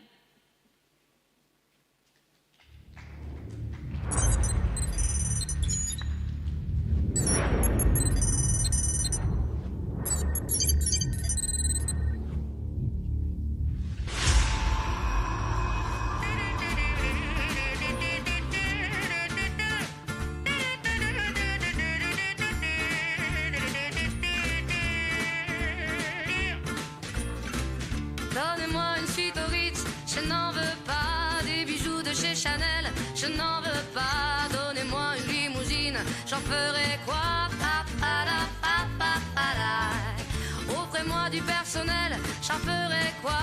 Un manoir à Neuchâtel, ce n'est pas pour moi. Offrez-moi la tour Eiffel, j'en ferai quoi?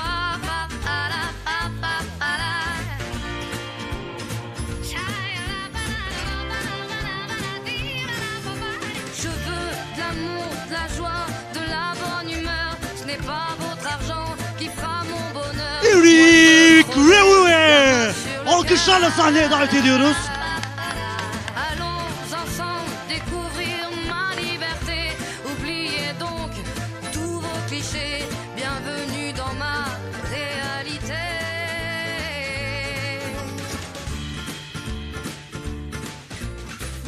J'en ai marre de bonnes manières, c'est trop pour moi. Thank you. I didn't have a present, I gave it already to my friend Bashar. 2 years, it's too long. I miss you guys.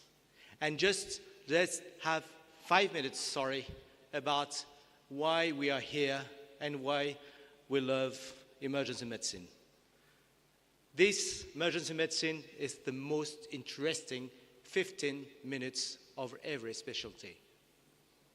Who has the best story to give? We do. We are the good friends when we have dinners to speak about that.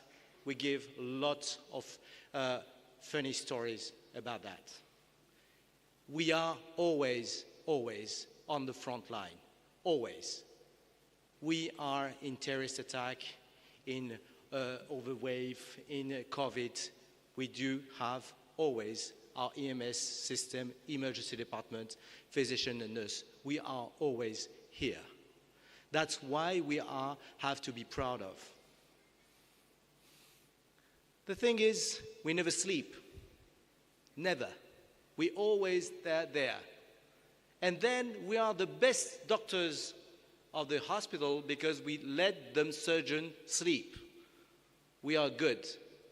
We are good emergency physician if the surgeon can sleep. That's why.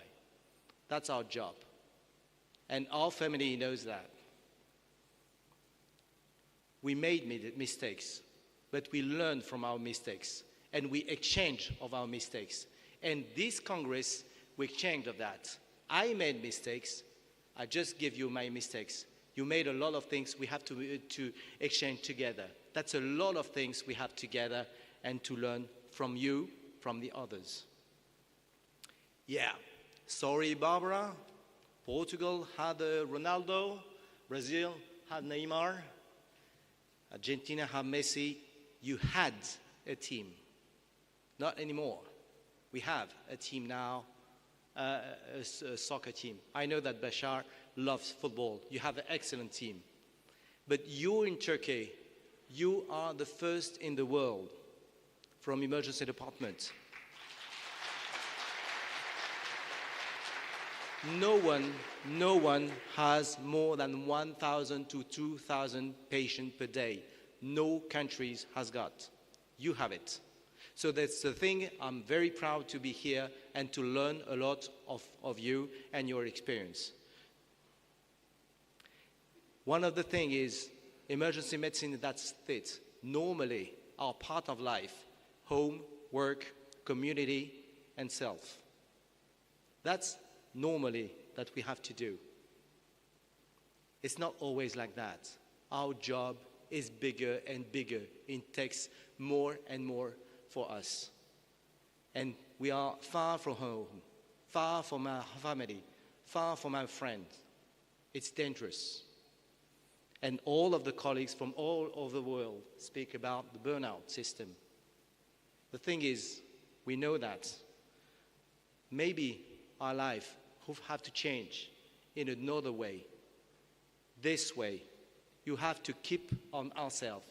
Work is very important, but we have to take care of a home, of your community. And this Congress is the famous example of why friends are here, why we are here, and we are together. So thank you to you to make this Congress so funny, to have so lot of exchange together. So I enjoy you to come to the next Congress. And as you know, we are here in Turkey. And what's the name of the hotel here? Titanic. I hope we won't sink together. But I would just say thank you to Bashar.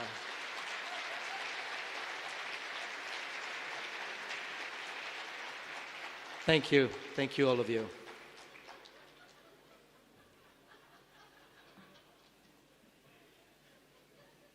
Thank you, Eric Raviu, for your opening remarks.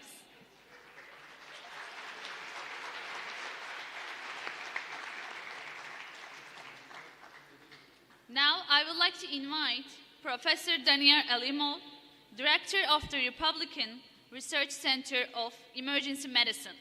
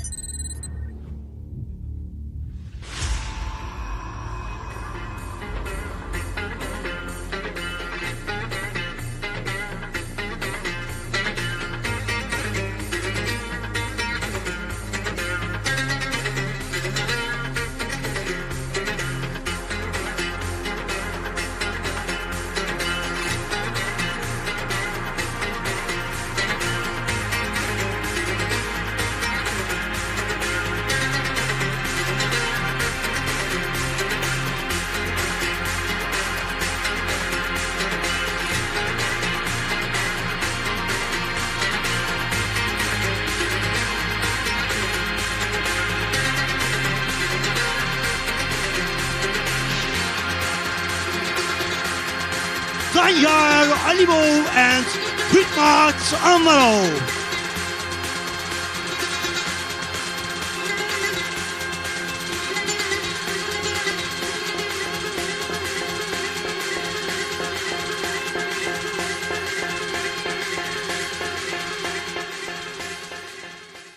Herkese merhaba.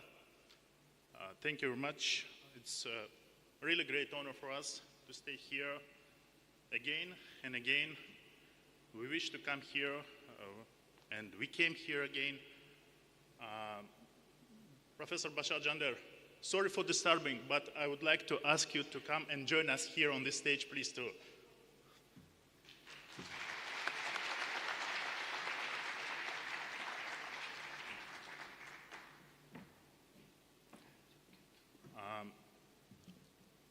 On behalf of the Health Minister of the Republic of Uzbekistan, I had a great honor first to greet this esteemed society, the excellent auditorium, and you, as a leader who gathered all of us here in these very crucial times. It's my honor and pleasure. Thank you very much. Thank you. And a small gift from our society to you. Thank you.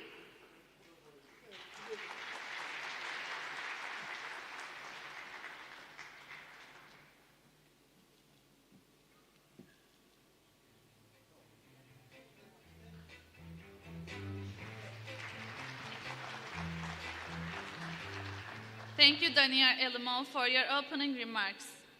Now, I would like to invite Professor Luis Garcia Castrillo Riesco, past president of the USEM.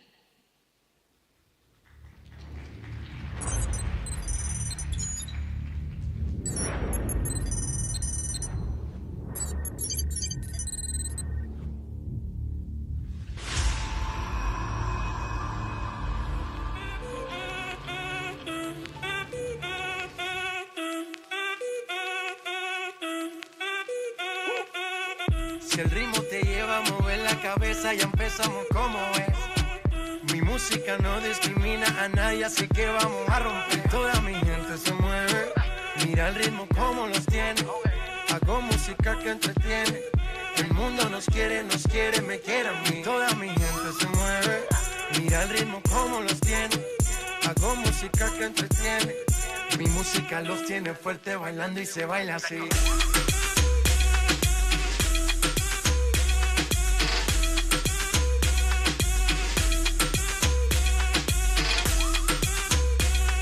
Luis Garcia. Estamos rompiendo la discoteca, la fiesta no para, apenas comienza.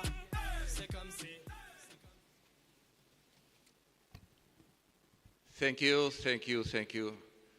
I say this 3 times. I should have said 5 because this is the 5th time I am joining you, and I am really honor and pleasure. But in this occasion, for me, this situation is more emotional. After 2 years of very bad moments that you know better than me, to see old friends, to see that things seem to be improving worldwide, and to have the expectation that in the future we are going to have more meetings like this is something that touches my heart. And I have the best wishes for this meeting, and I suppose that in the future this is going the normal situation, not the past. As USEM past president, I would like to thank the organizers and of course Bashar Kander for his effort, not only for this Congress. This is an historical Congress, and you all know that to organize just one meeting is something really difficult. But to keep this historical activity year after year and having the attractions for so distinguished guests and participants in these meetings is something exceptional. So I will thank Bashar for organizing this for many, many years. And I give my best wishes, my personal best wishes, and the wishes of USEM as an organization to keep this. That is the life of emergency medicine, not only in Turkey, but worldwide. Thank you, Bashar, for this.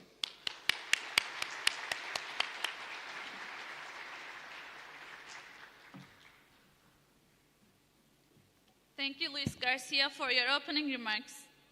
Now I would like to invite Jesus Daniel Lopez Tapia, President-elect of the Latin American Federation of Emergency Medicine.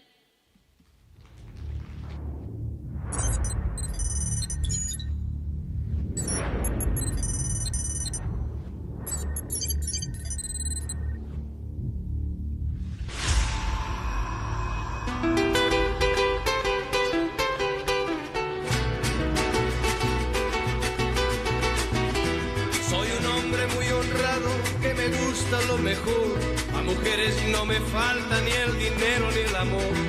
Jineteando en mi caballo por la sierra yo me voy. Las estrellas y la luna ellas me dicen dónde voy. Ay, ay, ay, ay, ay, ay, mi amor. Ay, mi morena de mi corazón.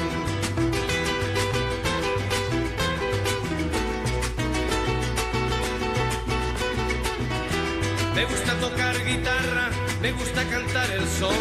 Mariachi me acompaña cuando canto mi canción. Me gusta tomar mis copas. Daniel Lopez Tapia. Tequila blanco con su sal le da sabor. Ay, ay, ay, ay, ay, ay, mi amor. Ay, mi morena de mi corazón.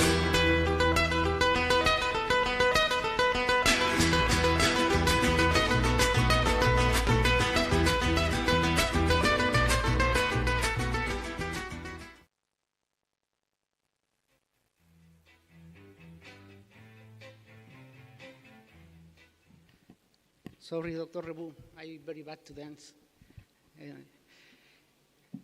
Well, all my colleagues told all about this conference. I just can't repeat. Dr. Bashar Kander, thank you very much for this invitation. For me, it's really a honor to be here. When the people ask me if it's a long trip, yes, 28 hours to be here. But it's nothing. It's nothing because be here is a great experience. Congratulations, Dr. Bashar. I'm sure it's one of the most conferences in the world. Thank you very much.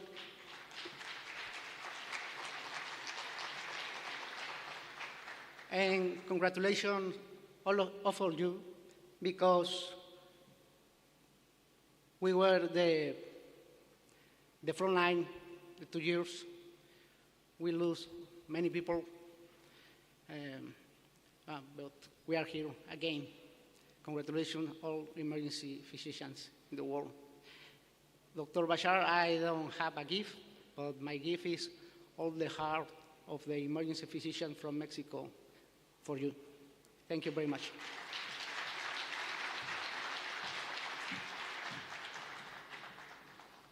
Thank you, Jesus Daniel, for your opening remarks. Now I would like to invite Professor John Louis Vincent, Professor of Intensive Care Medicine, Université Libre de Bruxelles, Department of Intensive Care, Erasmus University Hospital.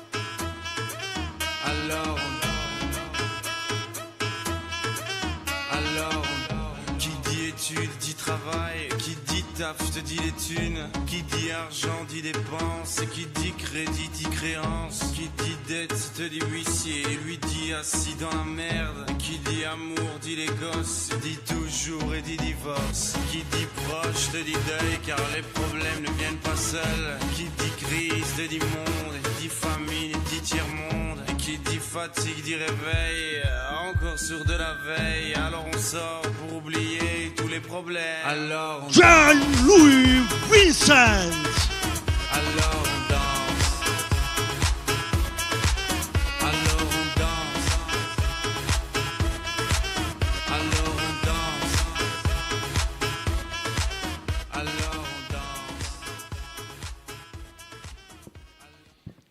Dear colleagues and friends, I feel really very honored to be invited here and also very pleased to be again with our Turkish friends in this very nice environment. I like the Turkish flavor of the meeting and I like the international flavor as well. So many thanks to Professor Chander, to Bashar. I do believe that intensive care doctors and emergency medicine doctors should work together, hand in hand. I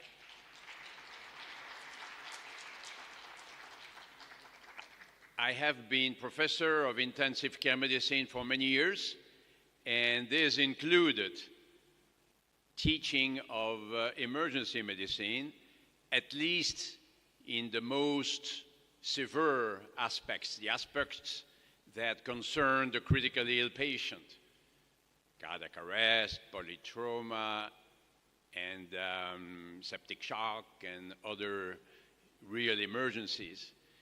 The other aspects of emergency medicine were covered by the teachers in the various specialties. And indeed, personally, I am less interested in minor cases. I like the real stuff. And I like to see that this meeting is also an International Critical Care and Emergency Medicine Congress. And we have organized in Brussels for 40 years now the ISICEM International Symposium on Intensive Care and Emergency Medicine, combining the interests of the two specialties, again, when they deal with critically ill patients. And I really think that in the hospital too, there could be some kind of umbrella for our two departments. That's the reason why, as I say in my talks, I like the American approach of critical care medicine. In Europe, we speak about intensive care medicine, but in the US, there is the intensive care unit, of course. There is the ICU, but there is a critical care medicine umbrella, which is broader. And it can cover also the rapid response systems in the hospital. So in one word, I can tell you that in our institution at the University Hospital of Brussels, our two departments of emergency medicine and intensive care medicine are very close to each other.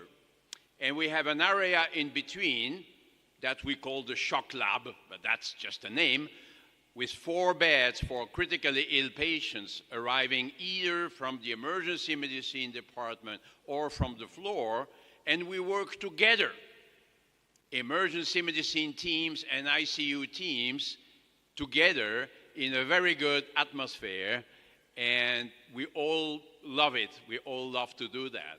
And I think it's a little bit of a model. In too many institutions, people are far away and the emergency department is there and the ICU is there. It shouldn't work like this. We need to break the walls. We need to work together with all other stakeholders, all other people working on the acutely ill patients. And so I love to interact with people who do primarily emergency medicine, as I do primarily intensive care medicine. And I'm sure we will continue to learn from each other a lot. So it's a pleasure to be with you, and many, many thanks again.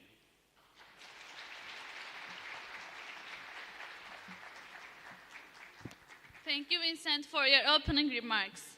Now, I would like to invite the mentor and the constructor of the emergency medicine training in Turkey and the president of the EPAT, Professor Başar Candar.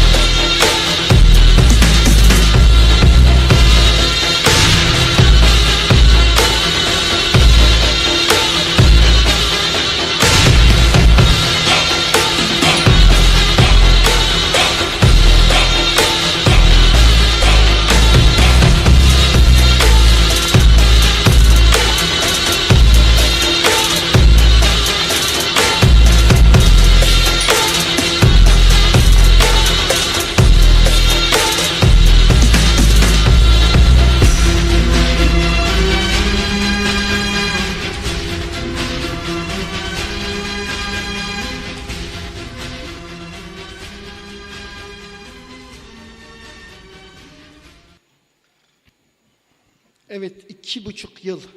Bu arada ben Türkçe konuşacağım. Kulaklıkları verdiniz değil mi arkadaşlarımıza? 2,5 yıl. Nasıl geçti? Aralık 2019. Ne hayallerle girdik Aralık 2019'a ve çok farklı bir dünyayla karşılaştık. Şu anda biz tarihi anlar yaşıyoruz. Tarihi anlar. Neden? Çünkü 100 yılda bir olan bir pandeminin şahitleriyiz. Biz daha önce söylemiştik ama. Ne demiştik? Sağlık böyle önemlidir demiştik. Acil servisler önemlidir demiştik. Acil tıp uzmanları önemlidir demiştik. Görülen süreç dünya düzeninin sağlık üzerinden yeniden dizayn edildiğini gösterdi. Bunu bir teori olarak değil, yaşadığımız süreci tarif için söylüyorum. Bakın hayatımızda olmayacak şekilde değişiklikler oldu. Kim bizi bu kadar evlere kapatabilirdi? Çocuklarımıza sarılmadan 1 yıl geçirmek zorunda kaldık. Bunları hangi güç yaptırabilirdi? İşte hiç hesaplanmayan bir süreç bizim en iddialı olduğumuz kongreden 2,5 yıl ayrı kalmamıza sebep oldu. Ama şimdi her şeyin bir sonu, her gecenin bir sabahı olduğu gibi 2,5 yıl sonra çok özlediğimiz insanlarla bu büyük organizasyonda birlikteyiz. Hepiniz hoş geldiniz.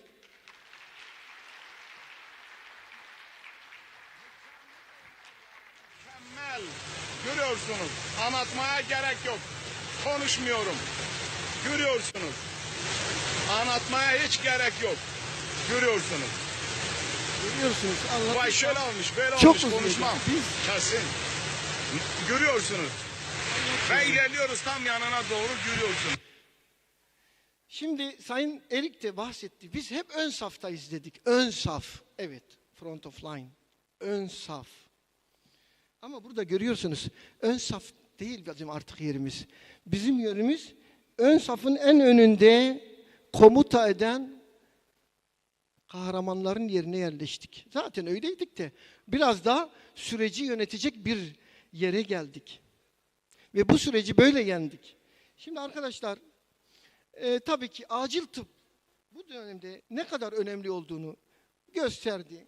Gerçekten özellikle pandemi döneminde biz bütün pandemiyi acil servisler içinde yönetmek zorunda kaldık. Karargahlar acil merkezler oldu. Acil servisler merkez oldu. Türkiye'de yoğunluk o kadar çoktu ki biz biraz sağlık sistemi olarak bunu daha iyi idare ettiğimizi söyleyebilirim. Tabii doktorlarla konumuz yani düşünün ya biz böyle bir konumdayız yani. Aradayız yani. Birisi yakalar, biz onun hayatını kurtarırız. Bizim işimiz hayat kurtarmak. Doktorluk. Tabii acil tıp için beklentilerimiz hiç bitmiyor. Bu 100 yıl gelecek ve bu benzersiz branşı hep birlikte bu kitle olarak, bu tarihi anları yaşayan kitle olarak ileriye taşıyacağız. Tabii bizim bu pandemi şartlarında bütün çabalarımıza rağmen güvenlik problemi hiç bitmedi. Sayın Genel Müdürümüz burada, Sağlık Bakanlığı yetkilileri burada. Güvenlik biliyorsunuz bizim müdahalelerin hepsinde ilk öncelik güvenliktir. Artık biz kendi güvenliğimizi korumak durumundayız.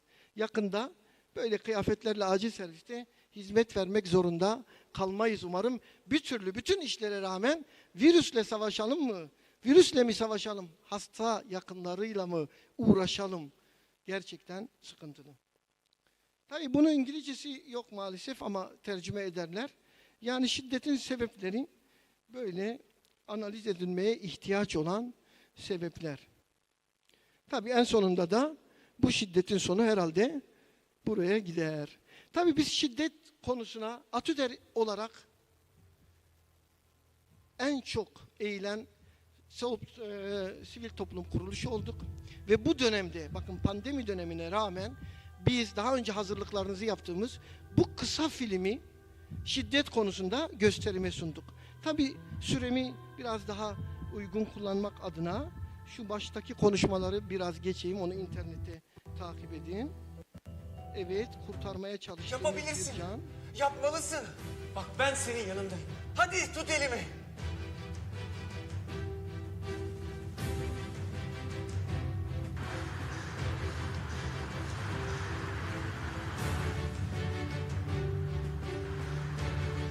Hadi kardeşim hadi. Hadi yapabilirsin. Hadi kurban olayım hadi. Bırakma. Evet. Aynen böyle. Uzat. Buradayım ben. Hadi. Tut elimi.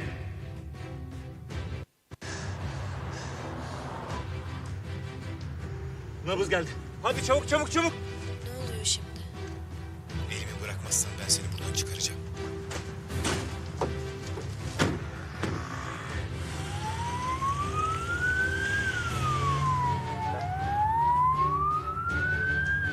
Uzun sürecek mi? Evet. Olsun. Ben bırakmam elini yolda. Alo hocam. Hasta travma hastası, mavi kod getiriyoruz. Ares hasta döndü. 5 dakika CPR yaptık. Nabız var. Tansiyonu alıyoruz. Şuuru kapalı. Tamam.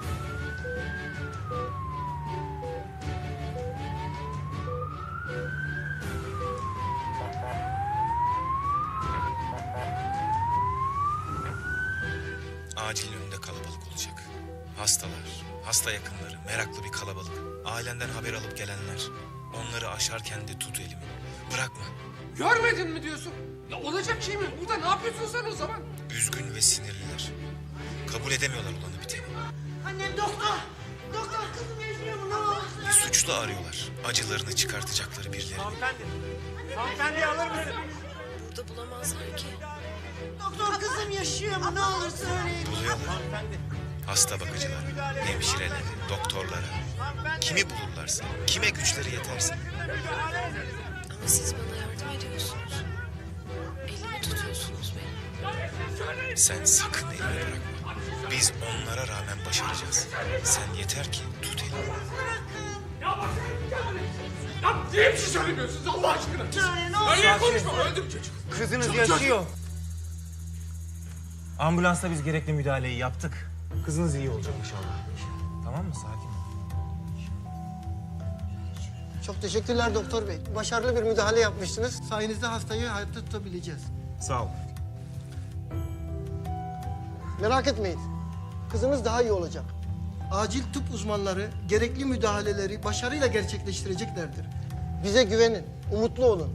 Ama en önemlisi sakin olun.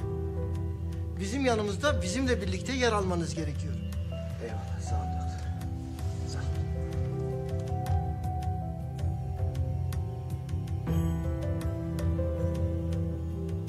Ben onlarla hayata tutundum. Hayatla ölüm arasındaki o ince çizgide fedakarca çalışıyorlar. Sağlık ordusunun isimsiz kahramanları onlar. Acil tıp uzmanları ve çalışanları. Beni siz hayata bağladınız. Kendim ve sevdiklerim adına hepinize minnettarım. Ben şanslıydım. Ama sizin anneniz, babanız, eşiniz, çoluğunuz, çocuğunuz, akrabanız, arkadaşınız bu kadar şanslı olmayabilir. Ne olursunuz unutmayın. Size rağmen olmaz. Ama sizinle iyi olur.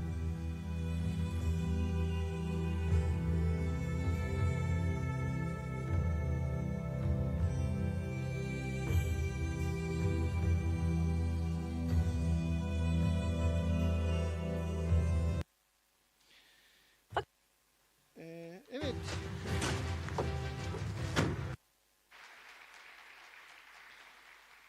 Şimdi baktım ki film çevirmek kolaymış. Aradan beni sıkıştırdılar. Senaryoyu da yazıyoruz. İkinci bölümde artık düşündüm ya bu hastalar genelde kendini kurtaranlara böyle aşık falan olabiliyorlar diye. Böyle kolaymış bu film çevirmek yani. Emre bunu nasıl götürüyoruz? Fakat öncesinde sağlıkta şiddet meselesine bir göz Örnekle atalım. kalmadık. ATÜDER yani Acil Tıp Uzmanları Derneği son günlerde sıkça tartışma konusu olan sağlıkta şiddet meselesine dikkat çekmek için sosyal medyada bir etkinlik CNN'de düzenledi. haber ve olarak bunu tüm hekimler davet edildik, görelim. Bunu verdik. Yine hızlı geçeceğim. Bu daha da ilginç. Yani güzel bir haber. Türkiye bu filmi konuşuyor, evet. Tüm Türkiye bu filmi konuşuyor. Uzun sürecek mi? Evet. Olsun. Ben Burada da müsaade Koronavirüs geçeceğim. savaşında en gerçekten büyük mücadele... medyada rahat bir şekilde yer aldık bu dönemde. Tabii bununla ilgili bir de kamu spotu yapmıştık. Onu belki izleyebiliriz.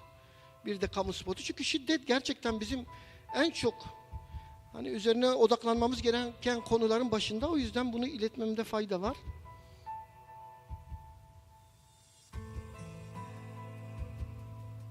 Acil tıp uzmanlarına ve sağlık çalışanlarına yöneltilen şiddet, hastalara, hasta yakınlarına, topluma ve tüm insanlığa yöneltilen şiddettir.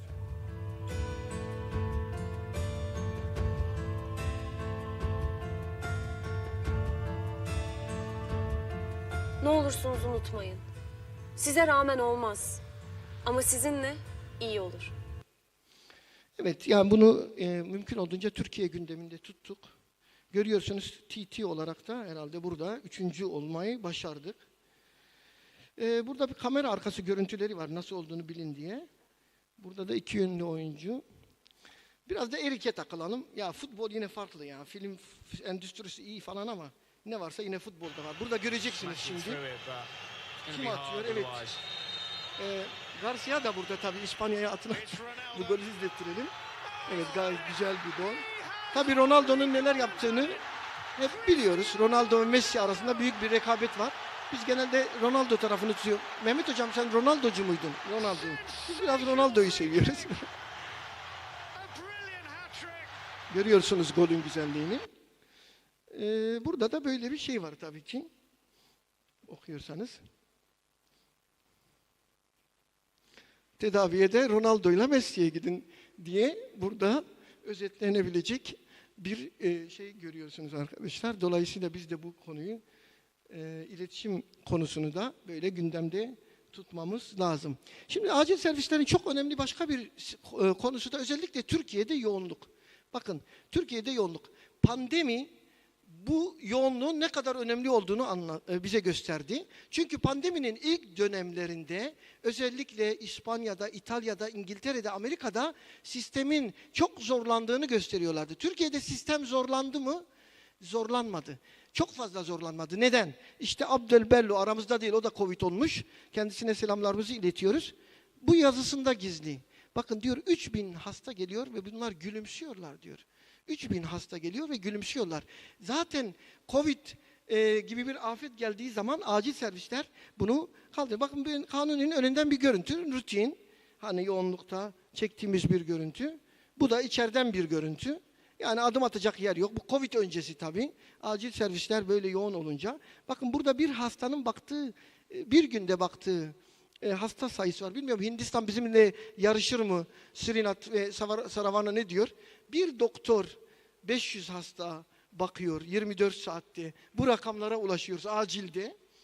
Tabii bu çok olağanüstü bir güç. Ama her yerde bu sorun var. Tabii gereksiz başvurular. Mesela burada Amerika'dan bir örnek. Yani dünya hep aynı değil. Yani metal gibisi başka şeyler de var. Türkiye'de de biliyorsunuz başka bir sağlık sorunu olmasına gerek yok. Bununla acile başvurabilirsiniz. Tabii acil şiftleri böyle yoğun olunca da çıkışımız pek iyi olmuyor. Bakın burada yine Amerika'dan paylaştığımız bir şey. Evet, gece 3'te geliyor. 5 yıldır olan. Biz Türkiye'de ya ne yapıyorsunuz, niye geliyorsunuz diyorsunuz. Ya sorun Türkiye veya başka yer değil. Sorun aciller ve diğerleri. Öyle bir sorun var yani. Bu da Hindistan'dan herhalde. Konstipasyon için acile gelenler. Ve Amerika'daki yatak durumu. Bak ben takip ediyorum. Yatak en gelişmiş. Amerika kabul ediyor. Paul bilir şeyleri. Evet, yatak yok. Yani hani Türkiye'de yatak yok da Amerika'da da yatak yok. Bakın aynı benzer şeyler. Hani şuraya buraya gideyim diyor arkadaşlar da. Sayın Genel Müdürüm bunları not etsin. Hocam bak yoğun bakım dolu, servis dolu. ER 20 kişi bekliyor sırada. Yoğunluk sorun. Ama yoğunluğun çözümle yöntemleri var mı? var. Bakın bizim asistanlar için bunu aldım. Bakın Amerika'da çalışma şeyleri 12 gece 13 gündüz yani 25 gününüz öyle. Yani bu da bizim hastanenin kedisi. Hani o da geliyor. Hatta Japonya'dan bir şey aradı. Kedi yavrusunu getirmiş acil servise. Onu internette görebilirsiniz. Böyle bir şey var. Acil tıp ve acil servislerde. Tabii TUS'lar açıklanacak. TUS tercihleri var. Şimdi bu oftalmolojist, radyolojist, dermatolojist bunların off day yani tatil günü. Bu da acilcilerin tatil günü. Genel olarak böyle bir yapıyla karşı karşıya kalırız. Tabii böyle olunca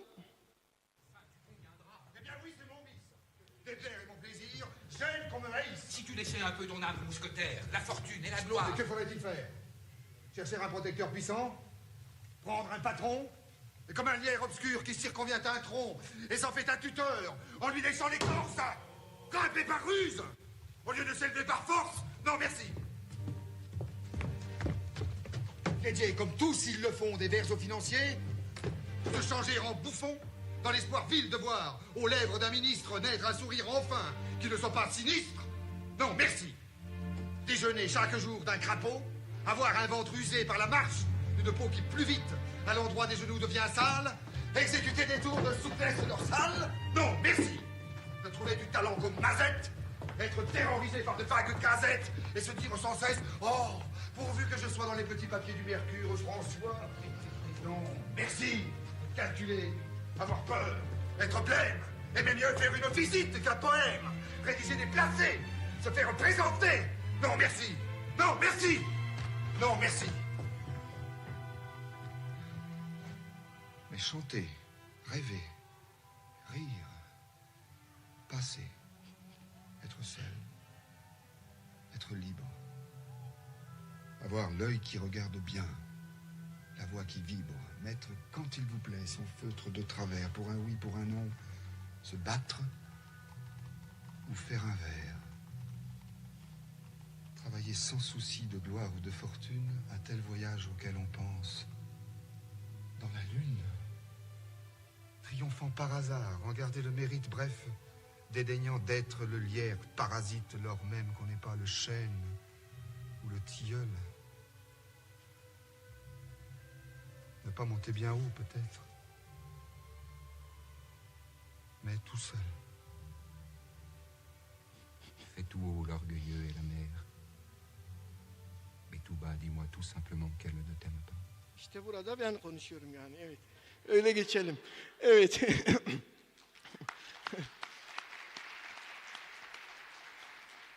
Bakın buradaki aslında acili seçmek için çok sebebimiz var.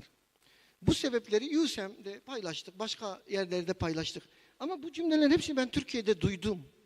Aslında biz de bunu söylüyorduk. Hepimiz bunları bilerek seçiyoruz acili.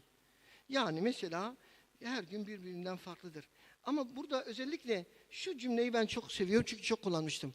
Sen acili seçmezsin, acil seni seçer.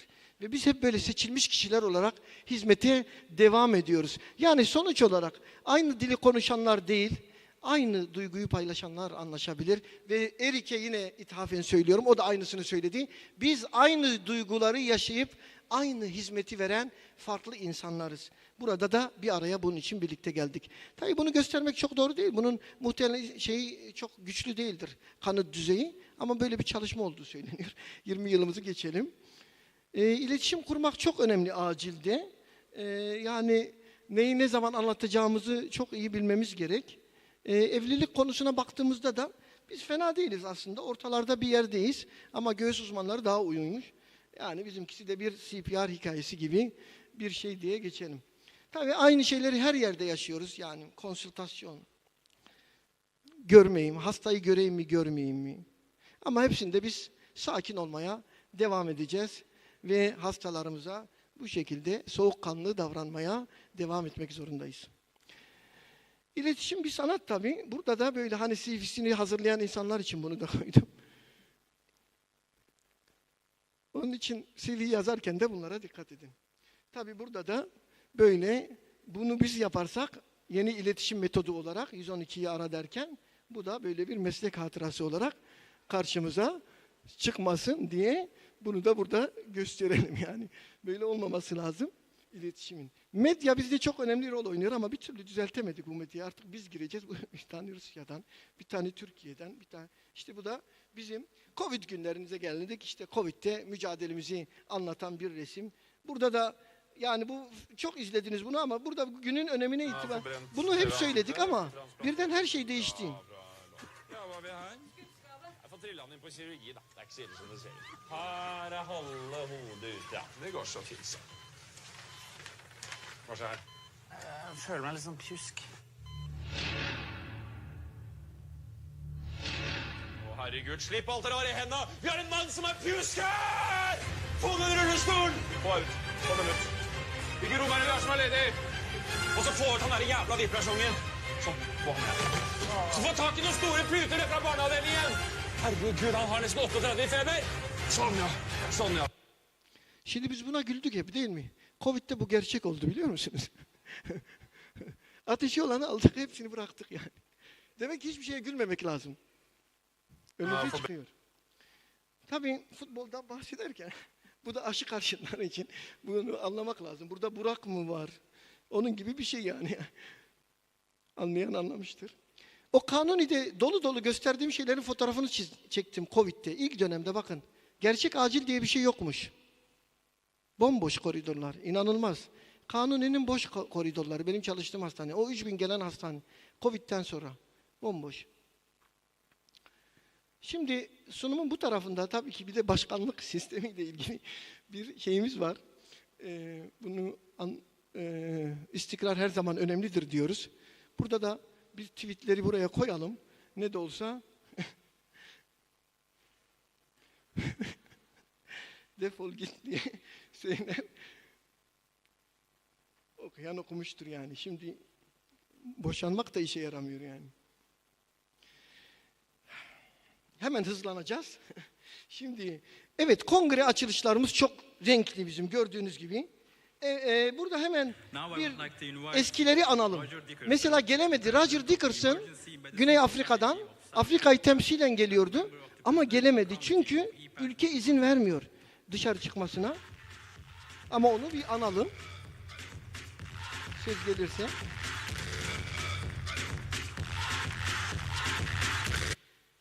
Evet, Roger Dickerson.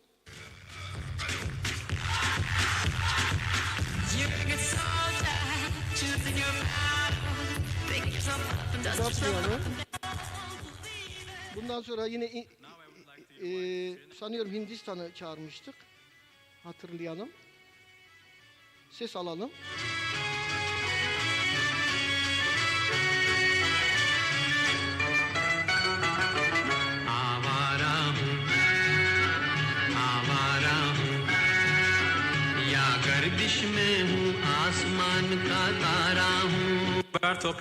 Roberta burada değil, onu da analım. Roberta her zaman katılır, gelecektir.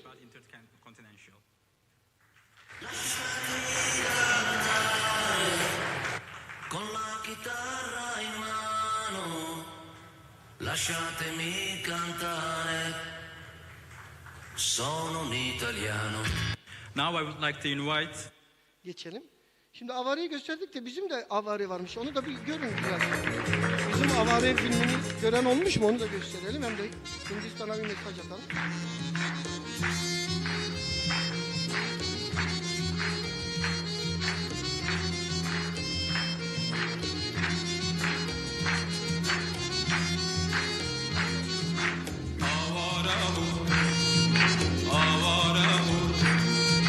Ya kardeş ya bahtımız ne kara hu, avara hu.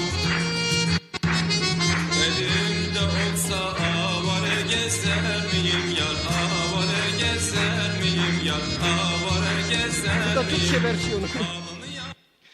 Evet, şimdi Roger Dickerson'ı andık törenden. Hemen Roger Dickerson üşenmemiş, mesajını yollamış. Onu dinleyelim. From the southern tip of the African continent. I'm greatly saddened that I'm not able to join my friends and colleagues in person in Antalya this year and participate in this fantastic conference. Unfortunately, visitors from South Africa are not permitted entry to Turkey under the current COVID-19 regulations. I have been fortunate to participate in previous years, and I know the quality of the presentations will be excellent, and the organization of the conference exceptional, and of course, the warm hospitality of the Turkish people unparalleled. So on behalf of the Emergency Medicine Society of South Africa, I wish you everything of the best for the conference, and I look forward to joining you in person in years to come. And to Professor Bashokanda, our friend and colleague Eric Review has in the past described you as the Godfather and a character from the Game of Thrones. I would like to suggest an African spin this year.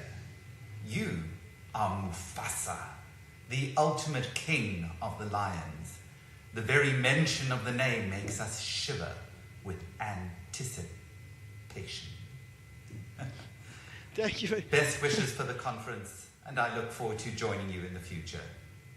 Bye-bye. Roger. Thank you, Roger. Burada da 2019 ama bunu hemen geçmem lazım çünkü vaktimiz yok ama Çin'den bahsedelim. Biliyorsunuz bütün ülkeleri toplamaya çalışıyoruz. Bütün kıtalardan ama bu takılması olmazdı zaten biliyoruz. Takılmamız gerekiyordu. Ne yapacağız Emre? Hemen devreye girebilir misin? Hı? Tamam. Evet, bu arada ben hemen şunu söyleyeyim. Arkadaşlar çok uzatmayacağız, rahat olun. Birazdan bitireceğiz. Sonlara doğru yaklaşıyorum. Öyle terk etmeyin salonu falan. Biliyorsunuz dronlar İHA'larda çok geliştik. Biz de dronlarla takip ediyoruz şu anda. Dışarı çıkınca hemen drone yakalıyor. Onun için tabii bu işin şakası. Biz aranızda olmaktan çok mutluyuz. Pandemi dönemi biz biraz da kontrollü yaptık bu işleri. Özellikle burada fırsat bulmuşken onu da söyleyeyim lütfen.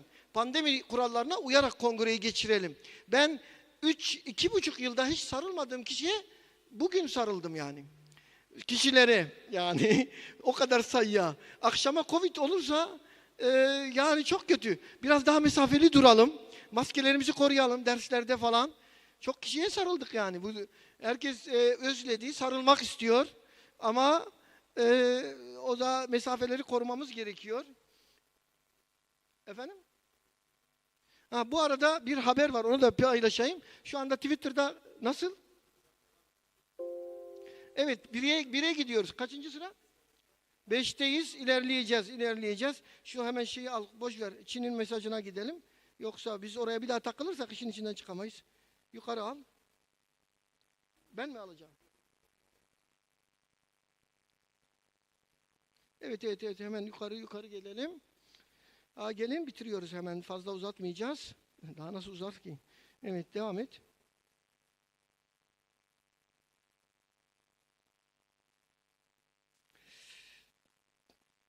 Evet, inelim. Buradan evet gel buraya. Ben buradan hemen geçeyim de bir daha takılmasın. Aman geçelim. Evet. Çin'in şeyi vardı. Oradan mesaj alalım.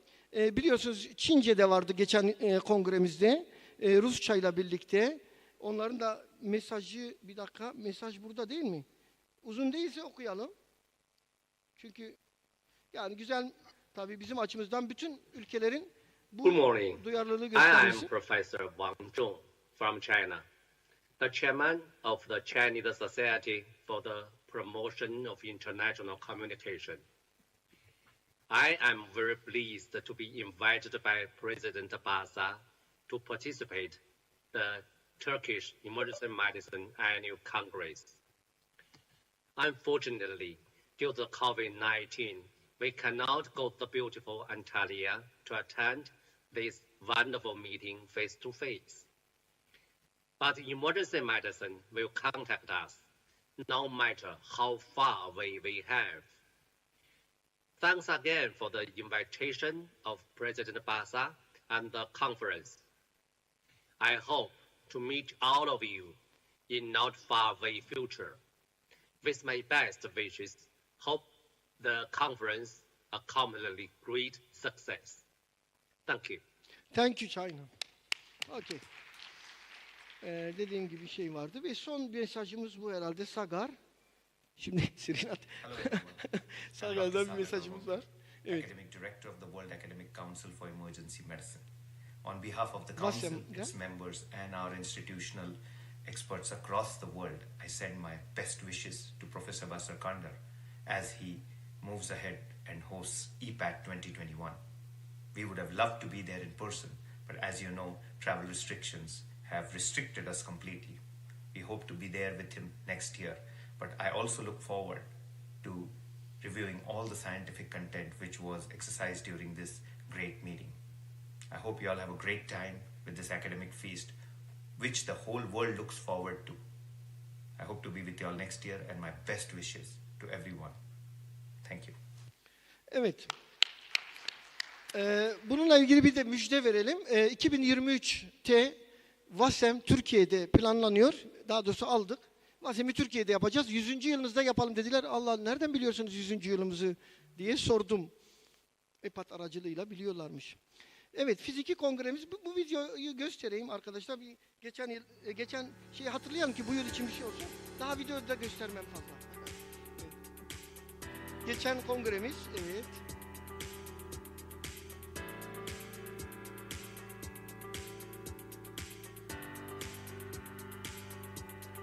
İşte altın acil ödülünü son olarak sonra Bingür Sönmez almıştı. Çin'den gelenler, Yunanistan'dan, Hindistan'dan. Tabii satranç turnuvalarımız, yarışmalarımız, gala gecemiz.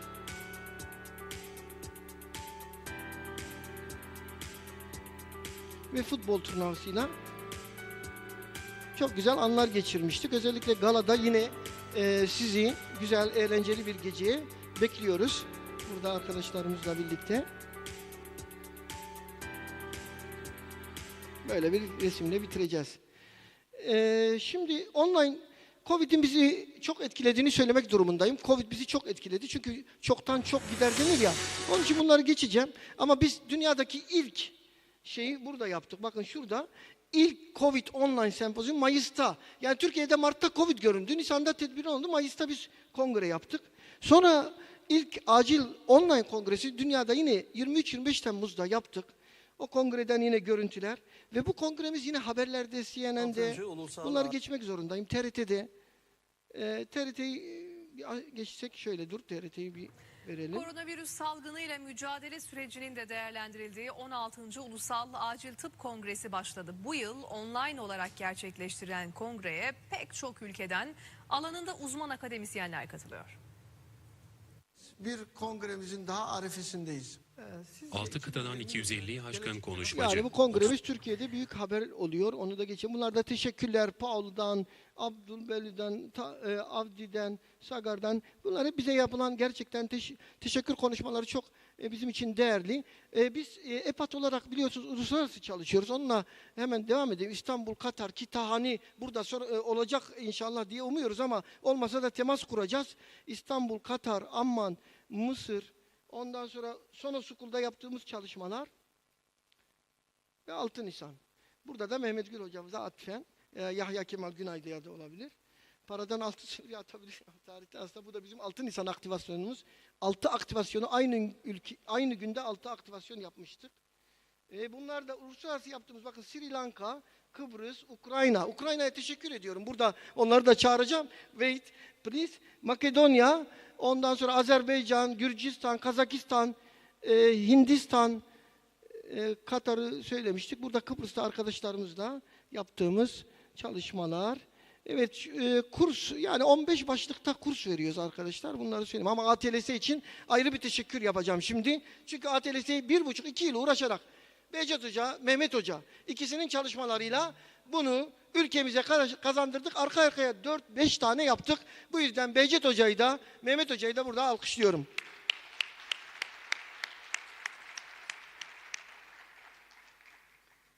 Evet, Behçet Hoca'nın bununla çok emeği olduğunu tekrar ifade edeyim. Behçet Hoca bu da senin için. ATLS görüyorsunuz. Bu hızla devam edecek. Genel müdürümüz de burada. Onların da desteğiyle pre-hospital'ı da yapıyoruz. Çok iyi gidiyor. Yani bu çok önemli. Sona School uluslararası 6 ülke, şu anda 7, 8, 9. ülke sırada. ATOK. Burada da Mehmet Okumuş hocamıza teşekkürlerimi sunuyorum. Mehmet Okumuş burada mı? Onu da alkışlayalım. ATOK için. Ve İKYD kursu çalışmalarımız, bakın İKYD çok önemli. Bunu daha önce gösterdim. Burada tekrar göstereyim ama kısaca. Bakın. Adama zorla masaj yapma.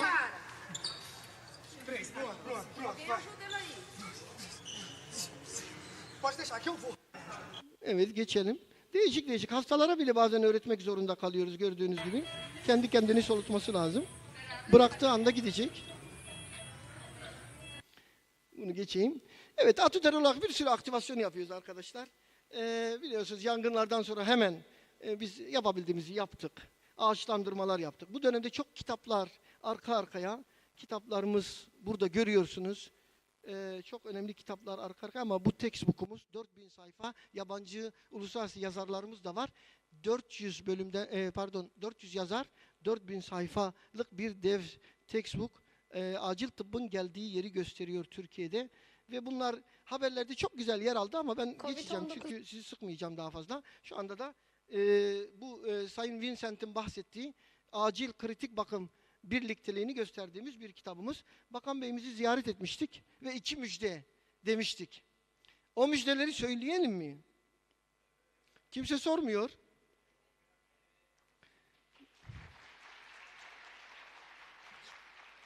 Şimdi söylüyoruz o zaman. Birincisi az önce bahsettiğimiz, aslında çok kişinin de tahmin ettiği yan dal. Yan dallar için bizim yanımızda Sayın Bakanımız sadece yoğun bakım değil, bunun dışında spor hekimliğinden tutun birkaç yan dalı inceledi. Ama yoğun bakım için derhal talimat verdi, çağırdı.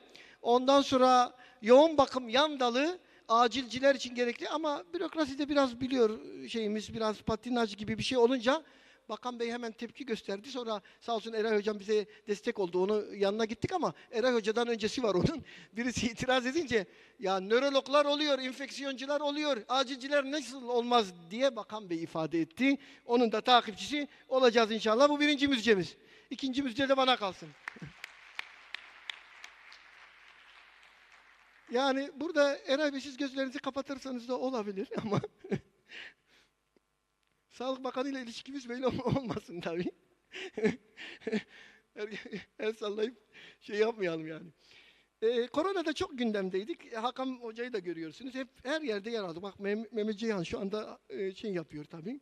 Biraz işte teke tekten tutun CNN'de. Bu özellikle dikkatimi çekti. Ben bu yani bu nasıl denk geldi onu anlamadık ya. Tam yakalamışlar. Bir de benim medyam değil bu, anlamadım yani. Hemen ilk yüz yüzemizi Belgrad'da yaptık Haziran'da. Geçiyorum bak, hiç durmadık. Ve kongremize geldik. Çok uğraştık bu kongre için. Bu kongre için çok uğraştık. Ama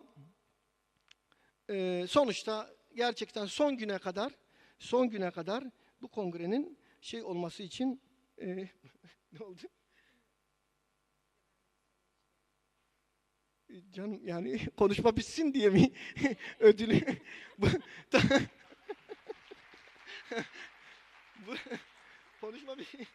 Konuşmayı bitirmek için. Peki tamam. Tamer Karadağlı'nın hareketini burada destekleyelim. Ya teşekkürler ama biraz hemen bitireceğim. Sabaha kadar buradayım bugün. Sabaha kadar burada. Onun için hiç heveslenmeyin, sabaha kadar buradayız bir daha. Sabaha kadar buradayım bugün. Ödüller bizim için çok önemli. Ödül alıyoruz. Çok teşekkür ediyorum. Gerçekten çok güzel ödüller. İşte Özbekistan'da Hikmet'e ve ekibine çok teşekkür ediyorum. Danyal'e. Ve Ürdün'de, Katar'da, bakın bunlar hep Sağlık Bakanı. Yani burada Hindistan'da, Suudi Arabistan'da, tabii meclis başkanımızla, bu da Romanya'nın İçişleri Bakanı olması lazım. Çok şey yaptık, ödüller aldık. Ama şimdi bu ödüllerden sonra biz de ödül veriyoruz. Şimdi gelelim, biz kendi ödüllerimizi verelim. Bitti yani bu. Bitme manasına geliyor konuşmamın. Şimdi öncelikle hangi ödülü verelim? Evet, şimdi bu ayakta durmamız, bu zor günlerde ayakta durmamız için sektörün çok desteğini aldık. Hepsine çok teşekkür ediyorum. Bu zor zamanlarda dik durmak insana çok şey kazandırır. Ama bunlar için de üçünü ayırdık çünkü bu üçü ilk üçe girdiler. Onları öncelikle çağıracağım. Ve bronz için, eğer yanılmıyorsam, bronz için, yanılmam tabii inşallah, Ricordati firmasını alıyoruz. Ricordati, Ufuk Bey buraya alalım. Ufuk Bey.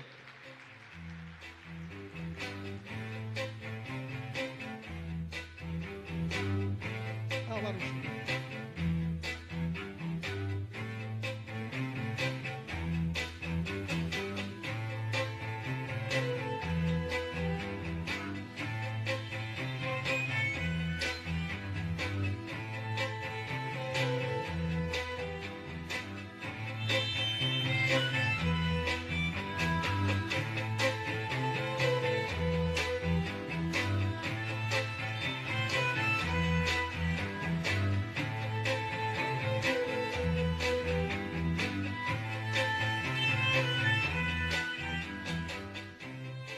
Ve gümüş. Gümüş sponsor Menarini Grup. Erinç Hanım veya Erdem Bey beraber alalım. İkinizi de alalım.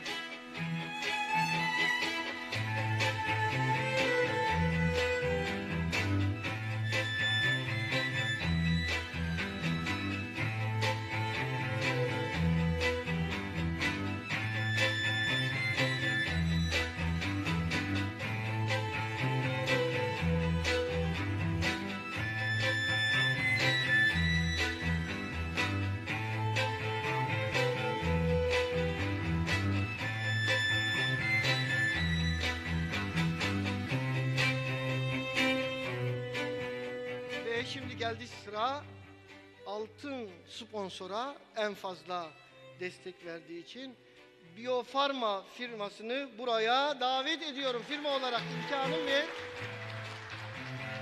ekip olarak geliyorsunuz. Çok teşekkürler.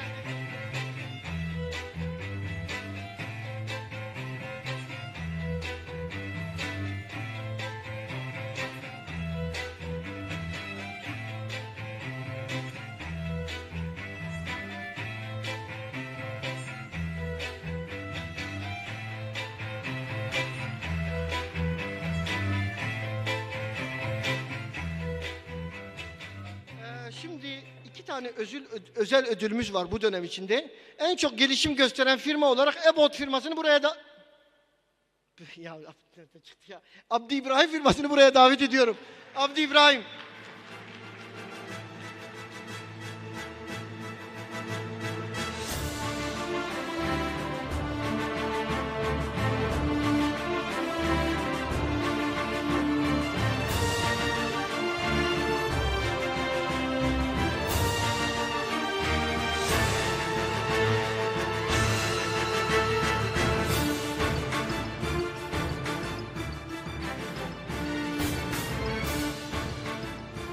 Şimdi yine bir özel ödülümüz var. O da gerçekten bu dönemde acil tıbba çok hizmet verdi. İki büyük projeyle katkı sağladı ve özel ödülümüzü Farmaktif firmasına bu aktif destek hareketi ve kitap desteklerinden dolayı Sinem Hanım ve Alparslan Bey buraya davet ediyoruz.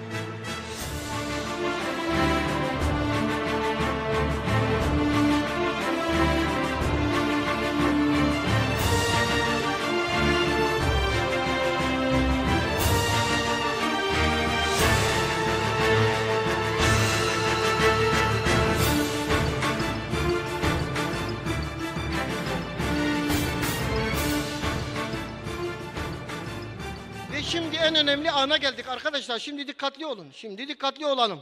Evet, bu kongrede en önemli an.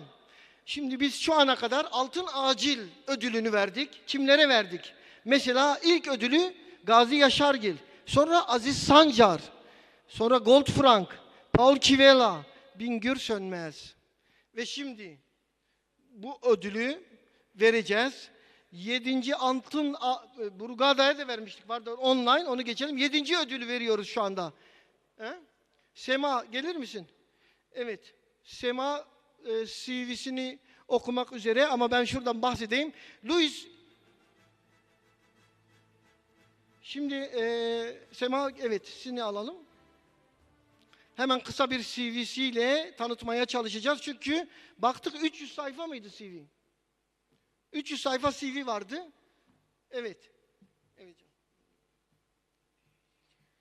He is Professor of Intensive Care Medicine at the University Libre de Bruxelles and intensivist in the Department of Intensive Care at Erasmus University Hospital in Brussels.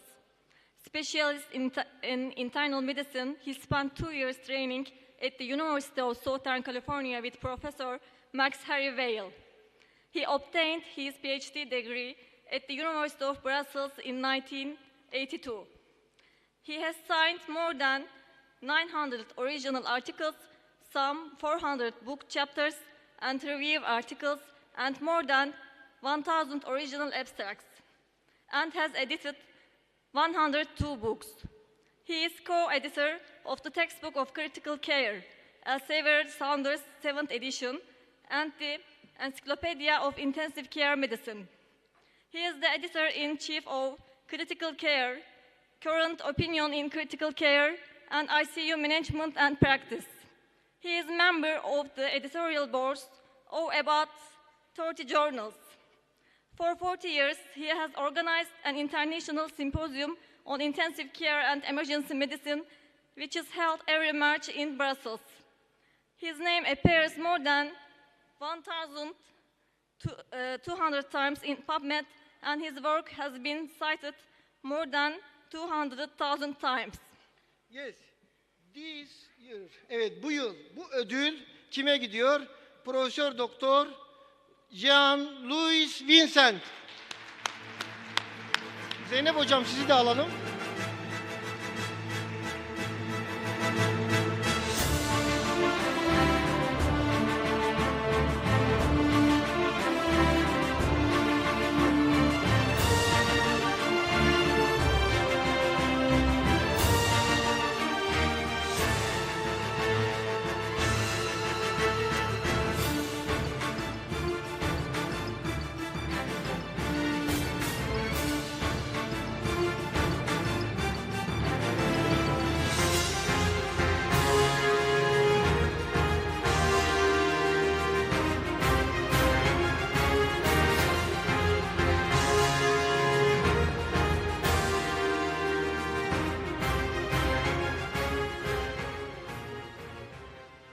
Bitiriyoruz. Mayıs'ta buradayız. Kongre bitiminden sonra Mayıs'ta tekrar bir arada olacağız. Ve şimdi 2 tane şeyimiz kaldı. Bir, Ukrayna'dan çok değerli bir misafirimiz var. Hemen onu alacağız. Sonra da genel müdürümüzü çağıracağım. Biraz daha sabredin arkadaşlar. Biliyorum çok uzun bir tören oldu. Ama bunu alalım. Evet, Ukrayna'dan temsilcilerimiz Oleg ile Antonin. Buyurun. Welcome.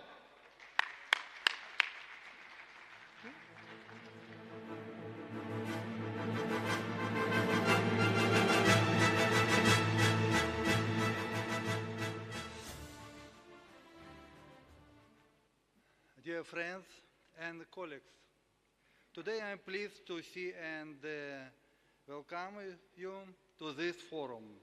On behalf of the representatives of Ukraine, I congratulate the organizer of the 7th International Congress of the opening of this forum. My friend and colleague Professor Anton Volosovets is next to me. We would like to present a diploma and a cup of the International Public Organization, International Association for Public Health, my friend, Professor Basar Chander. Thank you very much. Asıl buymuş. Tamer Karadağlı. Thank you. Yes, thank you very much.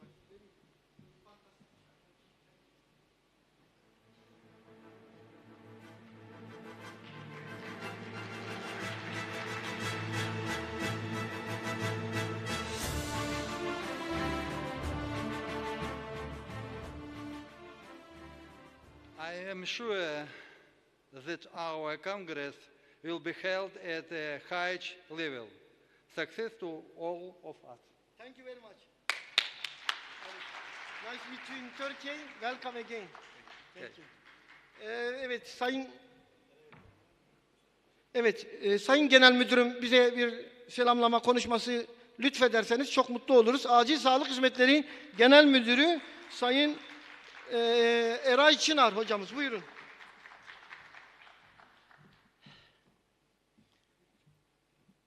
Öncelikle kıymetli başkanım, kıymetli hocam, Başar hocam, sizleri, Acil Tıp Uzmanları Derneği Yönetim Kurulu üyeleri, kıymetli hocalarımızı, yine yurt dışından buraya gelerek bu kongreye büyük katkı sunacak kıymetli hocalarım ve aynı zamanda ülkemizden gelen bu Ümit Ordusu'nu yetiştiren, sağlık sistemine katan kıymetli hocalarım ve siz değerli acil tıp uzmanı ve asistanı meslektaşlarım, hepinizi saygıyla selamlıyorum. Konuşma esnasında bir Ümit Ordusu kelimesi kullandım. Yani gerçekten öyle. Çünkü bizler hekimiz, ben de göğüs cerrahisi uzmanıyım. Çoğu zaman evet hasta tedavi ediyoruz ama siz hem kriz yönetiyorsunuz, hem hasta tedavi ediyorsunuz. Üstüne üstelik bir de çoğu zaman titreyen cümlelerle kurulan soru cümlelerinin, bir tedirgin bakışın, bir stresli duygunun, o stresli bekleyişin çoğu zaman ümidi oluyorsunuz. O yüzden yaptığınız iş gerçekten çok kıymetli. O yüzden bir kez daha vermiş olduğunuz hizmetlerden dolayı teşekkür ediyorum. Bir göğüs cerrahisi uzmanı olarak bu kongre ortamına, alanına geldiğim andan itibaren o kadar çok selamlaştığım, tokalaştığım meslektaşım oldu ki, gerçi benim için biraz geç artık bu yaştan sonra uzmanlığa girip tekrar acil tıp uzmanı olmak. Ama gerçekten aynı ortamda sizlerle çalışmak, çünkü acilde çok sık beraber çalışıyoruz. Bu kıymetli organizasyonunuza davet edilmiş olmak, bu konuşma şansının verilmiş olması beni çok mutlu etti. Bir daha tekrardan hem kıymetli hocama hem sizlere teşekkür ediyorum. Saygıyla selamlıyorum. İnşallah güzel bir kongre geçirmenizi temenni ediyorum.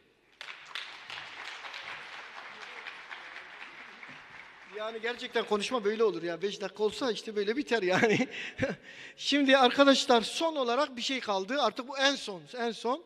Mustafa Keşaplı hocamızla çok büyük bir projeye imza attık. 250 proje içinde 39. olmuş değil mi Mustafa hocam? SEFMI projesi. Haftaya daha doğrusu onlar kongreden nefes almadan İspanya'ya gidecekler. Mustafa hocayı buraya davet ediyorum. SEFMI projesi için. Tabii Nuri Bozdemir hocamızı da katkılarından dolayı alkışlıyorum. Nuri hocam.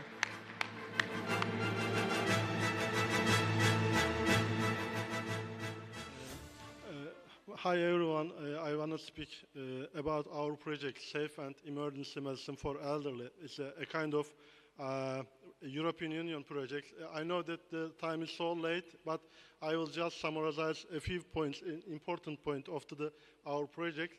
As the Dr. Bashar is mentioned, our project was elected around of 230 project is inside of the 30 of them. So we are so proud of this project.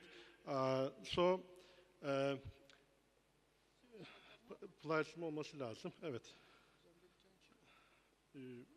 Açıyorlar bir saniye. I have a so small presentation. I know that you are so little bit late. We are a little bit hungry also. So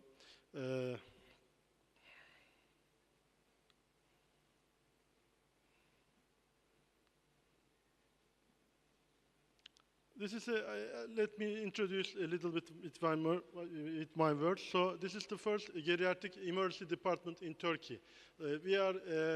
We attend an Erasmus project summarization. So we started our project two years date. So it's maybe we are in the middle of the date. So we will provide to geriatric emergency department in Turkey first time. So this is so proud of us. So we have after this congress we will go to Spain for the trainees, approximately 18%.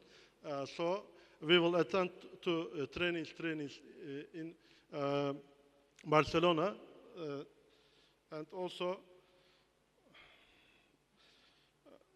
we have 5 partners. One of them is my hospital, is the Antalya Training and Research Hospital, the coordination association, and also one of them, the other one is Antalya Health Prevention Directory, also for pre-hospital section especially. So third one is Dean Brașov University from Romania. So fourth one is IPAT. So IPAT is our partner also. We have 5 organizations also. So our budget around of 140,000 euro around of we have a grant awarded. So also it will be the first. We have 8 outputs for the project. We have to prepare to the booklet for the training for geriatric EM medicine, and we had some application for polypharmacy.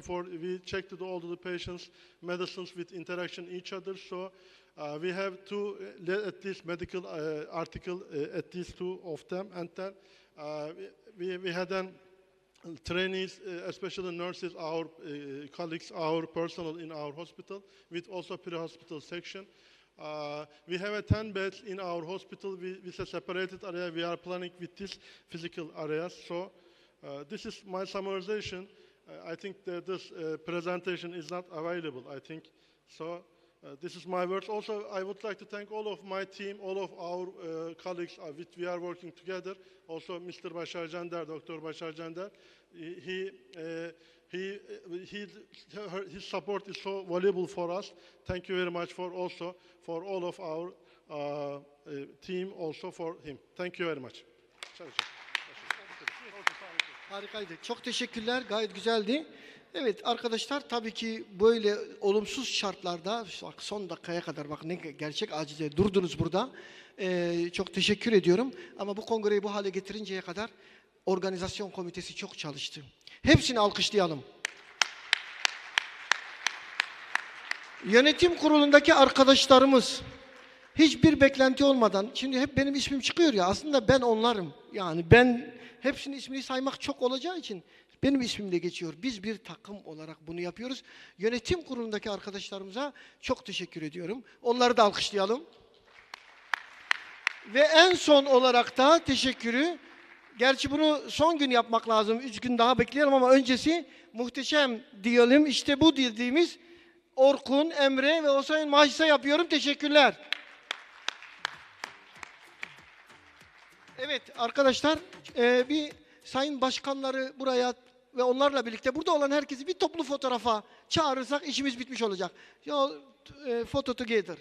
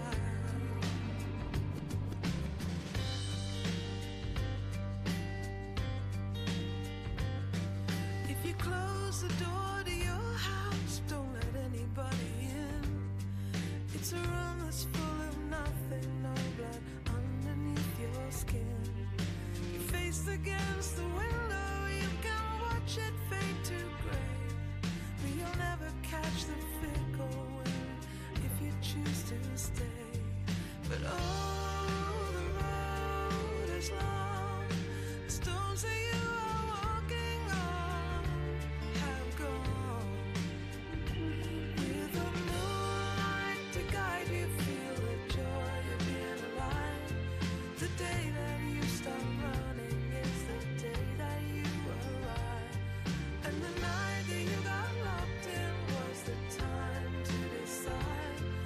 chasing shadows, just enjoy the ride. stop chasing shadows, just enjoy the ride.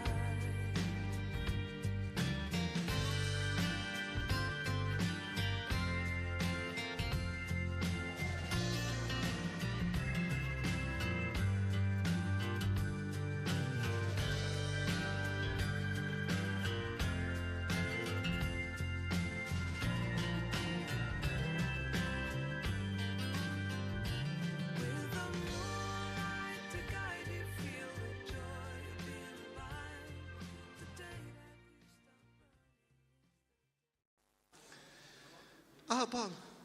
Evet arkadaşlar. Yerleri alalım. Evet. Evet. I will start.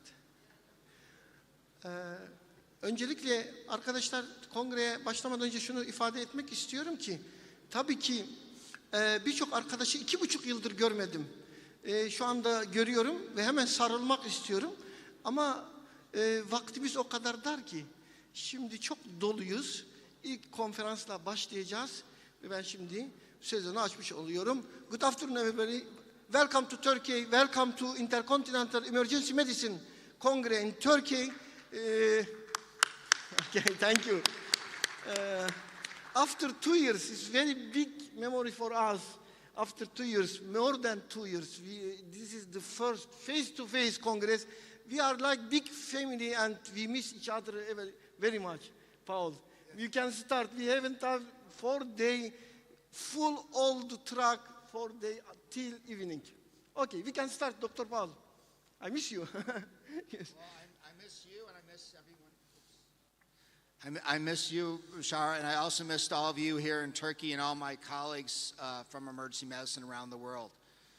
It's great to see everybody's face-to-face. I know we're wearing these masks sometimes, and hopefully soon we'll get past that as well.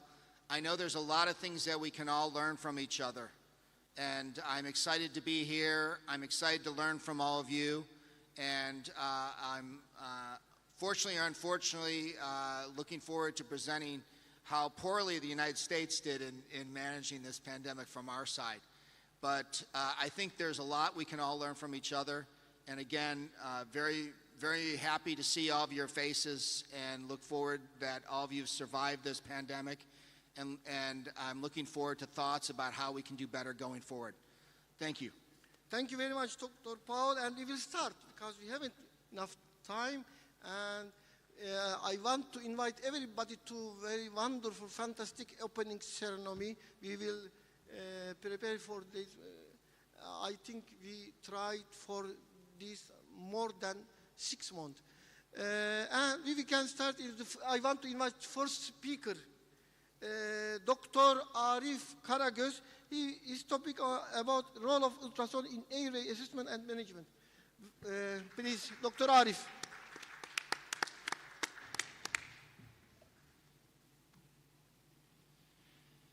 My presidents, my colleagues, it's very beautiful to see you after 2 years in here. I am Dr. Arif Karagöz from İzmir Çiğli Training Hospital, Emergency Department, and I will talk about point-of-care ultrasound for airway management in Emergency Department. First of all, I have nothing to declare, no conflict of interests. I will talk about basic anatomy of our upper airway and pros and cons of ultrasound for airway management. Talk about indications, technique, and basic bedside ultrasound applications for airway management. As you all know, airway starts with mouth and nose, and then continues with larynx. And larynx is the most important part of airway for emergent airway procedures, as you know. And we try to see this area with bedside ultrasound to do better interventions. And larynx is made of a bone, some cartilages, and some ligaments between them. Bone is hyoid bone, and there are thyroid cartilage, cricoid cartilage, and tracheal rings, and there are also ligaments and some muscles between them. And why we should use ultrasound? What is pros and cons? First of all, ultrasound doesn't harm our patient. It doesn't consist any ionizing radiation or any contrast material, etc. It's repeatable, it's quick and easy to perform and perfect to use at bedside. And it's also easy to learn. But we want to use ultrasound, so we have to have an ultrasound device in our emergency department. And it's also operator dependent. If you are a novice sonographer, at your first, second, third attempts, you can be failed. But after you get experienced, you will do much better imagings with ultrasound. And in some circumstances, we cannot use ultrasound. For example, if there is subcutaneous emphysema, etc., these circumstances doesn't allow us to use ultrasound. And what are the indications? The most important indication of ultrasound for upper airway management is to see the best puncture place for emergent airway procedures, especially cricothyroid membrane and trachea, while we are doing emergent front neck airway access. And then the second important indication is to correct our tube placement. If we have done a correct endotracheal intubation or we have done a false esophageal intubation. And it's very easy to see if it's correct or not with ultrasound. And we can predict the optimal size of our endotracheal tube for our patient with ultrasound also. And we can even see if there is vocal cord palsy or not in our patient with ultrasound. And let's talk about technique. Our patient is laying supine in center sniffing position, neck is extended. We will use high frequency linear transducer and we will use depth approximately 3 to 4 centimeters. And we will do imaging in two manners, first vertical and then horizontal manner. Let's start with vertical scanning. When we put our probe on the thyroid cartilage, we will see the cartilages as round-shaped hypoechoic structures. And we will see a white line under them.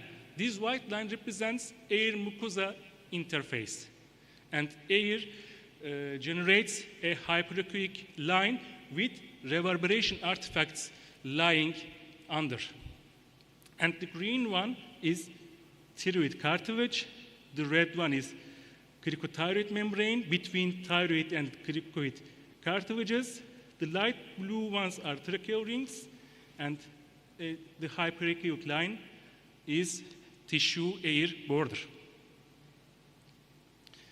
Cricothyroid membrane is important for performing urgent cricothyroidotomy. By using ultrasound, we can find cricothyroid membrane and we can find the best puncture site for our emergent airway access. We can use it by two ways. First, we can measure the depth of trachea from skin and mark the correct place with a pen, then take away our probe and go on.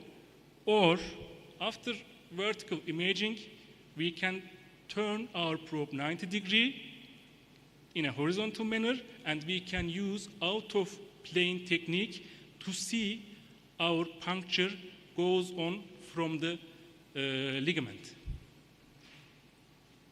The second anatomic structure we can see with ultrasound is tracheal rings.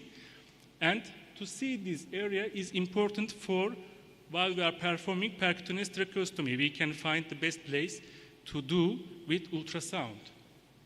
And then we will talk about transverse imaging. This transverse imaging is made by level. The first level is thyroid cartilage level. When we put our probe on thyroid cartilage in a transverse manner, we will see this structure as a mound, as a triangular shape. And vocal cords will be seen inside as hypoechoic structures. As you can see here, there is a triangular shape, just like a mount. It's thyroid cartilage. We can see also thyroid gland on the cartilage. And inside, there are two lines, hypoechoic lines, representing vocal cords. And they are lying between the apex of thyroid cartilage and arytenoid cartilages. And if our patient is conscious, we want him or her to emit sound, and we can see both of the vocal cords coming together at the midline and vibrating to produce sound. So this image shows us there is no vocal cord paralysis. But if one or two of them doesn't come at the midline, we can say that there is a vocal cord paralysis. The other level is cricoid cartilage level. Cricoid cartilage level is seen as a hypoechoic inverted U shape, not as a triangular one, an inverted U-shaped structure placed inferior to the thyroid cartilage. And if we measure this cartilage from inner to inner diameter, we can predict the optimal size, tube size for our patient to use. And the most common indication of airway ultrasound in emergency department is correction of endotracheal tube placement. It's simple and fast method for correcting the placement of our tube. It's sensitive and specific. Expert sonographers reach more than 95% correctivity, but novice sonographers have also more than 90% sensitivity and 95% specificity. There are two methods to use ultrasound for this indication. First, direct method. Put your probe to cricoid cartilage level in a transverse manner and look. And the second is indirect method. Indirect method is to see the lung movements by lung ultrasound. And direct method does not require ventilations. It's an important advantage because we can avoid our patient to have gastric insufflation or delay in diagnosis, etc.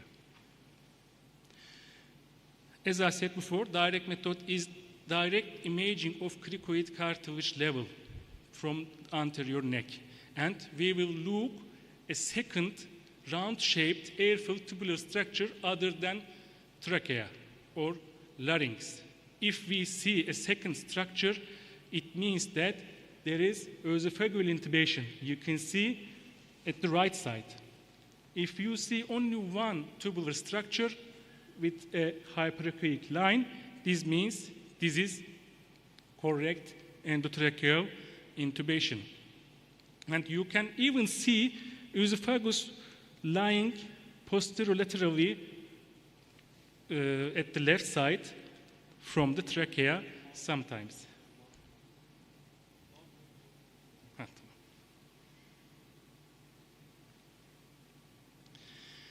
Indirect method is looking for pleural movement, but we have to ventilate our patient to use indirect method. And we can only do this method after intubation.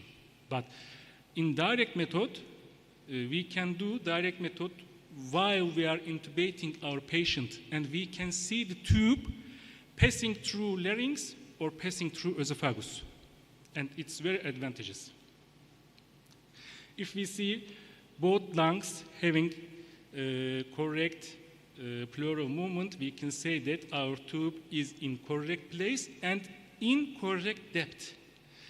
But if we see only one side, this image, and other side, this image, there can be mainstem intubation. But we have to know that our patient doesn't have pneumothorax. So direct method is much more advantageous from indirect method. As a summary, ultrasound is safe, repeatable, easy to perform, and easy to learn technique for urgent airway procedures, and there is a growing evidence. There are lots of papers in this area. Thank you so much.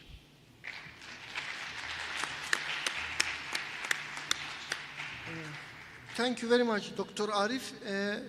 We will take question, the last of section, okay? You can invite. Yeah, first of all, great presentation. And how often do you use this in evaluating airways? Do you use this 100% of the time, 50% of the time? How often do you use this? Okay, Arif, go, sorry. Sorry, I thought we will talk about in discussion time, sorry.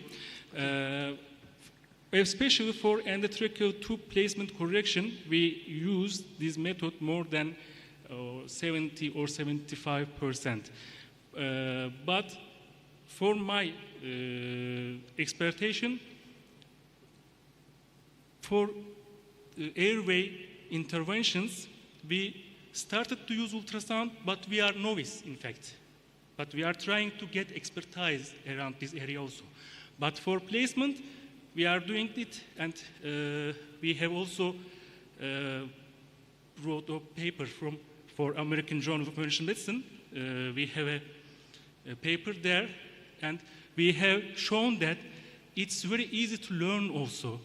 We have given only 30 minutes education, and we have made 10 practices for novice sonographers, and they reached a good correction while making resuscitation. I have one more question for you, because I'm very interested in this, actually. In the U.S., we don't really use ultrasound that much for airways.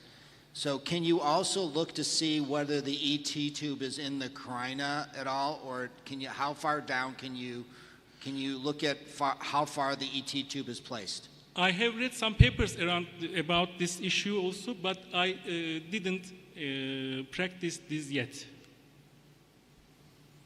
Great. Are there any other questions from the audience? Great. Thank you very much. Thank you.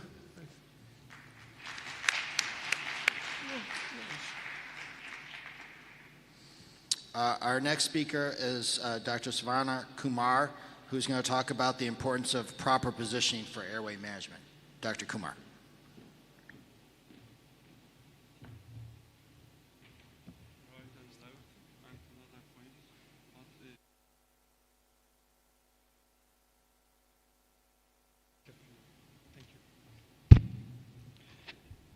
Very good afternoon to all, and I am Dr. Savana Kumar.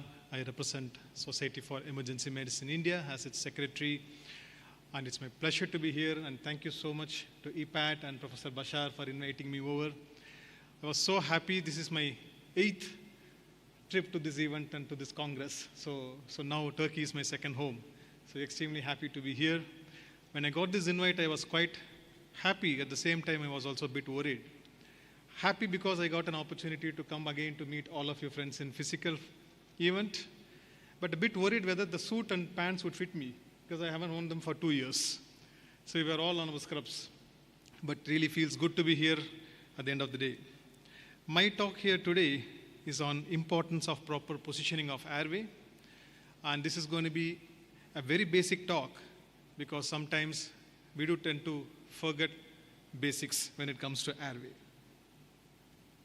So the objectives of the next 10 to 15 minutes is for us to revisit the 3 golden rules of airway management.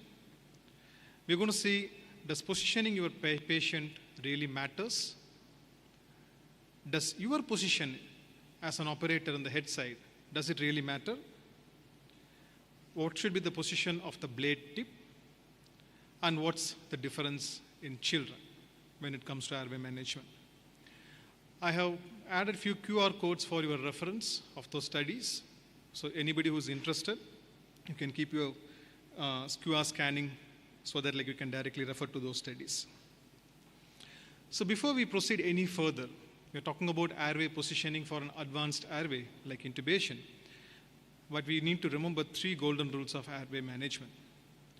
Anybody, that's almost anybody, can be oxygenated and ventilated with a bag and mask.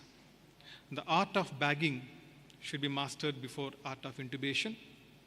Manual ventilation skill with proper equipment is a fundamental premise of advanced airway. So this is my suggestion to all the residents, especially those who are starting your career in emergency medicine. Never forget these 3 golden rules throughout your career in emergency medicine. So the 3 positions which are very, very important for us to have a successful airway placement. 1, how do you position yourself? 2, the patient's position. And the 3, where do we keep your laryngoscope blades? Let's quickly look at how do we position ourselves when we intubate. Right? I'm going to show a few pictures in the forthcoming slides. But what I would recommend here is clearly stand further back with straighter arms and your back. Hold your laryngoscope closer to the blade. The arm should be only modestly flexed at the elbow and adducted, and do not bend in right angles. By application of force, the intention here is not to lever your scope, but to give the force so that you can lift the laryngoscope up. So let's look at this picture where my resident is trying to intubate a patient. As you can clearly see in the first picture, you can see he's bent forward, his elbows are flexed. That's not the position you need to be while you are intubating. If you look at the second picture, you can clearly see now how he stands back and the elbow is not flexed as much. It's only flexed very minimally. Right? That's the right position for you to stand when you intubate. And also look at the space between the head of the patient and head of the bed or the end of the trolley. So there's a lot of space in between. That's not the way you place your patients. The patient's head end should be ideally at the end of the trolley, closer to you. When you begin with the wrong position, that will lead to a wrong axis, which we are going to see in some time now. And what you will end up doing is basically you'll go more closer to the patient, trying to look for the vocal cords, which is absolutely not the right way to do or right thing to do, right? So does the patient's bed height really matters? It's something which we overlook. Clearly in an emergency department, it's quite busier. We don't really pay so much of attention to the height of the patient trolley.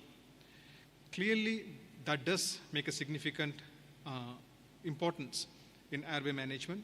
The patient must be in the center of the bed, and his head must be positioned as close to the upper end of the stretcher. And this is an interesting study from British Journal of Anesthesia, where they looked at around 300 patients, and they saw that does the bed position really matters. And they tried intubating patients at 4 levels of the operator.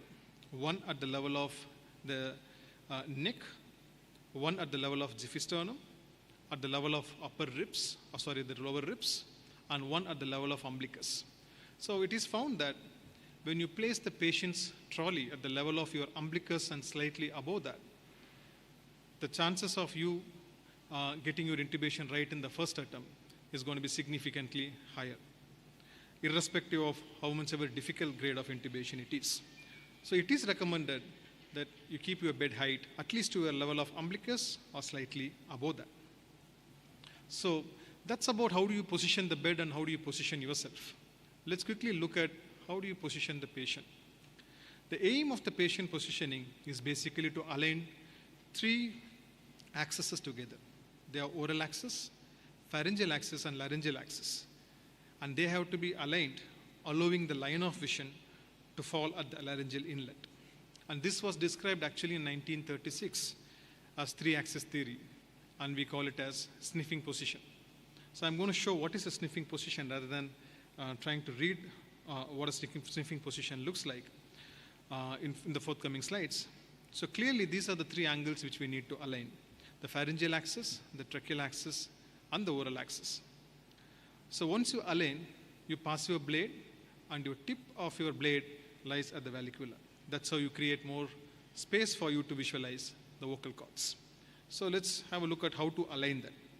If you don't align your patient's airway, the patient occiput is not elevated, and if the neck is not in flexion, it creates a steep visual angle, as you can see in the first picture.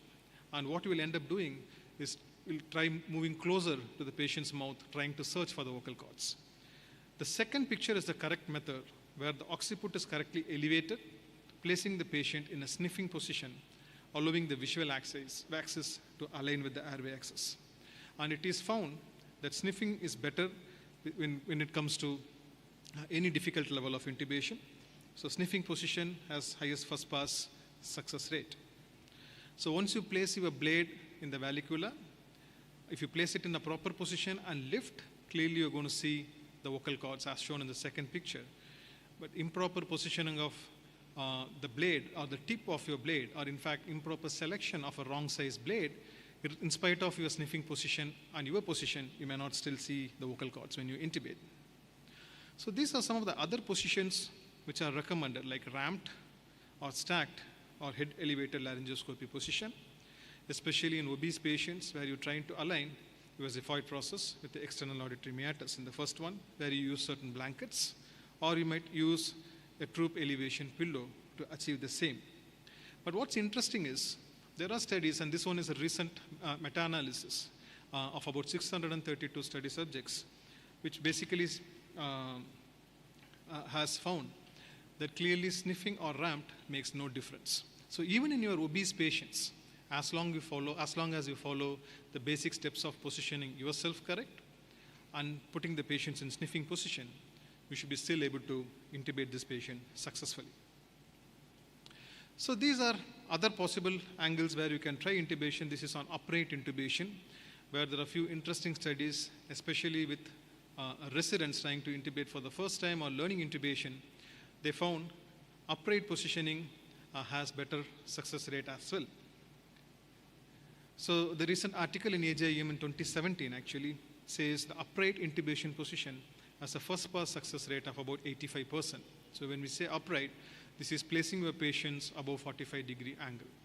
It may not be feasible in all your patients in ED, especially with trauma and other patients. But however, it does help certain times. And if anybody who's learning intubation, if you have an opportunity to try it, you may. So let's come to pediatrics. Is it any different from adult positioning? Yes, there are certain anatomical considerations you need to remember. We all know the occiput is quite large in pediatric age group. They have a large tongue. The tonsils and adenoids are larger. The vocal cords are placed much higher. They've got a weak hypoepiglottic ligament, floppy epiglottis, a short and a narrow trachea, and also an anatomical subglottic narrowing. So now how do you position airway for pediatric age group? Clearly 3 steps. Align the glabella with chin, open the anterior neck space, and try to align the external auditory meatus horizontal with the suprasternal notch. So this is the position in pediatrics, where you see clearly the external auditory meatus is aligned with the xiphisternum, the neck is open, and also the chin is aligned with glabella. So this is one of the easiest positions for getting your intubation right in pediatric age group, and you may probably use a headrest or a shoulder roll to achieve this position. So quickly to summarize, I want to reiterate to all of us that bag and mask is actually a very important skill to learn before intubation, and it's an essential skill for all of us emergency physicians. And if you are a resident in this Congress, I would strongly suggest master the art of bag and mask first. Keep the patients as high as possible. Ensure the bed is at least to a level of your umbilicus and above. Keep the patient's head in the trolley closer to you or closer to the head end of the trolley. Don't have any space in between. Align the 3 positions, 3 angles. That's a sniffing position. Stand back and don't flex your elbows too much. If you don't get your airway or vocal cords, don't go closer. You should rather go backwards, trying to align those 3 ankles. You can try ramp or stack position in obese patients and ensure that the tip of the blade is also in the right position, where in adults it's in the vallecula, whereas in pediatric age group, you will actually include epiglottis as well when you are trying to do a scopy to see the vocal cords. And if you are a resident learning intubation, try upright intubations. You might probably find that a bit easier. And with that, let me thank the organizers once again for giving me this opportunity here, and extremely happy to be back here on the stage. Thank you.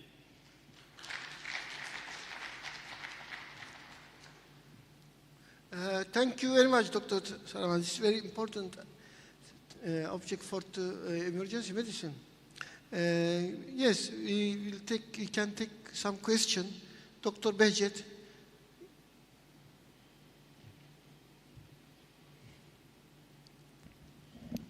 Thank you very much, Dr. Kupar, for a nice presentation.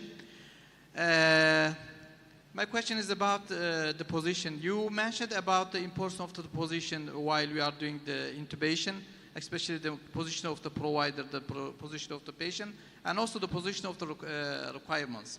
That's really very nice. That is, I'm satisfied with it. I think you read many papers while you were preparing for this presentation. Just my question is about the corona corruption. In the beginning of the corona, it was mentioned many times everywhere and put a barrier between the provider and the patient while you need to intubate the patients. Well, do you think it was a right way, or do you think we did it wrong, very harm the patient? This is my question. Secondly, you said this is your 9th time being in Turkey. Thank you very much. Always welcome.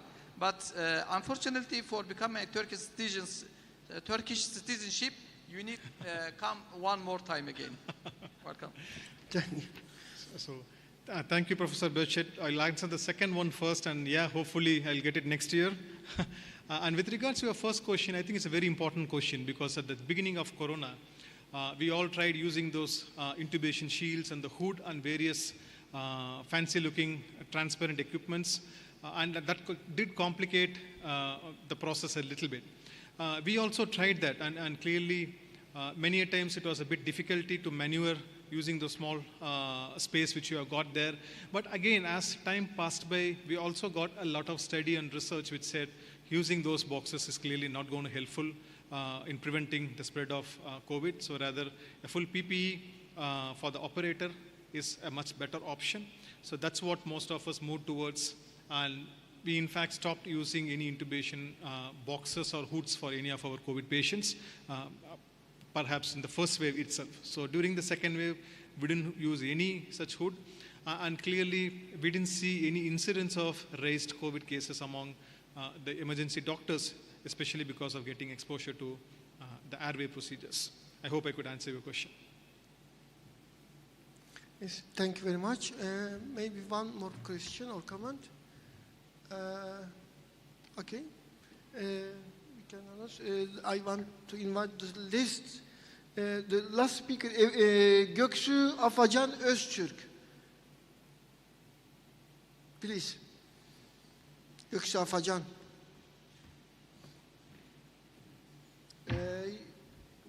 Her topic about awake intubation ER.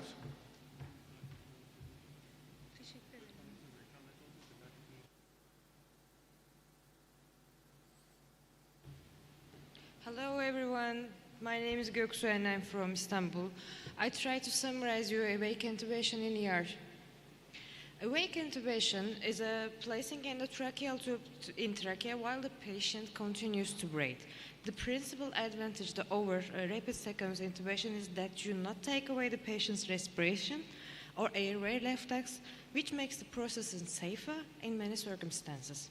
The disadvantage is that the patient's personality, movements, as the patient's airway reflex must be managed, and it may take time. And even when done well, the review won't be as good as in paralyzed patient. Instrumenting the back of the throat may cause gagging to possibly vomiting through this quiet and unlikely to lead to clinically significant aspirations. And the more difficult airway features, the less urgent the intubation, the more likely you should intubate awake. Patients who are at high risk to vomit are not good candidates for an awake technique. In general, awake intubation should be preferred in airway does not need to be immediately secured. Significant risk for a difficult airway, low risk of vomiting, compliant patient, and endotracheal intubation via the nasal or oral route is feasible.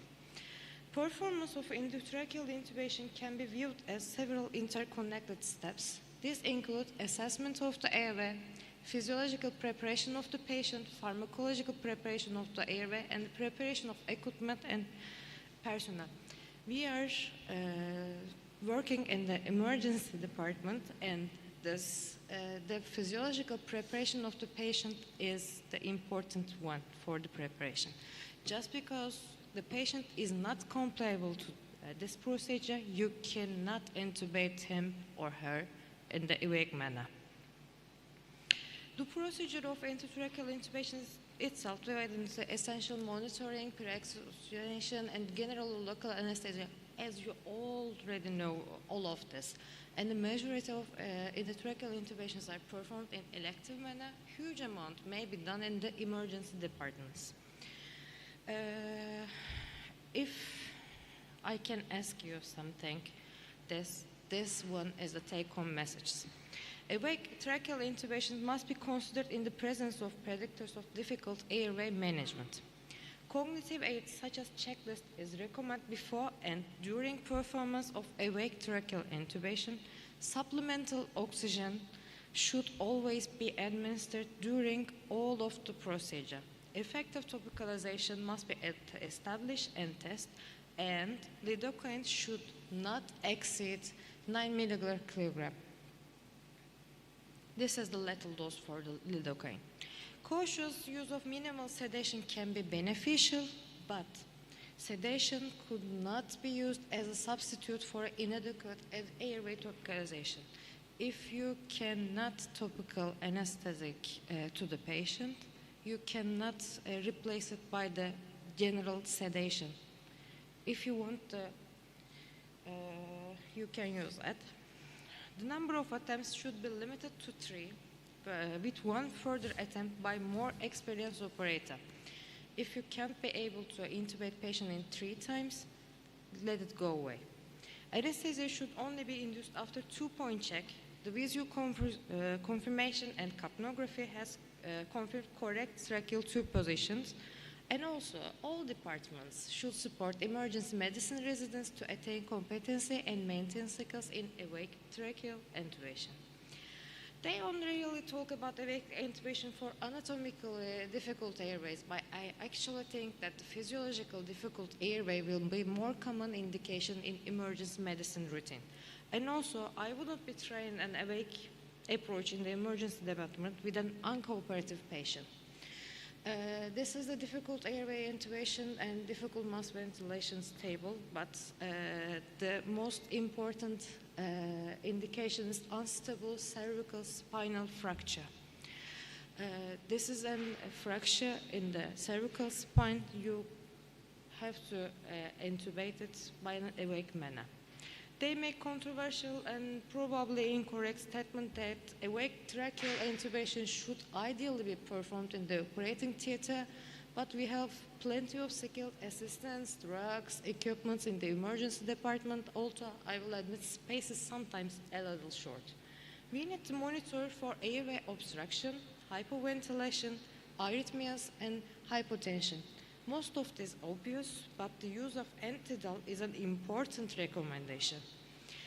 Workspace ergonomics have an impact on performance and safety, and you have to do a plan for an unsuccessful awake intubation. You have to sedate your patients if all the things goes wrong. And always says that perioperative settings of the cognitive aids such as checklists improves the interprofessional communication, teamwork, and patients of outcomes. A cognitive aid such as checklist before and during performance and awake tracheal intubation is recommended. So we have to use the awake tracheal intubation in 4 things. The first is oxygenate, then topicalize, then sedate the patient, then perform. A lot of things about awake intubation technique. Firstly, use anti-CLOX, then dry all of the area, then use topical-like agents, then minimally sedate your patient, then perform. Awake intubations, a direct or radial laryngoscopes is glycopyrrolate is this 0.2 milligram or atropine, but the glycopyrrolate is the chosen one, just because the atropine can have a lot of side effects.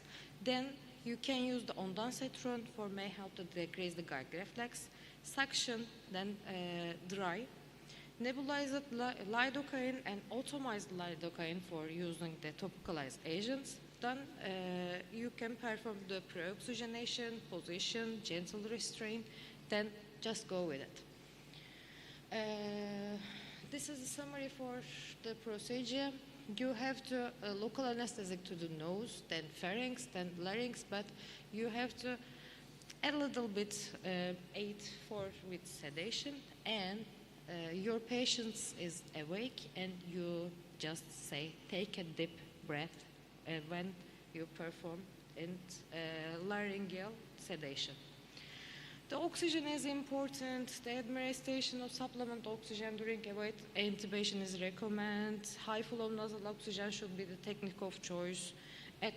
The topical lidocaine should not exceed 9 mg/kg, and practitioners should recognize that that is not a target but a maximum dose, and in practice it's rarely required. Just because you aid your procedure with a little bit sedation with midazolam.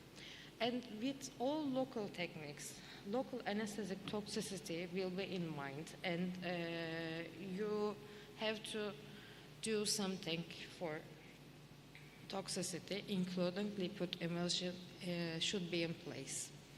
Regardless of the techniques used, the adequacy of topicalization should be tested in a traumatic manner, and you don't necessarily need an intubating fiber optic scopes. Choosing between techniques is based on patient factors, operator skills, and the availability of the equipment. You are working in an emergency medicine clinic.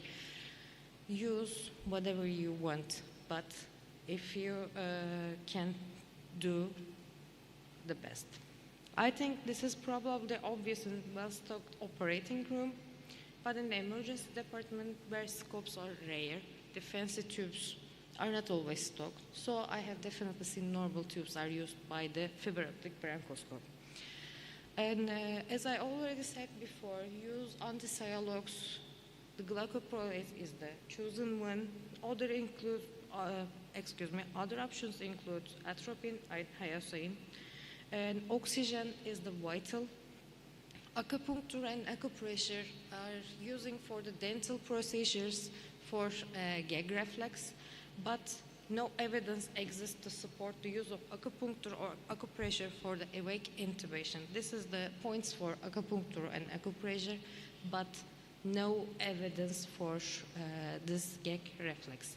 Sedation might improve the patient's tolerance and cooperation. They define minimal sedation as a drug-induced state during which the patient responds normally to verbal commands, fills the airway, spontaneous ventilation, and cardiovascular functions are unaffected.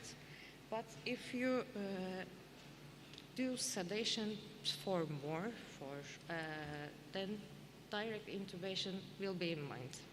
The risk of over-sedation and a sequela, and they actually say keep an anesthetist in your mind, but we are the emergency medicine specialist. We can do wherever you want.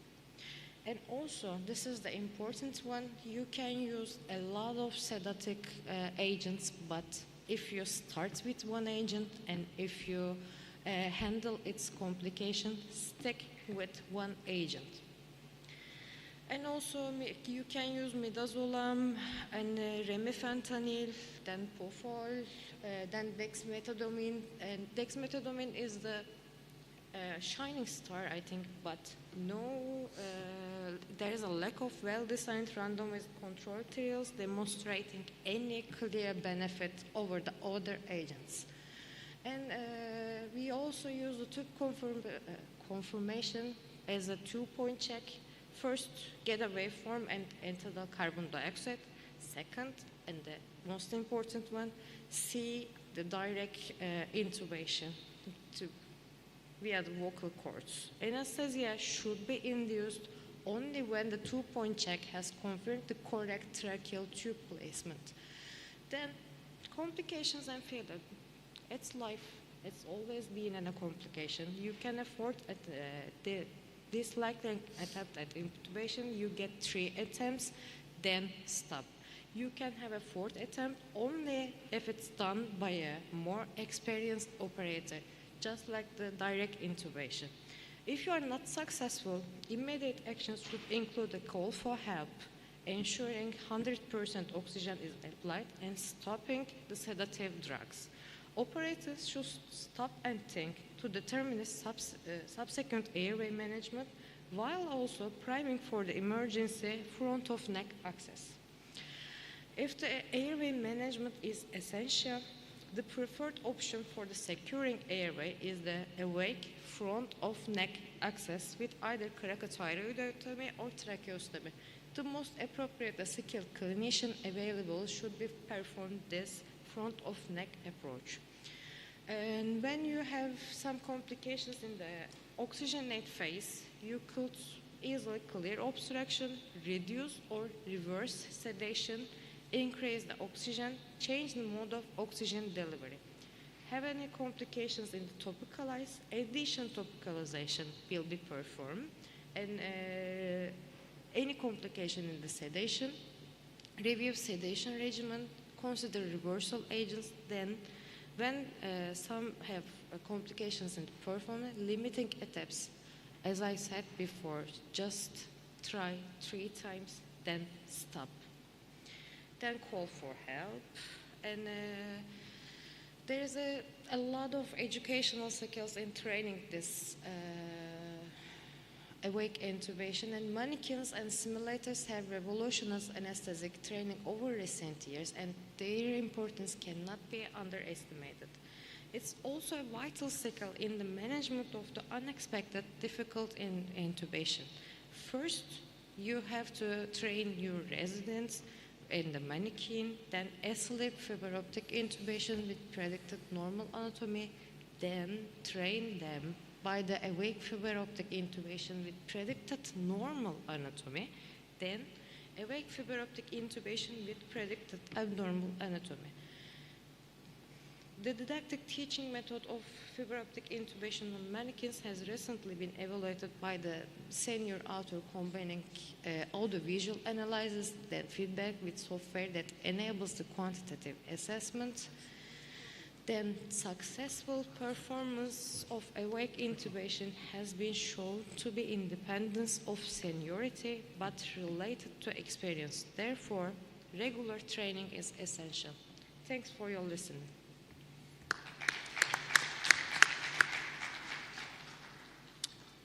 Thank you very much. Does anybody have any questions? Then I'll ask one question. Yeah. Dr. Acil, how often do you do awake intubations versus fully None. sedated? I don't prefer it. Yeah, that's pretty much becoming the standard everywhere. So maybe perhaps we need to consider this again. But thank you very much. Any other questions? Okay. Thank you. Thank you, Dr. Göksu.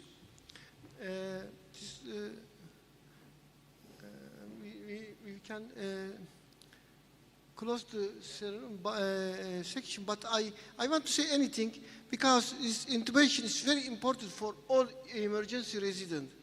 And I want to advise that please be sure, please be sure, please be sure, because if you aren't sure for the intubation, right intubation, correct intubation, it's very bad. It's very bad. It's very worse for the patient. Yes. Okay. Thank you very much. This is the first section, the face-to-face congress, and we will meet after 15 minutes. The first satellite symposium. We have break 15 minutes. Okay. Thank you.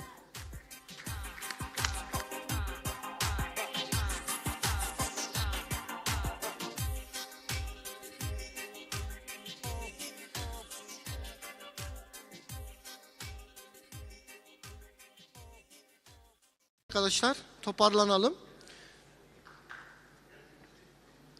Tamam mıyız? Dışarı haber gitti mi?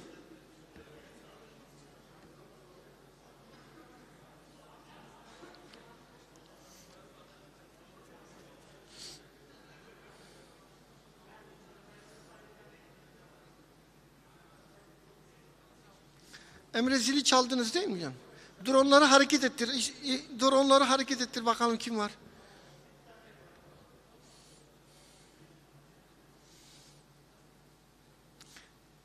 Evet değerli arkadaşlar, bugün ilk satelit sempozyum, ilk uydu sempozyumumuza başlayacağız. Yani ben şunu ifade edeyim, aslında şu anda yaptığınız her işlem, her iş tarihi bir iş. Yani 100 yılda bir pandemi olmuş, ondan sonra ilk face to face kongre, ilk bölümüne geçtik, şimdi ilk uydu sempozyumunu yapıyoruz. Yani 100 yılda bir olacak bir olayı birlikte yaşıyoruz. O yüzden bu anın kıymetini hepimiz bilelim. Tarihi şahıslar olduğumuzu burada anlayalım. Derslere katılma konusunda da gayretlerimizi gösterelim. Dediğim gibi 6 aylık bir belki hazırlık periyoduyla bizim için yapabileceğimiz en uygun açılış törenini yaptık. Katılımlarınız bize güç veriyor. Soru ve katkılarınızı bekliyoruz. Şimdi arkadaşlar bugünkü ilk satelit uydu sempozyumumuzda bizim acil açısından çok önemli bir konuyu tartışacağız. Biraz da interaktif bir konu bu. VEM ilaç sponsorluğunda gerçekleştiriyoruz. Kendilerine çok teşekkür ediyorum. Özellikle ifade etmek istedim. Neden biliyor musunuz? Bizim hayati dediğimiz birçok ilacı aslında birçok firma getirmezken getirdiler. Ama bir yönden eksik. Nerede o? VEM ilaçtan arkadaşlar vardır. Buradasınız değil mi? Biraz şu yönden eksik kaldı. Hep onlara söylüyorum. Ya bakın acillerde daha erken yol alalım. Daha erken yol alalım dedik. Çünkü acille mesela örneğin steradin getiriyor, adenozin getiriyor, şunu getiriyor, bunu getiriyor. Bunlar acilin hayati ilaçları. Onlar olmazsa biz ne yapacağız? Bunları getiriyorlar sağ olsunlar. Şimdi de bize çok önemli bir ürün getirdiler. Aslında elimizi kolumuzu bağlayan kılavuzlara uymadan tedavi ettiğimiz bir problem vardı. Acil hipertansiyon tedavisinde elimizi kolumuzu bağlayan kılavuzlar var biliyorsunuz. Türkiye'de bulunamayan ilaçlar vesaire yine bu konuda gündemde. Şimdi daha önce olmadığı ama bu sefer artık elimizde olan ve hepimizin çok önemli bilgi ihtiyacı olan, çok geniş kullanım alanı olan bir ilacı burada inceleyeceğiz. Alfa blokerleri inceleyeceğiz. IV alfa blokerler. Biliyorsunuz oral olarak yıllardır kullanıyorduk. Ama IV alfa blokerlerin antihipertansif tedavideki yerini burada inceleyeceğiz. Bu konuda çok değerli. Hepimizin özellikle bu Covid döneminde biraz daha yüzüne aşina olduğumuz bir hocamızı, aynı zamanda Atüder Yönetim Kurulu'nun çok değerli bir hocası, Ankara Şehir Hastanesi'nin eğitim ve idari sorumlusu Profesör Doktor Hakan Öztürk'ü kürsüye davet ediyorum.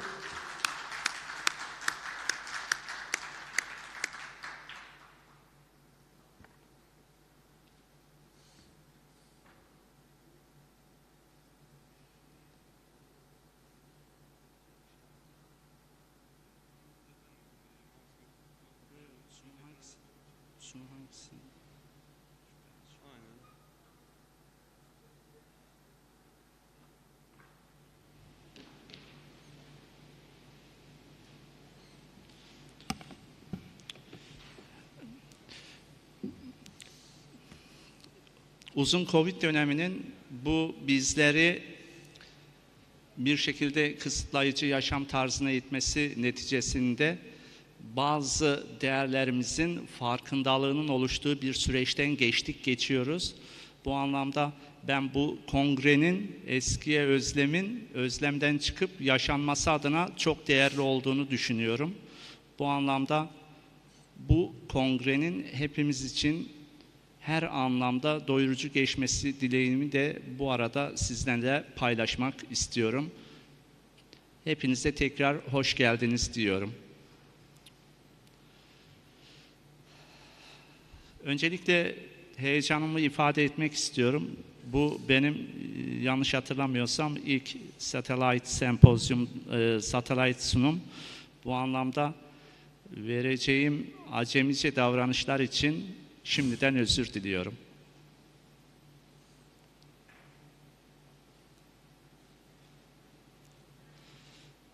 Sunum aktivasyonu.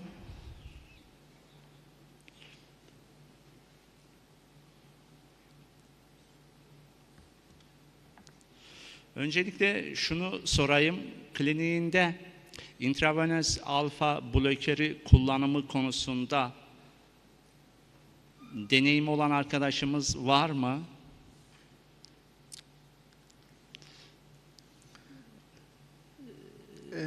Türkiye'den Fransa'da kullanıyorsunuz siz. Evet. Yani Türkiye'de de kullanıyoruz hocam. Biraz cevap Tuğba, sizin deneyiminiz yok mu? Ya benim gözlerde acaba biraz sıkıntı var galiba. Arka taraflarda el kalktığını göremedim. Tuğba kullanıyoruz değil mi? Nasıl bir tecrübemiz oluyor değil mi bizim hastanede de? Başka hastanelerde de biliyoruz Sayın Hakan Hocam. Sizin hastanede de tecrübelerimiz olduğunu düşünüyorum. Onu da herhalde paylaşırız sunum boyunca. Sunumu mu bekliyoruz acaba bu arada? Tamam. Hocam biz bu ilaçta o zaman ben size interaktif başlayayım mı? Biraz ilerleyelim. Tabii ki hocam, yani vakiti... Şöyle, yani alfa bloker ihtiyacı bizim için önemli miydi diye sorduğumuzda, mesela bu salonda arkadaşlarımız da bu konuda çok yorum yapabilirler tabii ki. Mesela biz beta bloker hep kullandık acil hipertansiyonda. Alfa bloker ihtiyacını düşünen bir arkadaşlarımız var mı? Yani siz veya Hakan Hocam şöyle, ya bir alfa bloker gelseydi de kullansak diye önceden bir şey olmuş muydu hiç? Veya acil hipertansiyonda ya elimizde bu yok, bunu düşüremedik dediğimiz vaka oldu mu? Evet. Ben Hakan Hoca'ya yönetmiştim ama buyurun, evet sizden alalım. Buyurun, evet. Önerilerinizi ve bilginizi bizimle. Buyurun.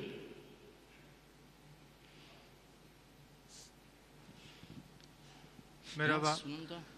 Doktor Ali Karakuş, Hatay MKÜ Tıp Fakültesi Acil Tıp Anabilim Dalı'ndan. Biz alfa blokörleri hipertansiyon için kullanmadık ama klinik deneyim açısından bilgi vermek istedim.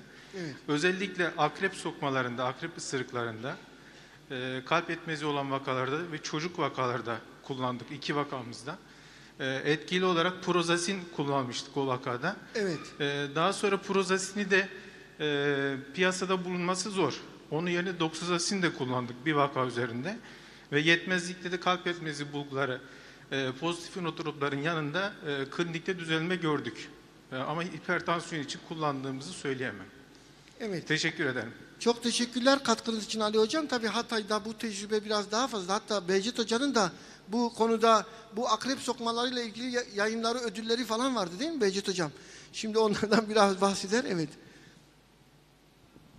Teşekkür ederim. Ali Hocam'ı desteklemek için evet. Akrep sokmalarında fırtına döneminde sempatik aktivitenin arttığı dönemlerde gerçekten faydalı oluyor. Hatta elimizde bulunan en iyi ajandır diyebilirim. 0.03 miligram kilogramdan IV formu olmadığı için oral su içerisinden erittikten sonra nazogastrikte küçük çocuklara bile verilebilir rahatlıkla. Fırtına dönemi bastırmak için gerçekten faydası görünüyor. Yani bundan ilk önce bu konuda Hindistan'da başlamışlardı. Biz de Türkiye'de şu anda kullanıyoruz onu. Şimdi arkadaşlar tabii ki tansiyon tedavisi bizim açımızdan çok kritik bir tedavi. Bazen mesela hiçbir şekilde düşüremediğimiz tansiyon grubu oldu. Biliyorsunuz üçlü, dörtlü, özellikle kronik böbrek hastalarında bu konuda sıkıntılarımız oluyor. Tansiyon düşüremediğiniz vaka gruplarında bazen ilaçlar yetersiz kalıyor. Bir başka konu da burada özellikle mesela hipertansif emergency dediğimiz, yani stroke'la birlikte tansiyon veya akciğer ödemiyle birlikte tansiyon olduğu durumlarda biraz daha tansiyon belirleyici oluyor. Tedavisi hasta seyrinde belirleyici oluyor. Tabii bütün bunları tartışacağız. Vaktimiz de var. Hakan Hocam bu konularda açıklamaları yapsın. Sonra da biraz da tartışmaya zaman bırakırız değil mi Sayın Hocam? Tabii ki ben aslında birkaç dakika içerisinde genel bir değerlendirme yapacağım. Sonra birkaç vaka örneği ile sunumumu tamamlayacağım. Daha sonra tartışma için uygun bir boşluk kalacak diye düşünüyorum başkanım. Tabii.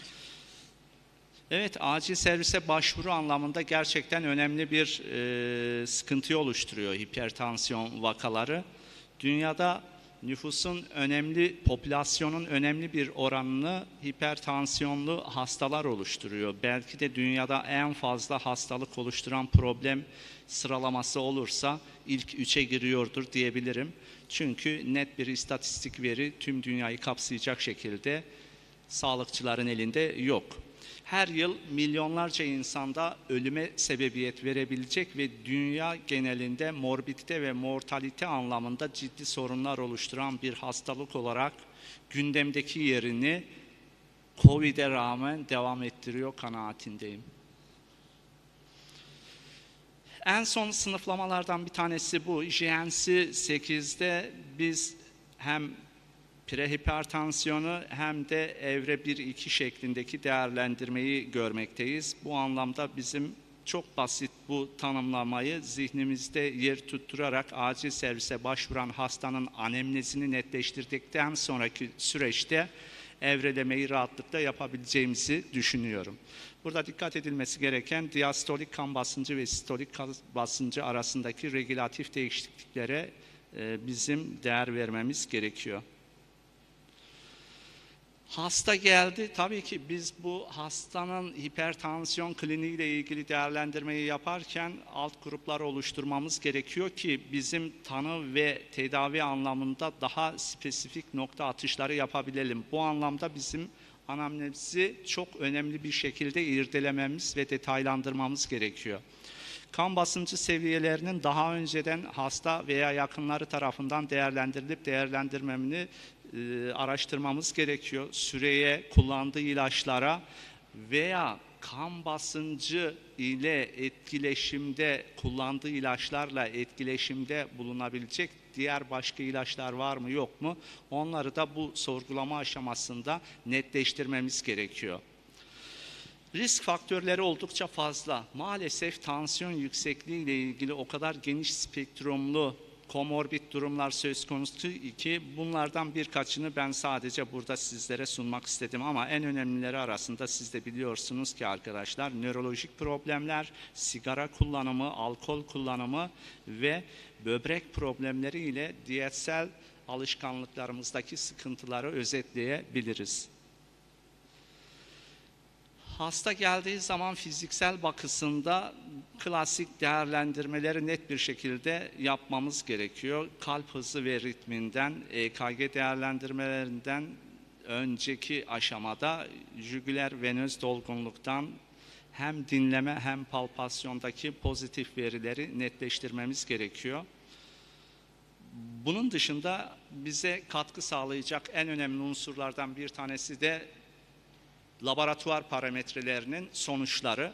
Hem kan testleri hem idrar testleri hem de bir acilcinin kendi kimlik kartındaki bilgiler gibi EKG'nin tüm değişikliklerini bilmesi sonrasında yorum yapabilmesini gerektiren örnekleri bizim çekmemiz gerekiyor.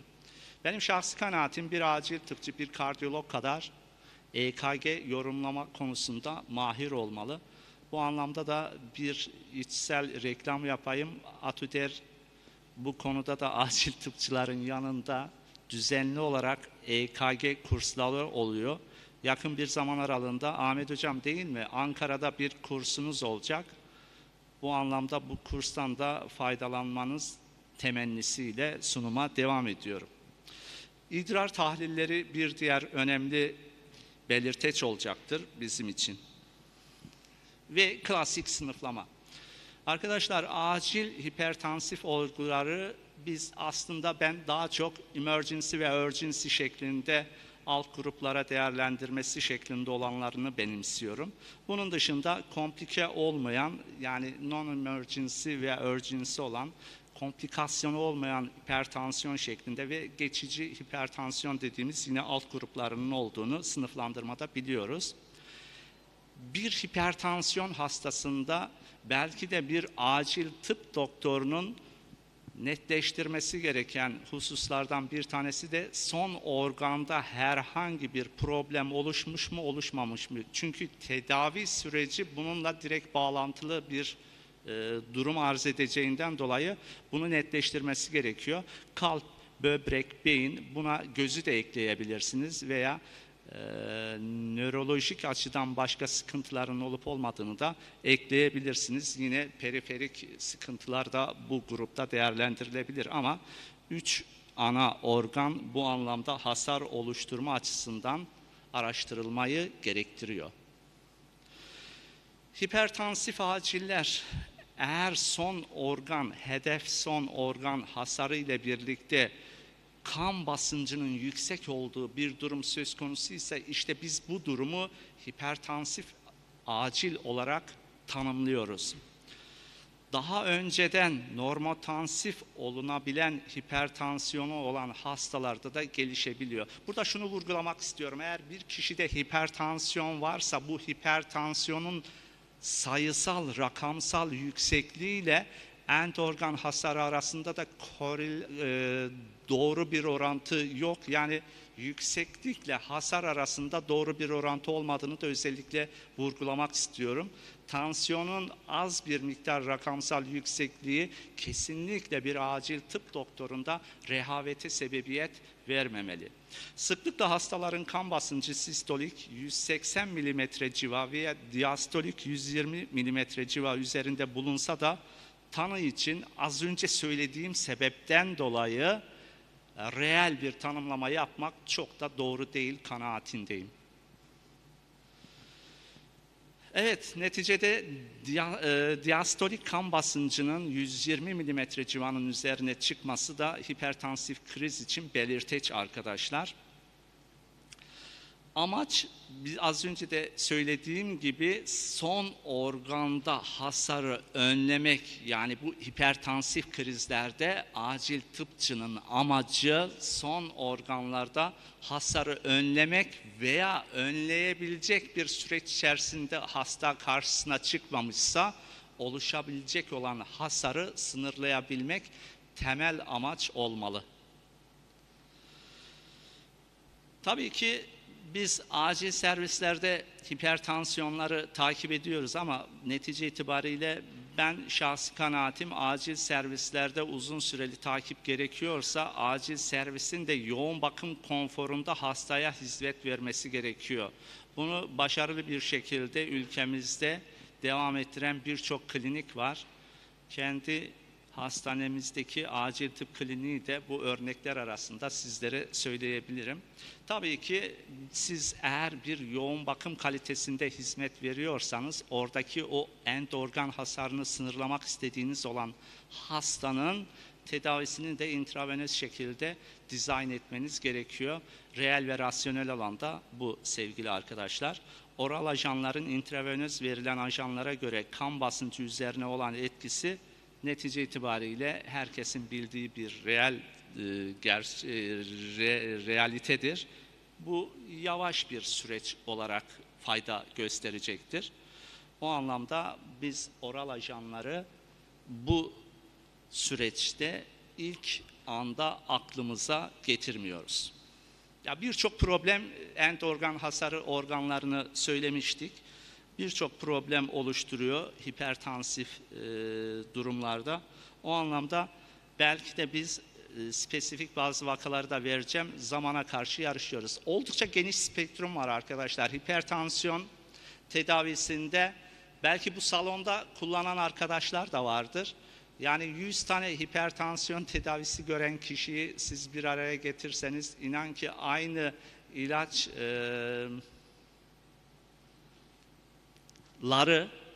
kullananların sayısı oldukça fazla değildir. Yani spektrum oldukça geniş ve her klinisyen, kardiyologlar olmak üzere farklı ajanları değerlendirebiliyorlar. Ama bunun işte önüne geçebilmek için saygın dernekler, kuruluşlar güncellemeler yapıyorlar ve buna göre şu problemde şu ilaçların ön planda düşünülmesi şeklinde yaklaşımları kamuoyunun, sağlık kamuoyunun bilgisine sunuyorlar.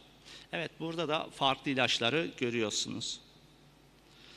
Peki yani bu kadar geniş spektruma ve farklı kategorilerde farklı etkileşimleri olan ilaçlardan biz nasıl bir süzme yaparak uygun olanını seçeceğiz?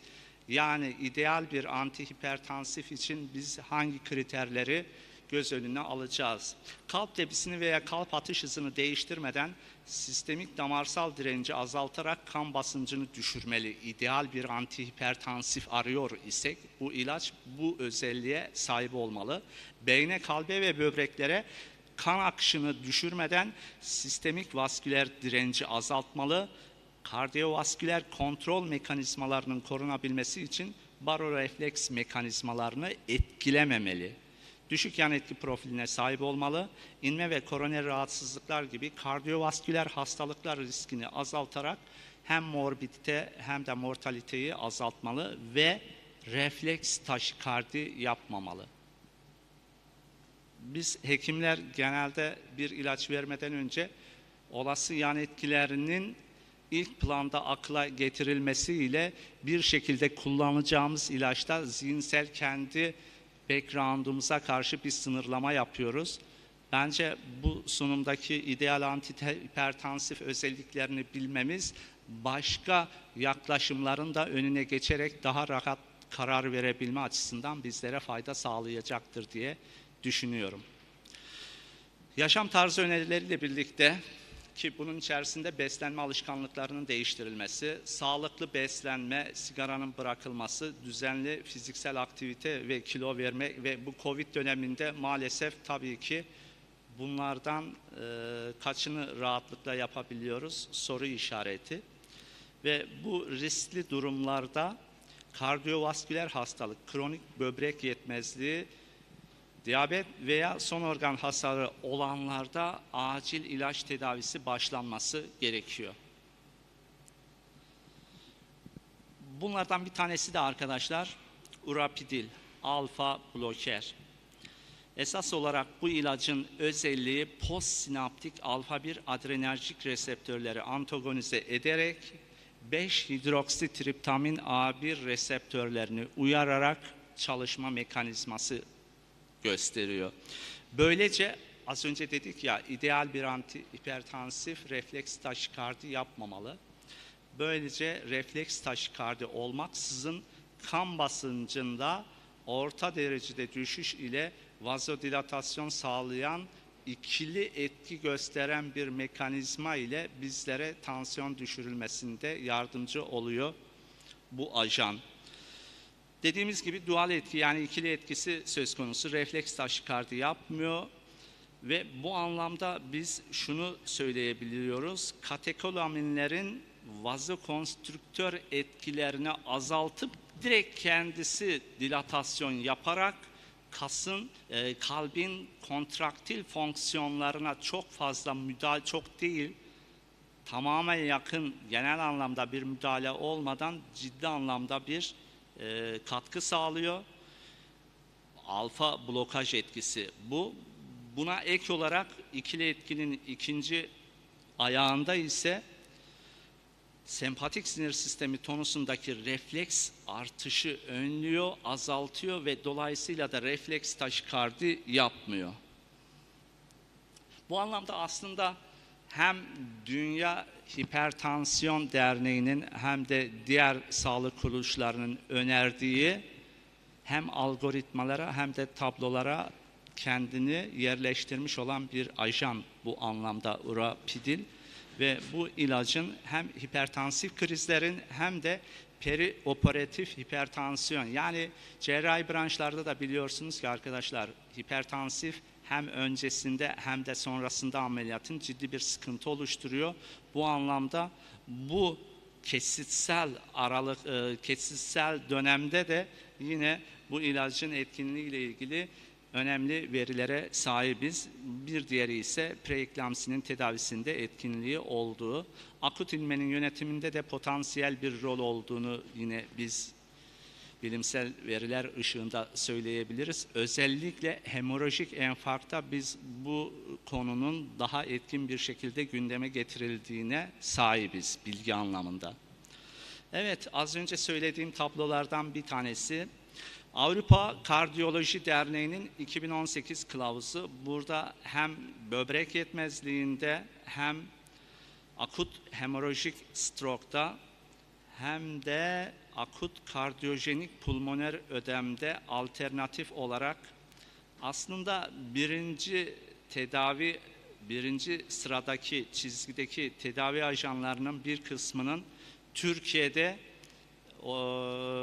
olmadığını da biliyoruz. Bu anlamda ikinci sıradan birinci sıraya geçiş durumundan da söz edebiliriz. Nazmine Hanım, Fransa'yı sormayacağım. Yine labetalol'un intravenöz formu var mı diye. Var mı sizde? Labetalol etken maddesinin ticari intravenöz formu var mı sizde? Aklımızda değil, evet. Ülkemizde bu ajanların bir kısmı var, bir kısmı ise Sağlık Bakanlığı tarafından isim vermek istemiyorum ama kısa zaman önce toplatıldı. O anlamda Rapidil'in burada alternatif olarak sunulması sanki birinci hattaki tedavi ajanına geçişine de bu yaşanan olaylar katkı sağlayacak gibi görünüyor. Bu da arkadaşlar Uluslararası Kardiyoloji Derneği'nin 2020 kılavuzu. Burada da yine aynı çizgide değerlendirilme yapılmış. Böbrek malin hipertansiyonda yine kanamalı serebrovasküler olaylarda ve akut koroner olgularda bu ajanın alternatif şekilde hekimler tarafından kullanılması tavsiyesinden bahsedilmekte. Ve bunların ışığında tabii ki Türkiye Cumhuriyeti Sağlık Bakanlığımızın da hazırlamış olduğu kardiyolog ekipleri tarafından hazırlamış olduğu kılavuzda da bu ajan yine yerini almış. Aynı hem hipertansiyon derneklerinin tabloları hem de kardiyoloji derneklerinin önerileri doğrultusunda benzer çizgide endikasyonlar ifade edilmiş durumda. Tabii ki bunu tekrar edecek olur isek akut kardiyojenik pulmoner ödemde, koroner olaylarda ve böbrek yetmezliği olsun veya olmasın, birlikteliğinde veya birlikte olmaması durumunda yaşanacak malin hipertansiyon olgularında alternatif tedavide bu ajan önerilmekte. Bununla ilgili birçok çalışma var arkadaşlar. Ben bunların detaylarına girmeyeceğim ama netice itibariyle bu çalışmalarda etkinliği ile ilgili verilere sahibiz. Sunum zaten daha sonra derneğimizin veri havuzunda sizlerin değerlendirmesi ve incelemesine sunulacak. Oradan daha detaylı değerlendirebilirsiniz. İnteraktif konuşma adına ben hızlandırıyorum. Bu ajan arkadaşlar intravenöz anlamında başkanımızın da ilk başta ifade ettiği gibi Türkiye'de en azından şu saate kadar benim bildiğim anlamda tek ajan olduğunu söyleyebiliriz.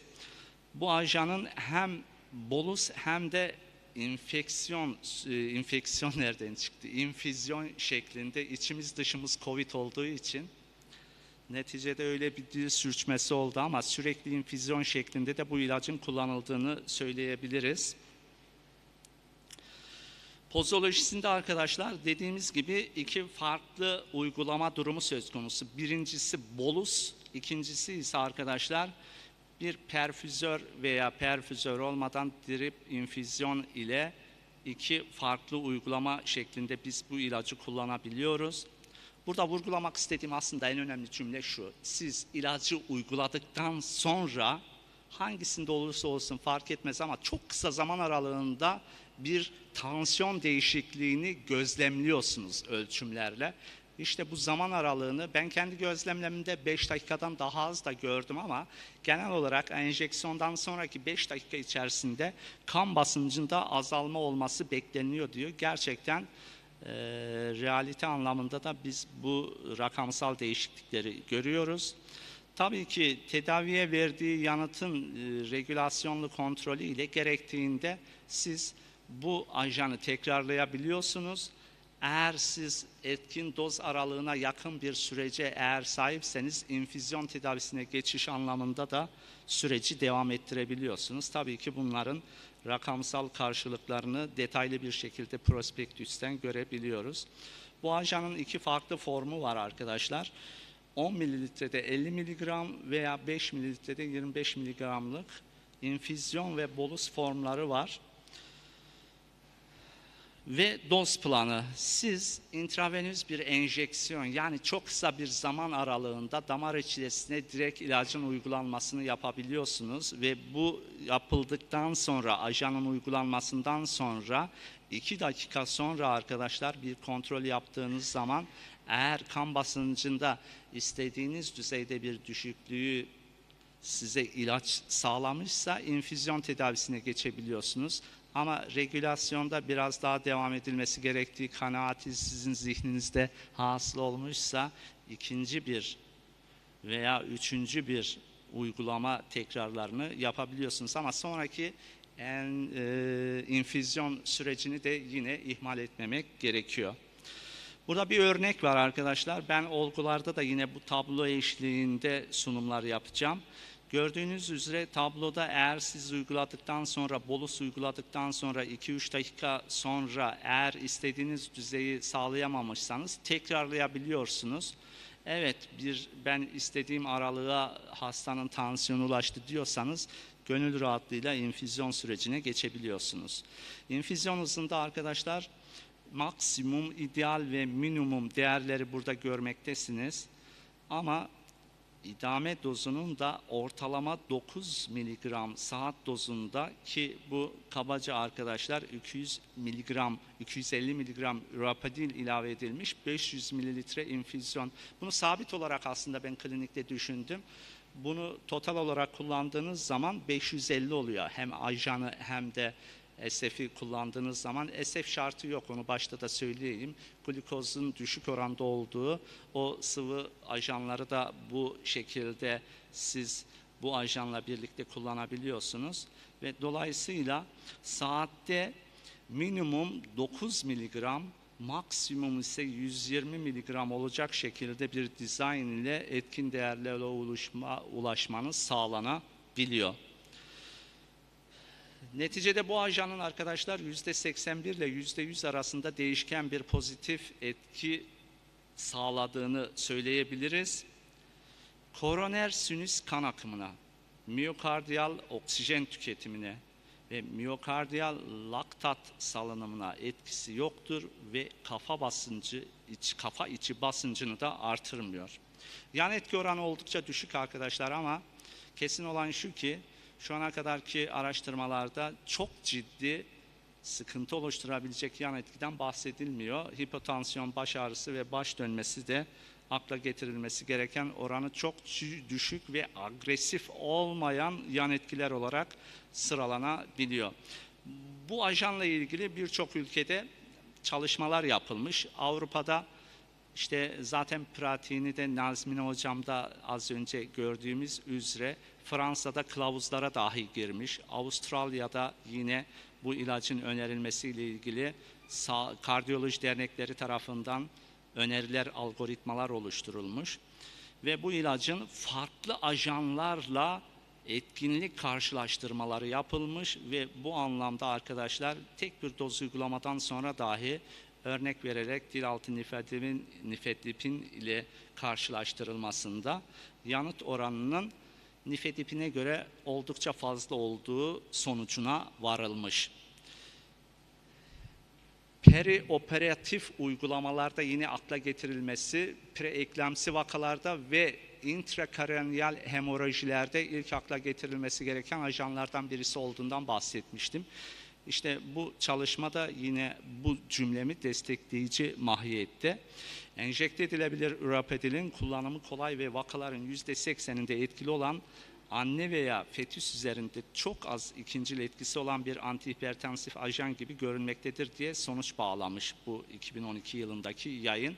Ama yani çok az etki dediğimiz ciddi bir kalıcı hasarın olmadığı basit yan etkiler şeklinde düşünülebilir. Bir diğeri perioperatif hipertansiyondu. Bu anlamda cerrahi operasyonların özellikle de koroner arter cerrahisi ve abdominal aort cerrahisindeki hipertansif atakların, işte bir feokromostoma cerrahisi düşünün arkadaşlar, ciddi bir şekilde karşımıza sıkıntı oluşturabilecek bir süreci o cerrahların stresli bir şekilde yaşadığını da göz ardı edemeyiz. Bu anlamda intravenöz urapidirin de yararlı olduğu çalışmalarla gösterilmiş.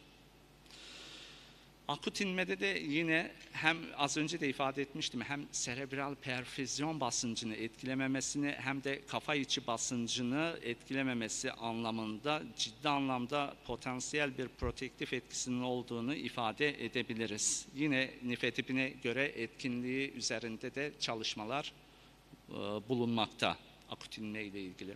Tabii ki yani her ilaç mükemmel değildir, aynı bizlerin olduğu gibi, değil mi? Netice itibariyle burada da dikkat etmemiz gereken bazı hususlar var. Emzirme döneminde kullanılmaması gerekiyor. Yaşlı hastalarda kullanılmaz değil ama önlemlerin alınmasının ilk planda akla getirilmesi gerekiyor. Simetidin kullanılan hastalar, karaciğer yetmezliği hastalar, çocuklarla ilgili henüz yeterli bilimsel datalara sahip değiliz. Bu anlamda bu konularda dikkat etmek gerekiyor. Aort veya mitral kapak stenozu gibi mekanik bir fonksiyon bozukluğundan, pulmoner emboliden veya perikardiyal bir hastalık nedeniyle kalbin işlevinin bozulmasından kaynaklanan bir kalp yetmezliği konusunda da yine uyarılar yapılmakta. Şimdi bazı olgular var. Bu olgularda tabii ki ürapedil tercih edildiği zaman başarılı olduğumuz vakalar var. Bunların birkaçını ben örneklendirme yaparak sizlere sunmak istiyorum. Erkek hasta 48 yaşında nefes darlığı ve progresif bir nefes darlığı şikayetiyle başvuruyor ve bu arada da tansiyon yüksekliği saptanıyor. Diğer problemlerini çok fazla gündem almak istemiyorum ama bu anlamda bu hastanın hem akciğerinde sıkıntısı olduğunu ve tansiyon arteriyelinin de 205'e 148 mm civar şeklinde bir raporlamasının olduğunu biliyoruz. Elektrokardiyografisinde atrial fibrilasyonu olan, EKOS'ta yapılmış olan bu hastada ajanal olarak ürapedilin kullanılması sonrası 3. aşamada infüzyon aşamasına geçmeden bir tansiyon değerinde, ki şu 1. ve 3. aşama arasında arkadaşlar zamansal aralık olarak en fazla 9 dakika, 10 dakika veya 12 dakika gibi bir zaman aralığını düşünelim. Yani öyle çok uzun bir zaman aralığı söz konusu değil. Regülasyona katkı sağladığını ifade edebiliriz. İkinci olguda yine 62 yaşında kadın hasta, son 3 ay içerisinde yine ilerleyici bir nefes darlığı varmış bu hastanın da yine benzer ve kardiyoloji ilaçlar alıyor ama buraya yazmamışım. Düzenli bir kullanım durumu çoğu insanımızda olduğu gibi bu kişide de yokmuş ve kan basıncı yine yüksek. EKG'de sağ dal bloğu izleniyor ve bu anlamda bu ilacı tercih ettiğimiz zaman arkadaşlar 152'ye 88 25 miligramlık 5 mililitrelik bolus dozundan bahsetmiştik arkadaşlar. Bu uygulandığı zaman 60 dakikada, ki bunun zaten az önce sizlere maksimum, ideal ve minimum dozlarından bahsetmiştik. İdeal doz aralığına göre hesaplandığı zaman hedeflenen seviyeye kadar infüzyona devam ettiğimiz zaman arkadaşlar bu hastada da biz 146'ya 82 mm civarlık değerleri gördük bu olguda. Önemli endike olduğu durumlardan bir tanesinin de intrakraniyal hemorajiden söz etmiştik başlangıçta. Bu vakada o kategoride değerlendirilebilecek bir vaka. Yaşlı olmayan bir vaka, 52 yaşında. Bu hipertansif hastanın acil servisteki görüntülemesinde intrakraniyal hemorajı sonrası o kısa süre içerisindeki, hani hep başkanımız diyor ya, yaşam ile ölüm arasındaki o ince çizgide hızlı karar alma ve bunu uygulama yetisine sahip olan bir kişi acil tıp uzmanı olmalıdır. Ben de aynı düşüncedeyim. İşte o kısa zaman aralığında siz ivedi bir şekilde bu yüksek durumdan end organlarda da oluşan hasarları daha da fazla artırmama adına müdahil olmak durumundasınız. İşte ürapedinle biz de bu aşamada çok fazla, özellikle sistolik kan basıncını da düşürmememiz gerektiğini bilerekten süreci infüzyonla regüle edip daha sonraki aşamaya teslim etmiş olduk. Farklı bir hasta daha, aslında çok geniş spektrumları olan hastalar var ama bu kısa zaman aralığında bu sunumu hazırladım. O anlamda eksiklikler için tekrar özür diliyorum ama bu hastanın da yine end organ hasarı açısından değerlendirilmesi yapılmıştı. Biyokimyasında da çok böyle ciddi anlamda bir sıkıntı olmadığını hatırlıyorum. Risk faktörü sigara, zaten kullandığı ilaçları olan ve uzun süreli yıllardır tansiyon olan bu hastada muhtemelen yine düzensiz kullanmaydı. Yüksek bir tansiyon arteriyel ölçüm, manometrik ölçümle ideal şartlar sağlandıktan sonra yüksek olduğu saptanınca bu hastada hem bolus hem de infüzyon anlamındaki süreç kurallara riayet edilerek sağlandı. Altta zaten yine o kullanım aralığı ile ilgili algoritmik verileri tablo verilerini görüyoruz. Bu anlamda biz bu hastanın infüzyonunda, genelde ben acil serviste çok fazla böyle üçlü rakamlardaki değerlendirmeler olmadı ama ikili rakamlardaki değerlendirmeleri bizzat takip ettim ve bu anlamda genel itibariyle infüzyonda diğer kliniklerdeki deneyimlerin ne olduğunu bilmiyorum ama kendi adıma genelde infüzyonda minimum doz aralığını tercih ettim ve bu anlamda da çok ciddi çok ciddi demeyelim de bir sıkıntı yaşamadığımızı da net olarak ifade edebilirim. Arkadaşlar, ürapedilin birçok ilaçla, zaten nifedipin örneğini de vermiştim. Karşılaştırması ile ilgili yayınlardan bir tanesi de nitrogliserin. Çok fazla detayına girmeyeceğim ama kalp yetmezliği olan yaşlı hastalardaki yapılmış olan bu randomize çoklu merkezli, muhtemelen evet Çin'de yapılmış. Bu çoklu kontrollü çalışmada da, çoklu merkezli kontrollü çalışmada da yine karşılaştırma yapılarak ürapedilin kardiyak yükünün daha iyi azaltabiliyorcu ve EF artışını teşvik edebildiğini ve sonuç itibariyle konjestif kalp yetmezliği semptomlarını hızla giderdiğini ifade etmişlerdir bu çalışmada. Akut sol kalp yetmezliği olan yaşlı hastalar için de güvenli ve etkili bir vazodilatör olarak sonuç bölümünde açıklama yapıyorlar. Böbrek problemi olan, ki gerçekten o yaş grupları böbrek açısından da sıkıntı oluşturuyor ve metabolik problemler olan bu kişilerde ek fayda da sağlayabilir şeklinde. Bu durumu diyabet için de söyleyebiliriz. Çünkü onunla ilgili çalışmalar da var arkadaşlar. Diyabet hastalarında hem lipid profiline hem de insülin regülasyonu ve glisemik düz regülasyon anlamında katkı sağladığına dair de yayınlar bulunmakta ama onu burada sunmadım. Yine arkadaşlar, etkinliği ile ilgili başka bir çalışma Yeni Zelanda'da yapılmış ve bu etkinlik anlamında gözlem, birkaç saatlik gözlem yapıldığı zaman bu hastalarda tekrar kan basıncının infüzyondan sonraki süreçte yükselme durumunun ciddi anlamda bizi rahatsız etmediği sonucuna da varılmış. Bir olgu daha arkadaşlar, bu hastada yine komorbid problemlerin olduğu, düzensiz tansiyon arteriyele sahip olan bir kadın hasta. Oldukça genç denilebilecek, 42 yaşında acil servise başvuruyor.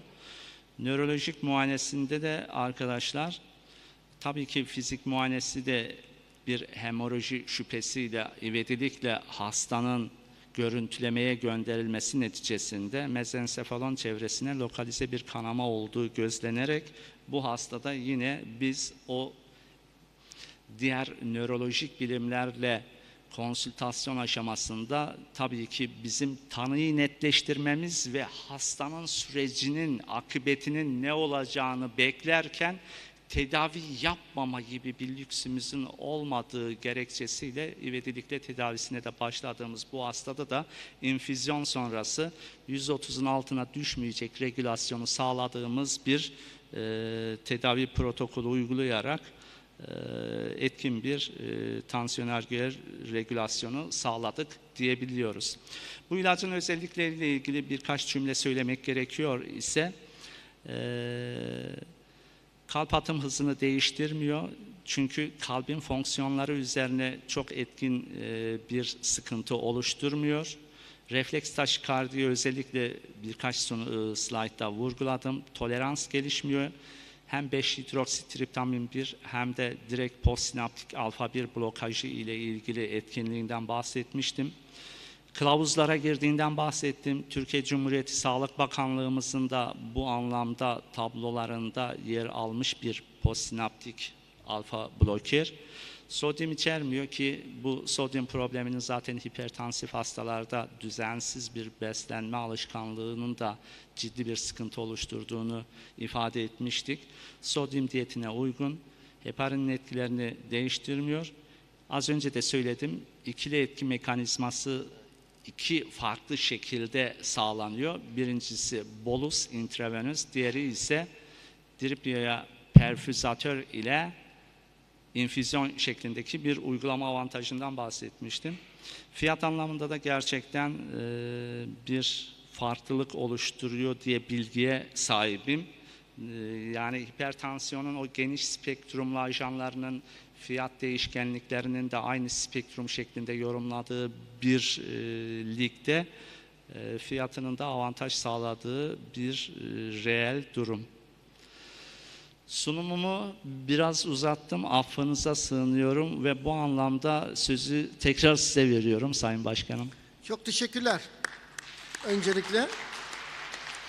Şimdi arkadaşlar, şimdi konu biraz bizim açımızdan önemli yani. Hipertansif acillerin çok önemli bir bölümünü teşkil ediyor ve çok dramatik hasta grubu da bazen de dediğim gibi çaresiz kaldığımız hasta grubu oluyor. Ben şöyle bir hastamdan bahsedeyim. Bu hasta grubu çok önemli. Özellikle orta yaş, yani orta yaş diyeceğimiz 40-50 diyelim. Ona orta demiyorlar. Şimdi genç diye söylüyoruz ama o gruplarda baş ağrısı çok ciddi bir patolojidir. Hep söylerim, o yaşlarda baş ağrısından çok çekinin. Çünkü bu sakın habercisi olabilir. Özellikle 47 yaşlarında pik yaptığını biliyoruz. Şimdi bu hastalarda sak ilk kanamada kendini toparlayabilir. Nitekim böyle bir hastam olmuştu. Artık geri dönüş bekliyorduk. Ekstübe edecektik. Ama bunların 24 saat içinde ikinci hipertansif kanama durumu var. O hastada tansiyonu kontrol etmek hayati bir önem arz ediyor. Onun için özellikle bir grup hastamızda bize çok önemli bir alternatif getirdiğini görüyorum alfa blokerlerin. O da iskemik değil de hemorajik stroke'da zaten elimizde en güçlü şeylerden biri Hakan Hocam, öyle görünüyor.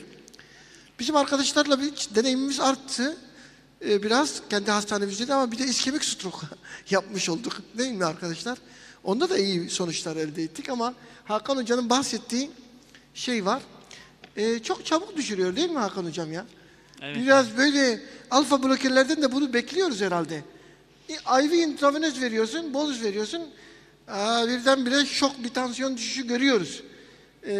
Bu da siz gözlemlendiniz mi bunu? Ben özellikle bazı acil tıp meslektaşlarımızın yan etkiler konusunda tedirgin olduğunu bu süreçte sorguladım. Yani ne düşünüyorsunuz falan diye. İşte ilk doz senkopu, refleks taşikardi. Benim yani burada dediğim vaka sayıları çok yüksek değil. Hani klasik derler ya, daha fazla bu konuda pratik değerlendirmeler gerekiyor ama benim kendi uyguladığım o ikili rakamlardaki hastalarda bu sıkıntıları görmedim. İnanın ki bir acil tıp kliniğinde siz bir ilacı uyguladığınız zaman ya bunun yan etkisinde şu sıkıntı olabilir diyerekten bir tereddüt içerisine girmeyin. Hepsinin telafisine olacak konfora sahip bir klinikte çalışıyorsunuz. Yani bu hasta arrest olursa ne olur? Genel anlamda söylemek istiyorum. Bu olaya özgül değil. İşte solunum sıkıntısı olursa ne olur? Hepsinin çözümü sizin zaten o kliniğinizde elinizin altında. Yani siz negatif senaryoları düşünerekten olası pozitif sonuçlara ulaşma konusunda kendinizi lütfen sınırlamayınız. Evet, çok teşekkürler. Şimdi hem Behçet Hoca hem Nazmiye Hocamız istiyor ama vaktimiz dar hocam ya. Behçet Hocam uzatmamak şartıyla sizden başlayalım. Evet. Peki Nazmiye Hanım'a verelim. Evet. Çok kısa Tamam, konuşacağım. kısa. Ya ben 2005'te mezun oldum ve ben 2005'ten beri kullanıyorum bu ilacı. Öyle mi? Çok iyi bir deneyim o zaman. Evet. Evet. Açıkçası o zaman gençken profesörlerimiz bize dedi en az yan etkisi olan ve en az kontraindikasyonu olan ilaçtı. Ve ben gerçekten yani ilk etapta her zaman A planım ürapidil oluyor. Yani hamile kadınlarda bile. Ve şu ana kadar gerçekten hiç problem görmedim ve Hakan hocamızın dediği gibi ilk doz 25 miligram yetmedi, ikinci doz 25 miligram yetmedi, enfüzyon olarak veriyorum. Genelde 10 miligram başlıyorum, 25'e kadar çıktığım oluyor ama genelde o kadar 120'ye kadar hiç çıkmadım. Çok memnunum açıkçası. Laboratuvarda da herhangi bir şeylerim yok. Yani bunu gerçekten hani bir acil tıp uzmanı olarak paylaşmak istedim. Ya bu harika bir şey çünkü inanılmaz bir katkı oldu, katılım oldu. Çünkü burada biz ilk ilaç kullanımı alfa bloker infüzyon yapacaksınız ya her asistan, her genç doktorumuz hatta hocalarımız ilk başta ben bile ya bir yapın bakalım başında bir duralım ne olacak fikrinde bir yaklaşımımız oluyor yani şimdi. Tabii burada Nazmiye 15 yıllık bir hikaye bilmiyorum firma yetkilileri bu konuda ne der? Böyle bir tecrübe hiç görmemişlerdir herhalde. Muhteşem oldu. Yani şimdi bizim tereddütlerimizi giderdin Nazmiye. Bizim tereddütlerimiz gitmiş oldu. Asistanlarımız da dikkat etsin buna. Bakın 15 yıldır kullanan Fransa'da acil uzmanı. Tabii Türkiye'de biz 15 yıldır temin edemiyoruz. Bize yeni geldi ve bu çok aydınlatıcı oldu. Çok teşekkür ederim. Behçet Hocam. Vakit doldu. Evet çok doğru. Çok güzel bir tespit. Şimdi bu özellikle şeyden sonra biraz vakte daha çok dikkat etmek lazım. Onu da söyleyelim. Şimdi arkadaşlar bir 10 dakika çay içersiniz değil mi? 10 dakika.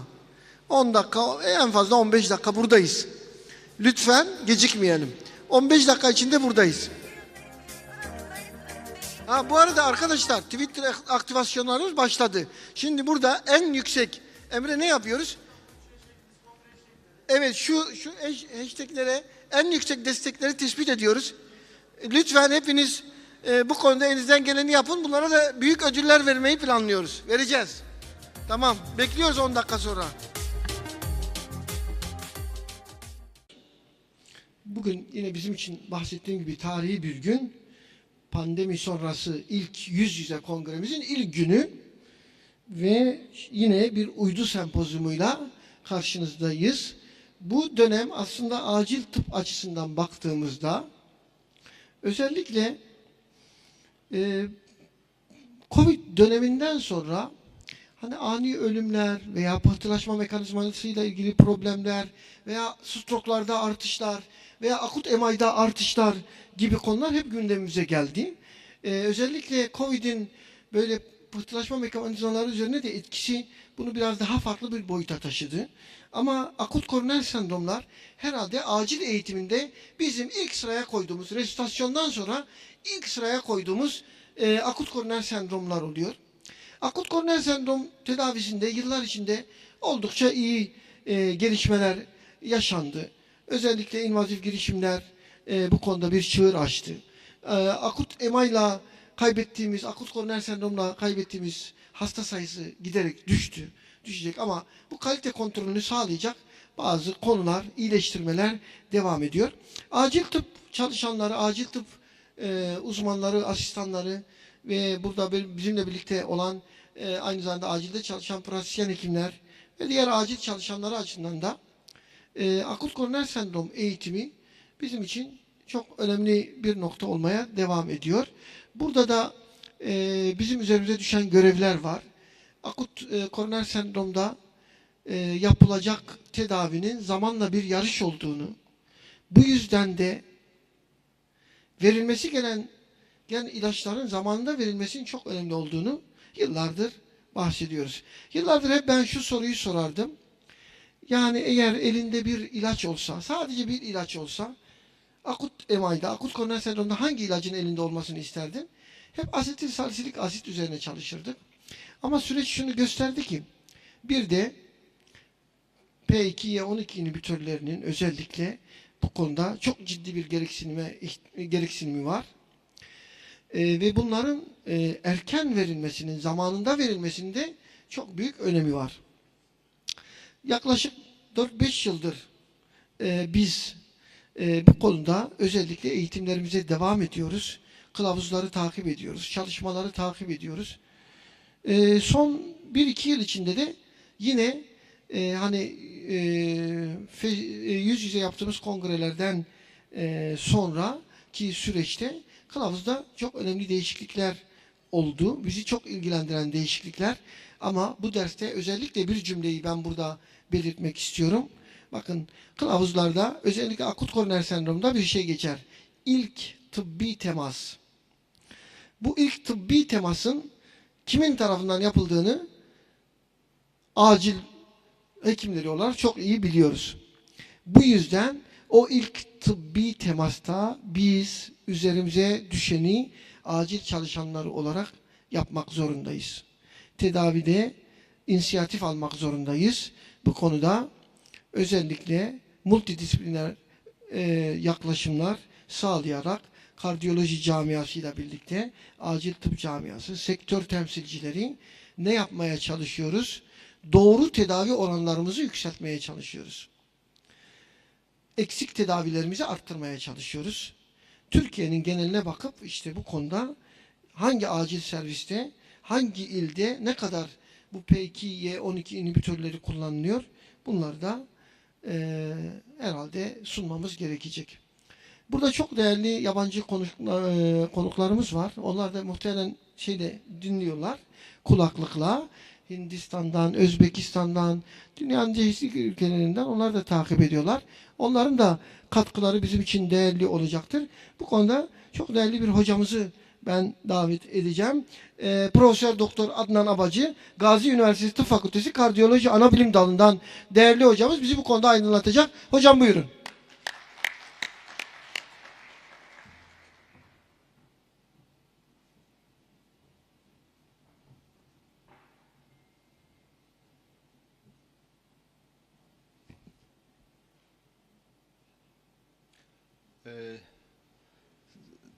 Değerli başkan, değerli meslektaşlarım, bu oturumda ben size ST yükselmesiz miyokard akut koroner sendrom kılavuzundaki hem değişikliklerden hem de bu değişikliklere neden olan çalışmalardan kısaca bahsedeceğim. 2020 ESC, Avrupa Kardiyoloji Derneği, ESC diye kısaca söyleyeceğim bundan sonra. Kılavuzu biliyorsunuz 220'de yenilendi, 2020'de yenilendi. Daha önce 2015'te bir önceki versiyonu çıkmıştı. Arada bir güncelleme yapılmıştı. Şimdi buradaki esas konumuz ön yükleme meselesi. Bu kardiyologlardan daha çok sizi, yani acil hekimi meslektaşlarımızı ilgilendiren bir konu. Ön yükleme diye Türkçe'ye çevirdim. Ön tedavi denebilir, pre-treatment. Öncelikle ön yükleme dediğimiz zaman ne anlıyoruz, ne anlamalıyız? Ön yükleme, ST yükselmesiz akut koroner sendromda. Burada ST yükselmesiz akut koroner sendrom ifadesini özellikle kullanıyorum. ST yükselmesiz MI ve kararsız anjinayı kapsayan bir terim bu, biliyorsunuz. Ön yükleme, ST yükselmesiz akut koroner sendromda koroner anjiyografi yapılmadan önce P2Y12'nin başlanmasıdır. Bu bazen ambulansta ama hemen daima acil serviste yapılan bir uygulamadır. Bazen de kateter laboratuvarı olmayan bir hastanede de başlanabilir. Ama esas itibariyle ön yükleme acil servislerde yapılan, ülkemiz şartlarında acil servislerde yapılan bir tedavi şeklidir, bir uygulamadır. Konumuz, bugünkü tartışacağımız nokta ST yükselmesiz akut koroner sendromlar.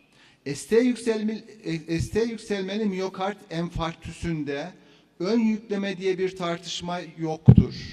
Çünkü bu hastalara tanı konar konmaz P2Y12 yüklemesi yapılmalıdır.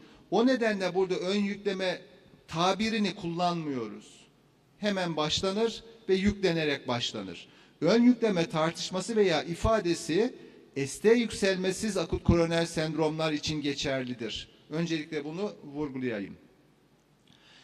2015 kılavuzunu hatırlatacağım.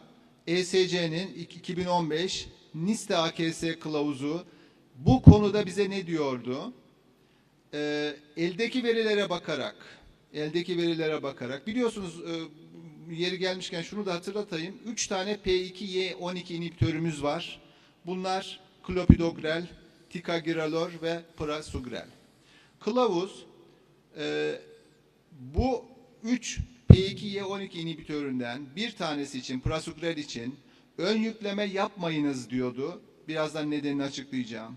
Diğer ikisi için, klopidogrel ve ticagrelor için ise bu konuda elimizde bilgi yok, yeterli veri yok.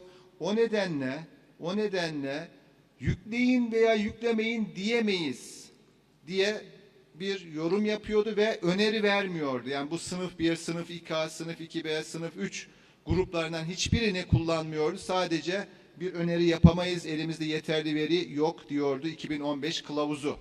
Peki bu kılavuza bunu dedirten neydi? Elimizdeki veri yok diyordu. Neler vardı? Veya prasugrel için niye yükleme yapmayın diyordu. Elimizde kayda değer 2015 kılavuzu öncesi 2 tane çalışma vardı. Bu konuyu da üzerinde konuşabileceğimiz, bu konuya değinen. Bir tanesi PCI Cure çalışması. Cure çalışması aslında akut koroner sendrom hastalarında aspirine klopidogrel eklenmesinin yararlı olup olmayacağını araştıran büyük bir çalışmaydı. Bunların bir kısmına perkütan koroner girişim yapılan hastalar vardı. O PCI Cure olarak alt bir çalışma şeklinde tasarlandı ve bu grupta aslında ana konu yine aspirine klopidogrel eklenmesinin faydalı olup olmayacağını araştırmak idi. Fakat ilk bir ay hastalara girişim yapılmadan önce başlandı. Plasebo verildi veya klopidogrel verildi. İlk bir ayda tüm hastalara klopidogrel verildi. O nedenle ön yüklemenin, ön tedavinin değerlendirmesini sağlayabilecek bir çalışmaydı. Burada ön yükleme yapılması, yani hastaya acile gelir gelmez klopidogrel başlanması, anjiyografiden sonra başlanmasına üstün bulundu. Fakat bu çalışma çok eski bir çalışmaydı. 2003'lü yanlış hatırlamıyorsam. O zamanki şartları taşıyan bir çalışmaydı. Ve ön yüklemeden anjiyografi yapılmasına kadar geçen süre ortalama 6 gündü. Yani çok uzun bir zaman geçiyordu hastaların anjiyografiye gitmesine kadar geçen sürede. Yine bu çalışmada rutin invaziv yapan merkezler dışlanmıştı ve ana çalışmanın sadece alt bir grubunu oluşturuyordu. İkinci çalışma AKKOS çalışması. İşte bu prasugreli yüklemeyin dedirten çalışma. Aslında esas ön yükleme yapılıp yapılmamasını inceleyen çalışma buydu. Burada nistemiyle gelen hastalar prasugrele veya plaseboya randomize edildi. Anjiyografi yapılana kadar. Anjiyografi yapıldıktan sonra bu ön yükleme yapılmayan gruba da tabii ki prasugrel yüklendi. Yani bu gerçek bir ön yüklemenin işe yarayıp yaramadığını araştıran, karşılaştıran bir çalışmaydı. Prasugrelin anjiyografiden önce hastayla karşılaşıldığında acil serviste verilmesiyle anjiyografiyi yapıp anatomiyi gördükten sonra prasugrel verilmesi karşılaştırıldı. Ve görüldü ki beklentilerin aksine, aslında beklentiler şöyleydi, ön yüklemenin iyi çıkabileceği yönündeydi. Fakat görüldü ki iskemik olaylardan kastettiğimiz kardiyovasküler ölüm, tekrar enfarktüs, inme, acil revaskülarizasyon ve glikoprotein 2B3A inhibitörü kullanımı. Yani iskemik olaylar, iskemiyle seyreden olaylar. Bunlar arasında bir fark olmadığı görüldü. Yani beklentimizin aksine ön yükleme yaptığımızda bu klinik olaylar, bu iskemik olaylarda bir azalma görülmüyor. Buna karşın kanama, tabii ki antitrombosit veya antikoagülan tedavinin kötü bir tarafı kanama, biliyorsunuz her zaman için önem verdiğimiz bir nokta. Kanamalarda artış olduğu görüldü, majör kanama. Arkadaşlar biz kardiyoloji olarak kanamalara uzun yıllar gereken değeri vermedik. Ama son yıllarda, son 5-10 yılda şunu fark ettik ki kanamaya bağlı ölümler, enfarktüse bağlı ölümler kadar önemli. Bu nedenle artık dikkat ederseniz büyük çalışmalarda majör kanama bir enfarktüs kadar önemli kabul ediliyor. Ve kanamada artışa yol açıyorsanız eğer yaptığınız tedavi yüzünden o zaman mortalite faydası sağlayamayabiliyorsunuz. Hatta tersi bile oluyor. O nedenle kanama çok önemli. Bunlar majör kanamalar. Yani hayatı tehdit eden kanamalar. Ölümle sonuçlanabilen kanamalar. Dolayısıyla ön yükleme yapılan grupta majör kanamanın daha fazla olduğu görüldü. Yaklaşık bakınız 2 kattan fazla bir artış var. Bu şeyi çalıştırabilirsem. %1.7'ye karşı 0.7. Mutlak rakam olarak da %1'lik bir kanama artışı var. Dolayısıyla akkoz çalışması bize ön yüklemenin faydalı olmadığını gösterdi. Peki bu acaba ön yükleme ile anjiyografi arasında geçen süreyle alakalı olabilir mi? Yani süre uzadıkça, anjiyo geciktikçe faydalı olabilir mi ön yükleme? Bu da analiz edildi. Görüldüğü üzere erken yüklenenler, daha doğrusu yüklemeden, şunu çalışmıyor mu? O yüzden mouse kullanacağız. Tamam. Bu sefer de oluyor. Tamam. Ekranı göstermiyormuş dijital ekran olduğu için. Gördüğünüz gibi anjiyografi, yükleme ile anjiyografi arasındaki süre uzadıkça bir fark yok. Yani o düşüncemiz süre uzadıkça ön yükleme işe yarar düşüncemizi de desteklemiyor bu çalışma. İster ön yüklemeyi yaptıktan kısa süre sonra, ister 24 saate varan sürelerde ön yükleme yapmış olun, bir fark olmuyor. Yani ön yükleme faydalı değil. İşte bu çalışma biraz önce 2015 kılavuzunda prasugrelle ön yükleme yapmayın önerisinin nedeniydi. Peki 2015 kılavuzu bize ön yükleme hakkında clopidogrel ve ticagrelor ile ilgili size bir şey söyleyemem demesine rağmen hepimiz, hem siz hem biz kardiyologlar olarak bu hastalara ön yükleme yapıyorduk. Neden? Elimizde bilimsel bir veri yok. Kılavuz da o zamanki kılavuz ön yükleme hakkında bir şey diyemem ama prasugreli yüklemeyin diyordu. Böyle bir pratiği nereden geliştirdik? Şöyle bir düşüncemiz vardı. Eğer biz antitrombosit tedaviye erken başlarsak, anjiyodan önce başlarsak, yani anjiyoya geldiğinde hasta antitrombosit tedavi yerleşmiş, oturmuş olursa, yüklemesini tamamlamış, etkinliği gerçekleşmiş olursa, girişime kadar o geçen sürede damar açıklığının daha iyi olacağını, işlem sırasında da daha iyi bir antitrombosit tedavi altında işlem yaptığımız için işleme bağlı enfarktüslerin daha az görüleceğini, erken stent trombozunun daha az görüleceğini ve bu damarla ilgili tekrar tıkanmanın daha az olacağını düşünüyorduk. Bunlar bizim teorilerimizdi. Ama aslında bir nokta daha vardı ki ön yükleme yaptığımızda işlem sırasında kanama riski artabilir. Bu hastaların daha sonra değineceğim bir kısmı bypass'a gidiyor, kanama riski artabilir. Akut koroner sendrom diye yatırıp akut koroner sendrom çıkmayan hastalara bu ilaçları veriyoruz. Ona bağlı riskler var. Bypass'ta gecikmiyor. Yani potansiyel zararları da var. Bu konuya daha sonra geleceğim için çok uzatmayacağım.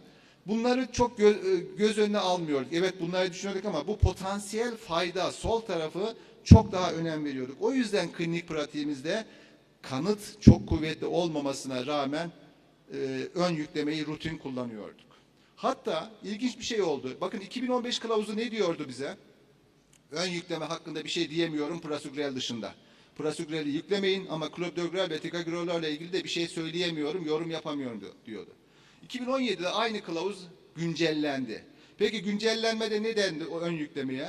Ticagrelor yoksa efendim klopidogrelle ön yükleme yapabilirsiniz sınıf 2A öneri. Bir önceki kılavuzda yorum yapmıyorum diyordu. 2017'deki güncellemede sınıf 2A. Sınıf 2A'nın ne demek olduğunu biliyoruz. Yani sınıf 1 kadar kuvvetli olmasa da bir öneri. Tedavi yönünde bir öneri. Peki ne değişti? Arada bir yeni çalışma mı çıktı? Hayır. Bunu özellikle koydum. Kılavuzlar her şey demek değil arkadaşlar. Yani kılavuzlar da uzman görüşü içeriyor. Bakınız aynı veri setiyle 2015 kılavuzu yorum yapmıyorum dedi.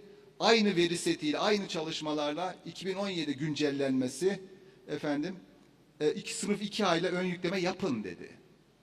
Bunu da dikkatinizi çekmek istedim. Kılavuzlar hiçbir zaman kanun gibi görmemek lazım. Sadece NISTEM için söylemiyorum bunu. Genel yaklaşımımızda yani tıbba yaklaşımımızdaki noktada söylüyorum. Peki bunu da vurguladıktan sonra 2020 kılavuzu geldi. Bakınız bu sefer çok dramatik değişiklikler var. Ne oldu? Bir kere erken invaziv yaklaşım planlanan hastalara koroner anatomiyi görmeden rutin olarak P2-Y12 inhibitörü başlanması önerilmez sınıf 3. Yani yapmayın. Uygulamayın. Sınıf 3 biliyorsunuz kontraindikasyon anlamında eski ifademizde. Dolayısıyla çok dramatik bir değişiklik oldu. Aynı zamanda tabii burada erken invaziv yaklaşım planlanan hastalarda tabiri sizi birazcık acaba bu az bir hasta grubu mu, özel bir hasta grubu mu diye düşündürebilir. Öyle değil. Günümüzde artık bütün dünyada NISTEMİ'ye erken invaziv yaklaşım uyguluyoruz arkadaşlar. Rutin olarak her yerde. Türkiye'nin hemen hemen her yerinde. Belki şöyle düşünebilirsiniz. İşte ilçedeki vesaire. Türkiye'de birçok değil her ilde artık anjiyografi laboratuvarı var. Büyük ilçelerde bile var. Olmayan yerlerde ilçelere çok yakın. Örneğin ben işte memleketim olduğu için biliyorum, Dinar'ı biliyorum. Isparta'ya 45 dakika anjiyografi laboratuvarı var. Afyon'a 1 saat anjiyografi laboratuvarı var ve bu bilinçteki hekimler zaten bu hastaları hemen buralara yönlendiriyorlar. Yani artık hastaların anjiyografiye ulaşmaları Türkiye'de çok kolay, çok çabuk ve çok yaygın. Dolayısıyla erken invaziv yaklaşım günümüzde standart bir yaklaşım. Özel bir hasta grubuna uyguladığımız bir yaklaşım değil. Demek ki burada çok dramatik bir değişiklik oldu. Ön yükleme yapmayın artık. Üçüyle de yani prasugrelle de yapmayın, ticagrelor'le de yapmayın ve klopidogrelle de yapmayın. Bu kılavuzda bir başka önemli değişiklik daha. Yine perkütan korona girişime gidecek hastalarda ticagrelor yerine prasugreli tercih edin diye sınıf 2A öneri geldi. Peki kimlere ön yükleme yapabilirsiniz, yapmayı düşünebilirsiniz ki buradaki öneride dikkat ederseniz sınıf 2B yani çok kuvvetli değil.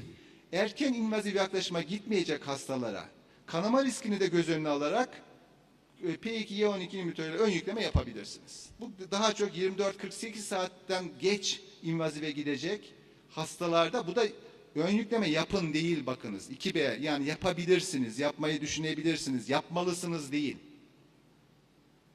Peki neden bu kılavuz bu kadar dramatik bir şekilde değişti? Burada birkaç önemli çalışma geldi. Bunlardan bir tanesi ISAR React 5 çalışması. Bu çalışma ticagrelor temelli tedavi ile prasugrel temelli tedaviyi karşılaştıran bir çalışmaydı. NIST akut koroner sendromda. Akut koroner sendromların tümünde özür dilerim. NIST grubunu ayrıca söyleyeceğim. Bu çalışmanın hipotezi aslında şöyleydi. Bu çalışmayı planlayanlar bu endüstriden bağımsız bir çalışma olarak yapıldı. Bir Alman grubu yaptı. Hipotezleri şuydu çalışmayı planlarken ticagrelor yaklaşımlı tedavi prasugrel temelli tedaviye üstündür. Hipotez bu şekilde. Beklenti bu çünkü. Çalışmaya hem ST yükselmeli hastalar hem ST yükselmesiz hastalar alındı. Az bir kısmı da kararsız anjinaydı. %40 kadarı STEMI, %46'sı NISTEMI, %13'ü de kararsız anjina. Yani %60 kadarı NISTEMI olmuş oluyor. NISTEMI AKS. Primer sonlanımı çalışmanın ölüm, MI veya inme toplamında meydana gelen klinik olaylar idi. Hastalar ticagrelor veya prasugrel'e randomize edildi. Ticagrelor'a randomize edilen hastalar hemen yükleme yapıldı. Çünkü kılavuz ne diyor? Ticagrelor'u yükleyin. Değil mi? Önceki yorum yok diyordu ama 2017 update'i yükleyin ve klinik pratikte de biz bunu bu şekilde uyguluyorduk zaten. Klinik pratiğe uygun bir çalışma yapıldı. Madem biz bunu tikagörleri işlem öncesi yüklüyoruz, görür görmez acilde yüklüyoruz, o zaman o yaklaşımı prasiküreleri de anjiyo yaptıktan sonra yüklüyoruz. Anatomiyi gördükten sonra yüklüyoruz. O iki yaklaşımı randomize edildi hastalar. Dediğim gibi beklenti tikagörlerin üstün çıkacağı şeklindeydi. Fakat beklenmedik bir şekilde prasikürelle klinik olaylar anlamlı olarak daha düşük bulundu. Burada gördüğünüz gibi olay sıklığı 12 aylık, bir grupta %9'larda, öbür grupta %7'lerde anlamlı bir fark var. Peki kanama, acaba iskemik olayları daha fazla azaltıyorsa kanama da o grupta, o ilaçta daha fazla olur mu? Hayır, böyle bir şey de görülmedi. Gördüğünüz gibi rakamsal olarak prasikürel grubunda daha düşük ama istatistiksel olarak ilk grupta da benzer bir kanama oranı görüldü. Dolayısıyla prasikürel temelli bir yaklaşım, ön yükleme yapmadan, anatomiyi gördükten sonra yükleme şeklindeki bir yaklaşım, tikagirolör temelli hastayı görür görmez, tanı koyar koymaz yüklemeye göre iskemik olaylarda daha az iskemik olaya yol açıyor. Kanamada da büyük bir fark gözlenmedi. İşte bu ishal reak 5'in bu sonuçları biraz önce kılavuzda bahsettiğim o iki öneri değişikliğine yol açtı. Bir tanesi ön yükleme yapmayınız. İkincisi de sınıf 2A öneriyle prasiküreli tikagirolere tercih ediniz. Peki sadece bu mu bu öneriyi destekleyen çalışma? Pardon, ona geçmeden şunu da hatırlatayım. İshal reakta bütün hasta grupları ST yükselmesi, ST yükselmesiz ve kararsız anjina alınmıştı. Sadece nistemi hastalarını içeren alt grubun o %46'ydı biliyorsunuz. Onun da ayrıca bir analizi yapıldı. Acaba bu çalışmanın toplamı için olan sonuçlar, bulgular nistemi grubu içinde geçerli mi? Evet, aynı sonuçlar olduğunu görüyoruz. Bakınız iskemik olaylar prasikürelde daha az, kanama ikisinde benzer. Dolayısıyla nistemi alt grubu da ana çalışmayla aynı. Bunun dışında kılavuzun bu önerisini destekleyen, aslında kılavuz yayınlandığında bu çalışma henüz yazıldığında, 2020 kılavuzu yazıldığında bu çalışma yayınlanmamıştı. Fakat kılavuzu yazanlar belki bu çalışmayı yapan kişilerle görüşüp ön bilgi aldılar mı bilemiyoruz. Diğer bir çalışmada Dubius çalışması. Bu çalışma da yine endüstriden bağımsız olarak yapıldı. İtalyanlar yaptı bu sefer. Niste AKS hastaları alındı bunlara sadece. ST yükselmeliler değil, ST yükselmesiz akut koroner sendromlar alındı. Ön yükleme yapılan ve yapılmayan gruba randomize edildi. Burada ön yükleme yapılıp yapılmaması tikagirolor ile yapıldı. Yani tikagirolorun çalışması yoktu. Bu çalışmayla tikagirolorun ön yüklemesinin faydalı olup olmadığı da özellikle incelenmiş oldu plaseboya karşı. Ön yükleme 700'er hasta var. Toplamda 1500'e yakın hasta. Orta büyüklükte bir çalışma. Primer iskemik olaylarla kanamayı beraber değerlendiriyor bu çalışma, dikkat ederseniz. Yani hem kanama hem iskemik olaylar beraber değerlendiriyor. Burada tabii pre-treatment değil de upstream, downstream ifadeleri kullanıldı. Upstream demek pre-treatment uygulanması demek. Yani ön yükleme yapılması demek. Downstream ise anjiyografiyi gördükten sonra yapılması demek. Görüldüğü gibi tikagirolor ile ön yükleme yapılması yapılmamasına göre bir fayda sağlamıyor. Dolayısıyla Dubius çalışması, kılavuz yayınlandıktan sonra yayınlanmasına rağmen kılavuzun önerilerini destekledi. Son bir destekte SCAR rejistrisinden geldi. Bu bir randomize kontrollü çalışma değil. Gözlemsel bir çalışma ama gözlemsel çalışmaların avantajı tabii ki birçok dezavantajı yanında bir de avantajı var. Çok yüksek hasta sayılarına ulaşabiliyoruz. Yaklaşık 60.000 ön yükleme yapılan hastayla işte 5.000 civarında ön yükleme yapılmayan hastayı karşılaştırdı. Dikkat ederseniz biraz önce de söylemiştim. Elimize çok kuvvetli veri olmamasına rağmen ön yükleme standart tedavimiz haline geldi. Bu rejistride, bu kayıt çalışması onu gösteriyor. Hastaların 60.000'ine ön yükleme yapılmış, 5.000'ine yapılmamış. Genel uygulamamızı gösteriyor ki 2010-2018 arasındaki bir dönemi kapsıyor bu. Peki bu kayıt çalışması bize neyi gösterdi? Tabii kayıt çalışması olduğu için ön yükleme yapılanlarla yapılmayanların klinik özellikleri aynı değil. O nedenle olay sayısı, olay sıklığı, örneğin ölüm, işte stent trombozu, Ön yükleme yapılanlarda az görülmekle beraber hasta özelliklerine göre istatistiksel düzeltme yapıldığında ön yükleme yapılanlarla yapılmayanlar arasında bir fark yok. Hatta odds ratio, risk oranı ön yükleme yapılanlarda biraz daha fazla istatistiksel anlama ulaşmamakla beraber. Dolayısıyla SCAR kayıt çalışmasının sonuçları da bu yeni kılavuz önerisinin uygun olduğunu destekliyor. Peki bizim o önceden düşündüğümüz aksine neden ön yükleme NIST AKS'de ST yükselmesiz akut koroner sendromda işe yaramıyor? Bir kere arkadaşlar ST yükselmesiz akut koroner sendrom ST yükselmeli enfarktüs gibi homojen değil. ST yükselmeli enfarktüs homojen bir grup ve onlar da anjiyoyu aldığımızda hemen daima bir damarı tıkalı buluyoruz ve girişim yapıyoruz. Halbuki ST yükselmesiz akut koroner sendrom heterojen bir grup. Bunların %60-70'ine ancak biz girişim yapıyoruz anjiyo yaptıktan sonra. %15 kadarına tıbbi tedavi uyguluyoruz. Yani darlık buluyoruz, darlıklar görüyoruz ama girişim yapacak bir damar bulamıyoruz veya uygun bulmuyoruz ya da darlık miktarını uygun bulmuyoruz. Dolayısıyla %15'ine tıbbi tedavi uyguluyoruz.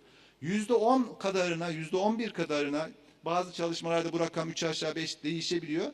%10 kadarında aslında akut koroner sendrom olmadığını görüyoruz. Yani hastaya biz yanlış tanı koymuşuz. Kararsız anjina demişiz veya ST yükselmesiz MI demişiz ama hasta bu değil. Başka bir nedenle onun troponini yükselmiş, başka bir nedenle EKG'si oynamış, yanlış tanı koymuşuz.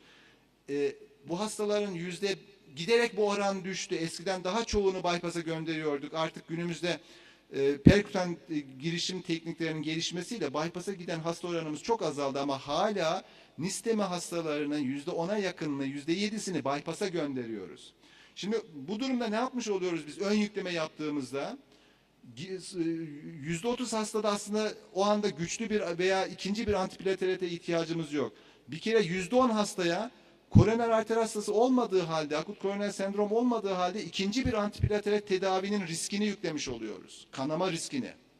Artı bypass'a gidecek hastalarda bypass sırasındaki kanamayı artırıyoruz. Bir kere cerrahların en büyük korkusu bizden P2, Y12 almakta olan bir hastayla ameliyat yapmalarını istememizdir. Bunu hiç istemezler. Çünkü kanama riski çok belirgin olarak artar. Ya da bundan kaçınmak için bypass'ı geciktirirler. 4 gün, 5 gün bekleyelim bu ilacın etkisi geçsin diye derler. O zaman da bu sefer hastayı acil bypass gereken hastada kanama riskinden kaçacağım derken iskemik olay riskine sokmuş oluyoruz. Dolayısıyla bu heterojen bir grup. Aslında bu slide başta da göstermiştim ama iki altına tablo ekledim gördüğünüz gibi. Neden bizim o önceki mantığımızın işlemediğini çok iyi gösteriyor. Biz ne demiştik? Potansiyel faydaları var. Slide'ın sol tarafı. Potansiyel zararlar var. Preprosidal kanama riskini artırıyor. Bypass'a bağlı kanamayı. NIST AKS çıkmayan hastalarda gereksiz tedaviye bağlı kanama riski ve bypass'ta gecikmenin riski. Olay sıklığının da faydası da olabilir. İşte iskemik olaylar azaltabilir. Ama olay sıklıklarına baktığımızda bakınız. Potansiyel fayda elde etmeyi umduğumuz olay sıklıkları 1000 hasta başına haftalık %1'lik rakamlarda. Buna karşın 1000 hasta, %1 yanlış söyledim, 1000 hasta başına haftalık mutlak rakam olarak 1. Ama